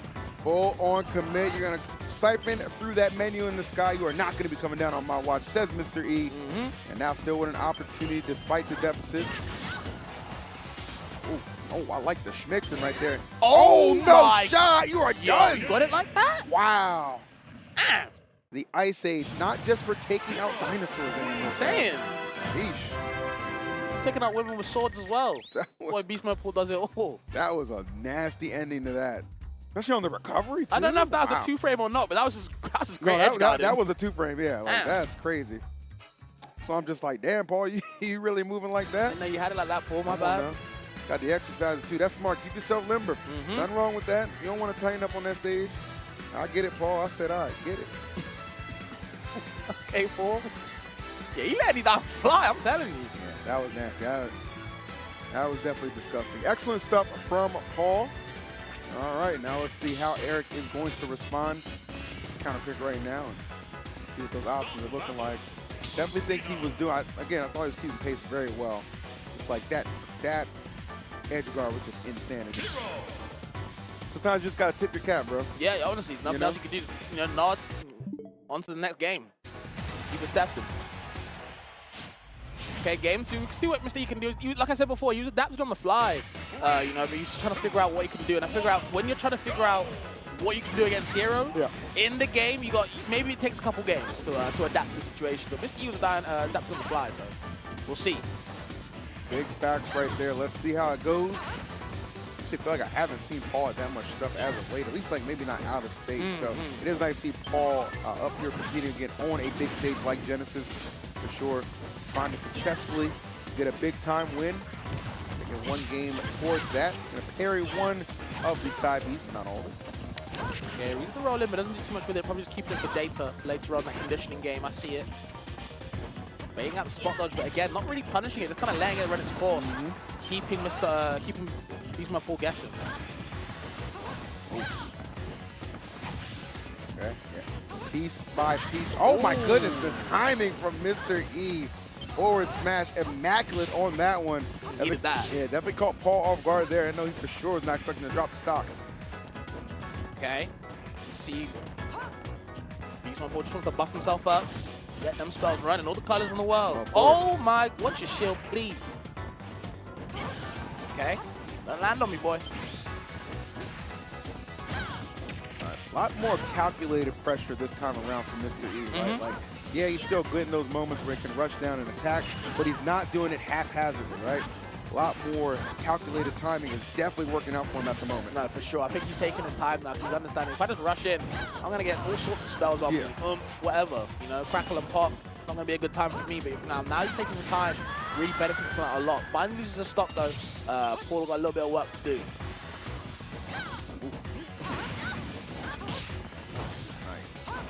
Okay. Letting these up tilts fly. Okay, on the platform, tech chase read. Never mind, doesn't get too much from it though. Just gonna get that cancel charge. You see what he can do next with it. Mr. E taking advantage, gets the grab. Now Paul's in trouble on the ledge. Where you going? Great spot dodge. Ooh, that's okay. Big opening right there. Gonna get the grab. Nothing too crazy.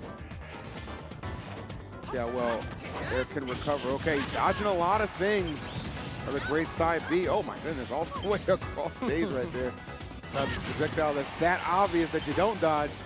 And now definitely the tide's turning a little bit as that speed advantage on the side of Paul right now. Can we recover safely? Just barely escaping. Eric trying to be very poised with his decision making right now. I can see it in his eyes. Bro is not trying to make any mistakes and let Paul back into this thing, and he catches him with the back air coming off the ledge. Well done. Sneaks in that back air, but that was needed. He had to. Incredible. Okay. Accelerator once again. That boy gonna be fast. Doesn't matter though. Mr. E still going. Wasting the mana as well. Doesn't matter though. He's still on 70. He's got time to work with. Yep. Ooh. Careful. I'm saying. He's flickering the shield. He probably wants a parry or something. Trying to bait something out. Yep. Dash in, dash out, grab. Big forward header. Big swing. All right, this could make or break the set right now. If you're Mr. E, you've got to close this one out. Going to game 3, tied up 1-1. Got to be imperative for him, man. Not just those must-win situations, I feel like, because reverse 3-0ing a hero like Paul, that is going to require a lot. So for sure. You've got to absolutely make sure you got an opportunity to tie it up. You don't let it go to waste. Paul, though. That boy healing. Yep. And a little bit helps for sure. Okay, pokes the angle down tilt. What we doing next? Avoids the net. No back air either. Paul escaping death many times. The roll read, but again, still can get this down smash. He's looking for it again and again. Oh. First hit of that nair. Yeah, match fair for fair right there. Oh my goodness, nicely done. Able to just back off a little bit and let the nair do the work. Good coverage for sure. And we got ourselves a set right now. Let's go. Let's go. Like you said, you called it from the start, bro. It's definitely not going to be a 3-0. The way these guys are kind of adapting to each other. Yep. Making sure they can understand all the intricacies of each other's play. And I think Mr. E's really got a good foothold of how Beast Mode Paul wants to use these spells to buff himself up, to make himself kind of appear scarier than he already is. But when he's getting edge guarded, Accelerator's not saving you. You know what I mean? So have to watch out how you're recovering against Mr. E. Big time. All right. Three taking a little bit of a moment here. Probably looking over that stage list. What we getting rid of? Where are we going? All kinds of questions to answer. Hope you guys are having a fantastic evening. Thanks for tuning in. Me and Fabs on the 1s and 2s. Thanks for spending the Saturday evening with us. Yes, sir. It's been a great weekend of Smash already, and we're not anywhere near close to finish. Let me tell you that. All right, looks like it's selected. Main characters, of course. You know what? If this goes game 5, screw it, man. Just do Sephiroth versus Aegis. For the fans. For the fans, do it. Please. If it goes game 5, come on now. Build some anticipation for your chat. By the way, spoiler, it's not going to happen. Off the board just like that. That's how it be sometimes, bro. Back to the adventure time. He just sneaking that percent like, hey, if you're going to let me hit you with it, I'm definitely going to take it. Ooh, I like that. Okay. Yeah, them Dolphins actually putting in work against Beast Mode 4, man. I like it. The way that boy just be skipping the ledge play with Accelerator is crazy. It is pretty nuts, right? He goes straight to the center stage. Doesn't matter though. No. Damn, what? I don't know about the DI either way, but damn, Mr. E with a great lead. Said forget that 30% off the board. I'm taking his stock back to back. Yeah, that's a really big deal. I mean, Paul really can afford to be giving up stocks so easily due to miscues, but nonetheless, all right. Eric, not going to complain about that. Sure, but oh man, just able to get that lingering part of the forward air. You guys be edge guarding each other. Crazy. Yeah, okay. seriously. See. Yeah, I like that a lot too. Like the back and forth action, that's what you definitely want to see. You need that. Like both these guys, very even in skill for sure. So kind of what lends itself to be a very good battle that we are seeing unfold right now. Eric though, Mr. E with the slight lead as Beast Mode Paul starting to chip into it ever so slightly. Okay. The jab, yeah, get off me. Good tool. Goes for the sizzle, just can't find that right hit. Just wants to keep Mr. E away, trying to zone him out too much, but good option from Mr. E. Kind of zone breaking with these pivot cancel F tilts and stuff like that. Down tilts as well, poking the toes, making Paul feel uncomfortable. Oh, no one home for that there, no sir. This boy lifting all around the Accelerator, man. I don't even know how many he's reacting like that. Yeah, I think it kind of comes down to, it's not like, there's no real wasted movement from Mr. E, so I think that it kind of makes it a little bit easier, right? When you see Beast Mode Paul on such an aggressive approach, it's like, okay, I'm not doing anything stupid over here, so I can kind of react as best I can, and Mr. E does have some excellent reaction speed for sure. And as you see, yeah, Paul just keeps on farming it. Uh-oh. Double dose for you. Hold on now. Yeah, the side top. Oh, wow. That was great awareness from Mr. E. Called it and delivered on a big-time forward smash. It just doesn't matter, bro. All he's zipping around you doing is not doing too much. If I got this forward smash, I'll hold it. Left hook, push him away, to get him stage control advantage. The up B, full charge, not do anything either. That boy had his hand on the shin for ages, like, Yeah, right. You furrow my brow. Space forward there, yep, get off me. Okay, survive that. Yeah, I was gonna say that stock definitely not gonna be hanging around too long. And for Mr. E, a little upsetting right there. Only put on 19%. Definitely want to get as much additional damage as possible. Yeah, you need that, man. It's still anybody's game right now. You want to give Beast Mode Paul away back in. You've seen him many times, man. He'll take that charge. There it is. Yep, the forward at the back air, fading in and out. Keeping Mr. E guessing. Hand on the chin yet. Once again, we're thinking out here. I'm about to see maybe a brain blast with the side cup. Oh, boy. You got to be careful. I've seen it get real ugly in these situations. Mr. E's like, you know what? Let me just take some refuge right here on the other side of the stage. Momentarily came off the platform, though. Oh, my goodness. Just and like to that. his dismay, gets absolutely obliterated. He should have just stayed on the platform, dog. What the heck? That's tough. That stock got... that stock exploded, I'm telling you. That's crazy, bro. But that's just what Hero can do, just out of nowhere. Makes it tough. Gee. Just feels like you can never be confident or like feel comfy against this character, man. Mr. E gotta find a way. Beast Mode Paul up 2-0. Of course, Mr. E's hand right now. Let's see where we are heading. Not before some music selection. I'll see. I'm telling you, that's a real thing, though. That music counterpick means a lot, bro. Oh no! Every time when I hear that Sonic song come out and Hurt starts playing, I'm like, oh, he got this game. that boy is a fan. Right. Oh, Mr. E looks serious now, though. This time. Got to be locked in at this point, man. Tournament, winner side life on the line here. Paul would love to end this right now in 4 games and not see a 5th. Okay. Always reversing on his way back to the stage with these projectiles. He's catching E off guard. Down to poke this time with good in there. Both hits too. A lot of damage on the board. Trades it in Mr. E's favor. Still can't get these ledge traps though. Maybe a ledge trap or something. Nope. Never mind. Ooh.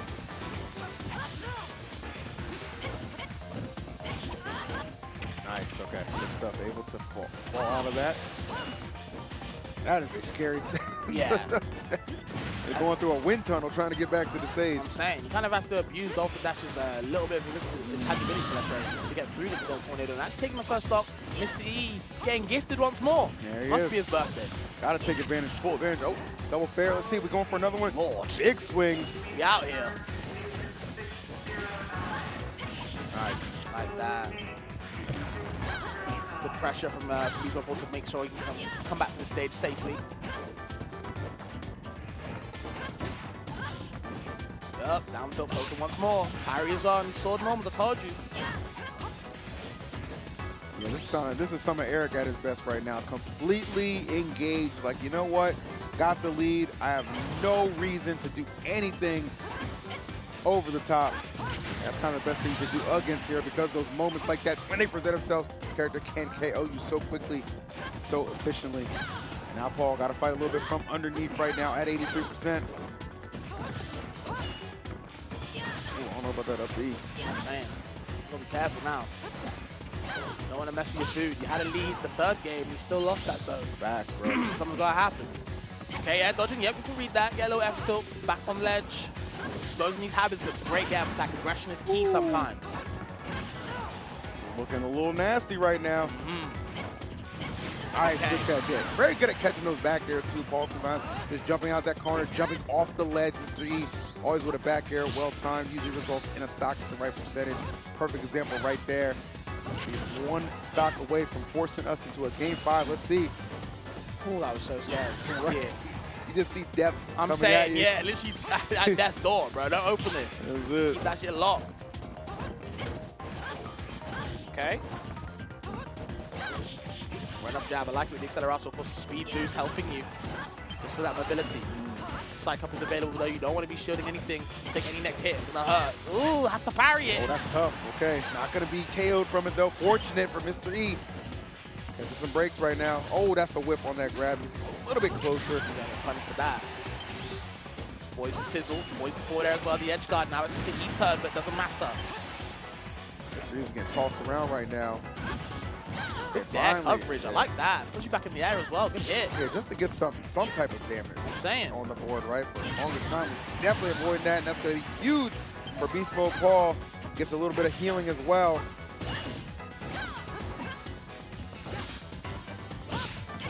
Yeah.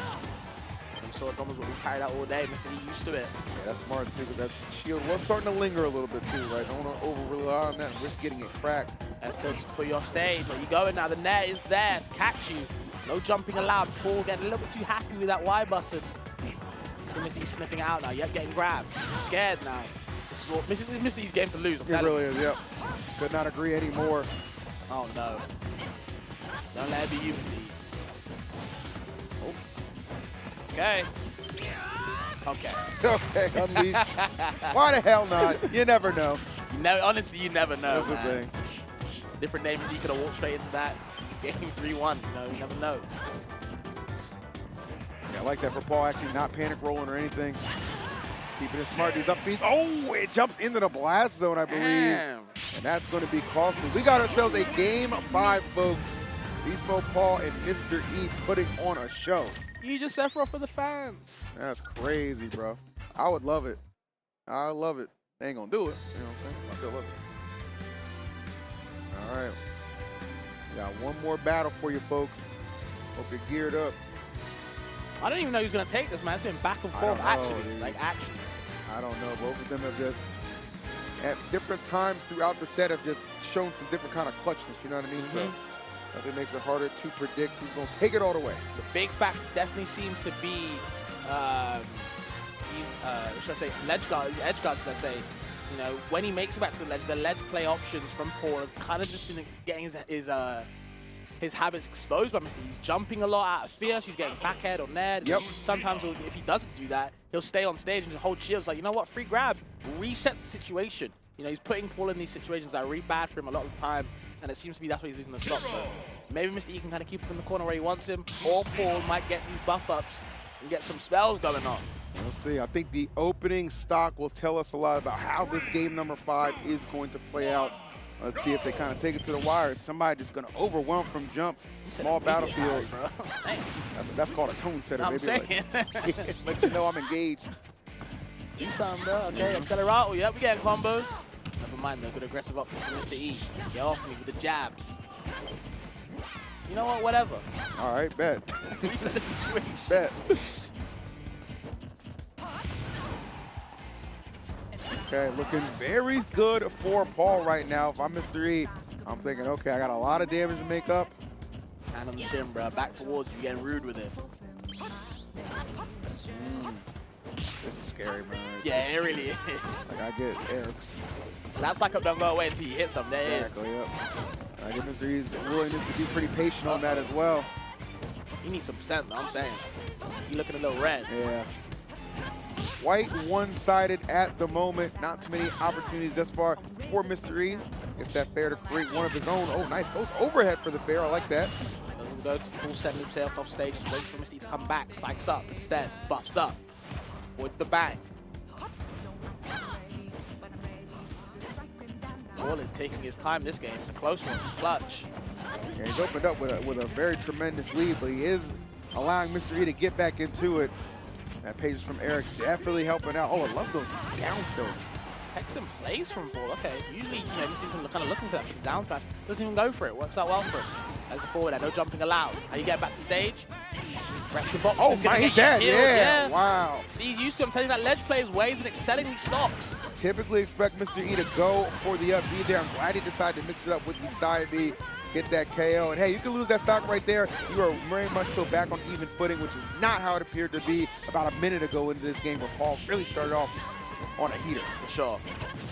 Heater indeed. Okay, how you getting down though? Yeah, there's the F tilt. Push you away. Get off me. Up B as well. Oh, has to grab that ledge. Doesn't go for the snooze, keeps it in the bag. There's Accelerator though, his favorite spell for sure for the set. Gotta be, bro. Just wants the movement option. It helps you match with that speed of Lucina too, right? You, you got these buff ups like that when you go in red angry, I'm telling you. Sparkling. Oh no, that is absolutely gut-wrenching. If you're Mr. E, first time that snooze does connect in this set, and it is a devastating one. He needs to suck immediately. Hold on, Mr. E, can't find the nair. Good get up attack option from Paul, deep edge guard. Uh-oh. Doesn't have much mana to work with either. Yeah, Didn't wow, have much mana. Wow, that was great actually. Good job, Mr. E, exhausting the options right there. Just like that, game 5, last stock, going down to the wire. This has been an absolute barn burner, man. Can't wait to see who actually pulls it out. Really hard to predict it at this point, man. I'm saying, yeah, I don't know who's going to take it. I thought Paul had that in the bag once that, stock was gone, but never mind. E bringing it right back to him. F-tilt rolls away, has to. There's the nether, picks up the jump. Where's Paul going? Goes high. Doesn't get a big punish off it, Mr. E. Nice, okay, Mr. E tracking him down right there. Knows when it's a good time to push the pace. Lord have mercy. Please, Accelerator on board. Got to watch out on this movement. Zipping in, zipping out. Yep. Reverse nair, forward air, double forward air. Doesn't matter though. The down air coverage. Wow, that was incredible. Frame trap in the midst of victory in a game 5 tight situation from Paul. Gets him the big W. Oh my Lord. Put that stick out. We're going to show you what you can do with it. Mr. E, unfortunately, going down to losers. Paul, though, man, the GOAT.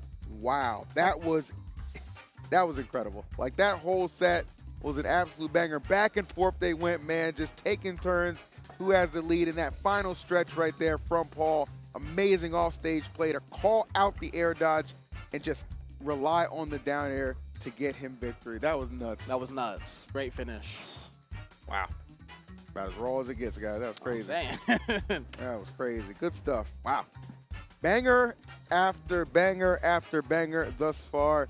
Crazy thing about this fast, we're not even in the top 32. So I was about to say, bro, we ain't even in top 64 yet. We're qualifying for top 64. You're not there yet, just guys. There's a lot of things to work with, a lot of players. Everyone's here, man. I'm telling you. There it is, man. Crazy. We are playing this all the way down into top 8 because, of course, tomorrow is going to be Championship Sunday. You'll be able to see Ultimate top 8 tomorrow, Melee top 8 tomorrow, Rivals 2 top 6 tomorrow as well. So a lot of bangers on the way for sure. Got you covered. Now we getting Shadow Mount Yoda. Okay, gotcha. Now we getting it. They were the next match on. Gotcha. Yeah, man, what Pikachu against the leader of them right now. Yep. It's DP. This is Ash's Pikachu right now. Yes, truly. And of course, Yoda Cage, Philly represent Bowser Jr., man, the Morton. Scary Morton, man. Very scary character. I feel like, people always tell me Bowser Jr. is bad. But then whenever I watch the top Bowser Jr.'s, they be smacking everybody. You know what I mean? So I don't know. Yeah, it's hard for me to get on the Bowser Jr. as bad train. I just think for a while it just wasn't that much attention to the character. Enough so to kind of bolster it. You had your, two and throughs every now and then that would pop up and do some work, obviously. But I really think Yoda Cage, he's kind of like a little bit of an OG at this point, I want to say. I remember him and Ketchup were kind of the ones that I really knew about back in the day. Obviously, I feel like Zap has really pushed the meta forward for sure, too. So, I think this character could definitely put in a lot of work, and I think Shiny Mark, as good as he is, can't afford to take this lightly. Absolutely, man. Yeah, I agree with you. I think Ketchup was the main one when he beat Light. He had a couple wins against a lot of people. SoCal had so many Bowser Jr.'s. There was Tatanator. There was, of course, Ketchup. There was a few. And, of course, down in Philly, they got Yoda Cage. Some other ones as well, all around Tri-State. His characters are everywhere, man. And then I remember, of course, Zap in Florida. You had Jade. You had Jade in Florida for a while as well. I don't know where she went. There's a lot of people playing this character for a good reason, The up air, no character with up air strings like that can be bad, in my opinion. When you got 2 projectiles doing like that, maybe he's not exactly top 10, but he's still good. I don't know. Yeah, I mean, definitely can hang. We've seen He it. can hang, plenty bro. of He times, can hang. So we'll see. Definitely going to be a tall task right here, though, for sure. Having to go against Shiny Mark. I like that jacket Shiny Mark's got on a lot, actually. Yeah, I'm about to ask him later on where you got that from. Man, that looks smooth. It looks warm. That's Yeah, it that's look what you warm. need out here sometimes. You know? Here in Northern California, so that's a good look for sure. All right, maybe a little too intrusive on the stage. You know what I'm saying? For sure. But yeah, of course, we are going to get this matchup going on. And, you know, we talk about people playing this matchup before. I think Shiny Mark's played that many times in Of Coin course, Box, yeah. online, wherever you are. Plenty of battles there. For sure. So We're not going to have any ignorance in this match for sure. I feel like I haven't seen Yoda Cage in a while, but obviously not missing too many steps considering you've made it this far in bracket to be going You're up doing against something Shiny right. Mark. Yeah, Yep. definitely agree with you on that one. So it'd be good to see how this one does unfold. Pikachu versus Bowser Jr., folks. Place your bets. We'll see how it rocks.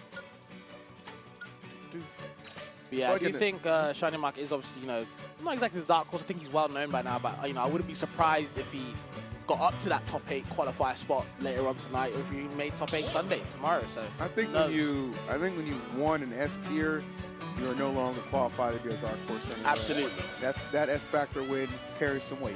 I completely agree. You know, and that's a compliment. That's not an insult. So it's all good. I'm sure Mark, Shiny Mark would agree. Definitely wants to be recognized in that upper echelon of players for sure. So whenever I cast him, I always big that guy up. I'm a big fan. Yeah. You know, Shiny Mark is very cool to watch.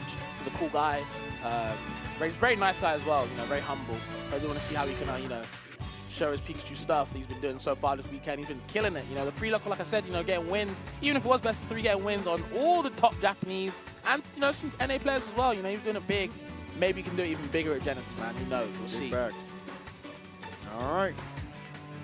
Oh, I'm being told that Riddle's just lost. Is Riddle's out the tournament?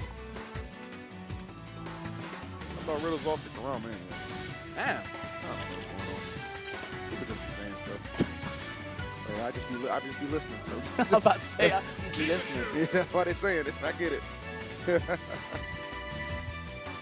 All right.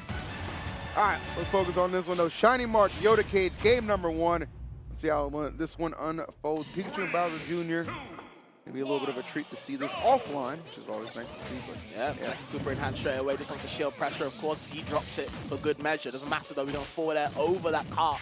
The armor don't really linger with me. We can get some combos in that little man. Oh, Lord. Damn. That was a ton of pressure coming out right from Shiny Mark, right from jump for sure. Definitely got to be well aware. I mean, just the combos from Shiny Mark, always so on point. Kind of has the vision, you know what I mean? Yeah. Like, understands, like, okay, exactly what my capable of delivering, and how exactly to make it a reality. So one thing Yoda Cage is going to have to be very cognizant of for sure, and that speed of Pikachu too, right? Makes it so hard to pin this character down. Yeah, there's an air drag down, the up air too. Can't get the forward air either, but still, Yoda Cage kind of surviving still. Has to get something out of shield. His out shield game for Junior isn't exactly the best. It's quite lacking. Yeah. And against a character like Pikachu that kind of pancakes a lot of things, it's very hard to hit that character out of shield. So, okay, like the Nair. Man, I feel like so many times, like, fighting against Pikachu can be such a slow burn, right? For It sure. just gets so much damage accumulated, and it does sometimes can take Pikachu a little while to get that KO, but, like, the point is, like, you just know it's coming inevitably. I mean, look at 130 right now on Yoda Cage. Can't imagine this stock's going to be hanging around too much longer. Right on cue it is with the dare to take care of business. Just kind of hard for Yoda Cage to get anything started. There's the back air. Stop touching my shield, boy. You're trying to drag him down as well. Junior is very susceptible to getting that drag down. You get him out the cart. Yeah. You know, you get that little love tap on him. You can't get that cart back, so it's tough. That is. Oh, I like that, actually. Kind of throwing caution to the wind. No, he's not going to get the Kim right there, but hey, a little additional damage is never a bad thing for sure. Oh, I like that stationary. Okay, up smash. That's probably a little bit stale right now. Doesn't matter. Okay. Drag down there once more. I like that reverse the up tilt so you can put him back off stage. Be smart from Shiny Mark. Those little things will help in the aggression side.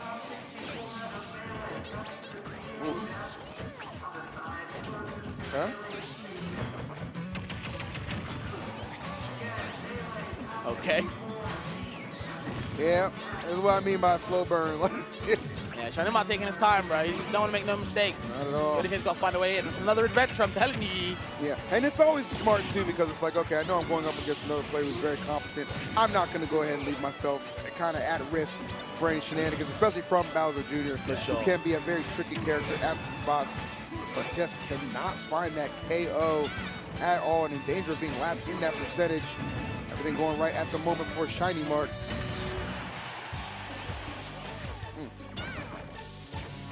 All right, take flight, yep. So many recovery options when you're Pikachu. Being afforded the ability to go under the stage, right? That is truly a nice little privilege that this character has. A little privilege is undershooting it. Woo! Oh, okay. They'll take it, bro. They'll take it. Stock's a stock. Yep. Again, Yoda Cage's got to go back to work and do something, man. He still has not been able to actually take the stock of himself off Shiny Mart. In trouble. Okay. Mark's been very convincing up until this point. So we need the up airs. That's what Juna kind of excels in. Once he gets a couple of strings up top, he does damage on you. But never mind, Shiny Mart not giving it to him at all.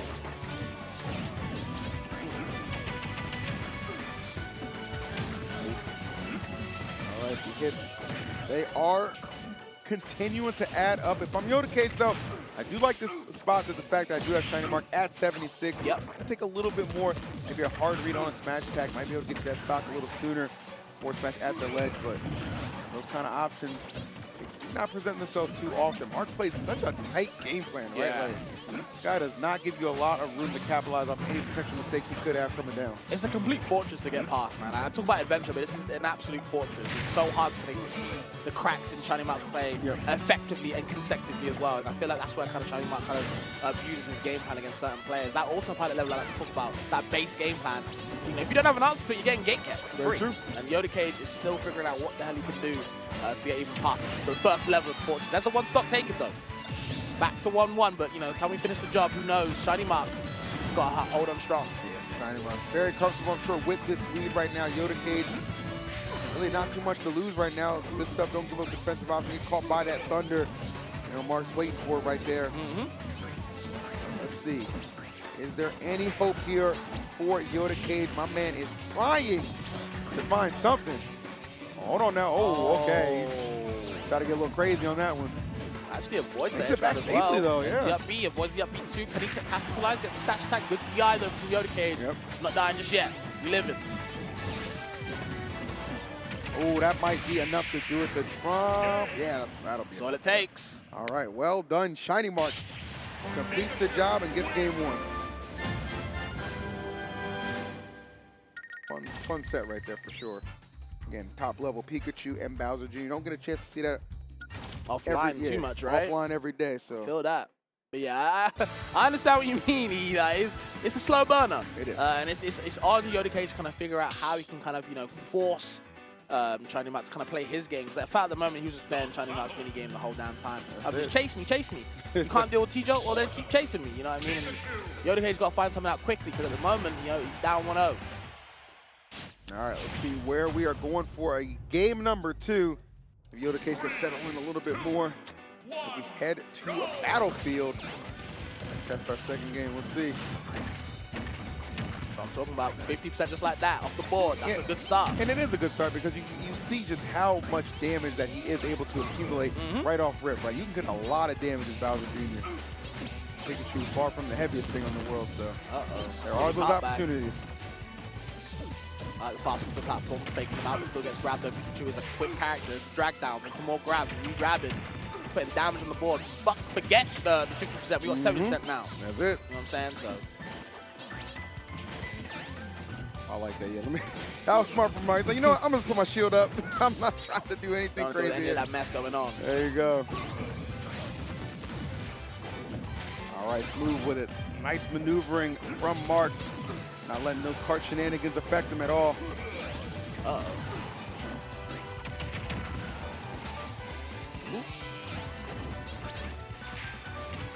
Okay. Okay, why not? Dash type though, good catch landing. The F smash, not there. Damn. I actually thought that connected, but it seemed like it hit him, so. Fortunate for Shiny Mark not to be a victim of that. You see Thunder right there to get back safely. Smart stuff. Pulls the trigger on the forward smash. They expected a jump. Cage not giving it up. Yoda Cage, I'd love to see him be able to get this first stock off and see how he plays with the lead. Yeah, it'd be good to see that. Yep, he's right there on the doorstep. Let's see if we can put it away. Kind of about taking a sweet time. Okay, yeah, I like that with the jab. Should be the stop. Yep. Never mind though. Not at the ledge, unfortunately. Yeah, a little closer to that right side definitely would have been the case, but just able to survive long enough. Okay. Let the mash out from the grab. Get off me, please. Yeah, he's thinking, okay. Let me survive. Get him up one more time. Maybe I can get up throw. Let's see. The opportunity presents itself. Interesting with the forward still. Yeah, that last lingering part of the down smash is going to catch Shiny Mark off guard and push him away. Okay. And again, Joe spam time again. Oh, now nice. just falling to dash attack and Shiny Mark with the lead once more. Okay, down tilt though. Get a little taste. That's what it is, man. Down tilt, putting in some work for sure. Okay. Okay. You gotta avoid these back heads, these multi-hits, bro. How you getting back? Okay. That made me a little nervous, actually. I'm not gonna lie. Same. Yeah. I'm used to Pikachu going that low. Bowser Jr., I think it twice sometimes, but maybe Yoda Cage can realize that, of course, you know, with the armor on the bottom of his heart, you can kind of run through these T-jolts, kind of find a way in. Maybe Yoda Cage can figure that out sooner or later. Did figure out just then. Maybe he can keep it consistent. There's the jab. Get off me once more. The boxing gloves. Uh-oh. all right, Mark, I see you. Nice, actually landed behind him. Okay, Yoda Cage swinging out of shield. Maybe to his dress from okay, no, wow. I actually tried that little time to react to that. Oh, that could have been tremendous I'll again. take the second one, though. We keep swinging. That weight from Pikachu can definitely do him in. Great DI, though, from Mark. He is definitely flirting with those blast zones out there, but not willing to relinquish the stock just yet. I'm mentally saving his bacon right now, man. Keeping him alive. Throws it down to get an advantage to down tilt too, but none of these hitboxes connected. Shiny Mark fighting a way out. T-Jolt, dash attack, still not going to put it away. Double cannonball. Stock's extremely bloody right now. Something's got to give somewhere. Let's see. Yeah, the percents are getting too red right now. You know what I mean? There's the forward there, the cannonball to cover the jump. Yup. Clashing with the T-Jolt though, unlucky. Gets out of the way, the Mecha Cooper tries to lick him down with down tilt, but Mecha Cooper low-key saves Mark. Yeah, Which way we go? I was going to say that Mecha Coop kind of working against Bowser Jr. in that instance. Oh no. Yeah. Has to parry the cannonball. He had to. Oh, but everybody forgets. Everyone forgets the second hit, even if he parried the first one. You know, just take control of the cannonball, man. Get the hell out of the way. It's tough. Oh, man, that was funny. Okay, nice. All right, Yoda Cage coming to life a little bit right now. Very fragile lead at 187.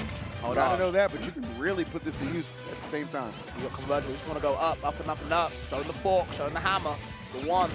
Never mind, the trades down there are going to lose your stock. Showing back is right back on your tail. The kid's got to do something quickly. Yeah, he does. We'll see. Pikachu, absolute combo fiend. Trying to put some of those on display right now. There they go. Yeah. Oh, that platform aiding. But a quick mash out actually from Yoda Cage. Nice turnaround from Shiny Mark. Taking damage. Taking damage and absolutely Shiny Mark taking back the lead here. Back to the T-Jolts. In an instant. Littering the ground with them. Uh-oh. Avoid the down B. Good option from Yoda Cage going a little bit lower than usual. Oh. Goodness, all right, yeah. This is swung back to Mark's favor. Quick, fast, and in a hurry. Very quickly, yeah. Nice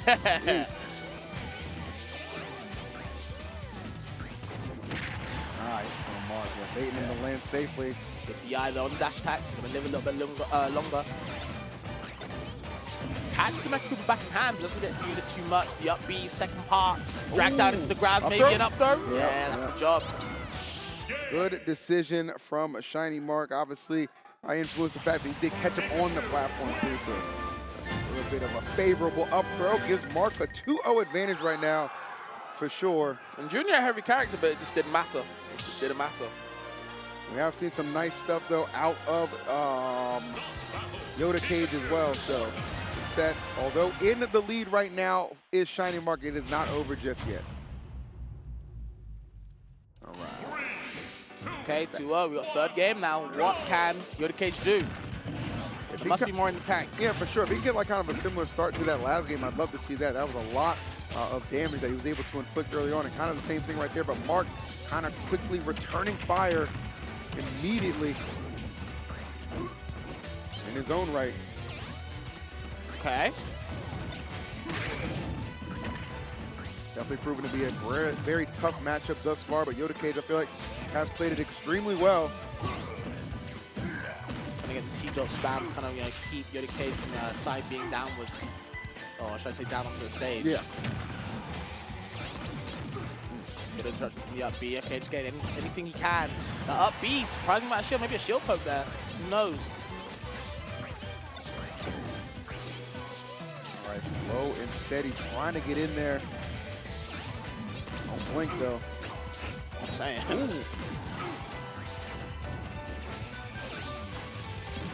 Mark is not at all hesitating to do anything off stage when the opportunity presents itself. And that down smash going to be huge. Needed that. Need a little bit of a comfort. Need to kind of take a deep breath. Keep going. Back to the game plan. Yep, drag him down. One more. We need more. Where you going on that platform? Yup, there's the forward at covering. If I'm Morton, I'm so mad just watching that dumb ass Mecha Cooper run back and forth on the platform while I'm getting comboed. Help me! Like, what are we doing? Oh my goodness. No conversation for you, bro. Yeah, pure comedy right now and a pure dominant performance thus far from Shiny Mark. He is really running the pace here in game number 3. And for Yoda Cage, definitely looking like the light at the end of that tunnel getting a little dimmer. Yeah, it's closing up. The door is definitely shutting. You all put your hands on that door, bro. Don't let it shut on you. Oh, no. Good interruption on the recovery, yep. And the edge guard him. Okay, managed to go back to the stage where again, get harassed. All these multi-hits in the world from Pikachu. So hard to deal with if you're Bowser Jr. Doesn't exactly have the best frame data, but the up smash out of shield. Good option. There it is. All right. Is there an opportunity right now for Yoda Cage to maybe get this back? Okay, excellent. Not going to lose that stock right there, but 171 Fabs. This is a tough spot to be in. I don't care what character you're playing. Yeah, for sure. And like I said before, Junior is heavy. Has kind of used the armors on the bottom of the cart, but for how long? That's the question. There it is. Needs a little bit more. Uh-oh. It does seem like there's some opportunities right here. The fear starting to be put in Mark a little bit. One at 51%. Oh, if able to survive, that would have been great, but unfortunate. The damage too high. All things considered, though, Yoda Cage still with a fighting opportunity to avoid getting this 3-0. Yeah, he's not done that just yet. Still work with it. Yeah. Okay, side beat on the shield. Gonna side beat again. Why not? Back for the wrong way. I like that. Mix him up. Yep. Get off me. No grabs allowed for you. No follow-ups. But the upbeat's interrupting whatever Yoda Cage is planning. Devious. Yeah, seriously. The efficiency from Shiny Mark has been prevalent. Man, Yoda Cage, he sees, gotta put this away. So one thing about Shiny Mark, he does such an excellent job living a lot higher than you would really expect or want for Pikachu, especially at this caliber. But it is a very tough outing. Despite that, though, Yoda Cage finds another stock. And this game number 3 definitely has a shot right now. Wouldn't say favored, but you never know. Okay, there's a grab up throw. Yep, it's the up air. Doesn't get too many though, only gets one. I like that. Mecha Cooper maybe? Tries to keep up something fancy. I do like the option right there. Keep them mixed up. Never a guaranteed for sure. Oh, like that. Babs, hold on now. Go back into the game. Hold on, E. The Yoda Cage, he's coming unleashed right now. Let's see, is Shiny Mark gonna fall apart? Can Yoda Cage maybe catch him slipping? Those nerves maybe starting to pick up a tad bit. Down throw for Hold. the adjustments. Stage control as well, but now the up B. Shiny might want something. No drag down for you. The jab to the ledge. This could be it. It is indeed. Wow. Yoda Cage, we back into it. What a rally from Yoda Cage, facing certain defeat. Said, no, not today will I go quietly into the night. He needed that. Amazing stuff. That was incredible. And now the pressure is now back on Shiny. It is. You know what I mean? Now, game might be going topsy-turvy. Back on Shiny Mark's time. Can he weather the storm, bro? Yoda Cage feeling good, feeling nice. That was great for Yoda Cage too, right? Honestly, that's what you need to see happen 100%. Like, okay, I need to get on the board, and to do so, it's something to say do it in a dominant fashion, but it's another thing to do it in a comeback fashion, which I think can motivate you a little harder. So that's really good for Yoda Cage. Absolutely. Philly represent. Yep. But now we are back, moving ourselves from those tri-flats back to the double flat layout here on small battlefield. Shiny Mark's selection for game number 4. A game 4 fast I did not think we would be seeing based on what that game 3 was trending towards, but you never know. I didn't have faith. I'm gonna keep it honest. You never know in Smash, bro. It's the beautiful thing about this game. Let's see if Yoda Cage can pull out another victory. Really put Shiny Mark through the paces. Shiny Mark definitely somebody a lot of people have pegged and eschewing to make a top 8 here. Would be quite the dismay of a lot of people to be set the losers at this point in time. Sure. You can lose a game, you can definitely lose a set, so we'll see.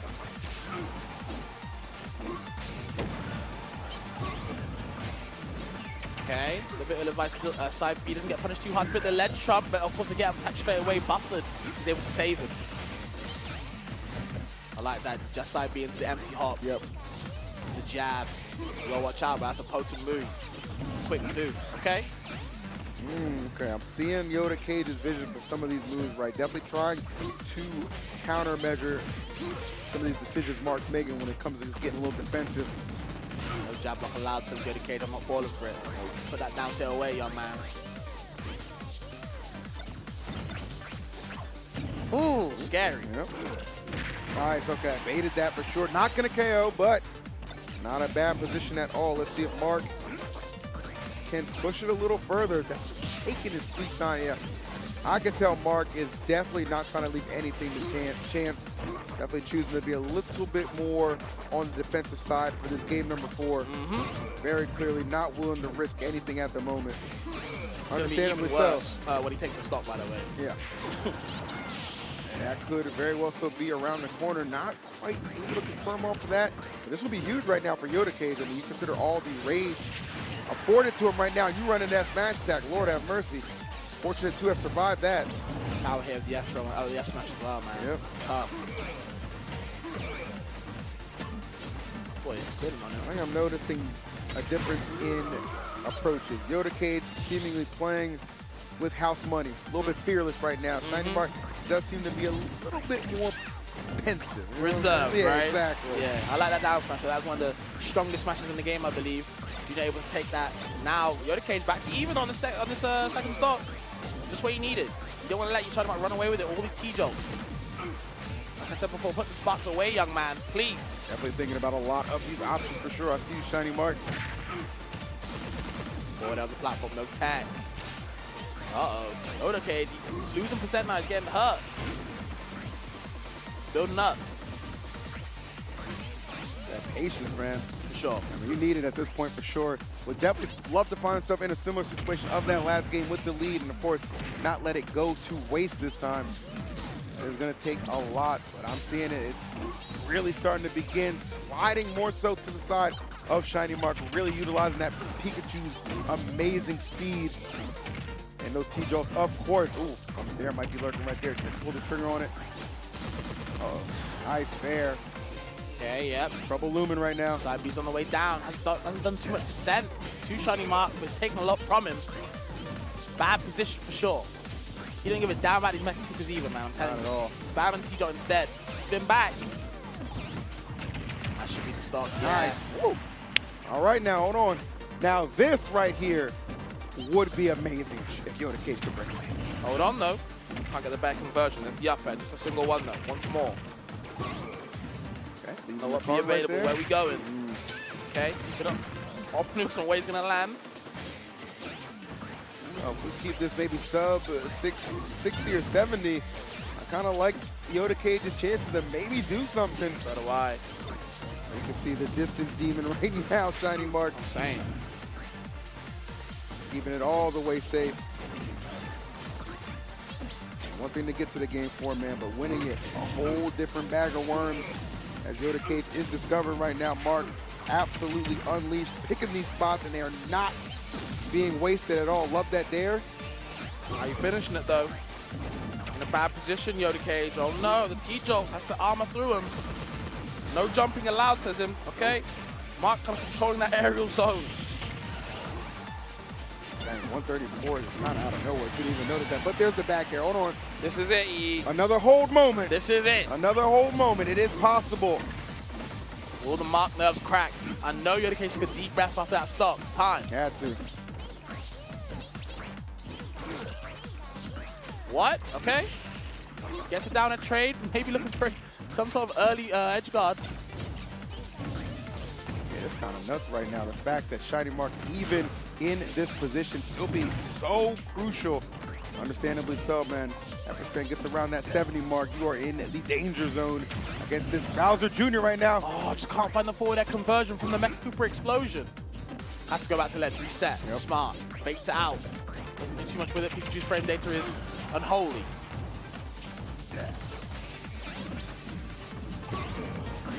No ledge jump available. Yep, good on Yodacation for buffering the option yet again.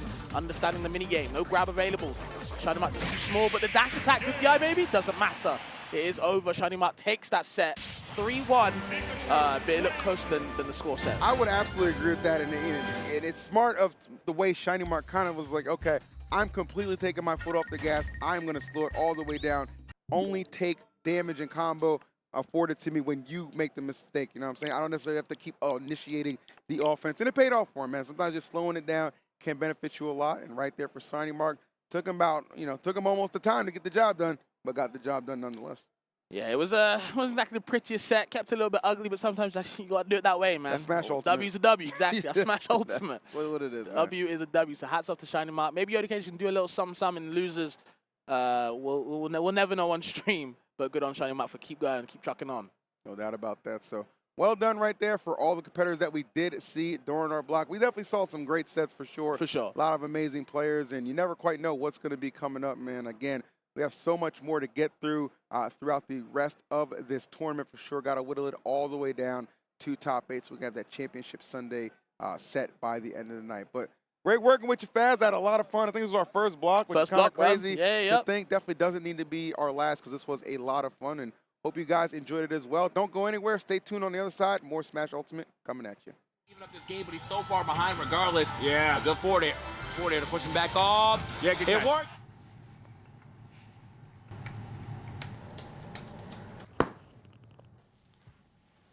Why'd you stop watching? You have that little faith in me? I was just seeing what else was on. I mean, I was going to recover back to stage at 128%. Really? No way. I'll go back. Yeah, but you missed it. I'm sorry. Keep watching, because I'm going to win this thing. I'm keeping my advantage. Oh, we locked in. We locked in. That's it. No, that's it. He said, get out of here.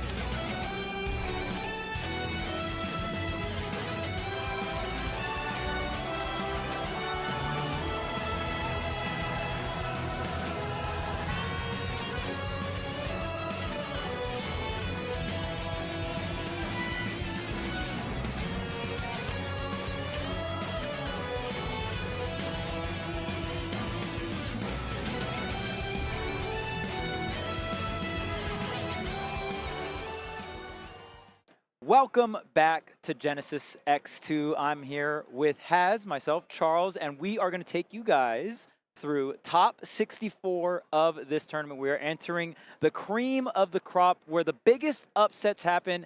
And boy, let me tell you, actually, let Haz tell you what's going to go on here in this top 64. We got some crazy matchups, right? We got a familiar face coming up. Big G, my guy, Gavin Dempsey. Hey. That's going to be Tweak. Diddy Kong, obviously best Diddy Kong on the planet, one of the best players on the planet, coming up here against someone who is on a hell of a run already on a warpath of upsets. Wadara, California, Bowser Jr. main, with wins today over 3-1 over Riddles and 3-2 over Gak. So this should be interesting. I feel like this tournament, there's been a lot of action going on around Bowser Jr. What is up with that, Charles? Tell me about it. What's going on, man? I guess this is the late game character. We always said that. We always said Bowser Jr. is a late meta character. We have said that a lot. We always talked about the potential of Bowser Jr. and the ceiling the character has, but every player just has to catch up and get all the tech down. So it is crazy to see Bowser Jr. having such a good showing so far here at Genesis X2.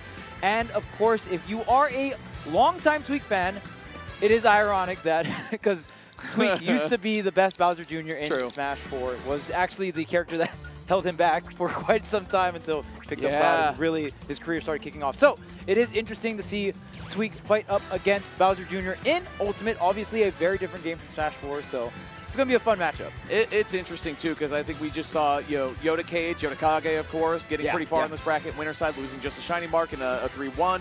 Very competitive 3-1. Yeah, dude. Zap as well. I mean, you can't forget to bring up, I mean, these kids that play Bowser Jr., I mean, they're just fiends for the game. Like, they just be grinding all the time. They make this character work.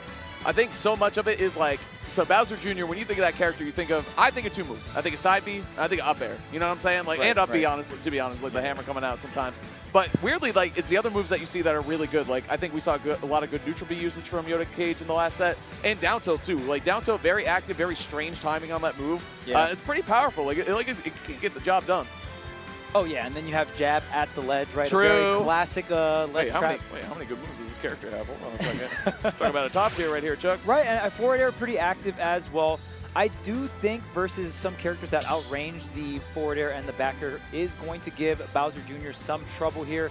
So obviously Tweak, probably rocking the Diddy Kong here, will go ahead and use that banana, disengage, abuse the range of the item throw, and go from there. So, I mean, that's going to be the level 1. We're going to see, obviously, these two players very top caliber. Chat, are you trolling? Did Turigori really beat Spargo again? No way.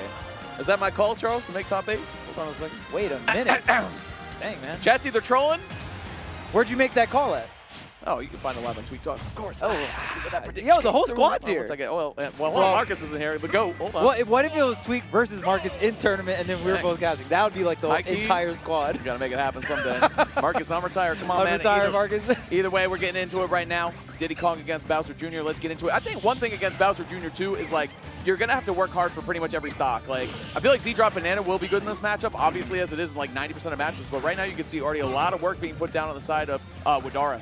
Yeah, and the biggest thing about Junior that kind of holds this character back comparatively to some of the other really strong characters in Ultimate, you're going to be able to fall out there because getting pushed off the stage is, you know, Junior usually has to get some of these stray hits to get the KO. There's not a lot of KO confirms really that the character has, but racking up a bunch of damage. Wadara doing an incredible job with a very large lead here on LG's very own Tweak. And but like you said, the stray hits, how do you find the KO, right? Setups at the ledge, perhaps. Like, there are some things that you can confirm into.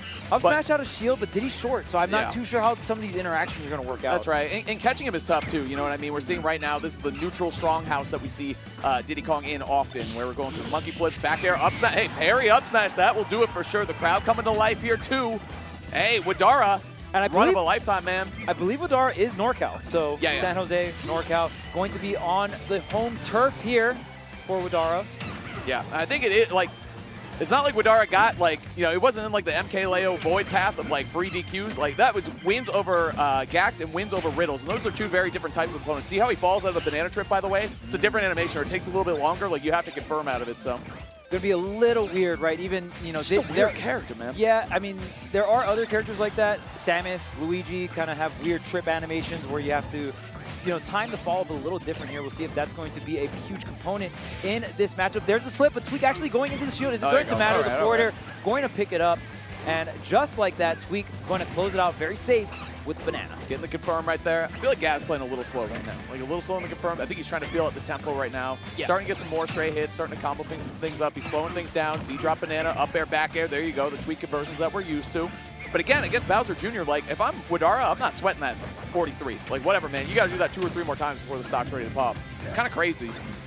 Yeah, definitely going to be tanky in that sense. So Wadara able to take a little bit more damage here than Tweak. And obviously the moves are so powerful from Bowser Jr. That forward smash almost does the trick. All these trades, I would say, in the favor of Wadara here, is keeping the pressure on with trying to set up the jab off the ledge trap here. The banana gonna bail Tweak out. Oh, are we gonna get a side switch? No, just gonna catch out with some damage. The nairs. Again, taking the easy confirm, taking the side swap. Tweak now trying to get off the ledge. Oh, the banana rapid jab. Center It's stage. gonna be close. Yep. Oh, it did do it. I think he monkey flipped a little early, maybe. Yeah, we saw the jump actually get pretty far up, so I'm not too sure if Tweak actually did another move there to hurt box shift his It was close. It was really close. Oh, Oh, but charge on the forward smash. Yeah, he was ready. Easy confirms. Tweak heating up a little bit in the confirms, but I think Wadara has pulled ahead. Every single stock so far, Wadara has the lead. You know what I'm saying, Charles? Right, See if right. Tweak can mix that up. I know it's going to be big up airs. It's going to be big damage. Yeah, and that up throw going to confirm into the up air. Wadara not going to be able to get the full extension, but 60 now, climbing even more, 77%. Oh my God. Ooh, that forward smash was so close to connecting the shield, able to come out, tries to get the monkey flip on the reset here. Tweak trying to disengage, trying to get this hit and run damage. Bro, Double I love the confidence of Wadara. Swinging a lot. Down tilt, jab, forward smash at the ledge. The kid is playing confidently. You like to see that when you're trying to cause an upset against one of the best in the world. Oh, getting the punish on the shield here after the 1-2 jab. Oh, goes for the spin out. What's the punish? The down air? Yep, he's going to get the damage and keep the banana in hand. Oh, wait a minute. The double slip on the platform here. Big Gav clutching up right now. See if he can finish the confirms, though. This is what he's been so good at right now. The Diddy Kong banana confirmations are looking good. Dead even, tied in percentages. Forward, down tilt, up smash. That's going to do it right there. Hey, that's how it's done. I mean, rinse and repeat on the disadvantage. Really nice job by Tweak. He had a full grip on that last situation right there. Back and forth, coast to coast, just kicking them all over the place, getting the damage and then getting the confirms. I like how Tweak's taking his time, racking in the confirms, charging the forward smash, getting the down tilt up smash, really taking his time and getting the moves that really count. Nice shot by Tweak clutching up, but damn, I mean, Wadara right in there, Charles. That was last hit for him. Yeah, and honestly, I'm going to have... My take on the scenario is Wadara kind of threw that last scenario. I mean, Tweak had banana, was center stage, and you're just going to pull out a Mecha Koopa. Mecha Koopa can be a great setup tool, but in straight up neutral, most characters can on reaction just punish you, especially if you have something like Diddy Kong where you can just short hop over the Mecha Koopa, throw the banana, and go into a full confirmed combo off the banana slip. Wadara really letting that lack of experience get to him, so got to tighten things up and really had the lead the entire time, right? But just that one tiny mistake, and again, these top players can take these tiny mistakes and really take them far. Absolutely, man. I mean, we've seen Wadara getting challenged all day, right? Got to be gacked, got to be riddles even to get to this point. Now I think you face one of the toughest challenges in the game because it's not just like Tweak is a fantastic player, but he's the best Diddy Kong in the business, which I think there's a lot that goes into winning that matchup, right? Being able to play against his character. The monkey flip, how do you deal with monkey flip? How do you deal with banana? How's your item play? Like all this stuff that comes into play. But again, we see Wadara just winning neutral early on. It's been so good for him. Yeah, the main thing is going to be able to close out this game. Like, yes, you can get the lead on Tweak game one, first 2 stocks, but at the end of the day, whoever can seal the deal on that last stock will have the victory here. So Tweak up now, 1-0 over Wadara.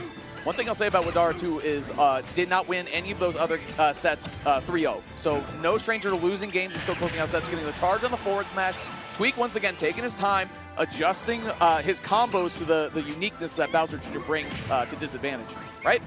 Yeah, and you really want to go for some of these trades. I love the up airs to try and make sure to keep these high monkey flips in check here. Tweak going to go ahead and disengage. We grab the banana here, get another punish. 144% Wadara doing an incredible job tanking it out, but you got to get some damage at least. Oh, is going to get back on the stage, and again, can utilize this rage. Look at the angle down forward tilt here. Ledge roll goes right past the jab, and now there's no banana on the sled trap. Oh, going to set one up, and no reaction on the roll in. I feel like roll from ledge feels so good in this matchup because you got to respect rapid jab, you got to respect forward smash, back air, like all those things. Oh, he crossed him up though. Good pick up there. Wadara with the aerial chuck. First stock going to Wadara again, game 2. Great reaction to the monkey flip there. I mean, just utilizing the space your character controls and not really committing to any hitboxes to cover by the ledge. Just, again, playing that reactive gameplay. Tweak going to fire back immediately though on the respawn here. That's right. Man, this is a very close set. I mean, when we're thinking top 64, and that's the one thing I love about tournaments like Genesis, where the quality of gameplay is so high. You're at top 64, and these sets are so close. It's nice too, because like just like any other tournament, you really get to see the local players that are hidden bosses show up. And we saw Titan last year against MKLeo. Right. Now we're seeing Wadara go on this amazing run, fighting against Tweak, going blow for blow with one of the best on the planet. Craziness. Here you go. Oh, is this going to be a dare? No. Okay, not going to get the drift in. Tweak just going to opt for the fair combo, get that damage. Interesting up smash. I think it'll be fresh by the time he's ready to use it again to take the stock, but let it rip right there to anti-air. But here we go. Wadara with the offense here. Forward airs all day off stage. There you go. Get up attack. Yep, good timing right there. Banana down air, of course. Very good. Forward air, frame trap with the nair. Another nair. Nice job by Gav. Keeping the damage going here. 133%. One banana confirmed will do the trick. There's the peanut. That's crazy that it just stops it, by the way. If you time it like that, dude, peanut gun looks really nice in this matchup. Super annoying for Bowser Jr. Now, monkey flip kick too. You kind of got the answers from long distance in this matchup where, and I feel like Junior can do well if side B just kind of dominates or pushes through those things, right? But Gavin has the good timing on the peanut pop gun and the monkey flips. He's doing a good job shutting down this Junior that's been a problem for so many great players today. Yeah, and another thing about the Mecha Koopa to note as well, if you go ahead and shield that, the forward throw going to set up something really nice. If you go ahead and shield the Mecha Koopa with a snipe, my goodness! But he covered him too. Did you see the reason that Gavin got stuck in that position is because he got so aggressive off stage. Wadara put himself in an amazing position. He got aggressive, Chuck. What else do you need to say about it? But Gavin firing right back too. Yeah, I mean, again, in this game number 2, that's happened twice in a row here. We'll see if Wadara can do it 3 for 3, closing out that stock. Okay. Rapid jab, good position right here. And, oh, the banana confirm into a couple up airs, a pair of up airs. Up tilt? Ooh, but the nair, the aggressive landing from Tweak, gonna go ahead and get the hitbox out there and catch the banana at the same time. Oh, okay. Banana did not expire there. Down tilt into the dash track, tries to get the forward air here. Aggressive landing from Wadara. Jeez, good attempt right there. The banana scoop might have done it. He could have run up underneath and up smash perhaps. Either way, down tilt forward air. Good position here for Tweak to close it out, but we'll see. Wadara definitely a little wild on the options. Not afraid to throw something out here. Yeah, especially when you see Banana. Most players kind of just want to ledge jump, the down tilt. Going to wait for the reset, but a wise jump coming out from Wadara. Not going to get the punish, though. Banana peel creating some space right now, Chuck. Up smash, charging it, getting it. Not getting the first one, but able to clutch it up and get the second one. Nice shot by Tweak, closing out that game, too. Big G playing clutch today. And that's so scary. It gets so scary, man. When you get in those situations where you're fumbling back and forth, easily could have gone either way right there, Chuck. Yeah, Wadara coming in hot, but was able to close out the stock first on the first 2 stocks. Again, just like game number 1, but just can't really put the nail in the coffin here for the 3rd stock. We'll see if Wadara can go ahead and turn things around here for this game number 3. We'll see if the counter pick is going to be different. And it's just crazy because when you talk about players like Tweak, they don't give you those opportunities to seal out the stock too often, but when they do, you really, really have to take advantage of it, and it's just really tough. You got to be playing really clean, really on point to do so. Big Gav up there. He's up a big 2-0 right now. But again, Wadara has been right in every single one of these games, Chuck. A lot of respect to his Bowser Jr. player. Jimmy New Year. Yeah, boy. I did not think this tournament was going to be the tourney for Bowser Jr. Yeah, dude, I mean, hey, that's why we play tournaments out, man. You never know what's going to happen. Even in a tournament like GX2, Bowser Jr.'s went crazy kind of in that top 128, top 64. Nice, dude, that was a beautiful sequence right there. Banana trade right there. Grab the Mecha Koopa. Oh, good swap right there from Wadara. Hold on, this is trouble right now. 34% here on Tweak. Not going to get the grab on the roll here now. We're going to be able to rack up more damage fair just out of range and disengage this pop gun, though. This pop gun's going crazy. 4 for 4 on the pop gun. Yeah, I'm not missing with the pop gun today. Oh, instant grab on the banana. Okay. Point blank, too. That missed? Yeah. Now we see when you see Tweak starting to do all the V-reverse stuff with the pop gun, all the tech coming through, the confidence meter is at pretty much full.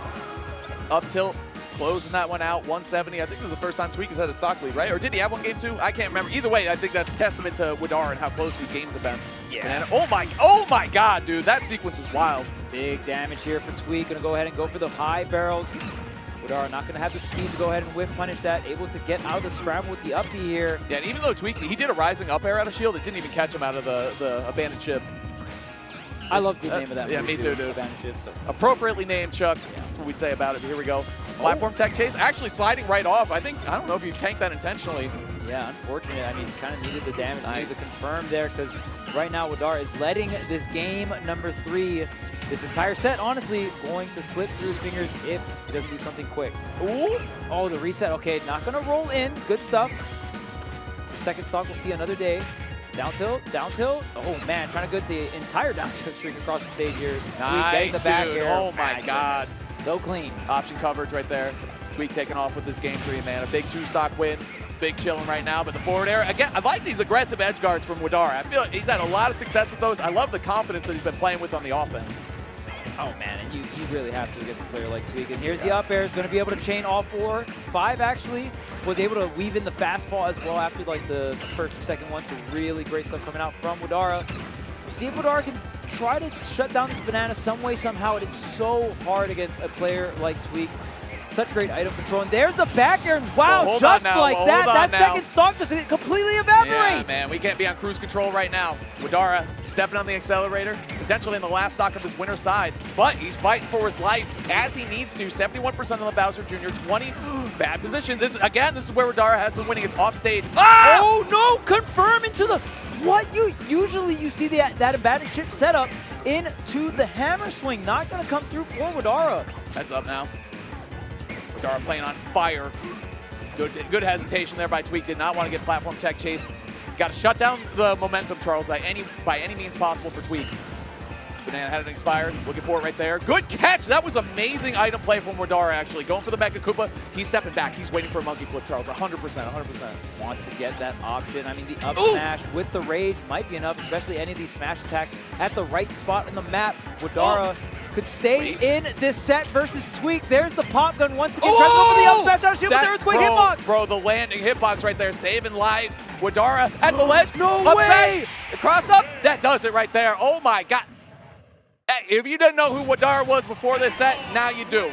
All right, game 3 against Tweak, absolute last hit for at least 2 of them. The kid is amazing. The crowd giving up a little bit. Gavin clutching up though. You know, you got to give your flowers to Wodara, but of course, Tweak went in the set. Keep calling him Gav, man. It's doing Big the Gav. podcast a little too much. Yeah, Big G, man. Coming through. Slim Reaper, of course. Either way, fun set to open things up, Chuck. It's one of those things where it's like, you can't just look at the bracket and be like, oh, 3-0, that Bowser Jr. player got washed by Tweak. Like, no, that is not what happened. You got to watch the set, chat, to understand the whole story. What's going on, chat?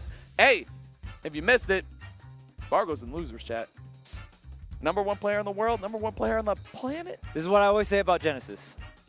It's different. It's not the top 4 seeds getting in the top 8. Winner side is never guaranteed, and sometimes they don't even get in the top 8. Just to let you know the caliber, the level of talent that enters this tournament. The floor of the skill level here, extremely high, and the ceiling even higher. So going to be a very, very fun navigation here through top 64. It's interesting to think about because I believe in bracket luck as a concept in so many different ways. So is Torigori. My GOAT, by the way. You know this. We were just watching his last set. He's playing against Cosmos. You lost the bet to me on that set. True. True. You bet against the GOAT. How dare you? You know what TG stands for? The GOAT. Torigori. Okay. The GOAT. Bracket luck. That's what I was talking about. He had to play Cosmos before that, so he was well warmed up for Aegis, right? Apparently, Sparkle won a lot of Aegis that set, and he lost Game 5 with Cloud, is what chat was telling me. Is that right, chat? Oh, so they go to Game 5 once again. The last encounter they had went to Game 5 as well. So Torigori now up 2-0 in set counts over Spargo. Yeah, like once is a mistake, and twice it's like, uh-oh, we need to start thinking about this just a little bit. And I agree with you, chat, where watching the Cosmos versus Torigori set, a lot of it was like Wonder Wing and down tilt at the ledge against Aegis is just like turbo free sometimes. If you don't space it right. Dude, plus the Sometimes Brigo you Blaster. just get the sour hitbox of, side B and it's enough. It just doesn't matter. Yeah. The egg, too. The egg off stage against Aegis, like, it just halts your progression enough where their recovery's bad enough where it's just dangerous. And, again, if you want to look at, like, the scale of, like, how much Swordy in general / Aegis-specific matchup experience does Torigori have versus how much Banjo experience do either of those players have, and it's kind of ridiculous. So Torigori very close to making top 8 at Genesis winner side. Who would have predicted that? Taking Spargo's seed. Now, You can't just take the top player seed and expect a free ride, a cruise control right into winner side top 8. TG still has to go through so many talented players to get there, but man, the biggest upset of the tournament so far. Yeah, I would have to say, yeah. At least when it comes to top 4 seeds, right? Like one of the top 4 seeds getting upsetted in what, top 64, or was it right before top 64 started? It was top 64. Oh, yeah, so it was the beginning of. I thought we were gonna get it as our first match. I don't know. I don't know where it was streamed. I don't know. Chat knows it, but we got a couple streams coming up here. Chat. East Geek Smash is here, obviously. A couple streams just going on. Shout out to the JP scene coming out here. JP, man. That's so sick. Hey, how could you not at this point? You can't say Smash Ultimate and not think of Team Japan, bro. I mean, Yeah, it is what it is. At this point. Shout out to Genesis because Genesis has had so many different international streams this year. We have East Geek Smash for Japan. We've had the French stream multiple times here at Genesis as well. French Dimension. Shout out to Coney. Yeah, the French Dimension. So Genesis always supporting of the Smash scene, no matter where on the globe you are. That's right, man. Hey, we say it all the time. Ultimate is a global game, man. It really is. I mean, in the building here, you got obviously Team Japan, you got Team EU, and then Team NA, which is, you know, Mexico, obviously, United States, Canada. So many of them showing up and doing well. It's just like, to predict, like, even just try to predict, like, the nationalities of the players in top 8 is just ridiculously hard. Like, how do you even start to try to do that? Oh, it's hard. Yeah, we got really number tough. 1 in the world in losers right now, Chuck. It's top 64 against Banjo and Kazooie. Only a madman would have predicted that. Oh man, yeah. Hey, whoa! My prediction is still alive. What'd you say again? Shiny Mark. Oh, come on. What? Chat, we were trying to pick Dark Horse picks to make top 8 at Genesis, and Charles said Shiny Mark. Is that a Dark Horse pick, chat? Or just kind of like, it's probably going to happen? It's probably going to happen. It's probably, so it's not a Dark Horse pick. Well, I am also, I've been a fan of Shiny Mark for quite some time, so.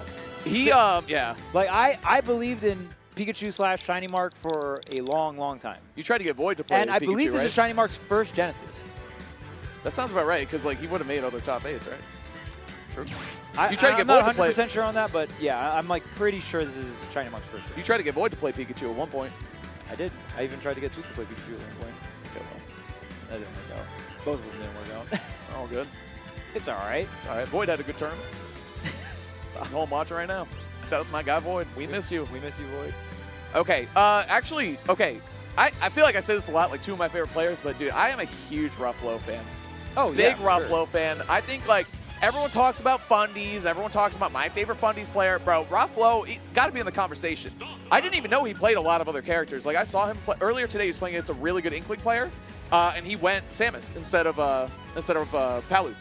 Which Yeah, I mean, Ruffalo bossed up the Samus at a Smash Con or a Supernova before, if I'm not mistaken. Yeah, Ruffalo the like GOAT. a couple years ago. Yeah. And then I mean, I can't say enough good things about Colin, man. I mean, what just a presence, personality, and player that we got. He's triple P threat right there.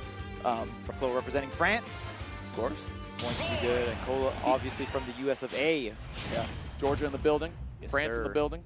And I think Ruffalo too. He's been one of the most consistent. Hey. Well, hold on now. Drop down's there. Yep. All right. Well, You always got. It's like dropping down with Wolf Laser. I've been. You know what? I've been on Elite Smash once or twice, chat. Okay. Anyway, Ruffalo against Cola. I like the idea of trying Samus. Hey, best of 5. This is what I like to see. Mix up your characters, Ruffalo. You got good fundies. I think he's sending the message, though. We saw this matchup earlier. I think edge guarding's really strong in this matchup for Samus. Drop-off there is really good against Roy, actually. You snipe the double jump and they're just dead. Like, that's it. Ledge trapping, obviously, very good, too. We watched earlier, it was Siski against Goblin, so very similar matchup that we're getting here. Actually, it's EU against, like, Florida, Georgia, and it's Roy Samus on both sides. Actually, that's super weird. Okay, anyway. We're going to move past that, keep going here. And I think Samus, too, like, not just good at like zoning and keeping Roy out, but up B is so strong against Roy. Roy loves to approach in the air, loves to jump, loves to neutral air fair, like empty hop. Screw attack is just super strong against this character. Yeah, I mean, Samus would really be an incomplete character without that up special auto shield. It's a great anti-air, great get off me tool, Nice. and I mean, it's going to be able to get these punishes and hits both sides as well here. Not going to have Nice. the crazy horizontal range, but hey, look it, we got the easy bake. Nice. Ledge trap into that drop down there you're talking about. That's what I'm saying. Ledge trapping and edge guarding against Roy, it's like almost a science, they said earlier, against Roy specifically. I like that Cola sat and actually ate one of the Morph Bombs at first. You really need to throw off the timing of the Samus if you're trying to recover around her, but up smash, not enough the multi-hits to get the damage that we needed. Now, this is where a matchup can get out of hand for sure. Nice patience there from Cola. It's so easy to swing when Samus at 130, you need the KO, you just barely can get one. It's easy to swing blindly. Cola, like, very good at hitting the brakes when he needs to, too, on the offense. The up air not going to get it. Oh, the ledge God. drop begins, and this is going Oh to be a my lot of damage. God. Great DI in coming out from Cola, though. Yeah. Did not want to end up off stage there. Yeah, bro. Super missile right there. I love the super missile because you set up the morph bomb, and then the super missile takes a second to deploy, so you get another good projectile setup, more shield damage, and you can combo off of it too if it hits. So he's a super missile fan, actually. There's the forward tilt. Yep, not going to get the sour hit. Going to get the stock with that. Now it's 60-ish% here. Going to get a little bit more with the up special on the way out. Gets the neutral B as well. Reflow completely controlling the pace of this second stock here, and another up special. Man, Cola not going to be able to find a single opening, and there's the grab. Just every single guess, every single answer in neutral here for Reflow working out. This is what I was saying too, is Ruffalo absolutely a Fundies player. Le Fundies, you know, if we're talking Ruffalo. And the thing is, like, he must have looked at his bracket and was like, this is a Samus day for me, for sure. You know, Inkling, Roy, I'm going to go Samus. I'm going to sit back and make them approach me. I love the game plan. Yeah, it's definitely working out. I mean, Samus going to be a little bit heavier as well. Oh, wait a minute, and that is going to be an extremely early stock. Reflow kind of rolling his eyes there, not too pleased about that result. I mean, Samus losing the stock at 50%. This character has so many different tools, especially with the Morph Bomb and disadvantage and how heavy you are, plus you're floaty, so you're not going to be too susceptible to KO combos. So, wow. Oh my God, dude, the movement from Cola to get a falling up air to not only tie the game, but take the lead. Never count Cola out, man. He's just ridiculous when it comes to offense. See, there's the shield too. Jump right on top, throw your shield up. You got to hit the brakes once in a while on offense against Samus. Yeah, especially if you came in swinging a lot before, and Samus is utilizing the up special preemptively, right? Just gets out the hitbox really early, and now Cola getting some of the punishes here on the up special. Bro, Cola is so good, man. Like, these parries on screw attacks, just setting up the shield. Up air again to interrupt the offense. The back air, oh my God! KOing Samus at sub 100? Twice. Cola! Twice. Clutch, man. Jeez. Love to see it, man. Like we said, everybody's a fan of Cola, okay? Everybody's a fan of Cola. And this is what I love to see from Cola. Obviously, Beautiful. we know Cola for the crazy offense, right? The crazy pop-offs, but I love that in this matchup, Cola was able to slow things down, evaluate, hey, what do I need to do to win this game? Waited patiently for those very specific scenarios where you can pick up the stock versus Samus, sub 100% like you're talking about. I love it too, because I think when you think of Cola, maybe his weaknesses as a player, you know, he gets emotional sometimes, he might rush in, he might get frustrated, but he kept his head on straight here against the Samus. He was able to get 2 early KOs, which is really hard to do against Samus, so nice job. Those falling up airs were doing nasty work too, Charles. Yeah, and let me tell you, when you're getting ledge trapped by Samus, it's pretty tilting. So in terms of just, like you said, really staying cool, calm, and collective, and was able to hold on to the stock and take the game number 1 was crazy, because Reflow had a crazy lead. Samus is definitely one of those characters that's very easy to get flustered against too, you know what I mean? Especially when you play someone like Roy, who's mashy and fast by nature. But that's like the difference between like a good Roy and a great Roy, is that Cola really knows how to step back, go back to your movement, find the spot, and then find the double edge dance, and another early KO against Samus. There goes Roy, there goes Cola, man. Beautiful stuff yet again. And shout out to Cola for doing the double edge dance as fast as possible. Was able to squeeze out the last hit. Wow, Cola got the last hit and got hit by the Morph Bomb. So really had to speed run through that side B. Great stuff, and now Cola with a really big lead here, 151%, able to get back on the stage. Double spot dodge, jeez, the nerves are coming through. Recognizing that he didn't have the fully charged charge shot either, and he was step back, he re-grabbed the ledge. Like, again, really good Samus experience. Hey, don't forget, Teaser was from Georgia. Good Samus right there. You got to have the experience, man. Teaser, good player. Yeah, Teaser's an extremely good player. So, you know, Cola coming into this with some matchup experience. 173%. And everybody be mashing today. I haven't seen anyone get more than 2 or 3 fumbles entire tournament. Charles, we got a Roy at 190. Someone call Roy at 190. Call the authorities. Call the authorities. We got a Roy at 190. He's out of control. Oh no. Oh man. He's looking for a KO. He's looking for a KO. Now this is the Cola we know. So something I will say too is that Teaser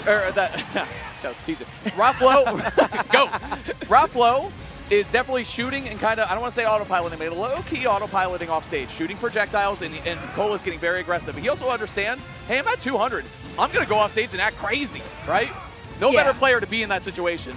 And I think what you said earlier, I mean, is really the secret to why Cole is at 211% right now. Not being afraid to re-grab the ledge. If the Samus is not positioned to get something like up tilt or something to really hit you hard for re-grabbing, then why not just re-grab the ledge, take the Morph Bomb damage, and call it a day? What an air dodge! Bro, how is he living right now? 221. Oh, nice. Okay, there you go. Okay, not shooting a projectile, not morph bombing or anything. Like just, oh my God! The armor on the up special after Yeah, normal I know, getup. I know, it's Ken's birthday yesterday, but that was the best Shoryuken I've seen all weekend, all right? All right, 238%. I think that's the highest percentage we're going to get here at Genesis X2.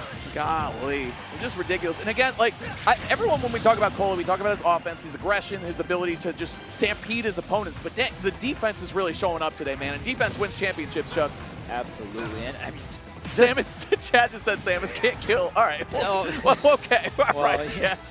All right, Chatty, take it easy. Cola's so good, making Chad think Samus can't kill. Dang, that's true. He's changing the meta in front of our eyes right now. Dang, Cola, you nice with it. Hold on, Samus kind of sucks actually. Okay, a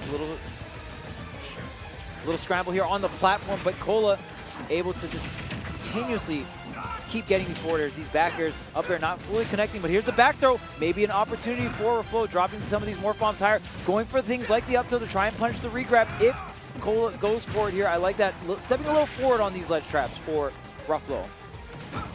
Right, man. Pressure at the ledge. Trying to spot dodge a little early right there. Ruffalo fighting back right now. I like the way Ruffalo has slowed things down a lot, which is definitely what he needs to do. It's just tough, man. Yeah, and I wonder if Reflow is not able to go ahead and take this Oh! game On the platform? What? That was beautiful. I was thinking forward throw all day. He went right for the platform, though. Yeah, got the beautiful, sour beautiful, and beautiful. Yeah, forward tilt will wrap it up. Golly. I think for Reflow, the big question is, are you going to stay Samus? The Samus almost worked game one, kind of got washed game two. I think you got to switch, man. I think the Palu was so good. I think Ruffalo, that's the thing, though, is I think this was Ruffalo's plan, which I really respect. You know, you look at your bracket, you see that you got a really good Inkling, a really good Roy in front of you. What are you going to do? Go to the Samus. I love the confidence to say Samus game two after losing game one, not switching, not getting panicky, but now I think it's calculated. Like, you have enough data in front of you, especially after a dominant game two. All right, and especially the way, like, Cola was exposing things in the matchup I think that Ruffalo wasn't really ready for, especially the aggression off stage. Like, that was huge. So it's either, am I going to learn from those and stick with Samus and figure it out, or am I going to my tried and true Palu? And I got news for you, chat. It's Palutena, man. Send it. Le Palutena. Hey. And now this is some classical. Yeah, I like to see this. Okay, now we're in there. Where's Wolf at? Come on. Pichu? Anybody? Oh, well, it's a little too far back. Like, where's Void? Come on. Some Joker, you know? Some classics. Void, the Pichu player? All right, here we go. Back air. Hey, this is what I want to see. Change of tempo right here. Okay. Dang, Well, you really felt that one. All right, Ruffalo, great choice so far. It's really working out for him. Yeah, man. the Paulo really working out. Uh-huh. I love the confirm. Can't be complaining yet. Oh, not going to pick up after the second neutral air. Ruffalo, you do have the stock lead, but you can't be affording to drop all of these combos here. There's the up special. What's the punish? Yep, here's the neutral air onto the platform. Maybe no, just going to catch out with the back air here. Gets it down to, oh wow, barely got sent anywhere. Dude, Weird. this Palu is one of the cleanest that we have in the world, chat. Like, it's definitely very fun to watch down throw on the platform. Oh, the turnaround too, beautiful. And the rapid jab. Great utilization of the entire move kit, right? Any other Palu right there might just nair, it might just grab or something, but using the rapid jab is super smart. Keep all those other moves very fresh. Oh, Love yeah, it. and you get it right at the edge of the platform, too, so you can hold it on to it for a little bit. Tech in place. Cola not going to be able to cover that one. Now Reflow. Oh, that was beautiful, by the way. I wouldn't have shown that one my in this game. Back goodness. throw, boom. That's a... Dang, now this is what we're here for, man. Hey, you didn't fly over the whole ocean to play Samus. Come on. Check out the Palu. Yeah, this boom! Palu This moving Palu clean. moves, Oh, bro. okay, this is going to be another conversion here. All right. All right, we go game 4, okay? All right, better Hey, you never know. Go ahead, man. All right, go ahead, Chuck. You never know. I believe in Cola so much, but I think the Cola tax is in heavy effect this game. That first stock, yeesh. It'd be happening, though. Yeah, I mean, it is going to be an uphill battle here for Cola. You're going to have a lot of things go in your way, and oh my goodness. Up air? Oh, yeah, God. the up air is so close to getting the connection here. Cola, it really needs to at least get this first stock out of the way so you can at least start working on that second one here. The counter not going to be enough cross stage. Right to the ledge. Get him attack. Yep. Shut it down just a little bit. Ruffalo just trying to close this game out. Good fadeaway fair. That missed. Back air. Oh, the up tilt. That was a really good frame trap, actually. The turnaround up tilt was nice. Hey, Cola tax was paid. Let's move on to game 4 and game 5. That's all I got to say about it. It is what it is. Shiny Mark Zamba 2-2 right now, by the way. Thanks, chat. Hey, chat, keep us abreast of all the updates across the entire Genesis sphere. Yep. Let's go, chat. That's what I'm talking about. The GCU, man, the Genesis Cinematic Universe. Keep us plugged in. We're only off in one corner, man. You never know what's going on everywhere else. It's a tough matchup for Rob. But, of course, Zamba trying to get the two-peat. Last year's champion here at Genesis X. Beast Mode Paul over Raru. I mean, that Raru's very good, but that's Beast Mode hard. Paul, he plays Sephiroth and Hero, like, either way. All right, The let's get into it. roster's built to beat yeah, you. yeah, exactly, yeah. Okay, gonna get the delayed up air here. Cola starting things off strong. This is game number 4. Obviously, maybe a throwaway game for Cola. Had that early SD Yeah. and Cola maybe attacks, just trying to collect some information on the way out. But here we are, game number 4. Can Cola go ahead and close this one out and stay in winner's bracket? Yeah, he's got to pay that. Oh my God, jab back air. All right, we're back in there. Cola tax is paid. We're good, chat. He's paid up. Hopefully he's paying those taxes on those stocks he's day trading. There we go. Hold on. It's about that time. It is. Down tilt. And this is crazy because C13 against C20, we are at that point of the bracket this is where so much amazing matches are going to happen. You guys got to have every single stream pulled up here. Uh-huh. Chilling right now. Cola happy to move back and forth a little bit, dash dancing. You know, there's just no reason to approach when you got a lead like this. You got to force your opponent to approach. The step back game is super strong in Ultimate. Your opponent jumps in the air, you step back, you whip punish, which is very, very good still to this day. Oh yeah, and especially when you have the lead as Palutena, you can even whip punish, and if they have a hitbox on top of that, don't really matter here. That dash tag is going to be so good, and there it is, the turnaround grab. Yeah. Just enough to do it. Only 40%. I mean, the lead felt bigger than it actually is. You know, Ruffalo right back in this, shutting down that neutral air. Very important thing to do. Again, back air. Just going to it. I think we're going to think twice. Nice job by Ruffalo, mixing up the timing off the ledge too. Take your time. Get out of there. Cole's playing hot right now. You got to shut it down somehow. Oh, the jab so close to connecting, but landing on the right side here, but Cole's still getting the pickup. Waits for the ledge trap, jab, jab, wait, jab. What? Imagine. Okay, back air. Gonna do it right there. Putting Ruffalo down to his last stock potential in winner's side. Now we got Cola marching through. Ah, the sour hits on that neutral air. Was not able to get that forward momentum. Jab. Oh, he was looking for a double. That was a beautiful attempt right there by Cola, trying to end that one with an exclamation mark. Dang. We love to see it as a spectator. We do, yeah, we do. You'll watch both these guys play all day, I'll be honest, but unfortunately, one of them got to go to loser soon, and it's looking like Ruffalo, but we'll see. You got to play this one out, Chuck. Yeah, this is tough. I mean, not a lot to work with here if you are Ruffalo. You really got to maybe try to get some kind of edge guard, maybe even a neutral air trade off stage for that semi-multi-hit spike, you know? Nice. Dude, I think Cola has the best falling up airs in the game, period. Like, up Roy's, but like in general. Like, he does such a good job with them. Ooh, over the ledge with the down tilt. He has no jump. Should be a layup. Yeah, forward air. I like that he just forward air too. Either that, take a trade, whatever you got to do. 105 on the board. Good opportunity for Ruffalo, though. This should be good. Wow. Okay, the SDI was kind of crazy. Yeah. And the mash out. Man, he's such a try-hard, bro. He really is. You know, we're in top 64. Yeah. Like I said, I don't think we're seeing more than 2 to 3 bumbles. True. All right, back air, cross up. Coast to coast. Trying to lock down this ledge trap. Ooh, the slide up. Dude, he's so good at those teleport cancels, too. You already got to know. That's a nice thing about not playing Palu this whole time. You can get away with those little tricks a little bit more. Oh, boosted up tilt. Yeah, boosted up tilt is going to do it. Yeah, coast to coast. Cola sends Ruffalo packing down the losers, but it was a good set. The only regret really is that he didn't switch. You know, it's easy in hindsight to say he should have switched earlier, right? Because game 1 was so close. You got to give him respect for sticking it out with the Samus, even though it's not his tried and true main, and even though Cola's very good at the matchup. Ruffalo almost made it work, to be honest with you. But that Palu's magic, I hope he goes a little more Palu in losers. We'll see what he's got. But Cola moving on winner's side. I love to see it. Yeah, who isn't happy about that? Come on. Great stuff to Cola. Played amazing. I think shout out to Teaser for all that matchup experience. I think always, it took always shout out to Teaser, bro. Yeah. That's GOAT right there. Great region, Georgia. Georgia smashed some great one of the smash best to do it in the U.S. for sure. Absolutely. Them, Florida, like there's no surprise, you know, that they're interconnected and they also play all the time and they have a lot of great players from both those regions. So, what up, chat? We're having a good time here at Genesis GX2. Yes, sir. Yes, sir. Which is Genesis 11. Yes. Yeah. But so anyway. But what do you call that? Yeah, I wanted to say something about the first game. So that set. I just really feel like Ruffalo needed to win game 1. And that down air, to me, really set the pace for the entire set. Because once Cola got that down air at around like 40-50%, it just felt like the most pivotal part.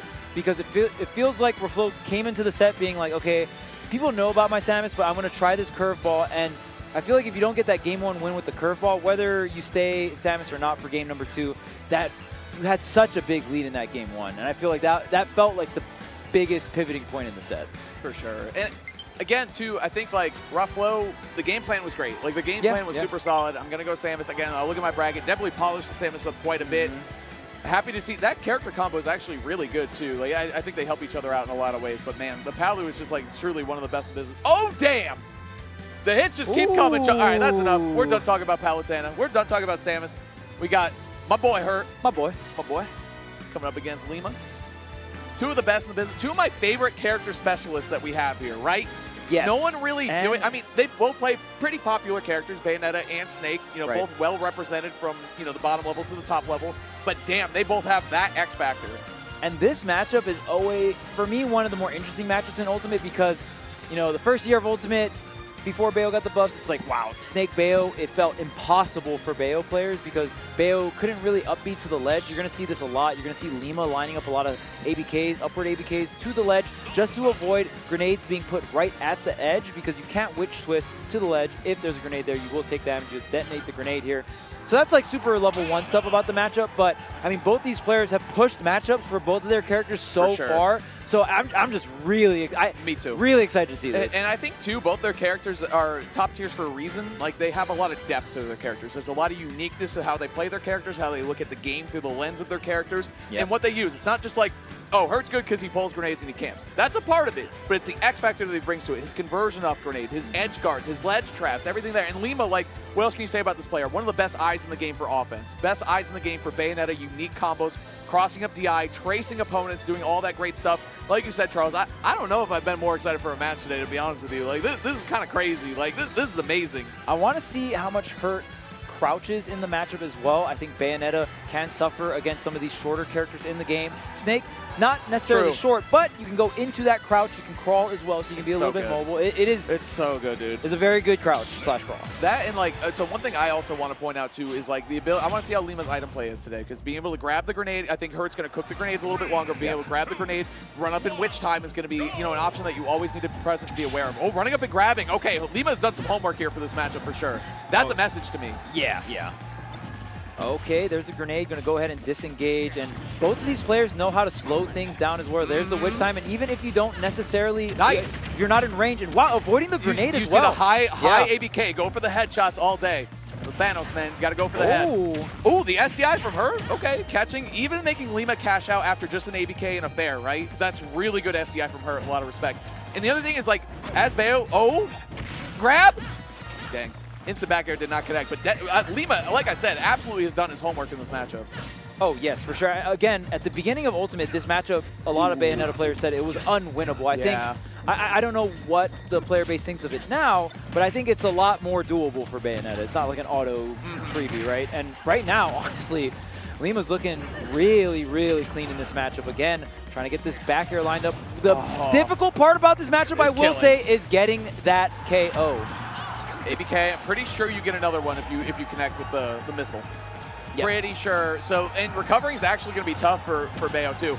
Trying to fly through with the grenade and get witch time. But the thing is, like, Hurt is pretty content to get those witch times because he's just shielding and rolling as it goes off. So he's only getting like grabbed or something for it. So it's not that bad. So it's like counterplay to the counterplay, like we said, Charles.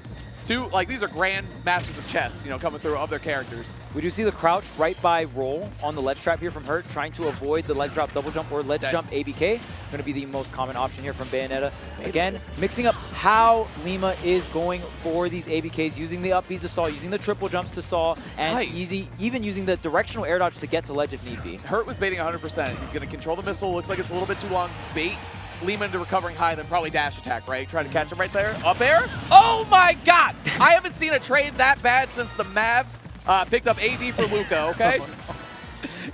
You're waiting for that line, huh? Hold on, yeah. I had that one in the pocket, man. Since the trade happened. You saw this matchup and you're like, it's time.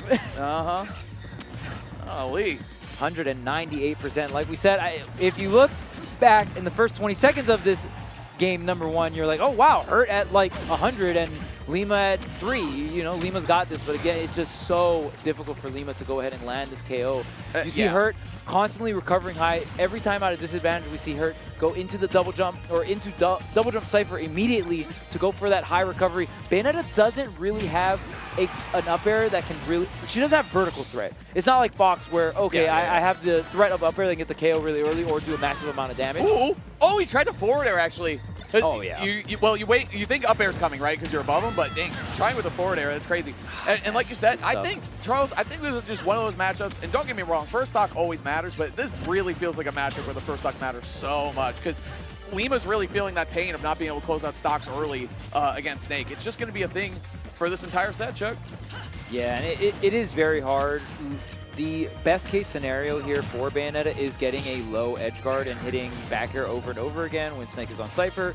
But Hurt is going to make that extremely difficult to do here. And wow, great SDI. Dude. Wow at that.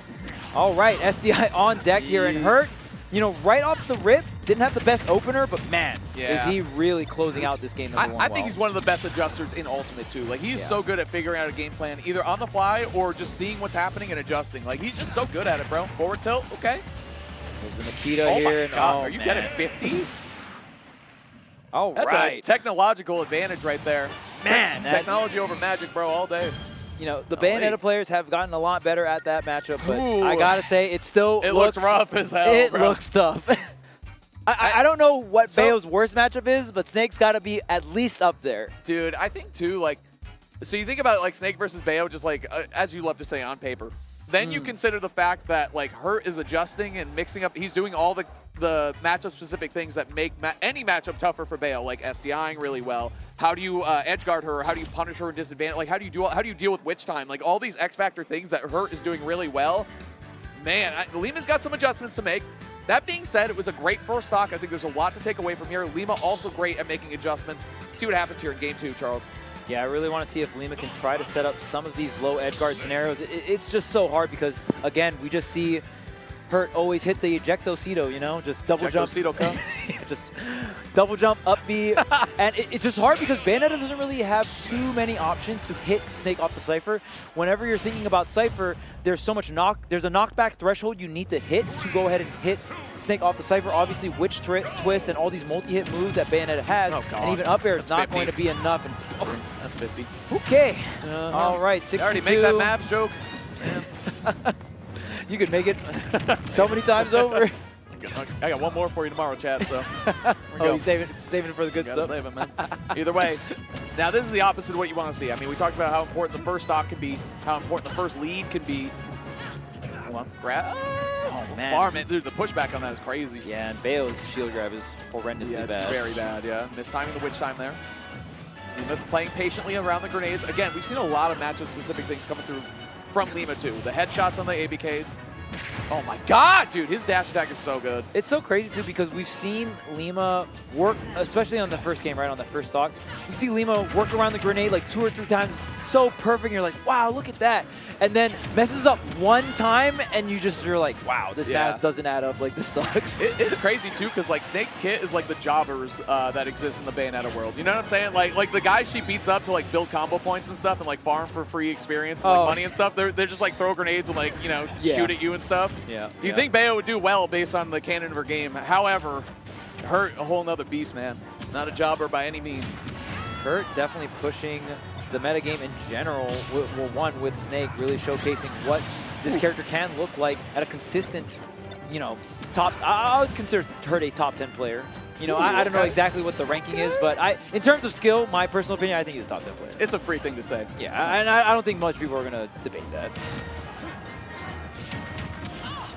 Oh man, did Hurt trying to get a little...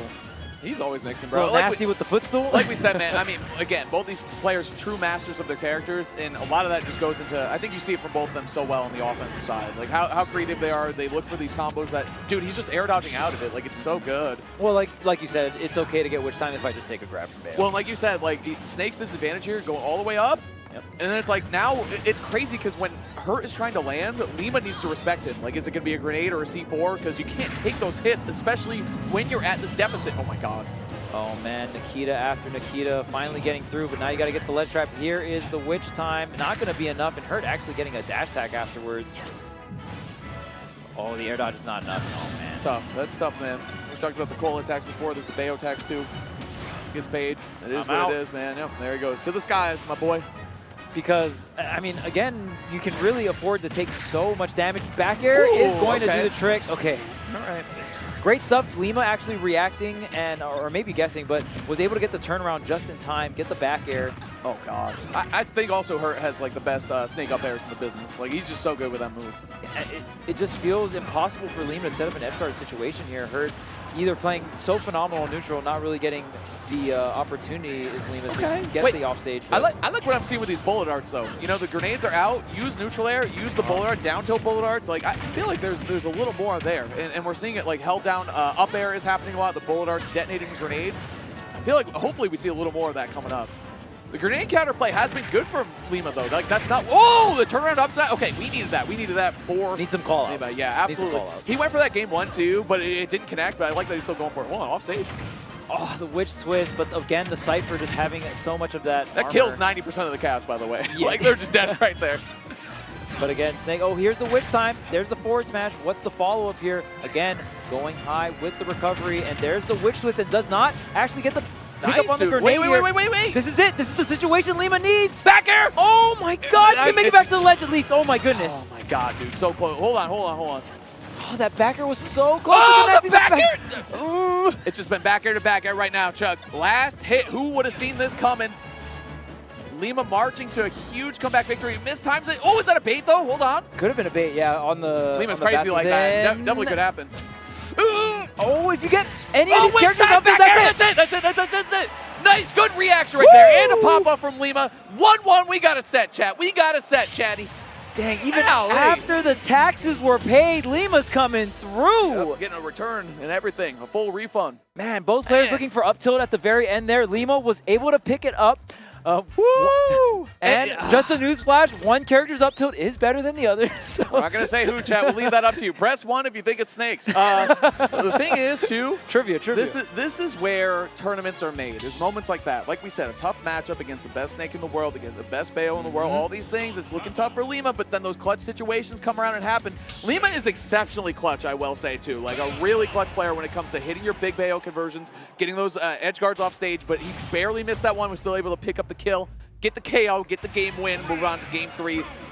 1-1, let's go. I do want to point out, Bayonetta, not the most popular character, especially at mid to high level, but when you get to top level, there is a top level Bayo in every, not every single, but like a lot of major regions, right? We have Bloom Forever in EU, in UK, right? And then, of course, Tama P in Japan. So Hurt definitely is not coming into this with no Bayo experience. Yeah, absolutely. A lot of these top players, it's not that big of a surprise anymore in terms of all these top-level Bayo players. And obviously Lima representing the best Bayonetta player in North America here. PS2 is the pick. Hurt going to have a lot of space to work with. Again, you see those high witch twists, right? Because when Snake pulls a grenade and shields, it does drop to the ground, and Lima is using those opportunities to get some shield pressure in. Right, you got to hit Snake upper body, you know what I mean? Like that's what you're looking for, body blows. Yeah, it also depends, did Snake shield, did Snake not shield, right? Because if Snake didn't shield, then the grenade is by the waist. Wait, right here for an ABK. Hold on. Pressure at the ledge right now. Hurt really taking his time, too. I mean, a message was sent last game for sure, Chuck. Oh, there's the Cypher, another. You know what? I really like showing Hurt all of these witch times really early. I think Lima going for maybe a long-term conditioning play here. Possible because you have to beat him without witch time at some point. You know what I mean? It's not going to be on the table every single time. So I like the idea too. Up tilt could be up air is going to get stuffed out by the grenade, but oh my god! Oh, he's saved, bro! What? Bro. This character, bro. This matchup is so tough, man. Oh, double ABK? Yeah, but there's no triple jump there for the follow up the back air. Still going to get a lot of damage, but we all know the damage doesn't matter here. It's all about getting the stonks. Huh? Okay. Pressure on the side. Bro, I love this stage for Snake, by the way. I think it's so underappreciated how good the Umbrella platforms can be for him. Lima got the hops. Single hit Witch Twist is so good, but Lima not ready for that one. Lima actually will line up single hit Witch Twist on purpose. A lot of the top Bayos will do that, and that's when the combos get disgusting because there is no SDI to save you. Oh, wait a minute. Oh, man, I thought maybe enough frame advantage with the forward tilt. Not going to come through. Nikita wiggling around. Nice. You see, Lima waits out. He times out the Nikita so well. Oh, God, holding coast to coast. I think he was holding left right there, but either way. But can he time out 3 Nikitas in a row? And he's done it so many times, to be honest. He just waits it out. Like, it's such good counterplay. Forward throw, though, 176. Still not enough. Flying high is Hurt. There's the directional air dodge, not going to get the pickup, and the C4 there as the threat as well. Hurt setting up shop with the grenades. Yeah, and this is when Witch Time, even if it's on the roll from Snake, can lead to a KO, right? 176, you might be able to get some rapid jab or up tilt back. I don't even know if up tilt back air will connect anymore, but grab potentially in the wrong spot. Yeah, You see Hurt chill right here. It's so hard for, I mean, we've seen Lima in these scenarios try to get a jab, but again, Hurt always got the grenade by the foot. Always got the friend there. So it's really hard because the jab just takes so long. And now Lima taking this chip damage that is so valuable against Bayonetta because Bayonetta is tall and light. Tries to get the reaction on the roll. Jump out of shield into the ABK. Not going to connect. Hurt going to be able to set up shop even more. The C4. Keep your eye on it, chat. On to that left platform here. A lot of things to keep track of. Witch Times are coming out too. Lima just trying to find anything. I feel like Hurt's been sitting at this 192 for such a long time, Charles, man.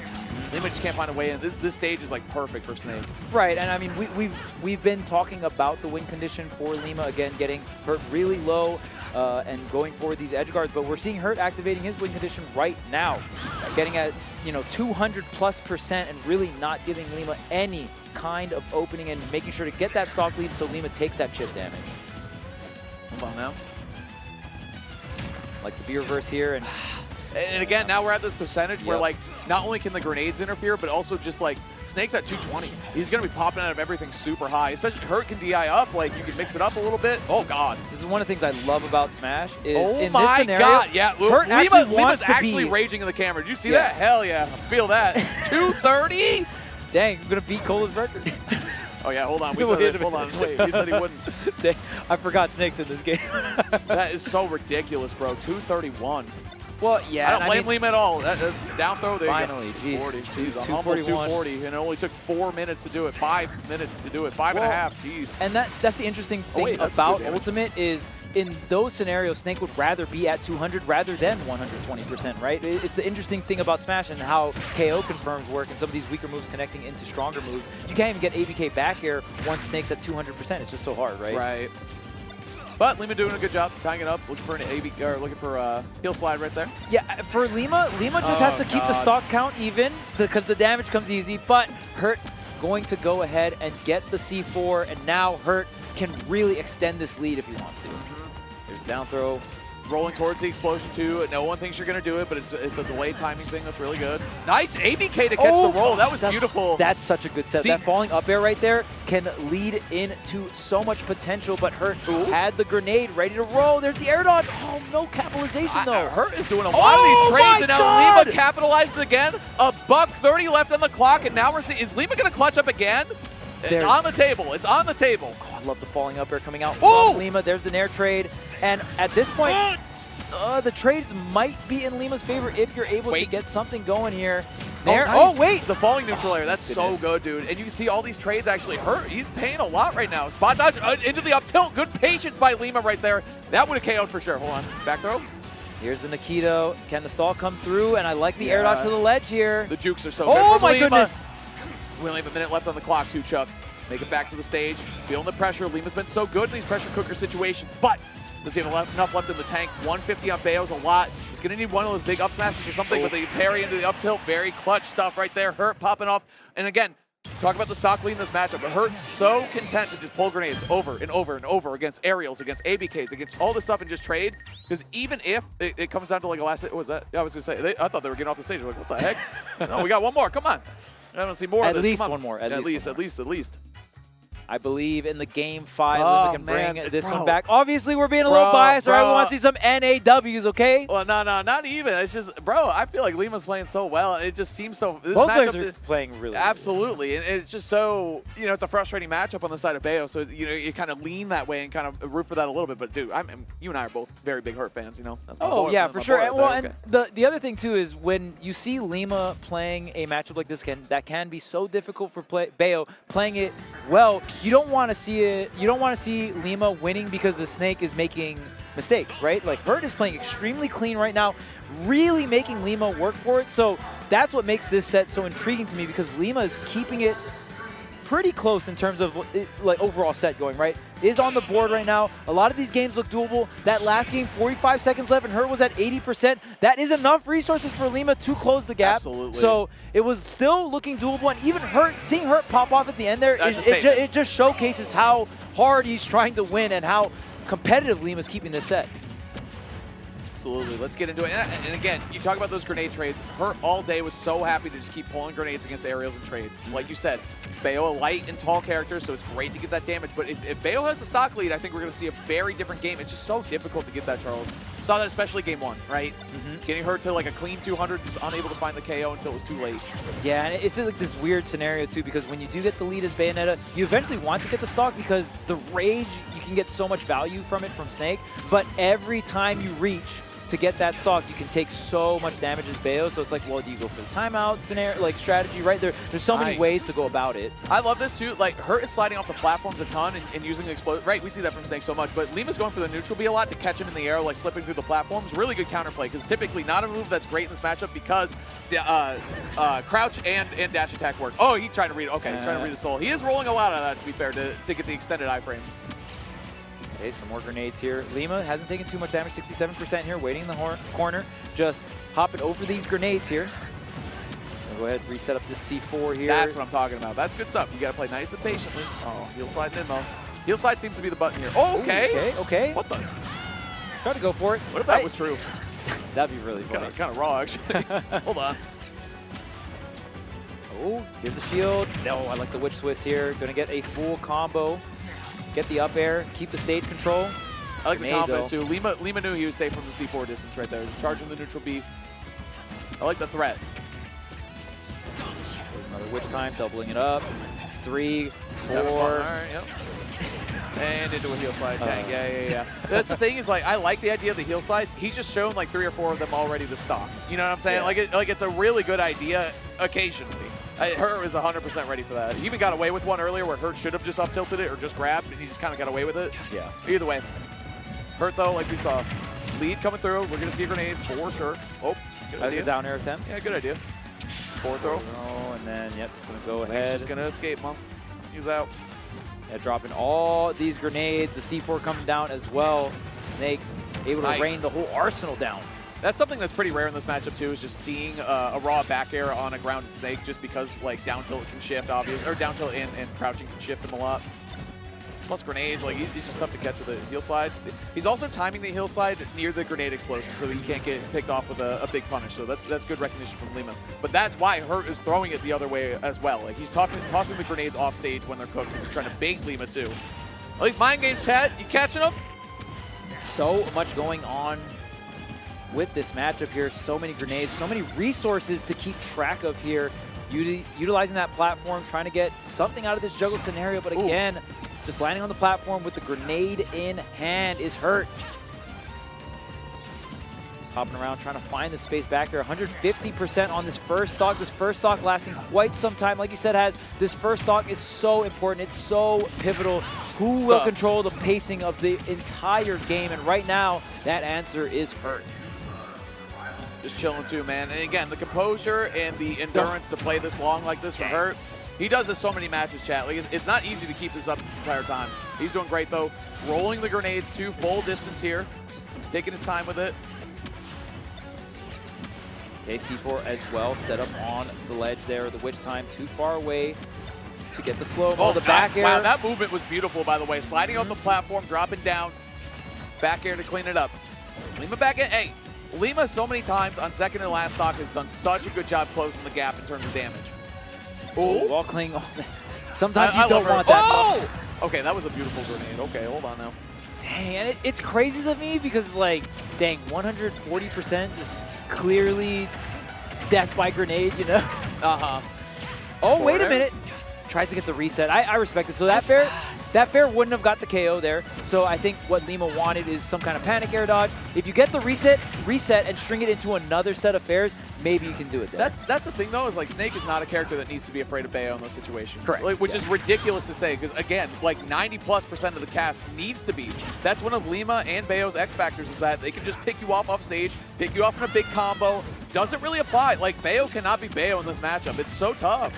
You have to play extremely different, which is why, in terms of, I think this is something Smashers or viewers like to watch is, how do some of these top players tackle some of these tougher matchups, right? Because you get to see the characters get played in such unique ways. And her has to play like this. Like you can't go at Lima. You're just gonna lose. Like that's it. Forward throw. That's like throwing away all of your advantages. Oh, my character wins this matchup. What if I just approach? Exactly. Grab, getting the grenade too. Yeah, it was a little bit of a setup. Yeah, I was wondering if we're going to see a follow-up on the up air, or maybe even positioning on that top platform. Hurt going to disengage, though, of course, 151%. Using the grenade to boost up all the way up in the air. Pretty sure he rode that grenade, by the way. I'm just going to say it. It is what it is. Switch time here. Hurt utilizing the grenade to recover extremely high. Also burning some time as well. Every second counts here for Hurt. The dash attack is going to wrap it up, though. It's just advantage state does not exist for Bayonetta in that matchup, man. It just straight up doesn't, which is what a thing to say. Like, what a unique character aspect to bring to a matchup where Bayo's whole thing is advantage state. It's just winning. You know what I mean? It's just hitting the opponent, keeping him juggled, hitting him with your crazy combos, but it's just like Snake just shuts that down so well. So well done to Hurt, my boy. Very nice job clutching up the games that he did. Had the game plan locked in, ready to go, and executed. And I got to say, Lima played a hell of a set right there. Again, it's one of the things where you can look at it and be like, oh, 3-1, bad matchup, Lima lost. Nah, hold on, there's a little more that went into it. Especially like that game win that he had was so sick. Dude, that was crazy. That was so entertaining. That so matchup, fun to watch. man, it just looks so difficult. Yeah, it is tough. It's tough. It's not fun. But you know what? Shout out to Lima for sticking it through with Bayonetta this entire time, really trying to make the character work, yes, in Ultimate. So I always respect Lima for that. I think Lima, an incredibly strong player, an EVO champ as well, if you didn't know. True. So, yeah, shout outs to Lima. But shout outs to Hurt, continuing on in the bracket, staying on the winner's side here for top 64. No big surprises there. I mean, very happy to see Hurt do well. We got a lot of great players still in this bracket. Chuck, that's it for our time, Chuck. Dang, man. It'd be like that. We got a lot of great sets left to watch. Fun block, though, of course. My GOAT right here. Guys, Chuck's the GOAT. You guys already know that. Chuck, Mr. Nasty. In the building. Absolutely, you're in the building, man. We're going to get out of here. We're going to get you guys some fresh casters, some fresh sets.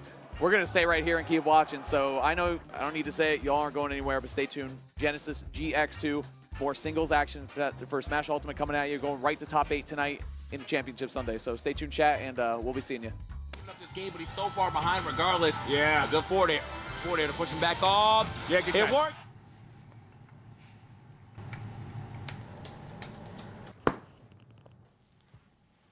Why'd you stop watching?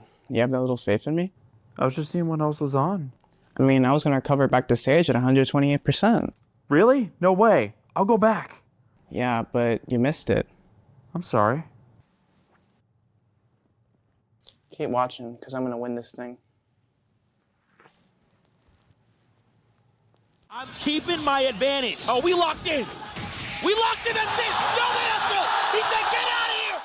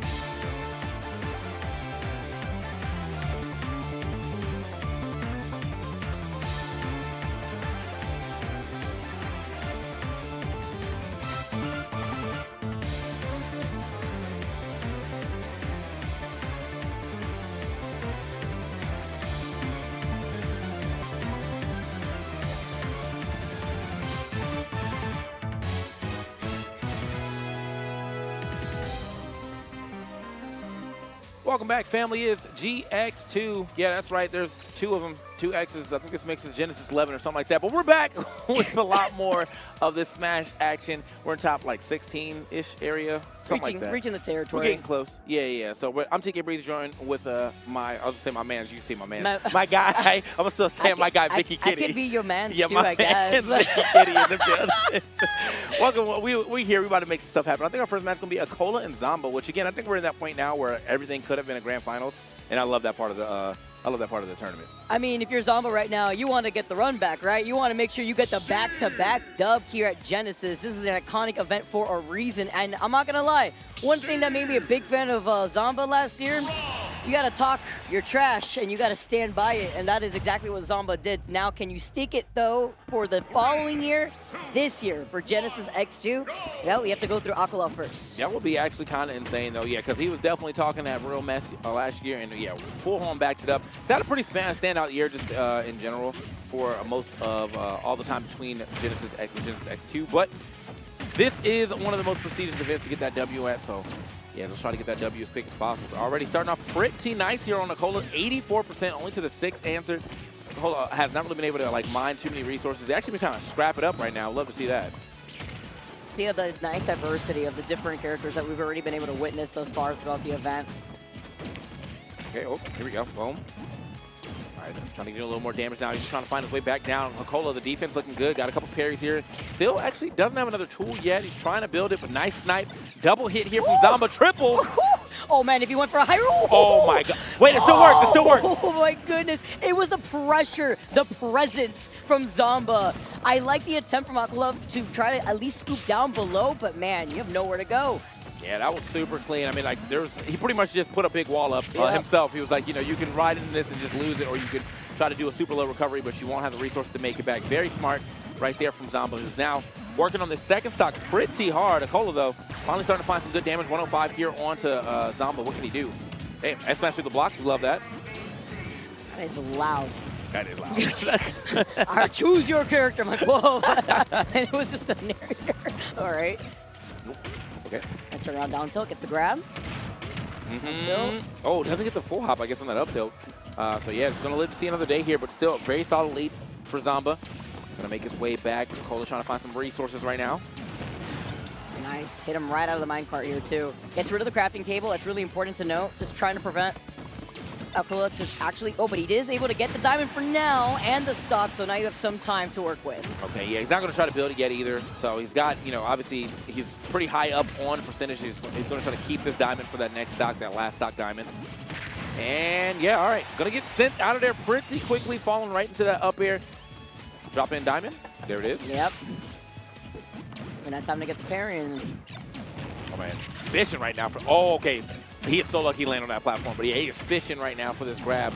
And it looks like Zomba is right on top of him. 47 off rip. Which metal is stronger, though? The side B from the Rob or the minecart here? The minecart into the diamond actually did 47. Like, insane damage, by the way. But okay.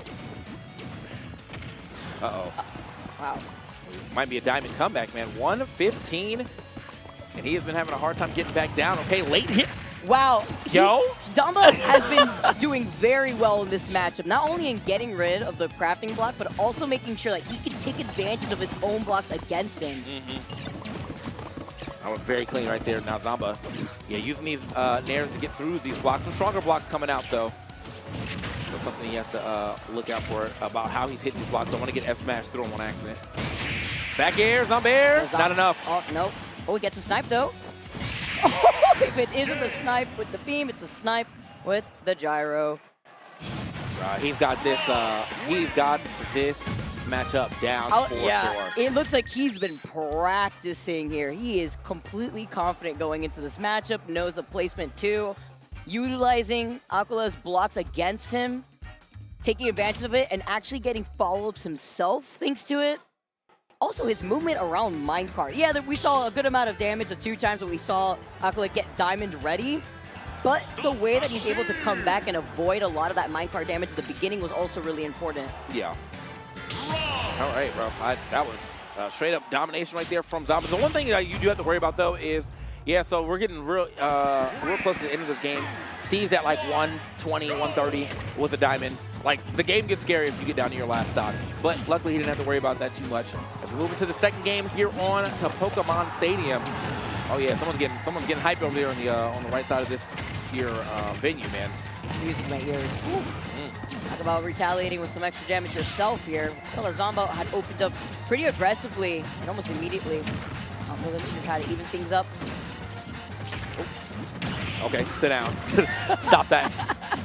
Enough. All right, 88% now. A better start here for Zomba, for Akola for sure this time around. But hey, you know the tech. Sometimes you gotta theatrics. No one's around, but it's theatrics. You hit the down smash on it, immediately air dodge through theatrics. Like Michael Bay on stage. Oh my God! Oh my If God! that actually would have connected though. Off the backboard, Zomba's getting creative, and I love it, bro. Again, he's just utilizing these blocks just against him. It's just been really funny to see the interaction to the gyro, the space it can create. He's got the diamond. Nice weight there. Damn, I almost lost that stock regardless through the ping-ponging of that brick setup or block setup. However, let's see another day. That is going to take the stock. Man, what a straight turnaround here for Akola. Look at this. Scott, he's still in his first stock. Definitely had a lot of resources on his side, so when he does lose his stock, yeah, he's coming back hitting hard. All right, we're at the circus, though. We are juggling. The parry? Oh, he's locked in. The patience, too, just waiting out to see what Zomba's going to do. Oh, okay.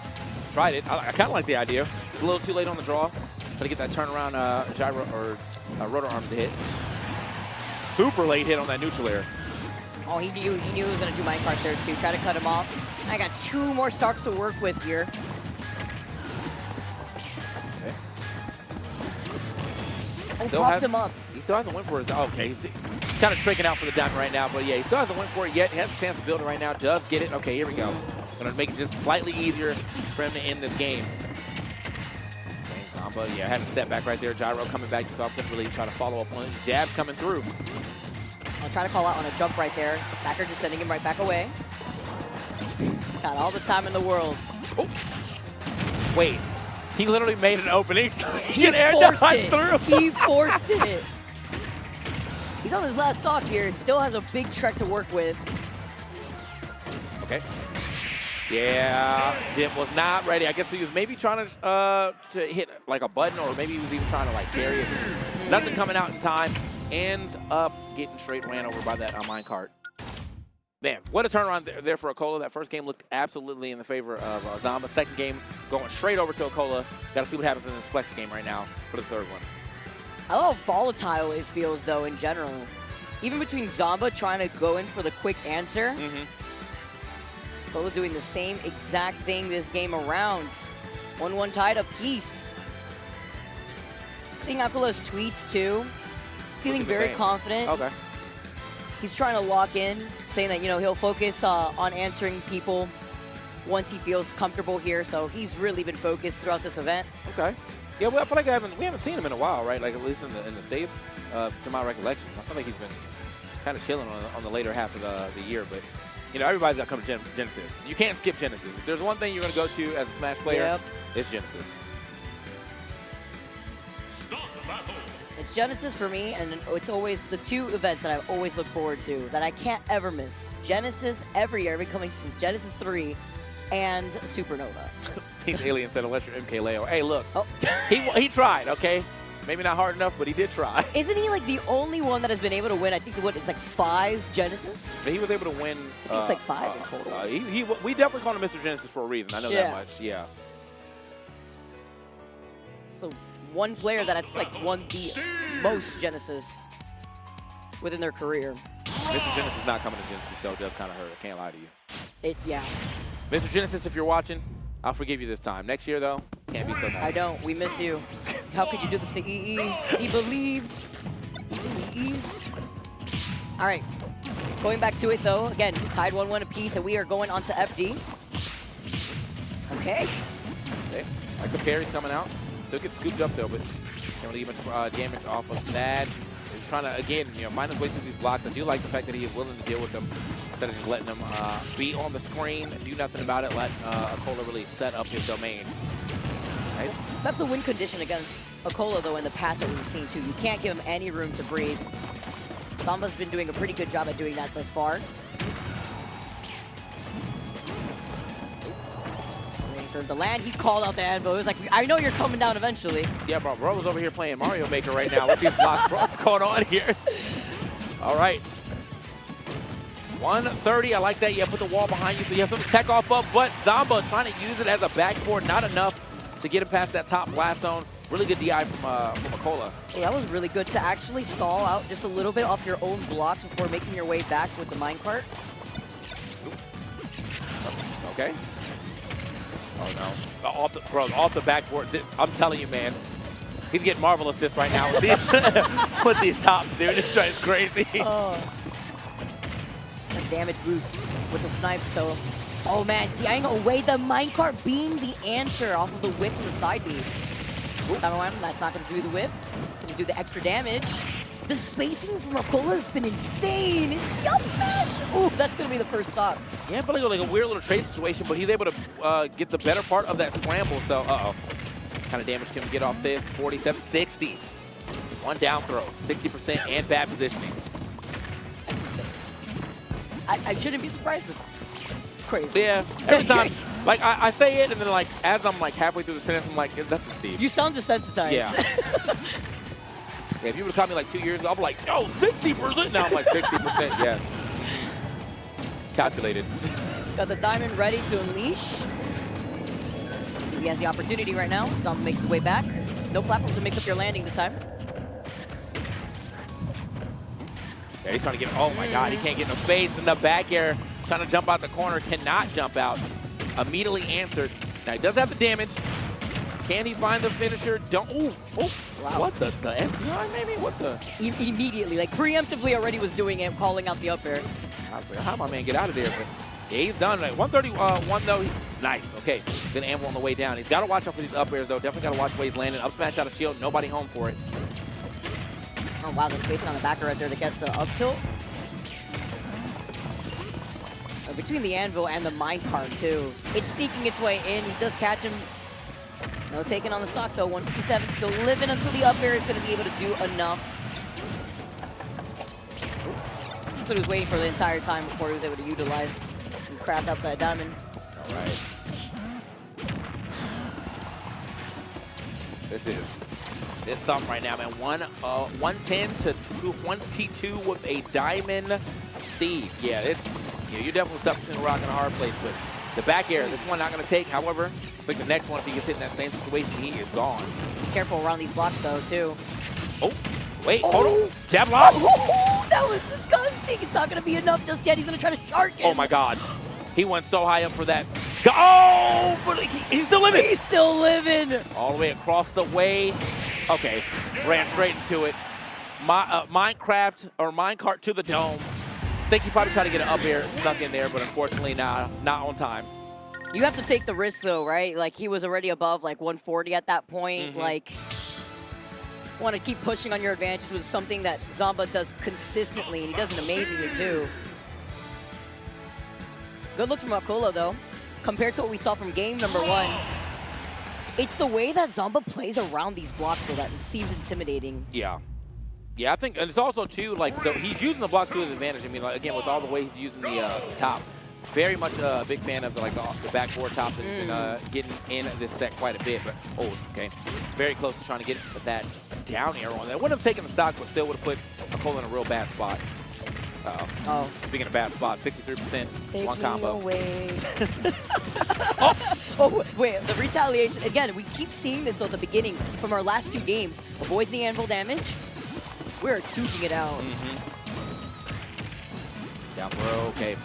Couldn't get, looking for the regrab right there, but yeah, couldn't get the up tilt. Nice match right there from Akola.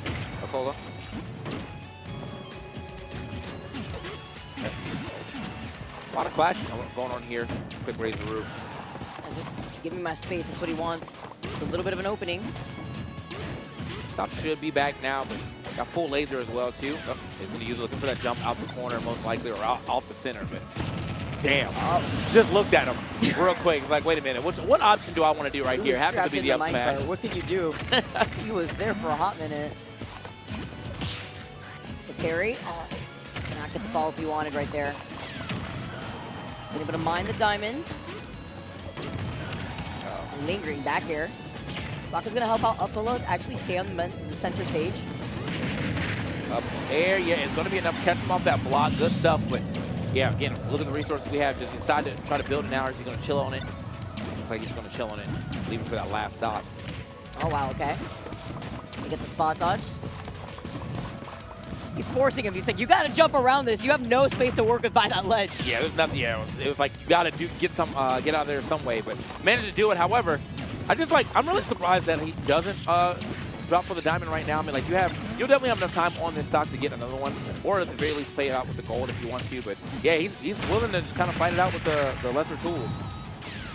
Respect though, because again, since we have made our way back to FD, you don't have those platforms that you could jump around, so that way you could find an opening through those blocks. You're forced to jump no matter what. Okay, up tilt, double up tilt. Not going to be enough to get him off that top blast zone just yet, but I still like the damage. Oh, no, I was like, no, don't die like this. Good air dodge to the ledge here. Find his way out these back airs. Back air for back air right now. Oh my! No way! I mean, we've seen this so many times. Off the footstool to the anvil, the guaranteed KO. I love to see it, man. Yeah. And now, still holding on to this diamond for dear life. He's got one in his hand now, though, so he needs to be able to make another one when it's time. Jesus. Zama getting kind of overran right now by Cola. Oh, man. What?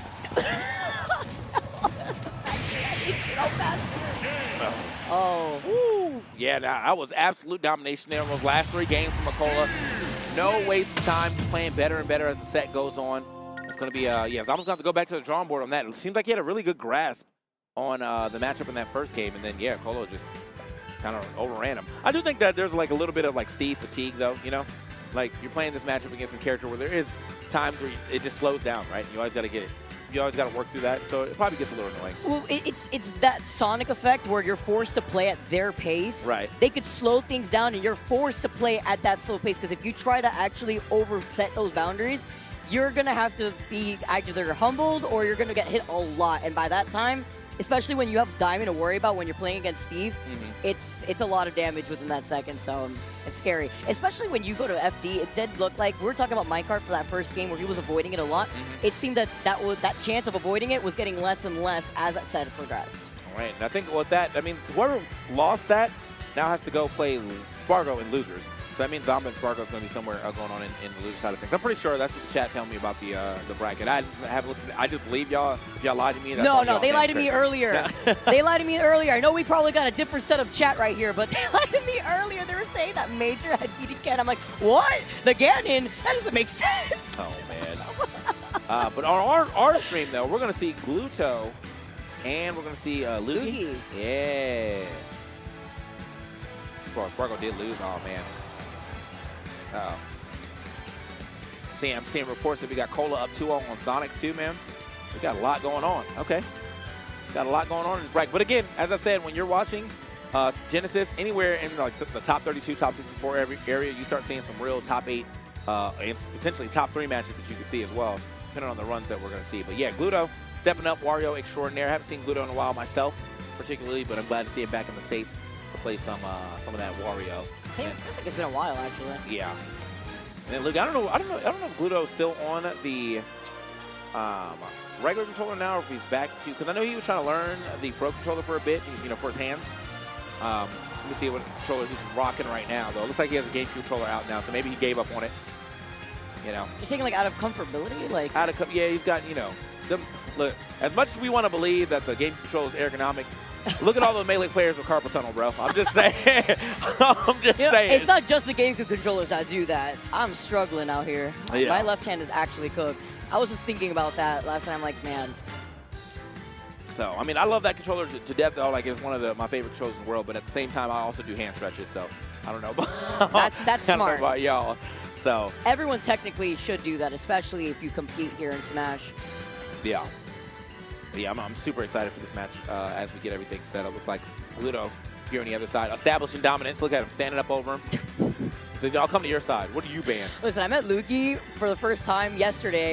He was walking with Lima, and I'm like, man, this guy's tall. And when I found out it was Lugi, I was like, okay, all right. So as he's standing next to Gluto, getting about a head height right over him. Lugi's been on a tear, though, and it's really no surprise, right? Best UK player at the moment with those consistent results. I was talking to Humming Bee about it for a little bit, too.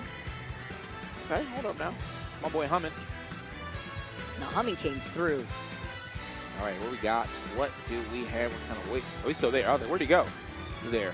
Hiding behind the Red Bull, big shout out to Red Bull, holding us down again. I've seen a lot of people walk around with the Red Bull canisters on their back, but also just seeing a lot of Red Bulls around the venue.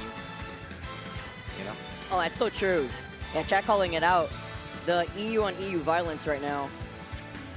Rip. Hey, it happens, man. Yeah, it's it's an international tournament. It's inevitable. You can't really be. You're going to hit somebody that you know at some point in time, especially when you're this good of a player.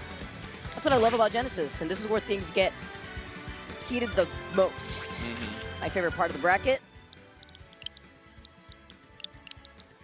Oh man, I actually just noticed how many people have filtered into those seats right there behind our players. I miss this, honestly.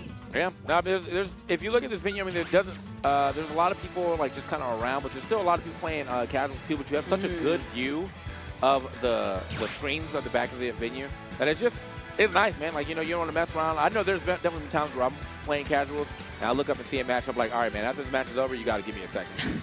I need to see what's going on over here. Especially when people get really loud, you have to figure out what's going on. Yeah.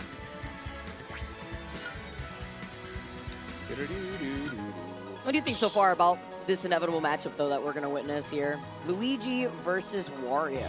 I think on paper, I always like believe that like Luigi versus a matchup where they can't get camped like by projectiles is like kind of more favored than Luigi. But Gluto and Wario, you know, are just such an elusive character regardless. There's still some level of like defensive like camping per se, you know, that Luigi has to deal with. But if he can get his hands on him, yeah, we're going to see that, you know, that patented Luigi damage. We'll have to see, though. Shout out to Smashers app. I actually was looking up their set history. The last time they played was in September, Gluto winning 3-1. Before that was a whole year prior, November of 2023, where I went to Game 5. So we see games being taken, but it's always Gluto that ends up winning the set. The first time they did meet, though, in that same year, it was Luigi who actually had won 3-0. So we figured something out, but Gluto, we know with the way that Gluto has been spending his time around the world, coming to the US too within that allotted time too, he's leveled up significantly. We haven't seen him in quite some time, though. Yeah. I might happy to see him back in the mix. You know, we have a couple Warios over here in the States. The one I think of the most usually is Loaf, but you know, no one's really piloting that Wario the way that Gluto be piloting that Wario. Let's get it into our first game, Wario versus Luigi. On to small battlefield. Let's get it. All right. This is exactly what I expect this to look like at the very beginning. Like, you know, there's not going to be a lot of interaction right there off rip because both of them have like a win con they have to play into. So look, Luigi obviously wants to get that grab, you know, at these lower percentages as well too. Okay, doesn't get it right there, but does at least get a nice little dash attack. And now he's got him off to the side. Yeah, bro, watch the plungers as you're trying to make your way back. Wait, ooh, that reverse moving clean. I'm in danger. Like, Oh, what? wait. How volatile. I really like the idea from both of them. Gluttony is going to drop down with the bite, so if he did try to up B, he would probably just clip it. But the drop down up air, so you can create a little space for you to get back, was super smart by Luigi as well. Oh, trying to catch the landing right there. It's the up tilt. This is out on the up air.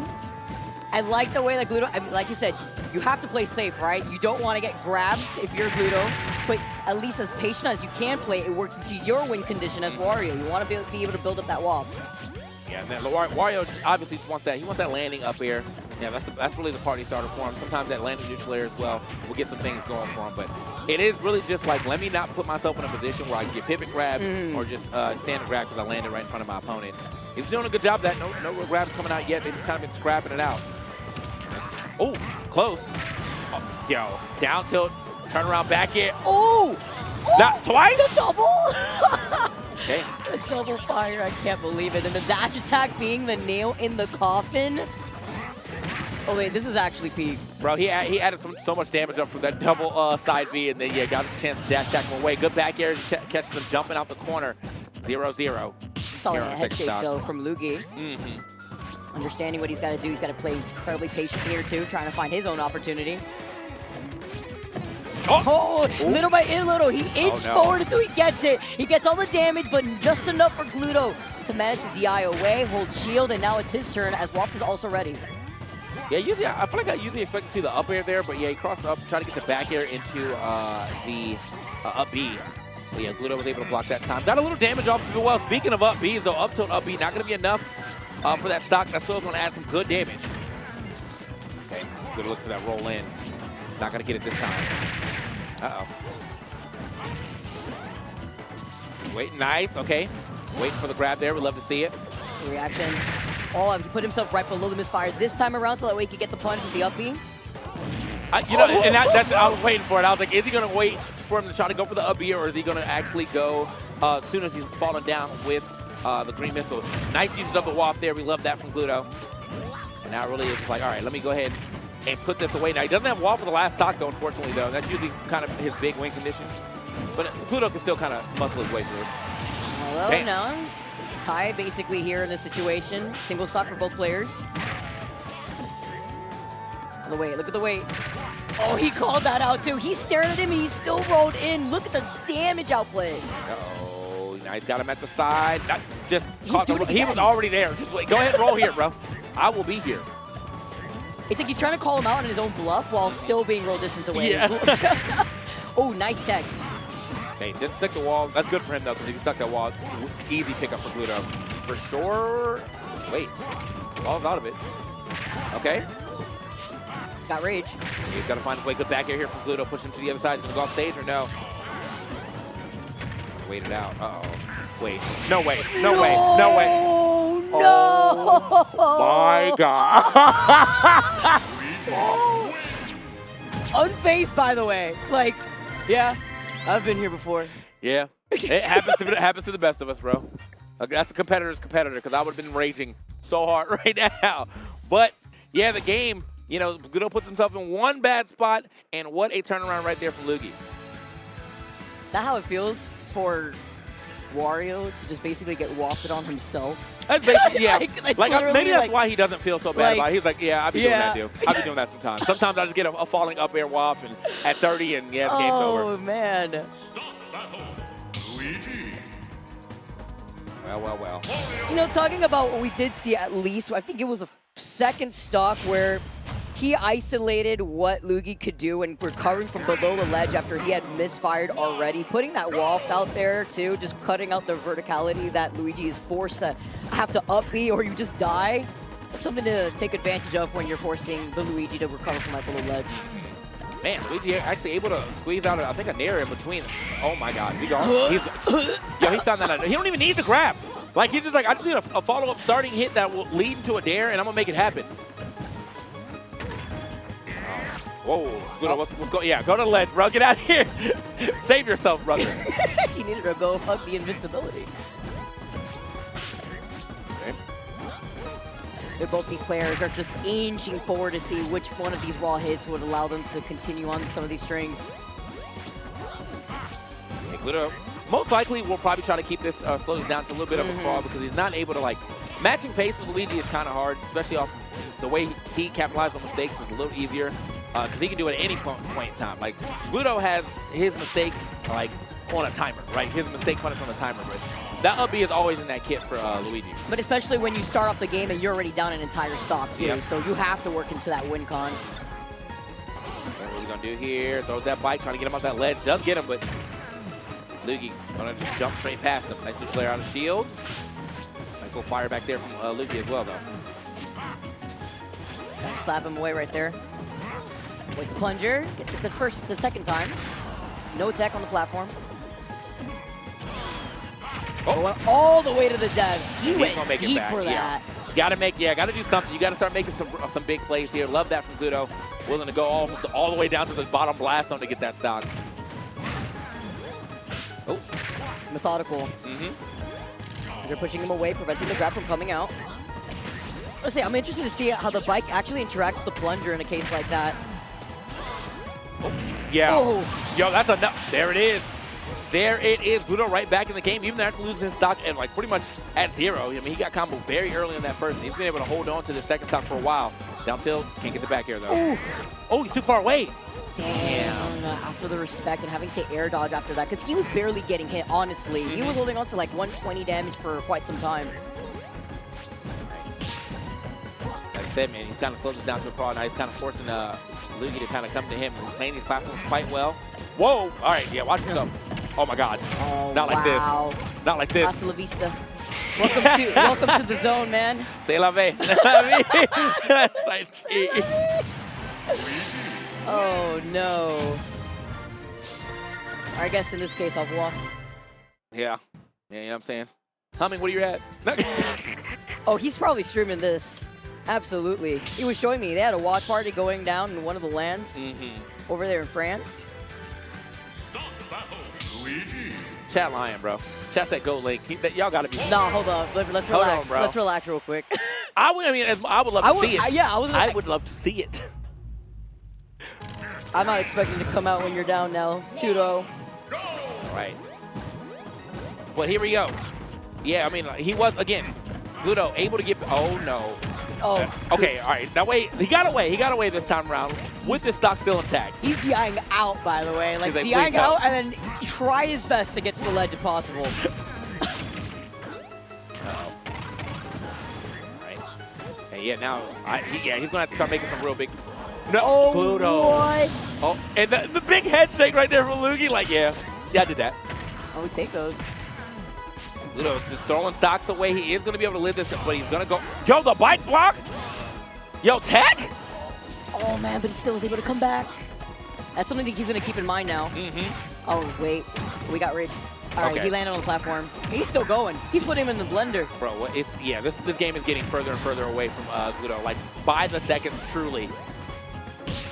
A 3-0 on Gluto with the Luigi is going to go absolutely crazy up throw, just pushing him back into the skies.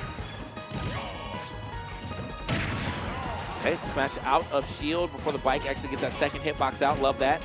Oh, he was trying to take advantage of the bike going down too, feeling the pressure. Oh man, the bike working against him in this case, sending out that hitbox. Okay. No 3-stock, no 3-stock. No 3-stock. We do get at least a back air in there, but you know what you have to avoid now for the rest of the game, at least at this low percentage, is that grab. Still playing these platforms. All right, I'm in there.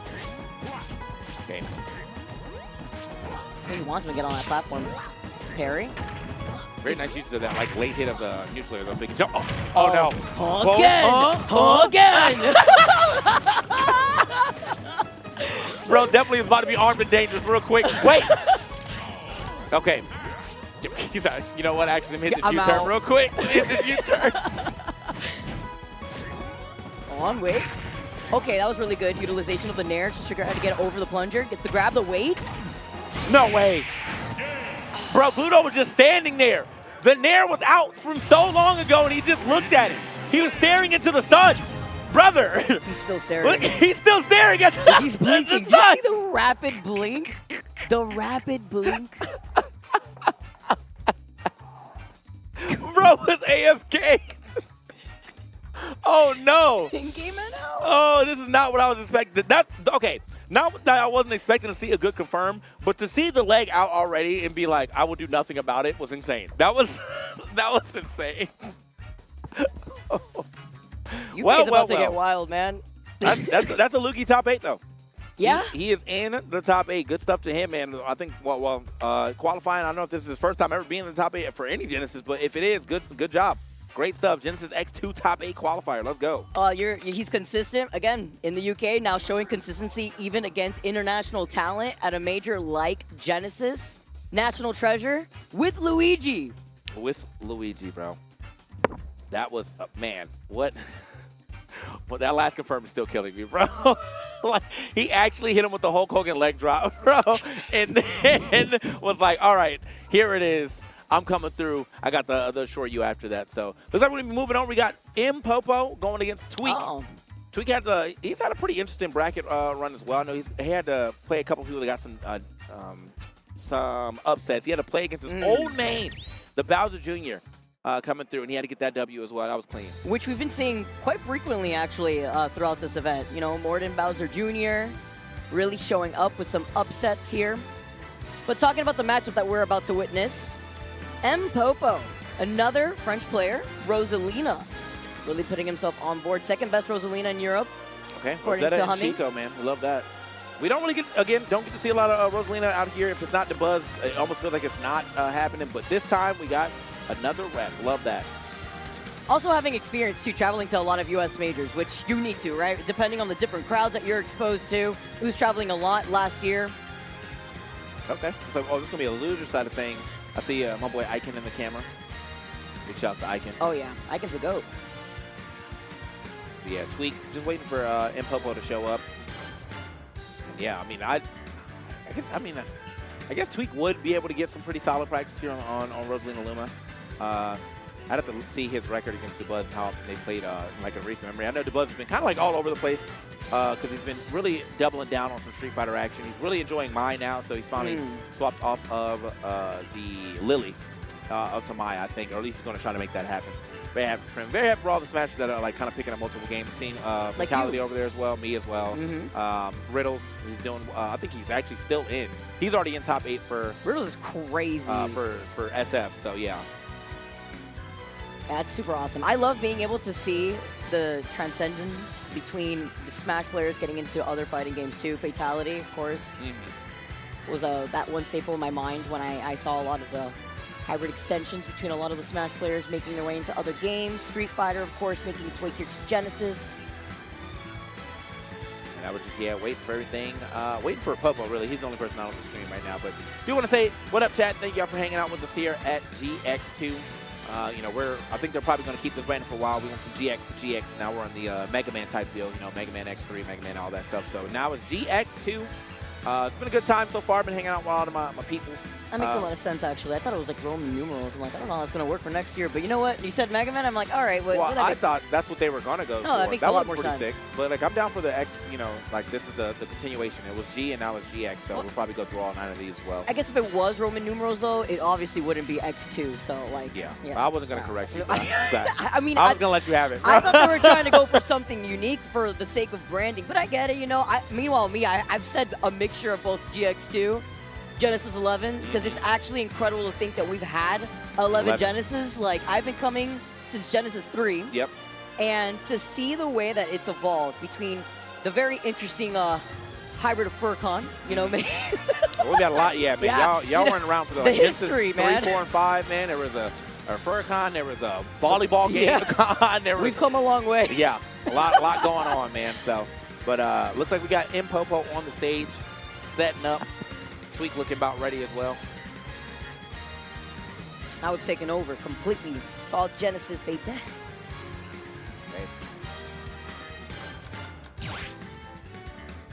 Chat, of all the people left in the bracket, start yelling out, who do you want to win Genesis right now, bro?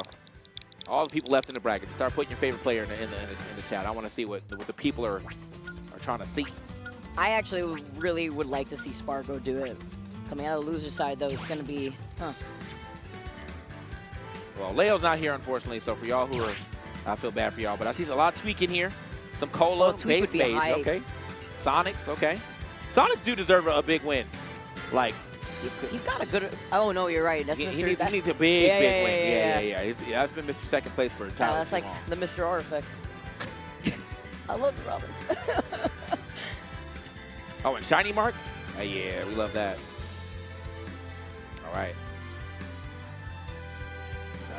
Spargo, though, yeah, if Spargo's in the tournament, if Spargo, Leo, Tweak, Light, and Mars are in the tournament, those are usually my top 5 people. I don't really see, you know, obviously don't see Mars as much as I used to, but that is my guy. But the other 4 we see a lot. If I see them, I'm trying to see a W. That's actually a plethora of different players here from so many different regions from around the world that can take this tournament. That is so hype. I love it. The amount of EU representation that we have here. Japan making their way out. And then Zach Ray's around too. I like a Zach Ray W as well. I love that kid. Shout out Zach Ray. Not here. No, I don't. No. Wait here. No. I actually couldn't believe it when we saw Zachary. How long has it been now? It's since since like November. Yep. When I saw him, I was in disbelief at how fast he grew. Yeah. Kid doubled my height. Like, that's so unfair. It took him like 4 years. Whatever. Bro's quick with it. All right. Tweak and Mpopo. Getting everything set up. Yeah, so you're going to see that Rosalina Luma. I wonder if he has that Luma Dash tech down just like the way that DeBuzz does. But, you know, I always like seeing how they play these things in different regions. The Sephiroth coming out. 2, 1, go! Yo, okay, Aura? The Aura? Yeah, the Aura walk was crazy. He's the main character. Oh my god. Well, he's doing it again. I like this, actually. Taking advantage of walking. Something that, you know what, in our last set, you see Gluto doing a lot. I feel like it should definitely be taken advantage a lot more in trying to microspace yourself and where you want to put yourself to. Oh, okay. I just want to know how, like, practice the Seth is. I mean, I do talk to Tweak pretty often. He does say, like, well, he said that his Wario is almost always, like, it will always be, like, 90% ready. But, like, we never see it anymore. I don't know too much about how he feels about his Sephiroth, but as of right now, it's right, right down the middle, 55 to 57. That's how he feels about it, like 90% though. Like, when would you feel like it's 100 to just unleash? I probably need like 10 seconds in the training room or something, bro. I miss the days when he was using the secondaries a lot, bro. Yeah. The Tweak Wolf, the Tweak Wario, the Tweak Roy, bro, that came out once. PT a long time He had ago. a lot. All right. Taking this methodically though. Shish kebab Luma. His opportunity now to get a lot more aggressive. Can get all the way up there for that that back air, but he does have the wing available now, though, so he does have an extra jump as well. Might need that to really kind of maximize his distance and get back up there. Oh, wow. Okay. Send him to the depths. Gets rid of the Luma again. Very good at making sure Luma doesn't really have any place on the stage. All right, he's holding it down right now, just kind of looking for his spot. Thought we were just going to see a straight up F-tilt right there. Middle sword F-tilt would have been able to do it up for him, but no, he's chilling. Luma back again. Off the parry, that could have been a crazy baiting opportunity. This spacing is insane. Also, we know that Rosalina, pretty light character, still living at 145. Okay. Aura walk right there from Mpopo on his way back. Watch his shield, though. Gotta watch out. It's looking super small. Yeah, both of his characters actually pretty light, so it's sneaky. Woo. Sneaky with it. Wove his hand in the air, actually. Straight through the ledge. Oh, okay, nice. Great landing right there from Tweak. Ooh, that was scary. That turnaround actually shifted his hurt box enough for him to miss that grab, but didn't actually get a follow-up. The clean stomp right there from the Luma. Getting that stock off, and yeah, not a lot of damage here on to Mpopo yet. And it's just trying to prioritize that Luma first. Oh, the reversal right there. I love seeing that too, man. You know, you don't want to have Luma on the other side of you, and like you're not paying attention. Or if you have the chance to get a free hit on Luma, yeah, get it out of there. See some answering back though from Mpopo, including some of these drag down attempts. Yep.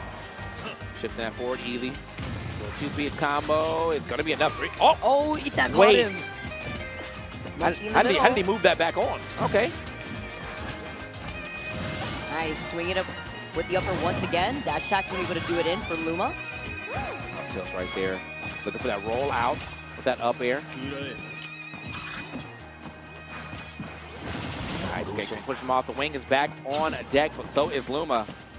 Nice. Okay, good air dodge through. Luma's going to be out of there one more time. Like, this man has had to play Luma-less for so long. Yeah, it's actually really difficult too, because he's, at the same time, Tweak is playing incredibly slow, but it's suffocating. When you're in this position, you're trying to find your way to land. Beautiful timing on the air dodge. Okay. Oh, okay, a nice little stall right there too. Oh. Stabbing the Luma. Yeah, Luma really is getting like 5 seconds to play almost every time, so. And then immediately sends down there. But that's effective. You want to do that. You want to make sure the Luma doesn't get to stay on the screen for long, so. Oh, wait. Hard stare down now. Okay, a couple back airs. They're going to make their way back to the stage.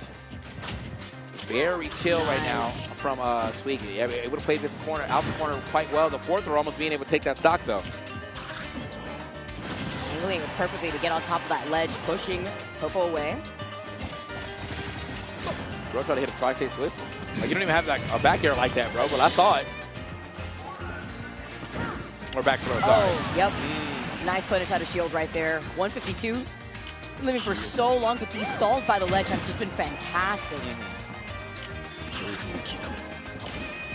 Okay. That should be enough this time, right? Yeah, right past that blast zone. Quick fourth throw. Love it. Nice and fresh.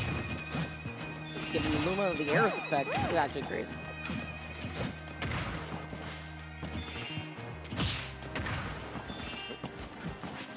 Okay. Nice spacing once again. Trying to prioritize the Luma. Not going to be enough to take care of it this time around. Already 50%. A little slow development of a game right here between them as we are at 142. And that's kind of what you expected. I mean, Tweak, we knew exactly what we were getting into. Tweak has to play like kind of slow and methodical as well in this specific matchup, but clearly you don't want to be... Oh, that was nice. Talk about all that extra damage right before the Luma's going to appear again soon. We're back one more time. Neutral layer, and yeah, it's going to be enough to split him up and get that Luma out of there. One hit. 85 to the 54, though. Impopo got a little bit of a lead here. Nice call out on the jump up from Tweak by Impopo. I'm trying to space it out again with the arrow, just trying to push out the Luma, forward tilt instead. Oh, no. Is it enough? Yes, it Catching is. The landing, and like you mentioned, you know, two light characters, especially in Sephiroth's case. That was rough. I want to know, counting the seconds, how often Mpopo was able to actually take advantage of the Luma being present. Yeah, that was, I mean, really, I feel as though, like, outside of that last Luma, most of those Lumas were on the screen for like 5 seconds. And so, yeah, I mean, he was battling with some Lumas, but I don't know, it may be a stage thing, maybe he'll try a different stage, but, you know, might be trying to just bring out the Diddy Kong regardless. Diddy Kong. Makes you also wonder, though, if he does take care of the Luma with the Diddy, would it be easy? Because with the Sephiroth, he's been able to take advantage of the aerials, which is why we're seeing him take advantage of Sephiroth. But going on to game number 2, slow and easy wins the race. Right. Here we go, though. Oh, my man KK, I forgot, bro. Saturday. The vibes are on an all-time high. I don't know what that is. KK will always remind you, or at least the system is set to Saturday. I know that much.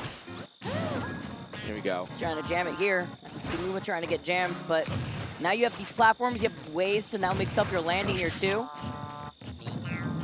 There goes Luma. Spot dodge, double spot dodge from both sides. Oh, the run up and shield, something that we are seeing Tweak do a lot, actually. So Popo realizing that, getting the grab. Okay, made it back to stage one more time. Hold that. Hold that. A little neutral air action. Oh my God, the air dodger getting destroyed. What a difference, though, here in the second game already in terms of pacing. Okay, yeah, this is. I don't think this is the type of this type of momentum that Tweak wants to bring into the second game right now when he's already down 1. And yeah, Impopo. Yeah, this is the loser side of things too. So yeah, whoever loses this is just out of the tournament. They're playing so safe. Wow, the scoop up. Of course, the re-grab opportunity here. The platform really allowing Popo to stay alive. The insurance policy that he didn't know he needed. Oh. Okay. Watch the feet.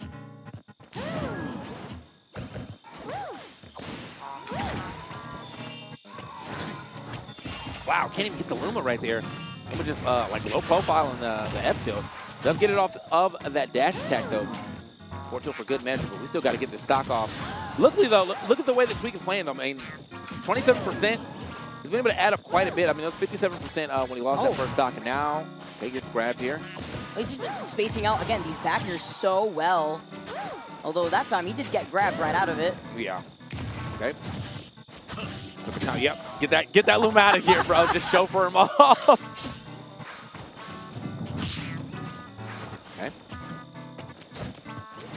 He's trying his best, but like that's the thing. I mean, Sephiroth is in that like raw hit area too. You don't really have like a down throw up air type situation going on. You do have back throw back air at the ledge at certain percentages, but like that's really a DI independent trap. Does end up finding that F tilt though. Well, this is what you got to do here to make sure that you stay alive in this bracket. This is what you got to do, especially when Sephiroth has a much easier time in getting rid of that Luma. Look at that. The Luma was not even there for 5 seconds. Immediately deleted. That was a lot of aggression coming out from Tweak right there to make sure that he got that out of the way. But he's been out like that pretty much the entire time on these Lumas. Look at that. Like immediately the focus changed. We love that. Oh, wow. Mix up on where he was going to land instead. Wasn't going to go for the cross-up, but does get grabbed for it. Double up air. Trying to contest the landing. Luma shoot. Oh, he slapped it away this time. That girl? Luma this time. All right. Nice. Okay, able to focus his way back on the stage. Luma should be coming back right about, I think now-ish. There it is. Get that Luma out of here. Feels personal. Yeah. That's the down smash specifically is like yeah. Out here. Like, he's stabbing Luma. What you got to do? Nice grab. Dang away, though, avoiding that fair. Okay, still. DI trap right there. Oh, getting way out there. Tweak. Making it happen, that forward air. Popping off. All right, yeah. Smart recovery. That was like a Luma warp. That was yeah, it actually teleported right back to him. Teleporting to the blast zone. Again. I like the movement here from Tweak. Okay, up throw, up air. Guaranteed damage right there. Now it's keeping the juggles going. Oh, almost got another grab right there himself. Trying to get a jab actually going. That worked. That worked. The Luma got hit by the hitbox of the grab, so at least sent off as well. That Luma had like 2 seconds of play time. Tweak absolutely moving right now on the second stock. Jeez. He is not shining with the star, man. Oh, at least that time. Luma saying hello. Now, tied single stock each. Look at the way he's just taking care. Like, what? Popo's just looking at it happening right before his eyes. Like, he's witnessing a crime. What can he do? This is a mini game right here for Tweak. Man's over here performing training mode combos. Oh, Luma. Only on Luma. Gone. A Luma-less gameplay right now from Popo, and he still is keeping it even though. 21. Oh, wait. Off the stage. Yeah, Tweak should be able to make this one back freely, but 38%. He's got to get out this corner. Luma's back. Wow, Damn. that was really good timing, too, on the roll. Just not enough, though. We are in town, 134. Scoop up the Luma this time, actually entering back. Tired of getting stabbed. Oh, that up tilt not going the right way. Oh, rolls into it. Uh-oh. It's getting scary for Tweak. Stands up. Good timing on that stand-up. But yeah, the damage starting to rack up again. Both of these characters very light. Gets that Luma out again. Tries to get that forward air. That would have been clean. Neutral air pushing him to the other side. Trying to get the scoop up originally off of 2-frame now. Oh my God. He's stalling out to get Luma again. Yeah. There you go. Luma's back. I don't know about that. The down smash this time around. Back here. This Luma is still threatening. Oh, be careful where you land. Tweak can't find that last hit. That's going to be it. What a comeback there from Mpopo. Finding that down smash at the last second. Luma also joins in like really quickly too and puts that little extra oomph on it. Oh, the sit back from Tweak though. That could absolutely feel so frustrating when you know you're just that one raw hit away. He was dancing around him to stall out to get the Luma back too. He was not happy about that one. It's just the win condition right there for Tweak. It's just so hard to get, man. Like he has to spend so much time getting Luma out the way. He doesn't really get like throw confirms, or like he doesn't really have a throw that's like eventually is going to take a stock. So really he has to find his chance like situations. He has to get those back throw back airs. He has to get those up tilts to hit or you know landing or catching people's landing air dodges and whatnot. And when he can't do that, the game just starts to escape him. That's like one of the few, I think like one interaction on town, like he couldn't find his landing, and it was in the one interaction that mattered the most. Yeah. At the very end. Because the thing is, what he's doing is great, right? He's spacing properly, he's taking care of the Luma, he's playing to his win condition. But then when the Luma's back and you have to still reset constantly, it's still wasting time. You're now down to a minute, and we get a character swap. We get the Diddy Kong out. You know who would go crazy though? That Tweak Wolf. Anyway, We're to see the Tweak Diddy Kong is out. Gonna go back to a Soul character right here. See what he can do with it. How do you feel, though, about him going over to the Diddy when the game plan was always to try to prioritize Luma? I guess now swapping that up? Yeah, I mean, I just think this is the character that's way more practice for him. He's way more known for. Like, I have no issue with him trying, in a worse matchup, but the character he's clearly better with. Right. We'll have to see. There's other ways to get rid of the Luma. Doesn't need the sword. Oh, that's another thing, to consider, too. Gravitational pull with the banana appeal. Yeah. That's a little bit as a wise matchup is a little hard right there for Tweak. You don't really get that super advantage. Oh, but you could bait it out instead. You could bait it out so you could try to go for a punish. That would have been crazy if you caught it by the ledge to get the down air. The good advantage that he does have in this matchup, though, the fact is that Rosalina's still light character, so a lot of these confirms gonna hit a much better. Boom! Look at that, way past that blast zone. 58% now on the Tweak. The Diddy Kong looking good. He had forced that bubble to sit up on his seat, too, by the way. Crowd is popping off. Okay. See, again, baiting out the gravitational pull. That's something that Popo's going to keep in mind, though. Always the monkey flip. Luma back on. Nope. Caught up by that jab. They're trying to roll back. Has to get off this ledge. Managed to do it. Oh, he did break up the jab, but still landed right back on top of him after. Damn. Up smash out of nowhere, but none of them take that stock yet. Another banana on deck. Luma, though, trying to handle it. Still trying to bait him out and trying to use a gravitational pull. Pull rolled in. Okay, at least rolling into the weaker jab. Not getting hit by Luma. Definitely the lesser of two evils right there. And slapping him away. Managing to get back to the ledge. Utilizing Monkey with a lot more options to try to reposition, but gets caught on that platform. He wasn't able to get a lot of extra credit there on that second stock, but here he is. At least got 40% now at the 51. Yeah, roll again. Oh my, damage. 87. Love it. Okay. Getting the Luma hitbox though away. Try to catch him with the nair. Try to go forward with the jab. This is the damage. This is the damage here. That's the damage for sure, bro. Just squeeze right in between them, bro. That's going to do quite a bit of damage for double jabs hitting him, but he's still living. 51 right now to the 100. Monkey flip matrix right around the Luma. Prioritizing the Rosa. He hit the Luma, so he's like, all right, hold on. He's just too far up. He gets it, though, this time around with the forward tilt. Just enough, keeping Popo by the ledge. All right, bad matchup or not, man, he's definitely been able to pilot this Diddy Kong to great success. Down tilt to back air, not going to be enough to take that stock, but the next back air should be able to do it if he's in the same position. Wow, nice recovery right there. Very linear, going all the way deep before managing to reach onto the ledge. Oh, okay, up tilt, caught the roll in, or the spot dodge. Now Tweak, 56%. Ooh. Said no, absolutely not. As a statement to be made. Trying to space himself around the nairs too.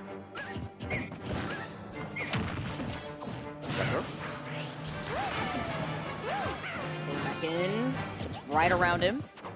I'll take full advantage of this before the Luma comes right back right now. All right, yeah, a little trade action right there, but he's still on this stock. The hit into the monkey flip, he's trying to do as much damage as he can. He really has to do it by damage, I think, instead of like just a raw hit, like the way he was able to do it with Sephiroth. Doesn't seem like Diddy gets that level of knockback that he needs to really push Luma, so. The monkey flip just helps out so much, too, when you use it properly. Nice. Okay, yeah, monkey flip works there, gets Luma out the way.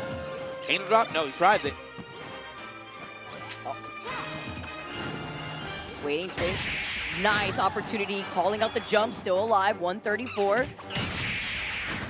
And right when the Luma spawns, is able to get that 2-stock, by the way. Even though it isn't with some of these raw hits that we saw from Sephiroth, being able to space yourself with the sword to prioritize the Luma, it's about not only living longer, like we saw there with Diddy, it's also about repositioning yourself with the monkey flip so you can put yourself in a position to sometimes, it's not always, we know that Tweak does prioritize Luma, but being able to make that swap and still being able to hit Rosa, even better after that switch up with the Diddy.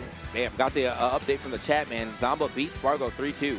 So Spargo is not in anymore. Out at 17. Wow. Wow. That's crazy. Zamba's nice though.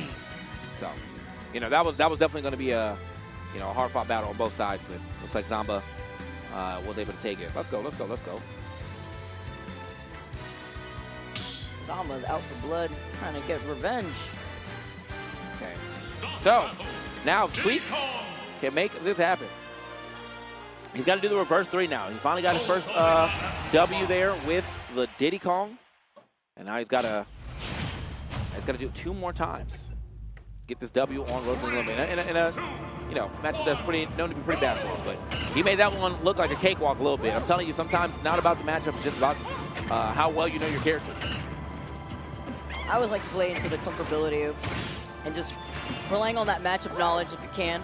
I go again with the monkey flip this time around. Was able to take care of the Luma immediately, close to the ledge. Chilling. He's like, yeah, go ahead and jump out the corner if you want. I like it. The patience right here. We also stopped using the gravitational pull too. Yeah. Well, I think, honestly, he just hasn't really had a chance. The way that Tweak is using that is like just so in his good. face. Like, yeah. Never really had a time where it's just kind of sitting on the ground like that or being thrown from a distance. So speaking of Tweak, he's going to pull another one real quick. Nice. Wow. And the re-pick back up. Roll up. Not enough damage just yet. Nice. Okay. Air dodging back on, but maybe not so nice. Getting put into the blender. Nearly 30% of it just dragged down Luma, trying to catch him by the ledge. Tweak was able to get the ledge invincibility though. Yeah. Calling out the monkey flip, something we're going to see happen a lot more often, especially after that last game. I'm telling you, man, if I was a video editor, I would have had this video out of like how often, or like the top 10 worst monkey flips, because I swear that same situation happens in so many matches where they're like, let me get off the ledge monkey flip, and the person has been called out. Especially when you only have one platform to really rely on, right? Yeah. And mixing up your landing. Yep, bread and butter. Into getting that back air. Tying this up. And back in it though. Shots up. It's forcing him to drop the banana. Grabbing it. These raw hits though. Trying his best. Okay, 36% now. Trying to get back in here, but yeah, no, you can see Impopo's trying to slow it down to a little bit to a crawl. He's playing across the screen right now. This is not like what we see Debuzz do quite a bit, but it's just, yeah, when you get on the stage, you kind of just make this little house. Your bodyguard Luma in the front, and you just stand under that platform. And it makes it really hard to get that approach. And that's a get down Mr. President approach right there. Making sure your bodyguard is ready to go. Get the snipe off the banana. Some of these raw hits is hitting the Luma away, even if you go right through the Rosalina on the cross-up. Okay, dash attack, forward air, trying to get some guaranteed damage here. It's able to do it. Now he got him off the stage. He has to try to hold his positioning. Damn, that was super deep. That actually teleported his hands for real. Like from the depths. It's going to be enough to get that Luma out of there as well. Double neutral air into the back air, just right over the edge. Nice, the snipe. The weight. Wanted to get that Z drop.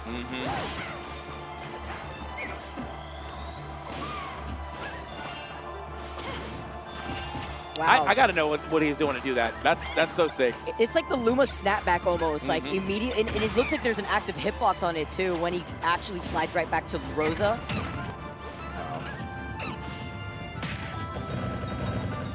Oh, not gonna happen this time around. Gets the punish though, but the punish from Luma right after. Might have been one of those times where you like, more often than not, if a jab like lands on your shield, you usually can like hit it with like an F smash or something like that, but maybe did the F smash is slow, too slow to try it. Either way. Right. Tweak down to his last stock potentially of this tournament. Finds the down tilt, up smash though, so he's gonna keep it even. Just so close. Both these players are playing so patiently. Wow, gets the trip up with the banana. Is able to find an opening with the monkey flip, gets it twice. Okay. And Luma's gonna tank that banana all day. So you have to get rid of it first. Luma's coverage is insane. Nice, okay. Does end up getting the parry, but not the punish after. 39-49. Scary game for both sides. Did get the gravitational pull out, but oh my God, the Luma bodyguard is always there. Ooh, that monkey flip. He's only at 52, so not the worst monkey flip, but it was scary. Oh. That was actually the club bouncer right now, the way that he has just been able to protect Popo. No longer on the board here. Back throw. Oh, no, down throw. Okay. DI mix. Banana's in the hand of... Ooh. There, Banana's back down on the ground now. Back in the hands of his rightful owner. Okay, He tries to dance around the Luma. He's trying to take care of it, but so slippery. Oh, I thought that was going to work, but no, Luma just flying off, but not enough hit stun. That's good. Yeah, that's enough. Now we got a little bit of time to work with. Potentially in this game right now. 103 gets the back air. Nice coverage right there on the platform. Oh, man, you know what he wants right now.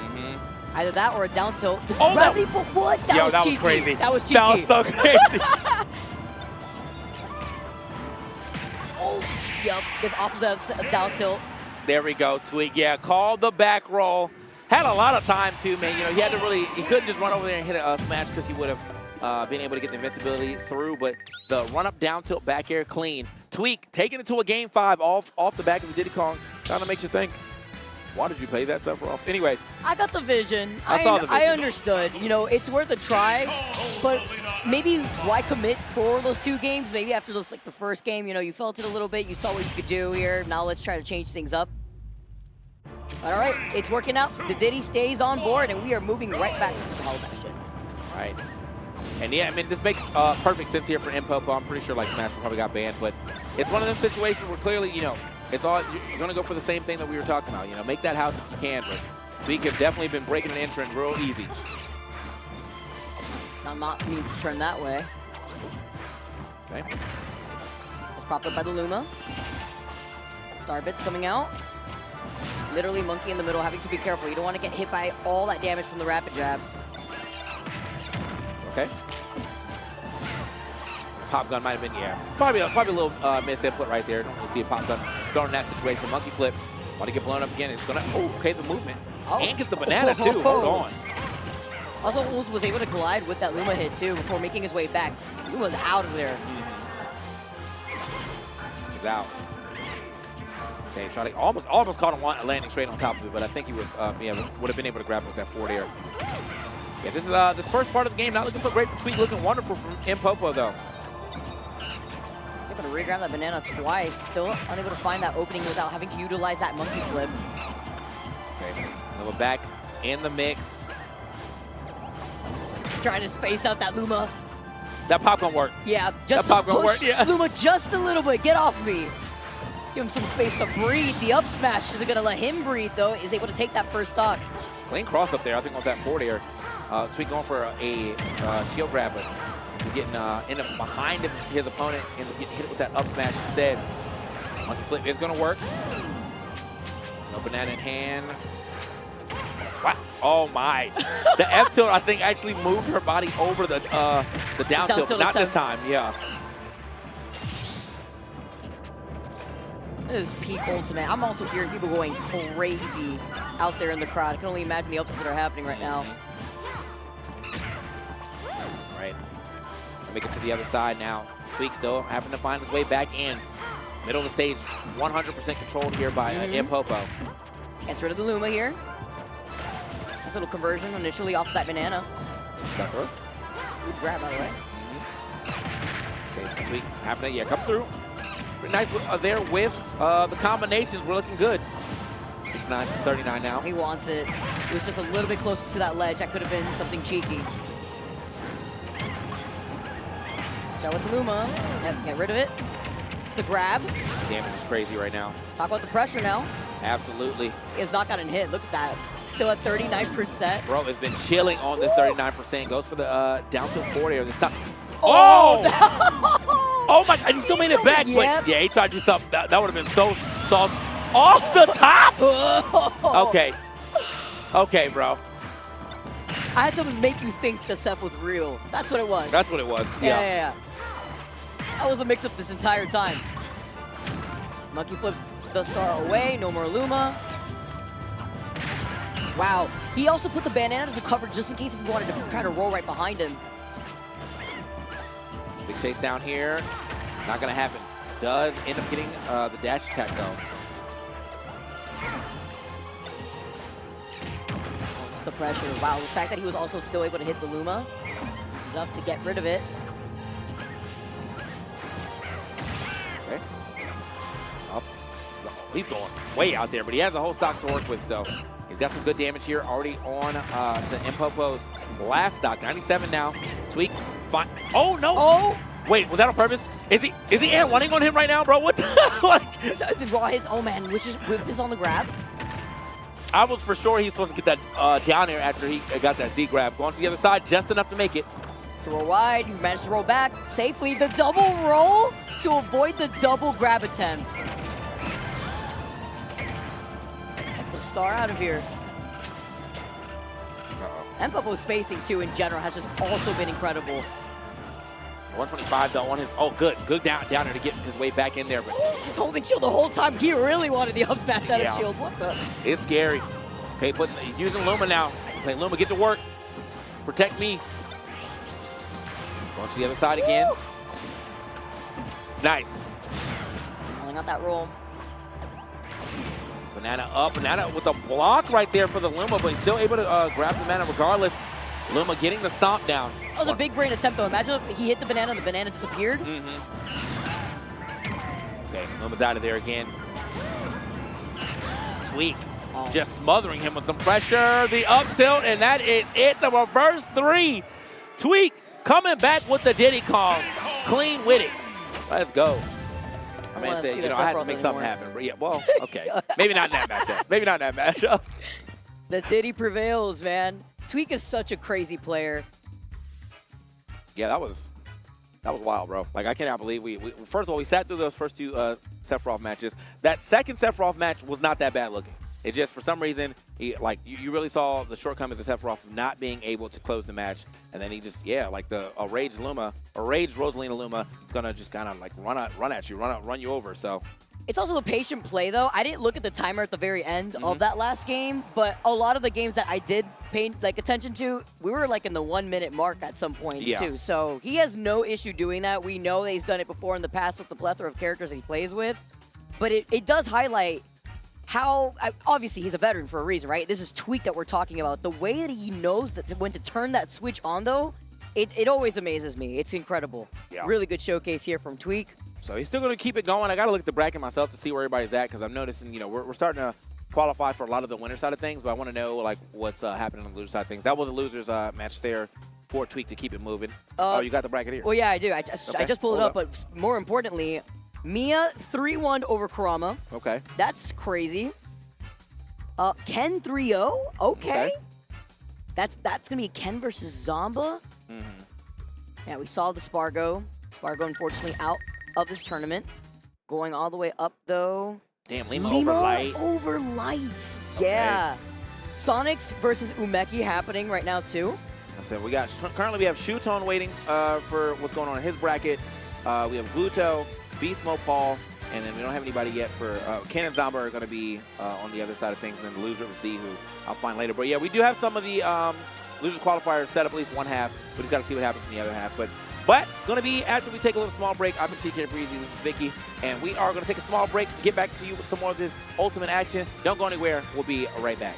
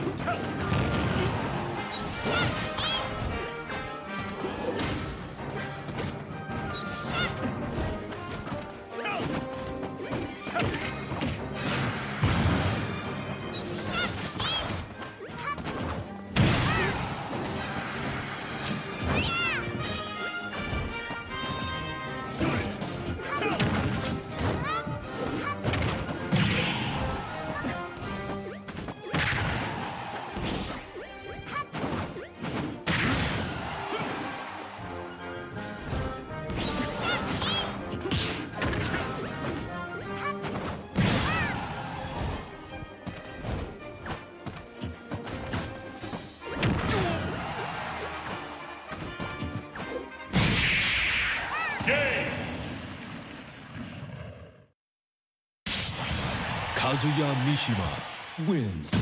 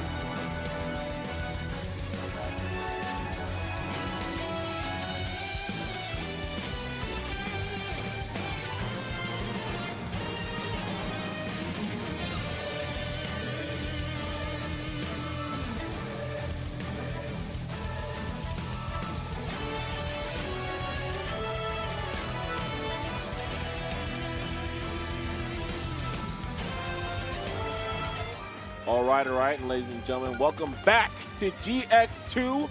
You already know the matches are underway. Of course, we are in Ultimate Singles, and we are trying to close in on that top 8 spot. Joined with me to my left, one of the GOATs, baby. Man, come on, Always fam. love holding it down, the ones and twos, my man. Of course, you already know, Rod. What's good, baby? I'm feeling great right now, man. Got a stomach full of dinner, man. I got some Red Bull in my tummy. I'm ready to energize. I'm ready to act. I know you're activated, bro. Of course. I'm activated. I'm charged up, man. Let's get this. I was watching this at the Let's sports get bar, this. man. You know, watching how the matches have been unfolding. We got Cola. We got Hurt right now. Get ready to throw down. It's Daps. It's love all across the board, but ain't nothing friendly about to go down on this stream here. Never is. Never is. No. Yeah, man. I see Cole rocking the shortcut, man. He's been out here focused. I know he's been playing a bit more Melee, but I feel like every time I see him playing a lot of Melee and then he goes back into this game, he actually plays better. So I think he just hits his vibe, right? Just see that game in strides. That's right. Yeah, he's definitely, I mean, it's the CEO champion we're looking at right here. Cole, of course, a player that needs little to no introduction, but of course, I'm going to do it anyway because it's Black History Month. Losers round of 16, GX2. Let's make it do what it do, Ski right here. Who's going to draw blood first? Okay, and it looks like it's Hurt right now, playing a long-range game, fresh out the gate, trying to establish that space between him and Cola, and honestly, you're going to need as much space as you can because you know Cola is a shark. Yo, 100%, right? So, of course, when you were looking at this matchup, you really have to see how are you going to be able to move around his general strategy, right? The nade strategy, going time, what time is he utilizing to cook, what kind of setups there, and once you can kind of figure out that time, you get that bob and weave in, Cola can kind of go to work here. Try to start something up, get him in, the guaranteed combos, don't make any gaps because you already know you're going to have that get out option in the form of an aid, all right, in that frame one. Every time, and you want to make sure that those combos are certainly airtight. And I think a good way to kind of alleviate that space is just to get up close and personal and check that temperature. We've seen it a little bit earlier when Cola played in the earlier part of today. Just using that standing jab. Again, are you going to hold shield? Cool, I'm going to grab you. Oh, no, you're not going to hold shield. You're going to eat the standing jab. And aerial's on the way after. Absolutely, okay. Great set play here by Hurt. So far, really in the driver's seat. Here we go, back pedal. I love that setup. Going for a little bait there, but gets opened up. Love that. A little bit. Yeah, smooth stuff right there with the falling up air. Probably didn't anticipate that. And again, closing off the access to these platforms. Again, the average Snake probably not going to try to utilize these platforms, looking to keep those moves on the solid ground. Hurt, of course, not the average Snake. Yeah. He's going to cover every option and then some. Okay, Oh, forward no. throw. Nikita time. Yeah. Oh, let the fake out. Wow, man. Already knew all of the cards at hand there on Cola's side. Cola going to be down in stock here now. Let's see if we can actually make this quick. Nice. Back here, sending them coast to coast. 129% the stock, well past its prime. Couldn't get anything off of the frame. Sits in there, but catches him with the forward tilt right there in the corner. Looking good. Absolutely. Just enough. Good swing. Gonna get him off stage. There's an opportunity for him going high. Nope. Let's go 1B reverse. Get back on the stage. Hurting the driver's seat here. Up throw. Okay, that time let him do it to himself. He said, I'm not even going to anticipate any sort of landing option. While he got those grenades. That's money. You already know. Don't ever be there, man. Don't ever do that. Yeah. I mean, I think it's something that's just not talked about enough when it comes to Rory's toolkit. Again, it's that ability just to hold you down at the ledge over and over, rinsing and repeating. Standing jab, double edge dance, you name it. He has your number in that corner! Yo, we charge up, and I love that kind of setup because either way, right? Even if we had a situation where a trade situation, that would probably be still in favor of Cole. So great play there. He's gonna make some stuff happen here. This is double fair. You get off stage. Oh yeah, double up. That's right, man. Squabble up. Hold on. Yes, sir. That's right. Falling upper, nice. I'm not afraid of that. Great Love movement. that. Yeah, that directional air dash down right there on the platform again. Just chef's kiss. Okay, up B. Can't escape. Nope. Taking on damage. Yeah, Oh, but we'll take that free up there. Nikita. Oh man. No, I'll take the Yeah, trades. that was a good trade. Yeah, these Okay. trades are definitely worth it. We're getting close now. We have a set play here. Watch out. We do have this people on that platform. Kind of make him forget a bit. Down tilt. Popped him right up off his feet here. And it's looking good. Cooking these grenades ever so slightly. That way, when he throws them up close and personal, he doesn't have to worry about Cola throwing them back. Very And smart he's here looking to do. for it. Yeah, for He's sure. looking for it. Sees him drift back. Probably going to try to go back as far as possible. Gets a great down tilt. C4 is going to go down. Even despite the great spacing right there from Cola, Hurt's still able to make some magic happen Oh, there what after a great that. catch. Of course, you already know that dash attack from Snake going to have a lot of just like this one, right? But that there, perfect timing, perfect spacing, and we're going to cash out. That is game one, Cola, a 2-stock. What a hell of a play. That's right. That's how you open up top 16 right here. Looking great. Cola right here looking to eliminate Hurt out of this bracket. Now, of course, not going to be any easy feat at all. You know, we kind of prophesized it coming into this match, but just to kind of reiterate, again, the set play. You know, it was so important right there in that matchup. And then more importantly, I think the thing that separates Hurt Snake from a lot of the others is his ability to land. We got to see it used so beautifully at Battle of BC last year. Yeah. But right now, struggling to get those feet onto solid ground. Landing is more than half the gameplay when you play Snake. Yeah. No, without question, man. All right, want to see what the adjustment's going to be right here for game number 2. The ledge control, I mean, that right there was just in full effect on Cola's behalf. I mean, that standing jab, so potent. Something, again, just as simple as that frame 5 jab, opening up just a world of hurt once it lands. But then also the double edge dance. The threat of that, I think, kind of had Hurt shaking a little bit. Oh, absolutely, absolutely. Okay, pick game and watch if you want. All right. Yeah, and I'm loving what we're seeing right now from Shopify Rebellion, I believe, from Cola. Really do love the fact that we're seeing such patience with navigating these nades, right? Yes. And not getting flustered when he is taking, you know, residual damage from them. So good stuff there. We're going to go into small battlefield here for our trip into Game 2, Cola versus Hurt. Yeah, I mean, again, patience is just a virtue in a matchup like this, and for both sides. I mean, again, just working around the set play that Hurt's bringing to the table, but also knowing that my CQC is nice. I'm Snake, but I know that, again, it's just in my best interest to not overextend or do anything like that on Cola. Okay, grenade, yeah, eat that. Yep. Oh, does not get the triple. Oh, man. Great air dodge back and reactions. Okay, both sides trying to keep this one airtight here. Not allowing either side to get too much of a lead, and for good reason. Love that forward air.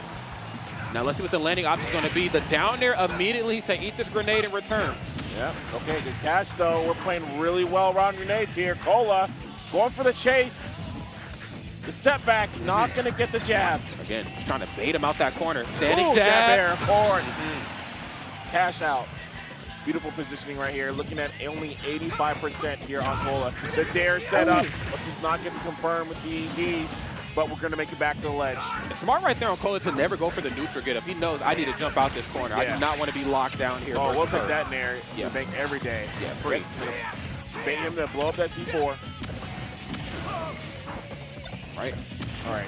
Hurt trying to get something started, but just as I say that, unfortunate mishap there on the nade. Okay, we're in the corner. Back Oh, you just Nikita time. got him back in. Uh-oh. Here we go. Run it back. Okay. Oh, doesn't get there in time. What is he up to? Oh, I love the footwork underneath of the platform. Again, it's that false insecurity that it's okay to leave the corner. It's not. Yep. Watch your head, man. Not always, man. Okay, now, of course, breaking away here. Knows that he has a lot of ground to make up, but he knows it's in his best interest to not get too aggressive here. Uh-oh. Okay, that's some trade, but not too bad. This kind of situation. First step back, all right. Hurt now does have a cooked nade in front of him, right? So it's going to allow him to slowly move forward and make more time for himself with the additional cooked nades, right? So he's kind of juggling them back and forth here. He knows how important it is to try to maintain some sense of footing in this match. Of course, you're losing, but you still got your second stock on you. Yeah. Okay, yeah, he's going to try nickel and dime his way back into this, and for good reason. Again, I mean, I love Snake CQC. Frame 3 jab is so potent, and you got F2. You have all these really strong options up close and personal, but sometimes it's in your best interest just to back away and bam, let the B button do the work for you. And you're seeing this right now, man, like I'm saying. Look at this. He cooked his way back into it. Exactly, man. Uh-oh. Chef's delight. And he's set up there. Why? Gonna keep it close. Make him maneuver around. I don't know if he knows yet. Okay. So then this is your last dance right here, man. Okay. Still not a bad spot to be in at all. He's cooking even harder now. Yes, there's the up tilt with the grenade. Extra percent right there as the cherry on top just to make sure he's super dead. All right, Rob, we're going to that last game, baby. Here we go. Or the last stock, rather. Okay. Let's see. Both sides playing this one extremely safe. In the middle, there's the Nair. Doesn't get anything off it, does it to himself. And yes, Colo has been proficient at punishing his flubs. Yes. You know, you can eat your own grenade, fine. I'll be there for the follow-up. Oh, this should be a great opportunity. He gets away. Step back. Okay. Beautiful dare, yeah. Back air. Hits like a truck. That counter. Somehow Polo finds a way, though. I'm surprised. Okay, was able to get a bear down and actually cross him up. I'm sure he's looking for a dash attack or something on that line. And now, just like that, Colo has a huge opportunity to go up 2-0 against Hurt here. Oh, and then the B reverse back onto the stage. Talk about split-second decision-making. Okay, 5% differential between these two juggernauts. Yep, good cooking right here, though. We're going to sit back. With the disruption, get a catch. I love that. Great opportunity here. We do have the C4 on deck. Gotta be careful. Wow, is that gonna be it? Yes, it is. Cola. 2-0, and he knows what that means. He said, run it back. I'm ready. Hey. He said, run it back. My boy Zamba right there in the front row. Some words of encouragement. Yes, sir, yes, sir. Right. A different Cola right here. Hurt headphones in, zoning the world out. The job ain't done just yet, Hurt. We can push this to another game. Hey, we really can. Forget zoning out the world, man. Zone Cola, please, man. And don't hard. let him run up on you. Zone him even harder than what you were doing before. Gotta stop him now, man. Seed 13 versus Seed 5, but honestly, we hit that portion of bracket where seeds really don't even matter anymore. It's just about who wants it more. Potential final game right here on the winner side for Hurt. Let's see what the adjustments are going to be. Yeah, and I love you saying that, Rod, because ultimately, like you said, man, all these seeds are speculations. What we're about to see right now, that's the real deal. Yeah, no doubt about it. Right now, Hurt, again, just disengaging. I think that's kind of what hurt him in those first two games was that he decided to get up close and personal on Cola, trying to beat him at his own game. Yeah. You know what? No, press that B button. There it is. Nothing off the C4. Soft toss on a grenade, has him locked down into this corner. Would like to see some capitalization. I mean, we've seen him, you know, open up, especially when he gets Cola off stage. We've seen Nikita every time, but I want to see him maybe force him a little bit more aggressively. Yeah, now he's not getting the full cook right on some of these nades. Good. Wow, we're going to get a trip out of Bear, and he was ready for it. That's hilarious. You say you're tripping right now, bro. Yep. Okay. Playing this one super safe. Going this corner. That's regrab. Yeah. Yep. Okay, he's going to get away with that. Very unfortunate for Hurt. See, good swing, all right. And smart on Hurt to go for the second grenade, knowing that he doesn't have an aerial quick enough to do it, whatever Roy's about to toss out. Let me just press B again. Okay, and he's not getting a full cook here. Still going to get that damage from both those nades. Good stuff. See the mix-up dash attack once again. Nikita! A good swing, but it's not going to be enough because of that stopping and roll too late. Okay, now he has to chase him down here. This is exactly the game that Hurt wants to play. No, I'm not afraid of that. Love that. Nice. Frame 3 jab. Hold on, bro. Why not? He'll take it. He gets swing, no, not time, but he's going to blow himself up.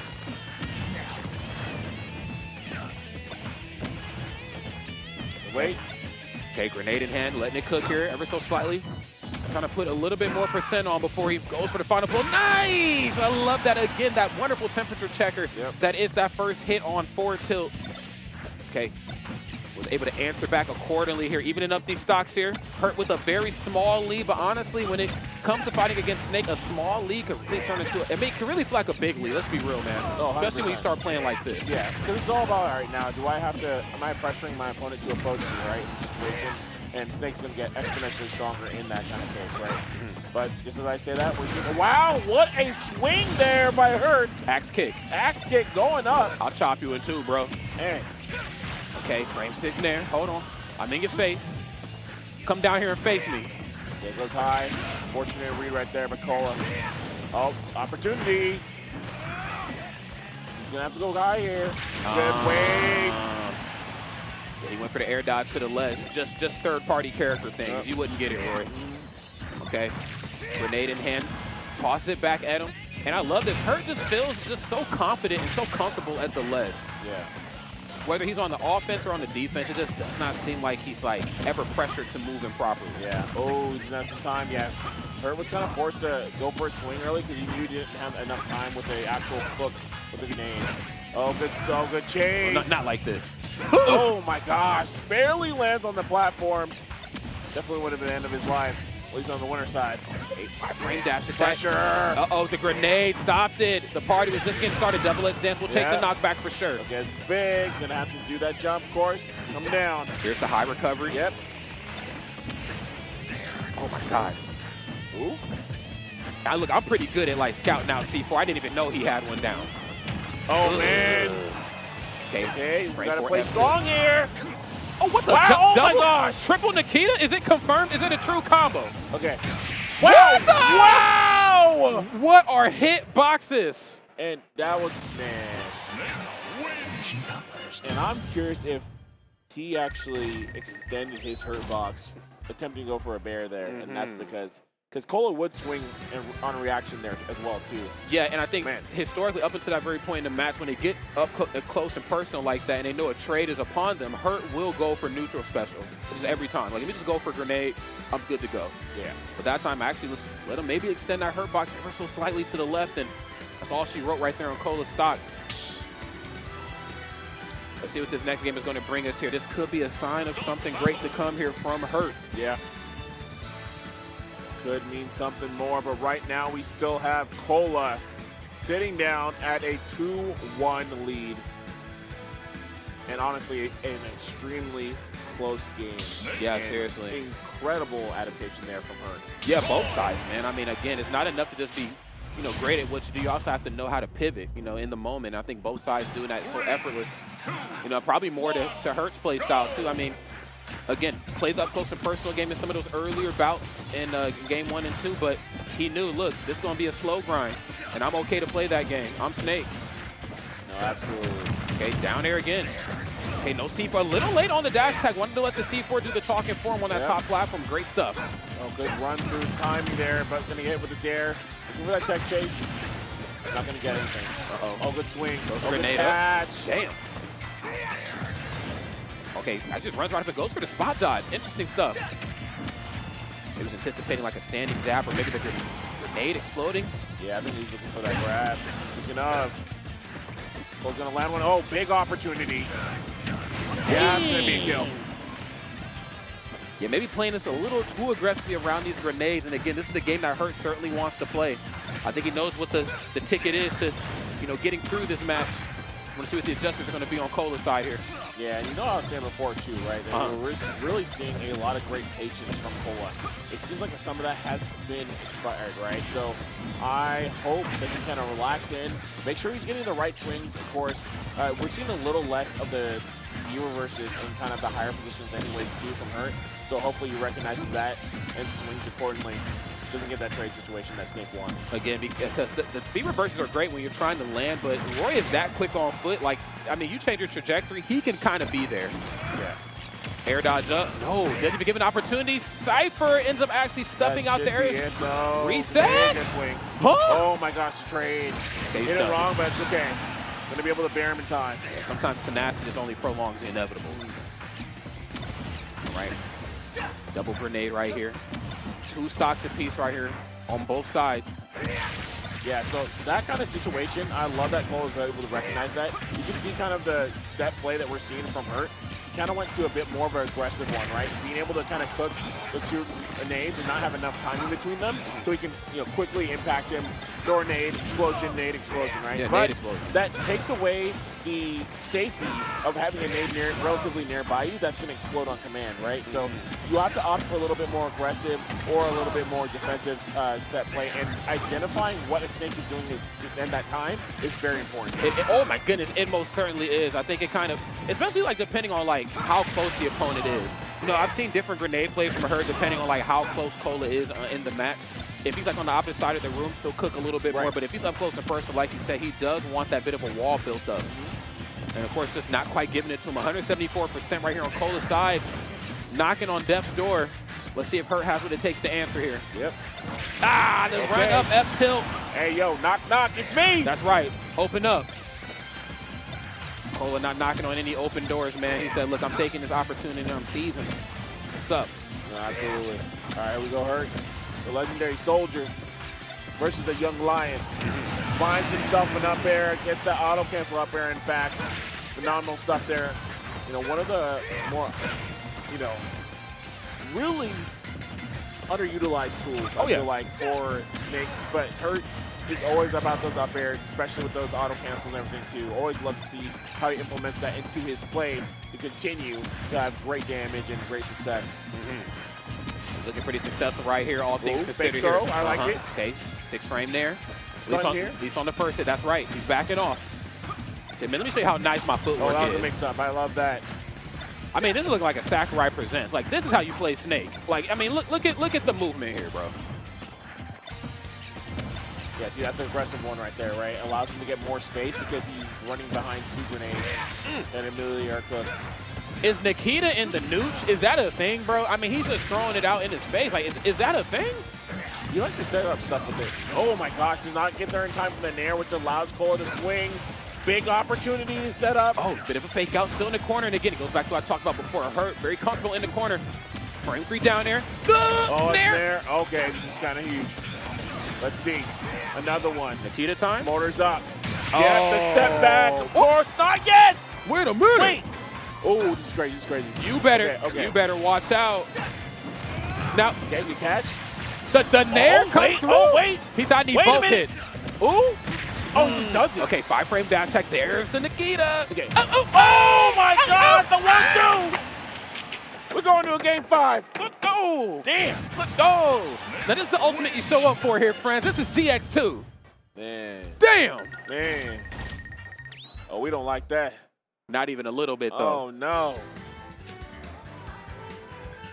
Okay, Cole gotta lock in. Crowd filling up here, too, man. They know Cole good gotta ultimate. lock in. Oh, absolutely. They know good ultimate when they see it. Matches up here, baby. Okay, Hurt said, look, I didn't fly the way over here just to lose here. Hey, you know what they say, man? Hurt people, baby. Oh, hold on, bro. Hold on, I'm in therapy right now. I'm in therapy. I will be bringing this matchup to my therapist on Monday. Man. All right, here we go, friends. Love that shot here again. This is the Super Bowl of Smash. It don't get no higher than this in the community, friends. GX #2. We've been at Genesis long enough to see a not even a rebrand. I don't even know what you call this. The how I described it is like what Mortal Kombat did. It was like Mortal Kombat and then boom, reset at 1. Yeah. You know what I'm saying? That's what this feels like here. No, I actually love that they ended up doing that. That we have the whole design. I know I was talking to Bobak early on because he showed me like a little preview at Genesis Black, and he was like, "Yeah, man, I'm thinking the GX1 just didn't look clean." Yeah, it looks weird when I think about it. So he's like, let me go GX2, and I saw it. I'm like, yo, that's kind of sick because that kind of reminds me like Mega Man. Like, see, that's it. People like a sequel, bro. Yeah, they like a sequel. It's the X series, baby. I know that's right. Okay, it looks like Cola right here. First one to draw some. Okay. Okay, no jump. There's the down there. Oh, monkey catch and great get up attack there by Hurt. Okay, dash attack back to the center of the stage. Frame 3 down there again. Hold up. Hold up. Show me something. Oh my God, bro, he's getting a little handsy this match. Dare I say? Okay, great dash attack. Set up the mortars instead. Go back throw, and that means that we get Nikita set up. Nikita. Oh, I'm chilling. Oh, trying to go high. Wow. Okay, we were seeing a different sort of hurt right here. You know, he gave you, a different sort of play style the first couple games. Then he slowed it down. Now he's aggressive here. He's getting handsy. Yep. Okay. Ooh. Okay, dash attacks in. Oh, gets the swing. Okay, this first stock, man, it's going to be huge. Oh, my God. Okay, nice. Knew to shield the down there. Yes, he knew to shield the down there up close and personal this time. Again, Snake not with the quickest options out of shield. And it might be a sign that Hurt is maybe showing his hand just a little bit too much up close and personal. You got to remember, this is still Roy you're going up against. Yep. Wait for time. Oh, my God. What timing? Bro. Caught the grenade and said, here, eat this running F tilt. Damn. Swerved up on him, man. Great dash attack. Not going to be enough. Oh, no, he's still up in it, though. Hold on. No, he's out. Yeah. He's Return to sender. That's right, bro. RTV this immediately. Oh, yep. Hey, yep, we'll take that damage. Free. That's free. And then, of course, more importantly, he's off of his feet, too, at some of these lower percents. That's a spot and disadvantage that, of course, Hurt does not want to be in because that means that he either needs to try to out-drift Roy up close, or in the air, excuse me, or he has to start eating grenade damage to get back safely. Oh, my goodness. That could have been rough. He gets back. Oh, down great tilt? Down tilt in time. Okay, hold on. Show me some with this 5-frame jab. Let me see it. Nair? Yeah, Come great here. coverage. Okay, we're in bob and weave here. Wow, gets the swing. Not close enough. Timing was great, though. Opportunity here on the left side of the ledge. Oh, Okay. gets the swing. He did that once before. He went for the B reverse with the grenade just to fake him out. Looks like Cole was a little bit more hip to his ways there that time. Up air, there it is. All right, grenade in hand. Ooh, just letting it detonate. Yeah, trying to set up the pressure for the bear. I like it. Mixing up the timings, staying on the platform. Finally drops through, finds its mark, and we are on the precipice here. Let's see. Hurt, trying to stay alive. He is, man. He's struggling right now. That's a re-grab, but that's okay. I think last time he got what caught. a swing! That's huge. Swing and a miss there. Off of it. Okay, the drift away back here too, man. He said, look, give me some space. Okay, and I love what he's doing. He knows he's not the longest character in the world, but he's using that double hit on the Nair just to threaten. Look, if you want to grab the grenade, do it. But it's going to come at the cost of some percent. Okay, yeah, he's going to get that one. For sure. Only 34%, okay. And I see Hurt with the lean. He's locked in. Gamer lean. He's activated. Down tilt. Down tilt. He's poking his way in. Nice. Gets the sour great Nair. swing. All right. Man, that Nair. Dude, it's smart. so good. You got to be a confident individual to go for options like that out of shield. Up close on Roy, man. Okay. Good swing. Okay. This is up and up air. 94%. He got the lane's going to chase him down. Good roll. Oh. He's caught. The weight. I love the weight. Oh, my God. Okay. Beautiful up air. It's going to chase here. Get some damage. Nikita! Gets him off stage. Good swing. Oh, he was going to go for the uppercut. He goes high. He trapped him. What the? Legs for days, man. That's my boy. What the? Legs for days. What? Whoa. Are you kidding me? With the pop-off. Yo, into Dude, the I mortar, know we bro. don't got replays, but I love the Z drop, the B reverse, then the Z drop with his back to the ledge. He knew that that'd force a high recovery, and then boom, caught him with the back air, and it wasn't looking good after that. Damn. Oh, man. That is crazy, man. Damn, man. That is some Smash Ultimate right there. Man, my man put him through like rotisserie chicken, bro. Oh, God. That's crazy, man. He said, oh, the fire just nice. He had him cooked Just evenly. right. Cooked him evenly Yeah, on all sides. all sides. He said the Yo, that's crazy, man. But it's still all love at the end of the day, though. Y'all know what it is, okay? Damn, man. Look at that. You can see the emotion, man. I love that. Yeah. He's like, it's okay, man. Wait. It's okay, man. All right. Well, that's love. That is love. Okay. All right. That's love. Hey, baby. That's what it looks Valentine's like. Day weekend, we love to see it. That's right. Hey, you want to spread it. Yeah, That's right, man. Top of the game, man. Palentine's Day. That's what they call it, man. With the homies. Happy Palentine's Day. Hey, there we go. No How doubt about it. wonderful. Yep. We up in it, man. Yeah, Takes the great pain stuff. away.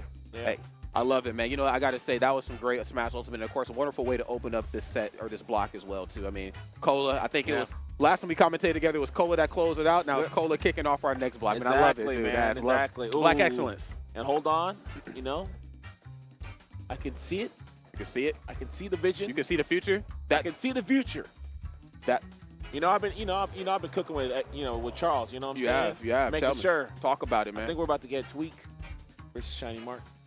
It's going to be a match right here. Now, I was at the sports bar before I jumped on, and I did see Tweak, and he was playing a little bit of Sephiroth. Yeah. Which definitely had Charles feeling a sort of type of, you know how that goes. Of course it did. That's right. Had Charles feeling a type of way, but then the Diddy Kong came through, and I think he prevailed, right? Did he win? I didn't see how the end of that match wrapped up because I had to run back over here to do the thing with you. Right. Okay, well, Tweak, of course, always a fan favorite, always wonderful to watch, and yeah, it's going to be a great match. Of course, Shiny Mark, no slouch at all by any stretch of the imagination, has certainly been strutting his stuff here throughout the course this weekend, and not only just this weekend, but I think just this season, this arc of Smash that we've been in right now, Shiny Mark, got to put him up there amongst some of the best in the world now. Oh, 100%, man. And I love you kind of speaking to the legacy of Tweak and his accolades, right? Yeah. Someone who has been consistently, like, top 3, top 5 in the world, you know what I mean? For so long. And, with many iterations of Tweak, right? Many different characters that he was playing. Yes. Obviously finally found his footing with the Diddy Kong and continued with that character. He always credits Quarantine as being something that was phenomenal for him because he actually had enough time to sit back and go ham, really break open that Diddy Kong and make it his main, right? Yeah, so, I gotta say, nothing sounds scarier than Tweak in the lab. And Quarantine was a long time for players to get in the lab and really just not only work on themselves, like in the game, but also outside the game too. Tweak, of course, mentally one of the strongest players that I've had the opportunity to chat with. Man, he's always focused, he's always laser locked in, and it's always just an absolute pleasure to watch him do his thing. But Shiny Mark, of course, certainly climbing those ranks amongst some of the best in the world here. I'd argue a couple years ago, I see these two jump in bracket, Tweak got this. Honestly, I don't have that same confidence anymore. Tweak is a juggernaut, but Shiny Mark could be this immovable force right now. No, 100%, man. And that just goes down to, like, Shiny Mark is one of the rising stars, in this late game of Ultimate, right? We always talked about this hypothetical Pikachu that is top 1, top 3, whatever it may be, whatever you want to call it. The character is just insane. Yeah, he is. And we never really saw the character play to that level. We saw some shades of it through ESAM, but not playing to that super supreme optimal and utilizing all this tech that we more often than not found in the lab versus in real battles. But now we've gotten there. Shiny Mark continues to push the mold with the character. It's not just with the engaging strings or combos, but really even just some of the set play that he has to really turn some situations, even some of the tech chase stuff, he'll take from being, oh, this was a 50-50, no, this is guaranteed now. It's guaranteed I can cover both options. I can do this here, right? So, yeah, just a really studious member of the game. And so it's kind of like the new way of thinking of Ultimate versus the kind of classic study player that Tweak is. So I'm actually really excited to see what comes from this. Yeah, I'm actually glad you brought up how both players have certain advantages on each other. I think the one thing that just comes to mind no matter what character that Tweak plays, and again, he can play many characters to this top professional level, is just the offstage gameplay. Oh, yeah. And I don't care if you are an ESAM Pikachu, if you're a Shiny Mark Pikachu, I think one thing that all the Pikachus have to have in common, it is impactful for the character, is a strong sense of mind offstage. And I think Shiny Mark certainly has that, man. Just knowing how to deal with, Diddy Kong and all the different ways that Tweak is going to try to throw him off with his recovery system, whether he needs to run off and go for fair, whether he just needs to, maybe meet the barrels halfway with T-Jolt. All those little things start to add up over and over, man, as the match starts to transpire. So let's see how this one all unfolds. Tweak, of course, not taking any prisoners here. Same could certainly be said for Shiny Mark. Like I said, a couple years ago, I tell you Tweak was going to run away with this. Yep. I honestly can't call it anymore, boss. Can't call it. No one knows. No one knows. Nobody knows. All right, there's my boys in the front row. There's my boy Phil, my boy Mr. Nasty himself. Young Chuck? Chuck, man. Where's he at, man? Yeah, there he is. Hold on, you see him far left? There he is. He's locked in. He said he heard Tweak was playing. He said, I need to see it 4D. Of course. Sit down, Chuck. Right. Get me tight. So, yeah, coming into this match, I'd imagine there's going to be It's going to be a lot of tit for tat. It's going to be a lot of nickel and dime damage, which means just fighting game knowledge. Got to make sure your strings are locked in. I've seen it with Tweak a multitude of times. In fact, I think it's those same strings that really pushed Diddy Kong to the forefront. We didn't know Diddy Kong could be played like this. I mean, we knew he had great buttons, but the banana Z-drop stuff, you know, the later hit nairs into things, that's what makes Diddy Kong so potent. That early game into those same options lasting in the later game, too. That's what makes it crazy. No, absolutely. And then, of course, Pikachu, you know, those strings and how they go into tech chase situations. Is my opponent locked in? Well, you're about to be on a crash course to see. Let's get it. No platforms here. Nope. Final destination for that game 1. Losers, of course, round of 16. We are in best of 5 territory as we've been. So we're going to see a lot of those to start off, I'll tell you that much. And we asked if there were strings, and Shiny Mark said, fret not, my friend, they're here. Yep. Yeah, tried to get an up air ladder, was not able to get it successfully, but nonetheless got 69. Still trying to chase, trying to capture some of those landings, and Tweak's going to get away. That's right. Down to, doesn't get anything off of it. I always love that fake run out into the reverse and, you know, monkey flip. Such a sneaky thing. Whoa, what's he looking for? Down. Okay. Are we good? Kind of saved his life a little bit there, using down special just to give himself a little coverage back onto the stage. Trying to play one step ahead here of the edge trapping options here that Tweak is bringing to the table. Oh, good double. And he's going to get pulled. Always going to be important to set up the classic Diddy Kong. You know, Pikachu is one of the characters that can be pretty fast. Of course, that quick attack we just see there as well. So you got to be a little bit better on the strings that you do to kind of separate you from your opponent in order to get that banana pull, right? No, 100%. Catch. 100%. I mean, characters with like those slower neutral specials will always, you know, use that to kind of threaten that space between you and whatever it is you're looking for. So in this case, it is Diddy Kong's banana pill. Not gonna be able to grab that one for free here after a certain point in time. 3-frame there, dash attack.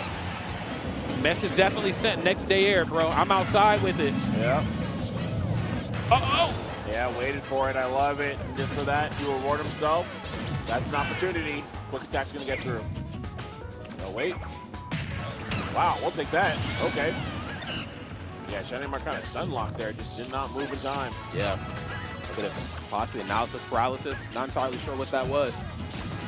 Okay, again, that Nair definitely getting the job done. And I think this is one of the few aspects, I think, in Pikachu's toolkit where they could struggle a bit. And I'm saying this for maybe a lesser Pikachu, not saying this for Shiny Mark, but what I've seen in the past, that inability to kill does show itself ever so slightly at points and times in the match. Now, he was able to find that up throw, but I can't help but to feel like we're going to see more situations like that from Pikachu where I'm getting these strings, I'm giving my opponent damage, and most importantly, I'm giving him rage to use against me, but I'm not getting the stock taken. Back here. Yeah, you got to know your string selection, right? It's kind of like the same thing with Sheep, where you need to know your combo selection, and you also need to be aware sometimes, like, hey, if I'm not going to get an early kill, I can just wait a little bit, just get some combos, and then still get things like Nair, or you drag down Nair, and up smash, you know, things of those natures, right? Yes, yeah. Drag down Nair especially. Okay, thought he was maybe going to air dodge in that time. Okay, going to go for the up throw, of course. Down B on the fake out. Always got to check, right? Make sure you got that skill check. I think that's a lot of just Pikachu's toolkit, too, is just that skill check. Are you going to air dodge it properly? Do you know how to work around T-Joe when you're trying to recover? You know, are you going to tag? Uh-oh. Okay, off the backboard. Wait a dang minute. Okay. Very patient here. And he is just scouting with these down tilts. I mean, just cannot find an opening, but he knows the minute one lands, it could be bad right here for Pikachu. Okay, later hitbox here on dash tag. No, let's jump into the back air. Yeah, looking for something big there. Okay, looking great right now. Able just to kick through the T-Joe. He said, what T-Joe, man? Okay, Banana's in play. Not going to get him in time. And always using that forwarder just to threaten that banana pill. If you're going to grab it, it's going to come at the cost of a little bit of percent. Maybe even a stock. There's up air. Yep, sure. And he gets the banana pull. Okay, this is exactly what I'm talking about here. Both sides know that they need a hit into something to get the stock taken. Yeah, I'm not saying that, you know, Diddy Kong struggles to come. He has KO options galore, but he usually needs like that initial hit into something here. Oh, 100%. Yeah, these straight hits is not quite working out here anymore. It has him off stage. Oh, okay, was able to pop him back up. Gets a swing and opportunity here. That'll be it. Okay, no red stuff that time either. That was just a clean KO off the top. Okay, T-Jolt right here knows he has the lead, so he's going to try to milk what little bit of lead he has here. Yeah, and you can see that Shiny Mark is trying to stall too, right? Just in for time. Oh my God. Oh, whoa! Man, okay. Okay, great option Smart. coverage. Yeah, going into the last stock here in this game 1.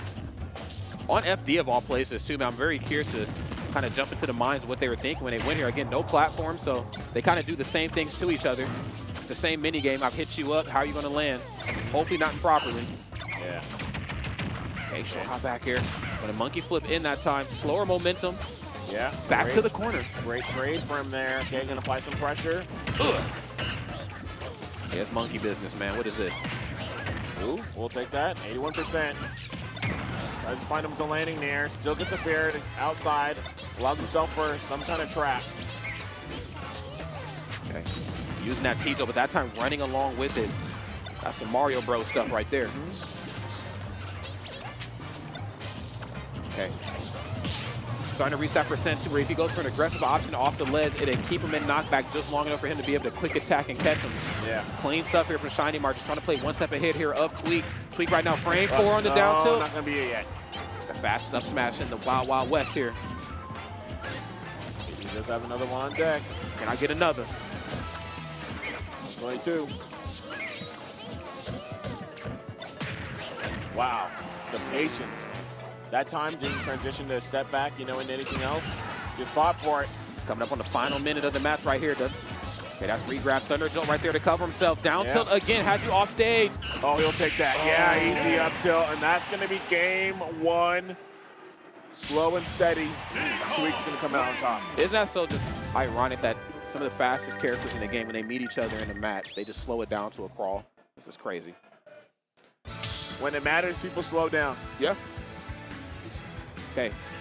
Great advice in life as well, right? Absolutely. Both sides looking good here as we move into this next game.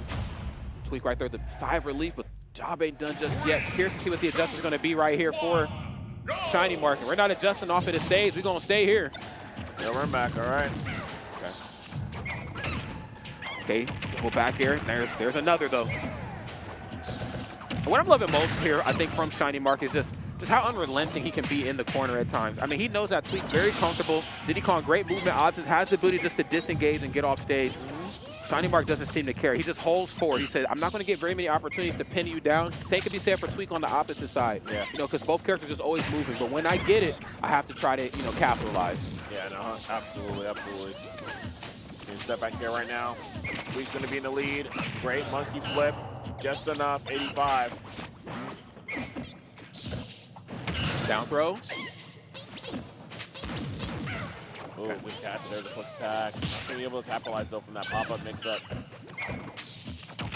Oh, yeah, just actually go for that up tilt again, too. I think I've seen the beginning frames of that start to come out. Yeah. There. Oh, you got to make sure you actually get the trump first before you go for the back here. Put himself in an awkward spot. Yeah. Damn. Oh, what a catch. Not going to kill. And he is just hawking him down. Nice one to go for a side reset here. Okay, barely misses there on the bear. Going to be able to have enough time to plant a banana, though. Reclaims the back. Not going to be enough. We're going to go into a stalemate situation. Oh, yeah, and I think Tweak knows like how comfortable Shiny Mark is in the ledge. And I think this time, not trying to threat with down tilt. He said, look, let me just toss banana peel out. Just the sheer threat of this will be enough for you to maybe make a mistake, and then I can find some damage that way. Yeah, same reason why he's just kind of letting banana inhabit space right behind him. Give himself enough distance to where it's like, okay, Shiny Mark can just go ahead and quick attack all over the place. Okay, oh, where you going, bro?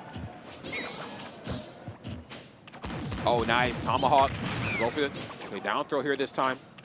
At a very uncomfortable percent. Later frame right there on the dash attack. One of the quicker ones in the game, too. Yeah. Oh, what the? Yeah, Whoa. we'll take that damage. Oh, is that regrab? You know, he's chilling right now. There's the up smash.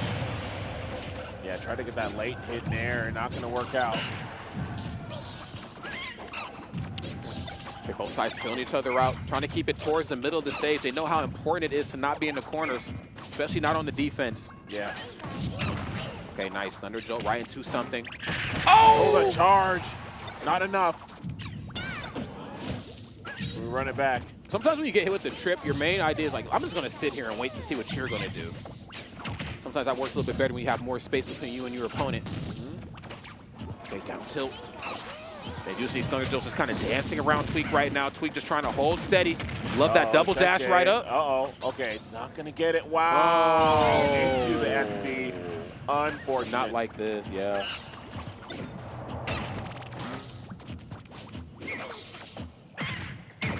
Okay, up till up air. Okay, yes, and again, just playing around his shield so carefully here. Again, that 3 frame there.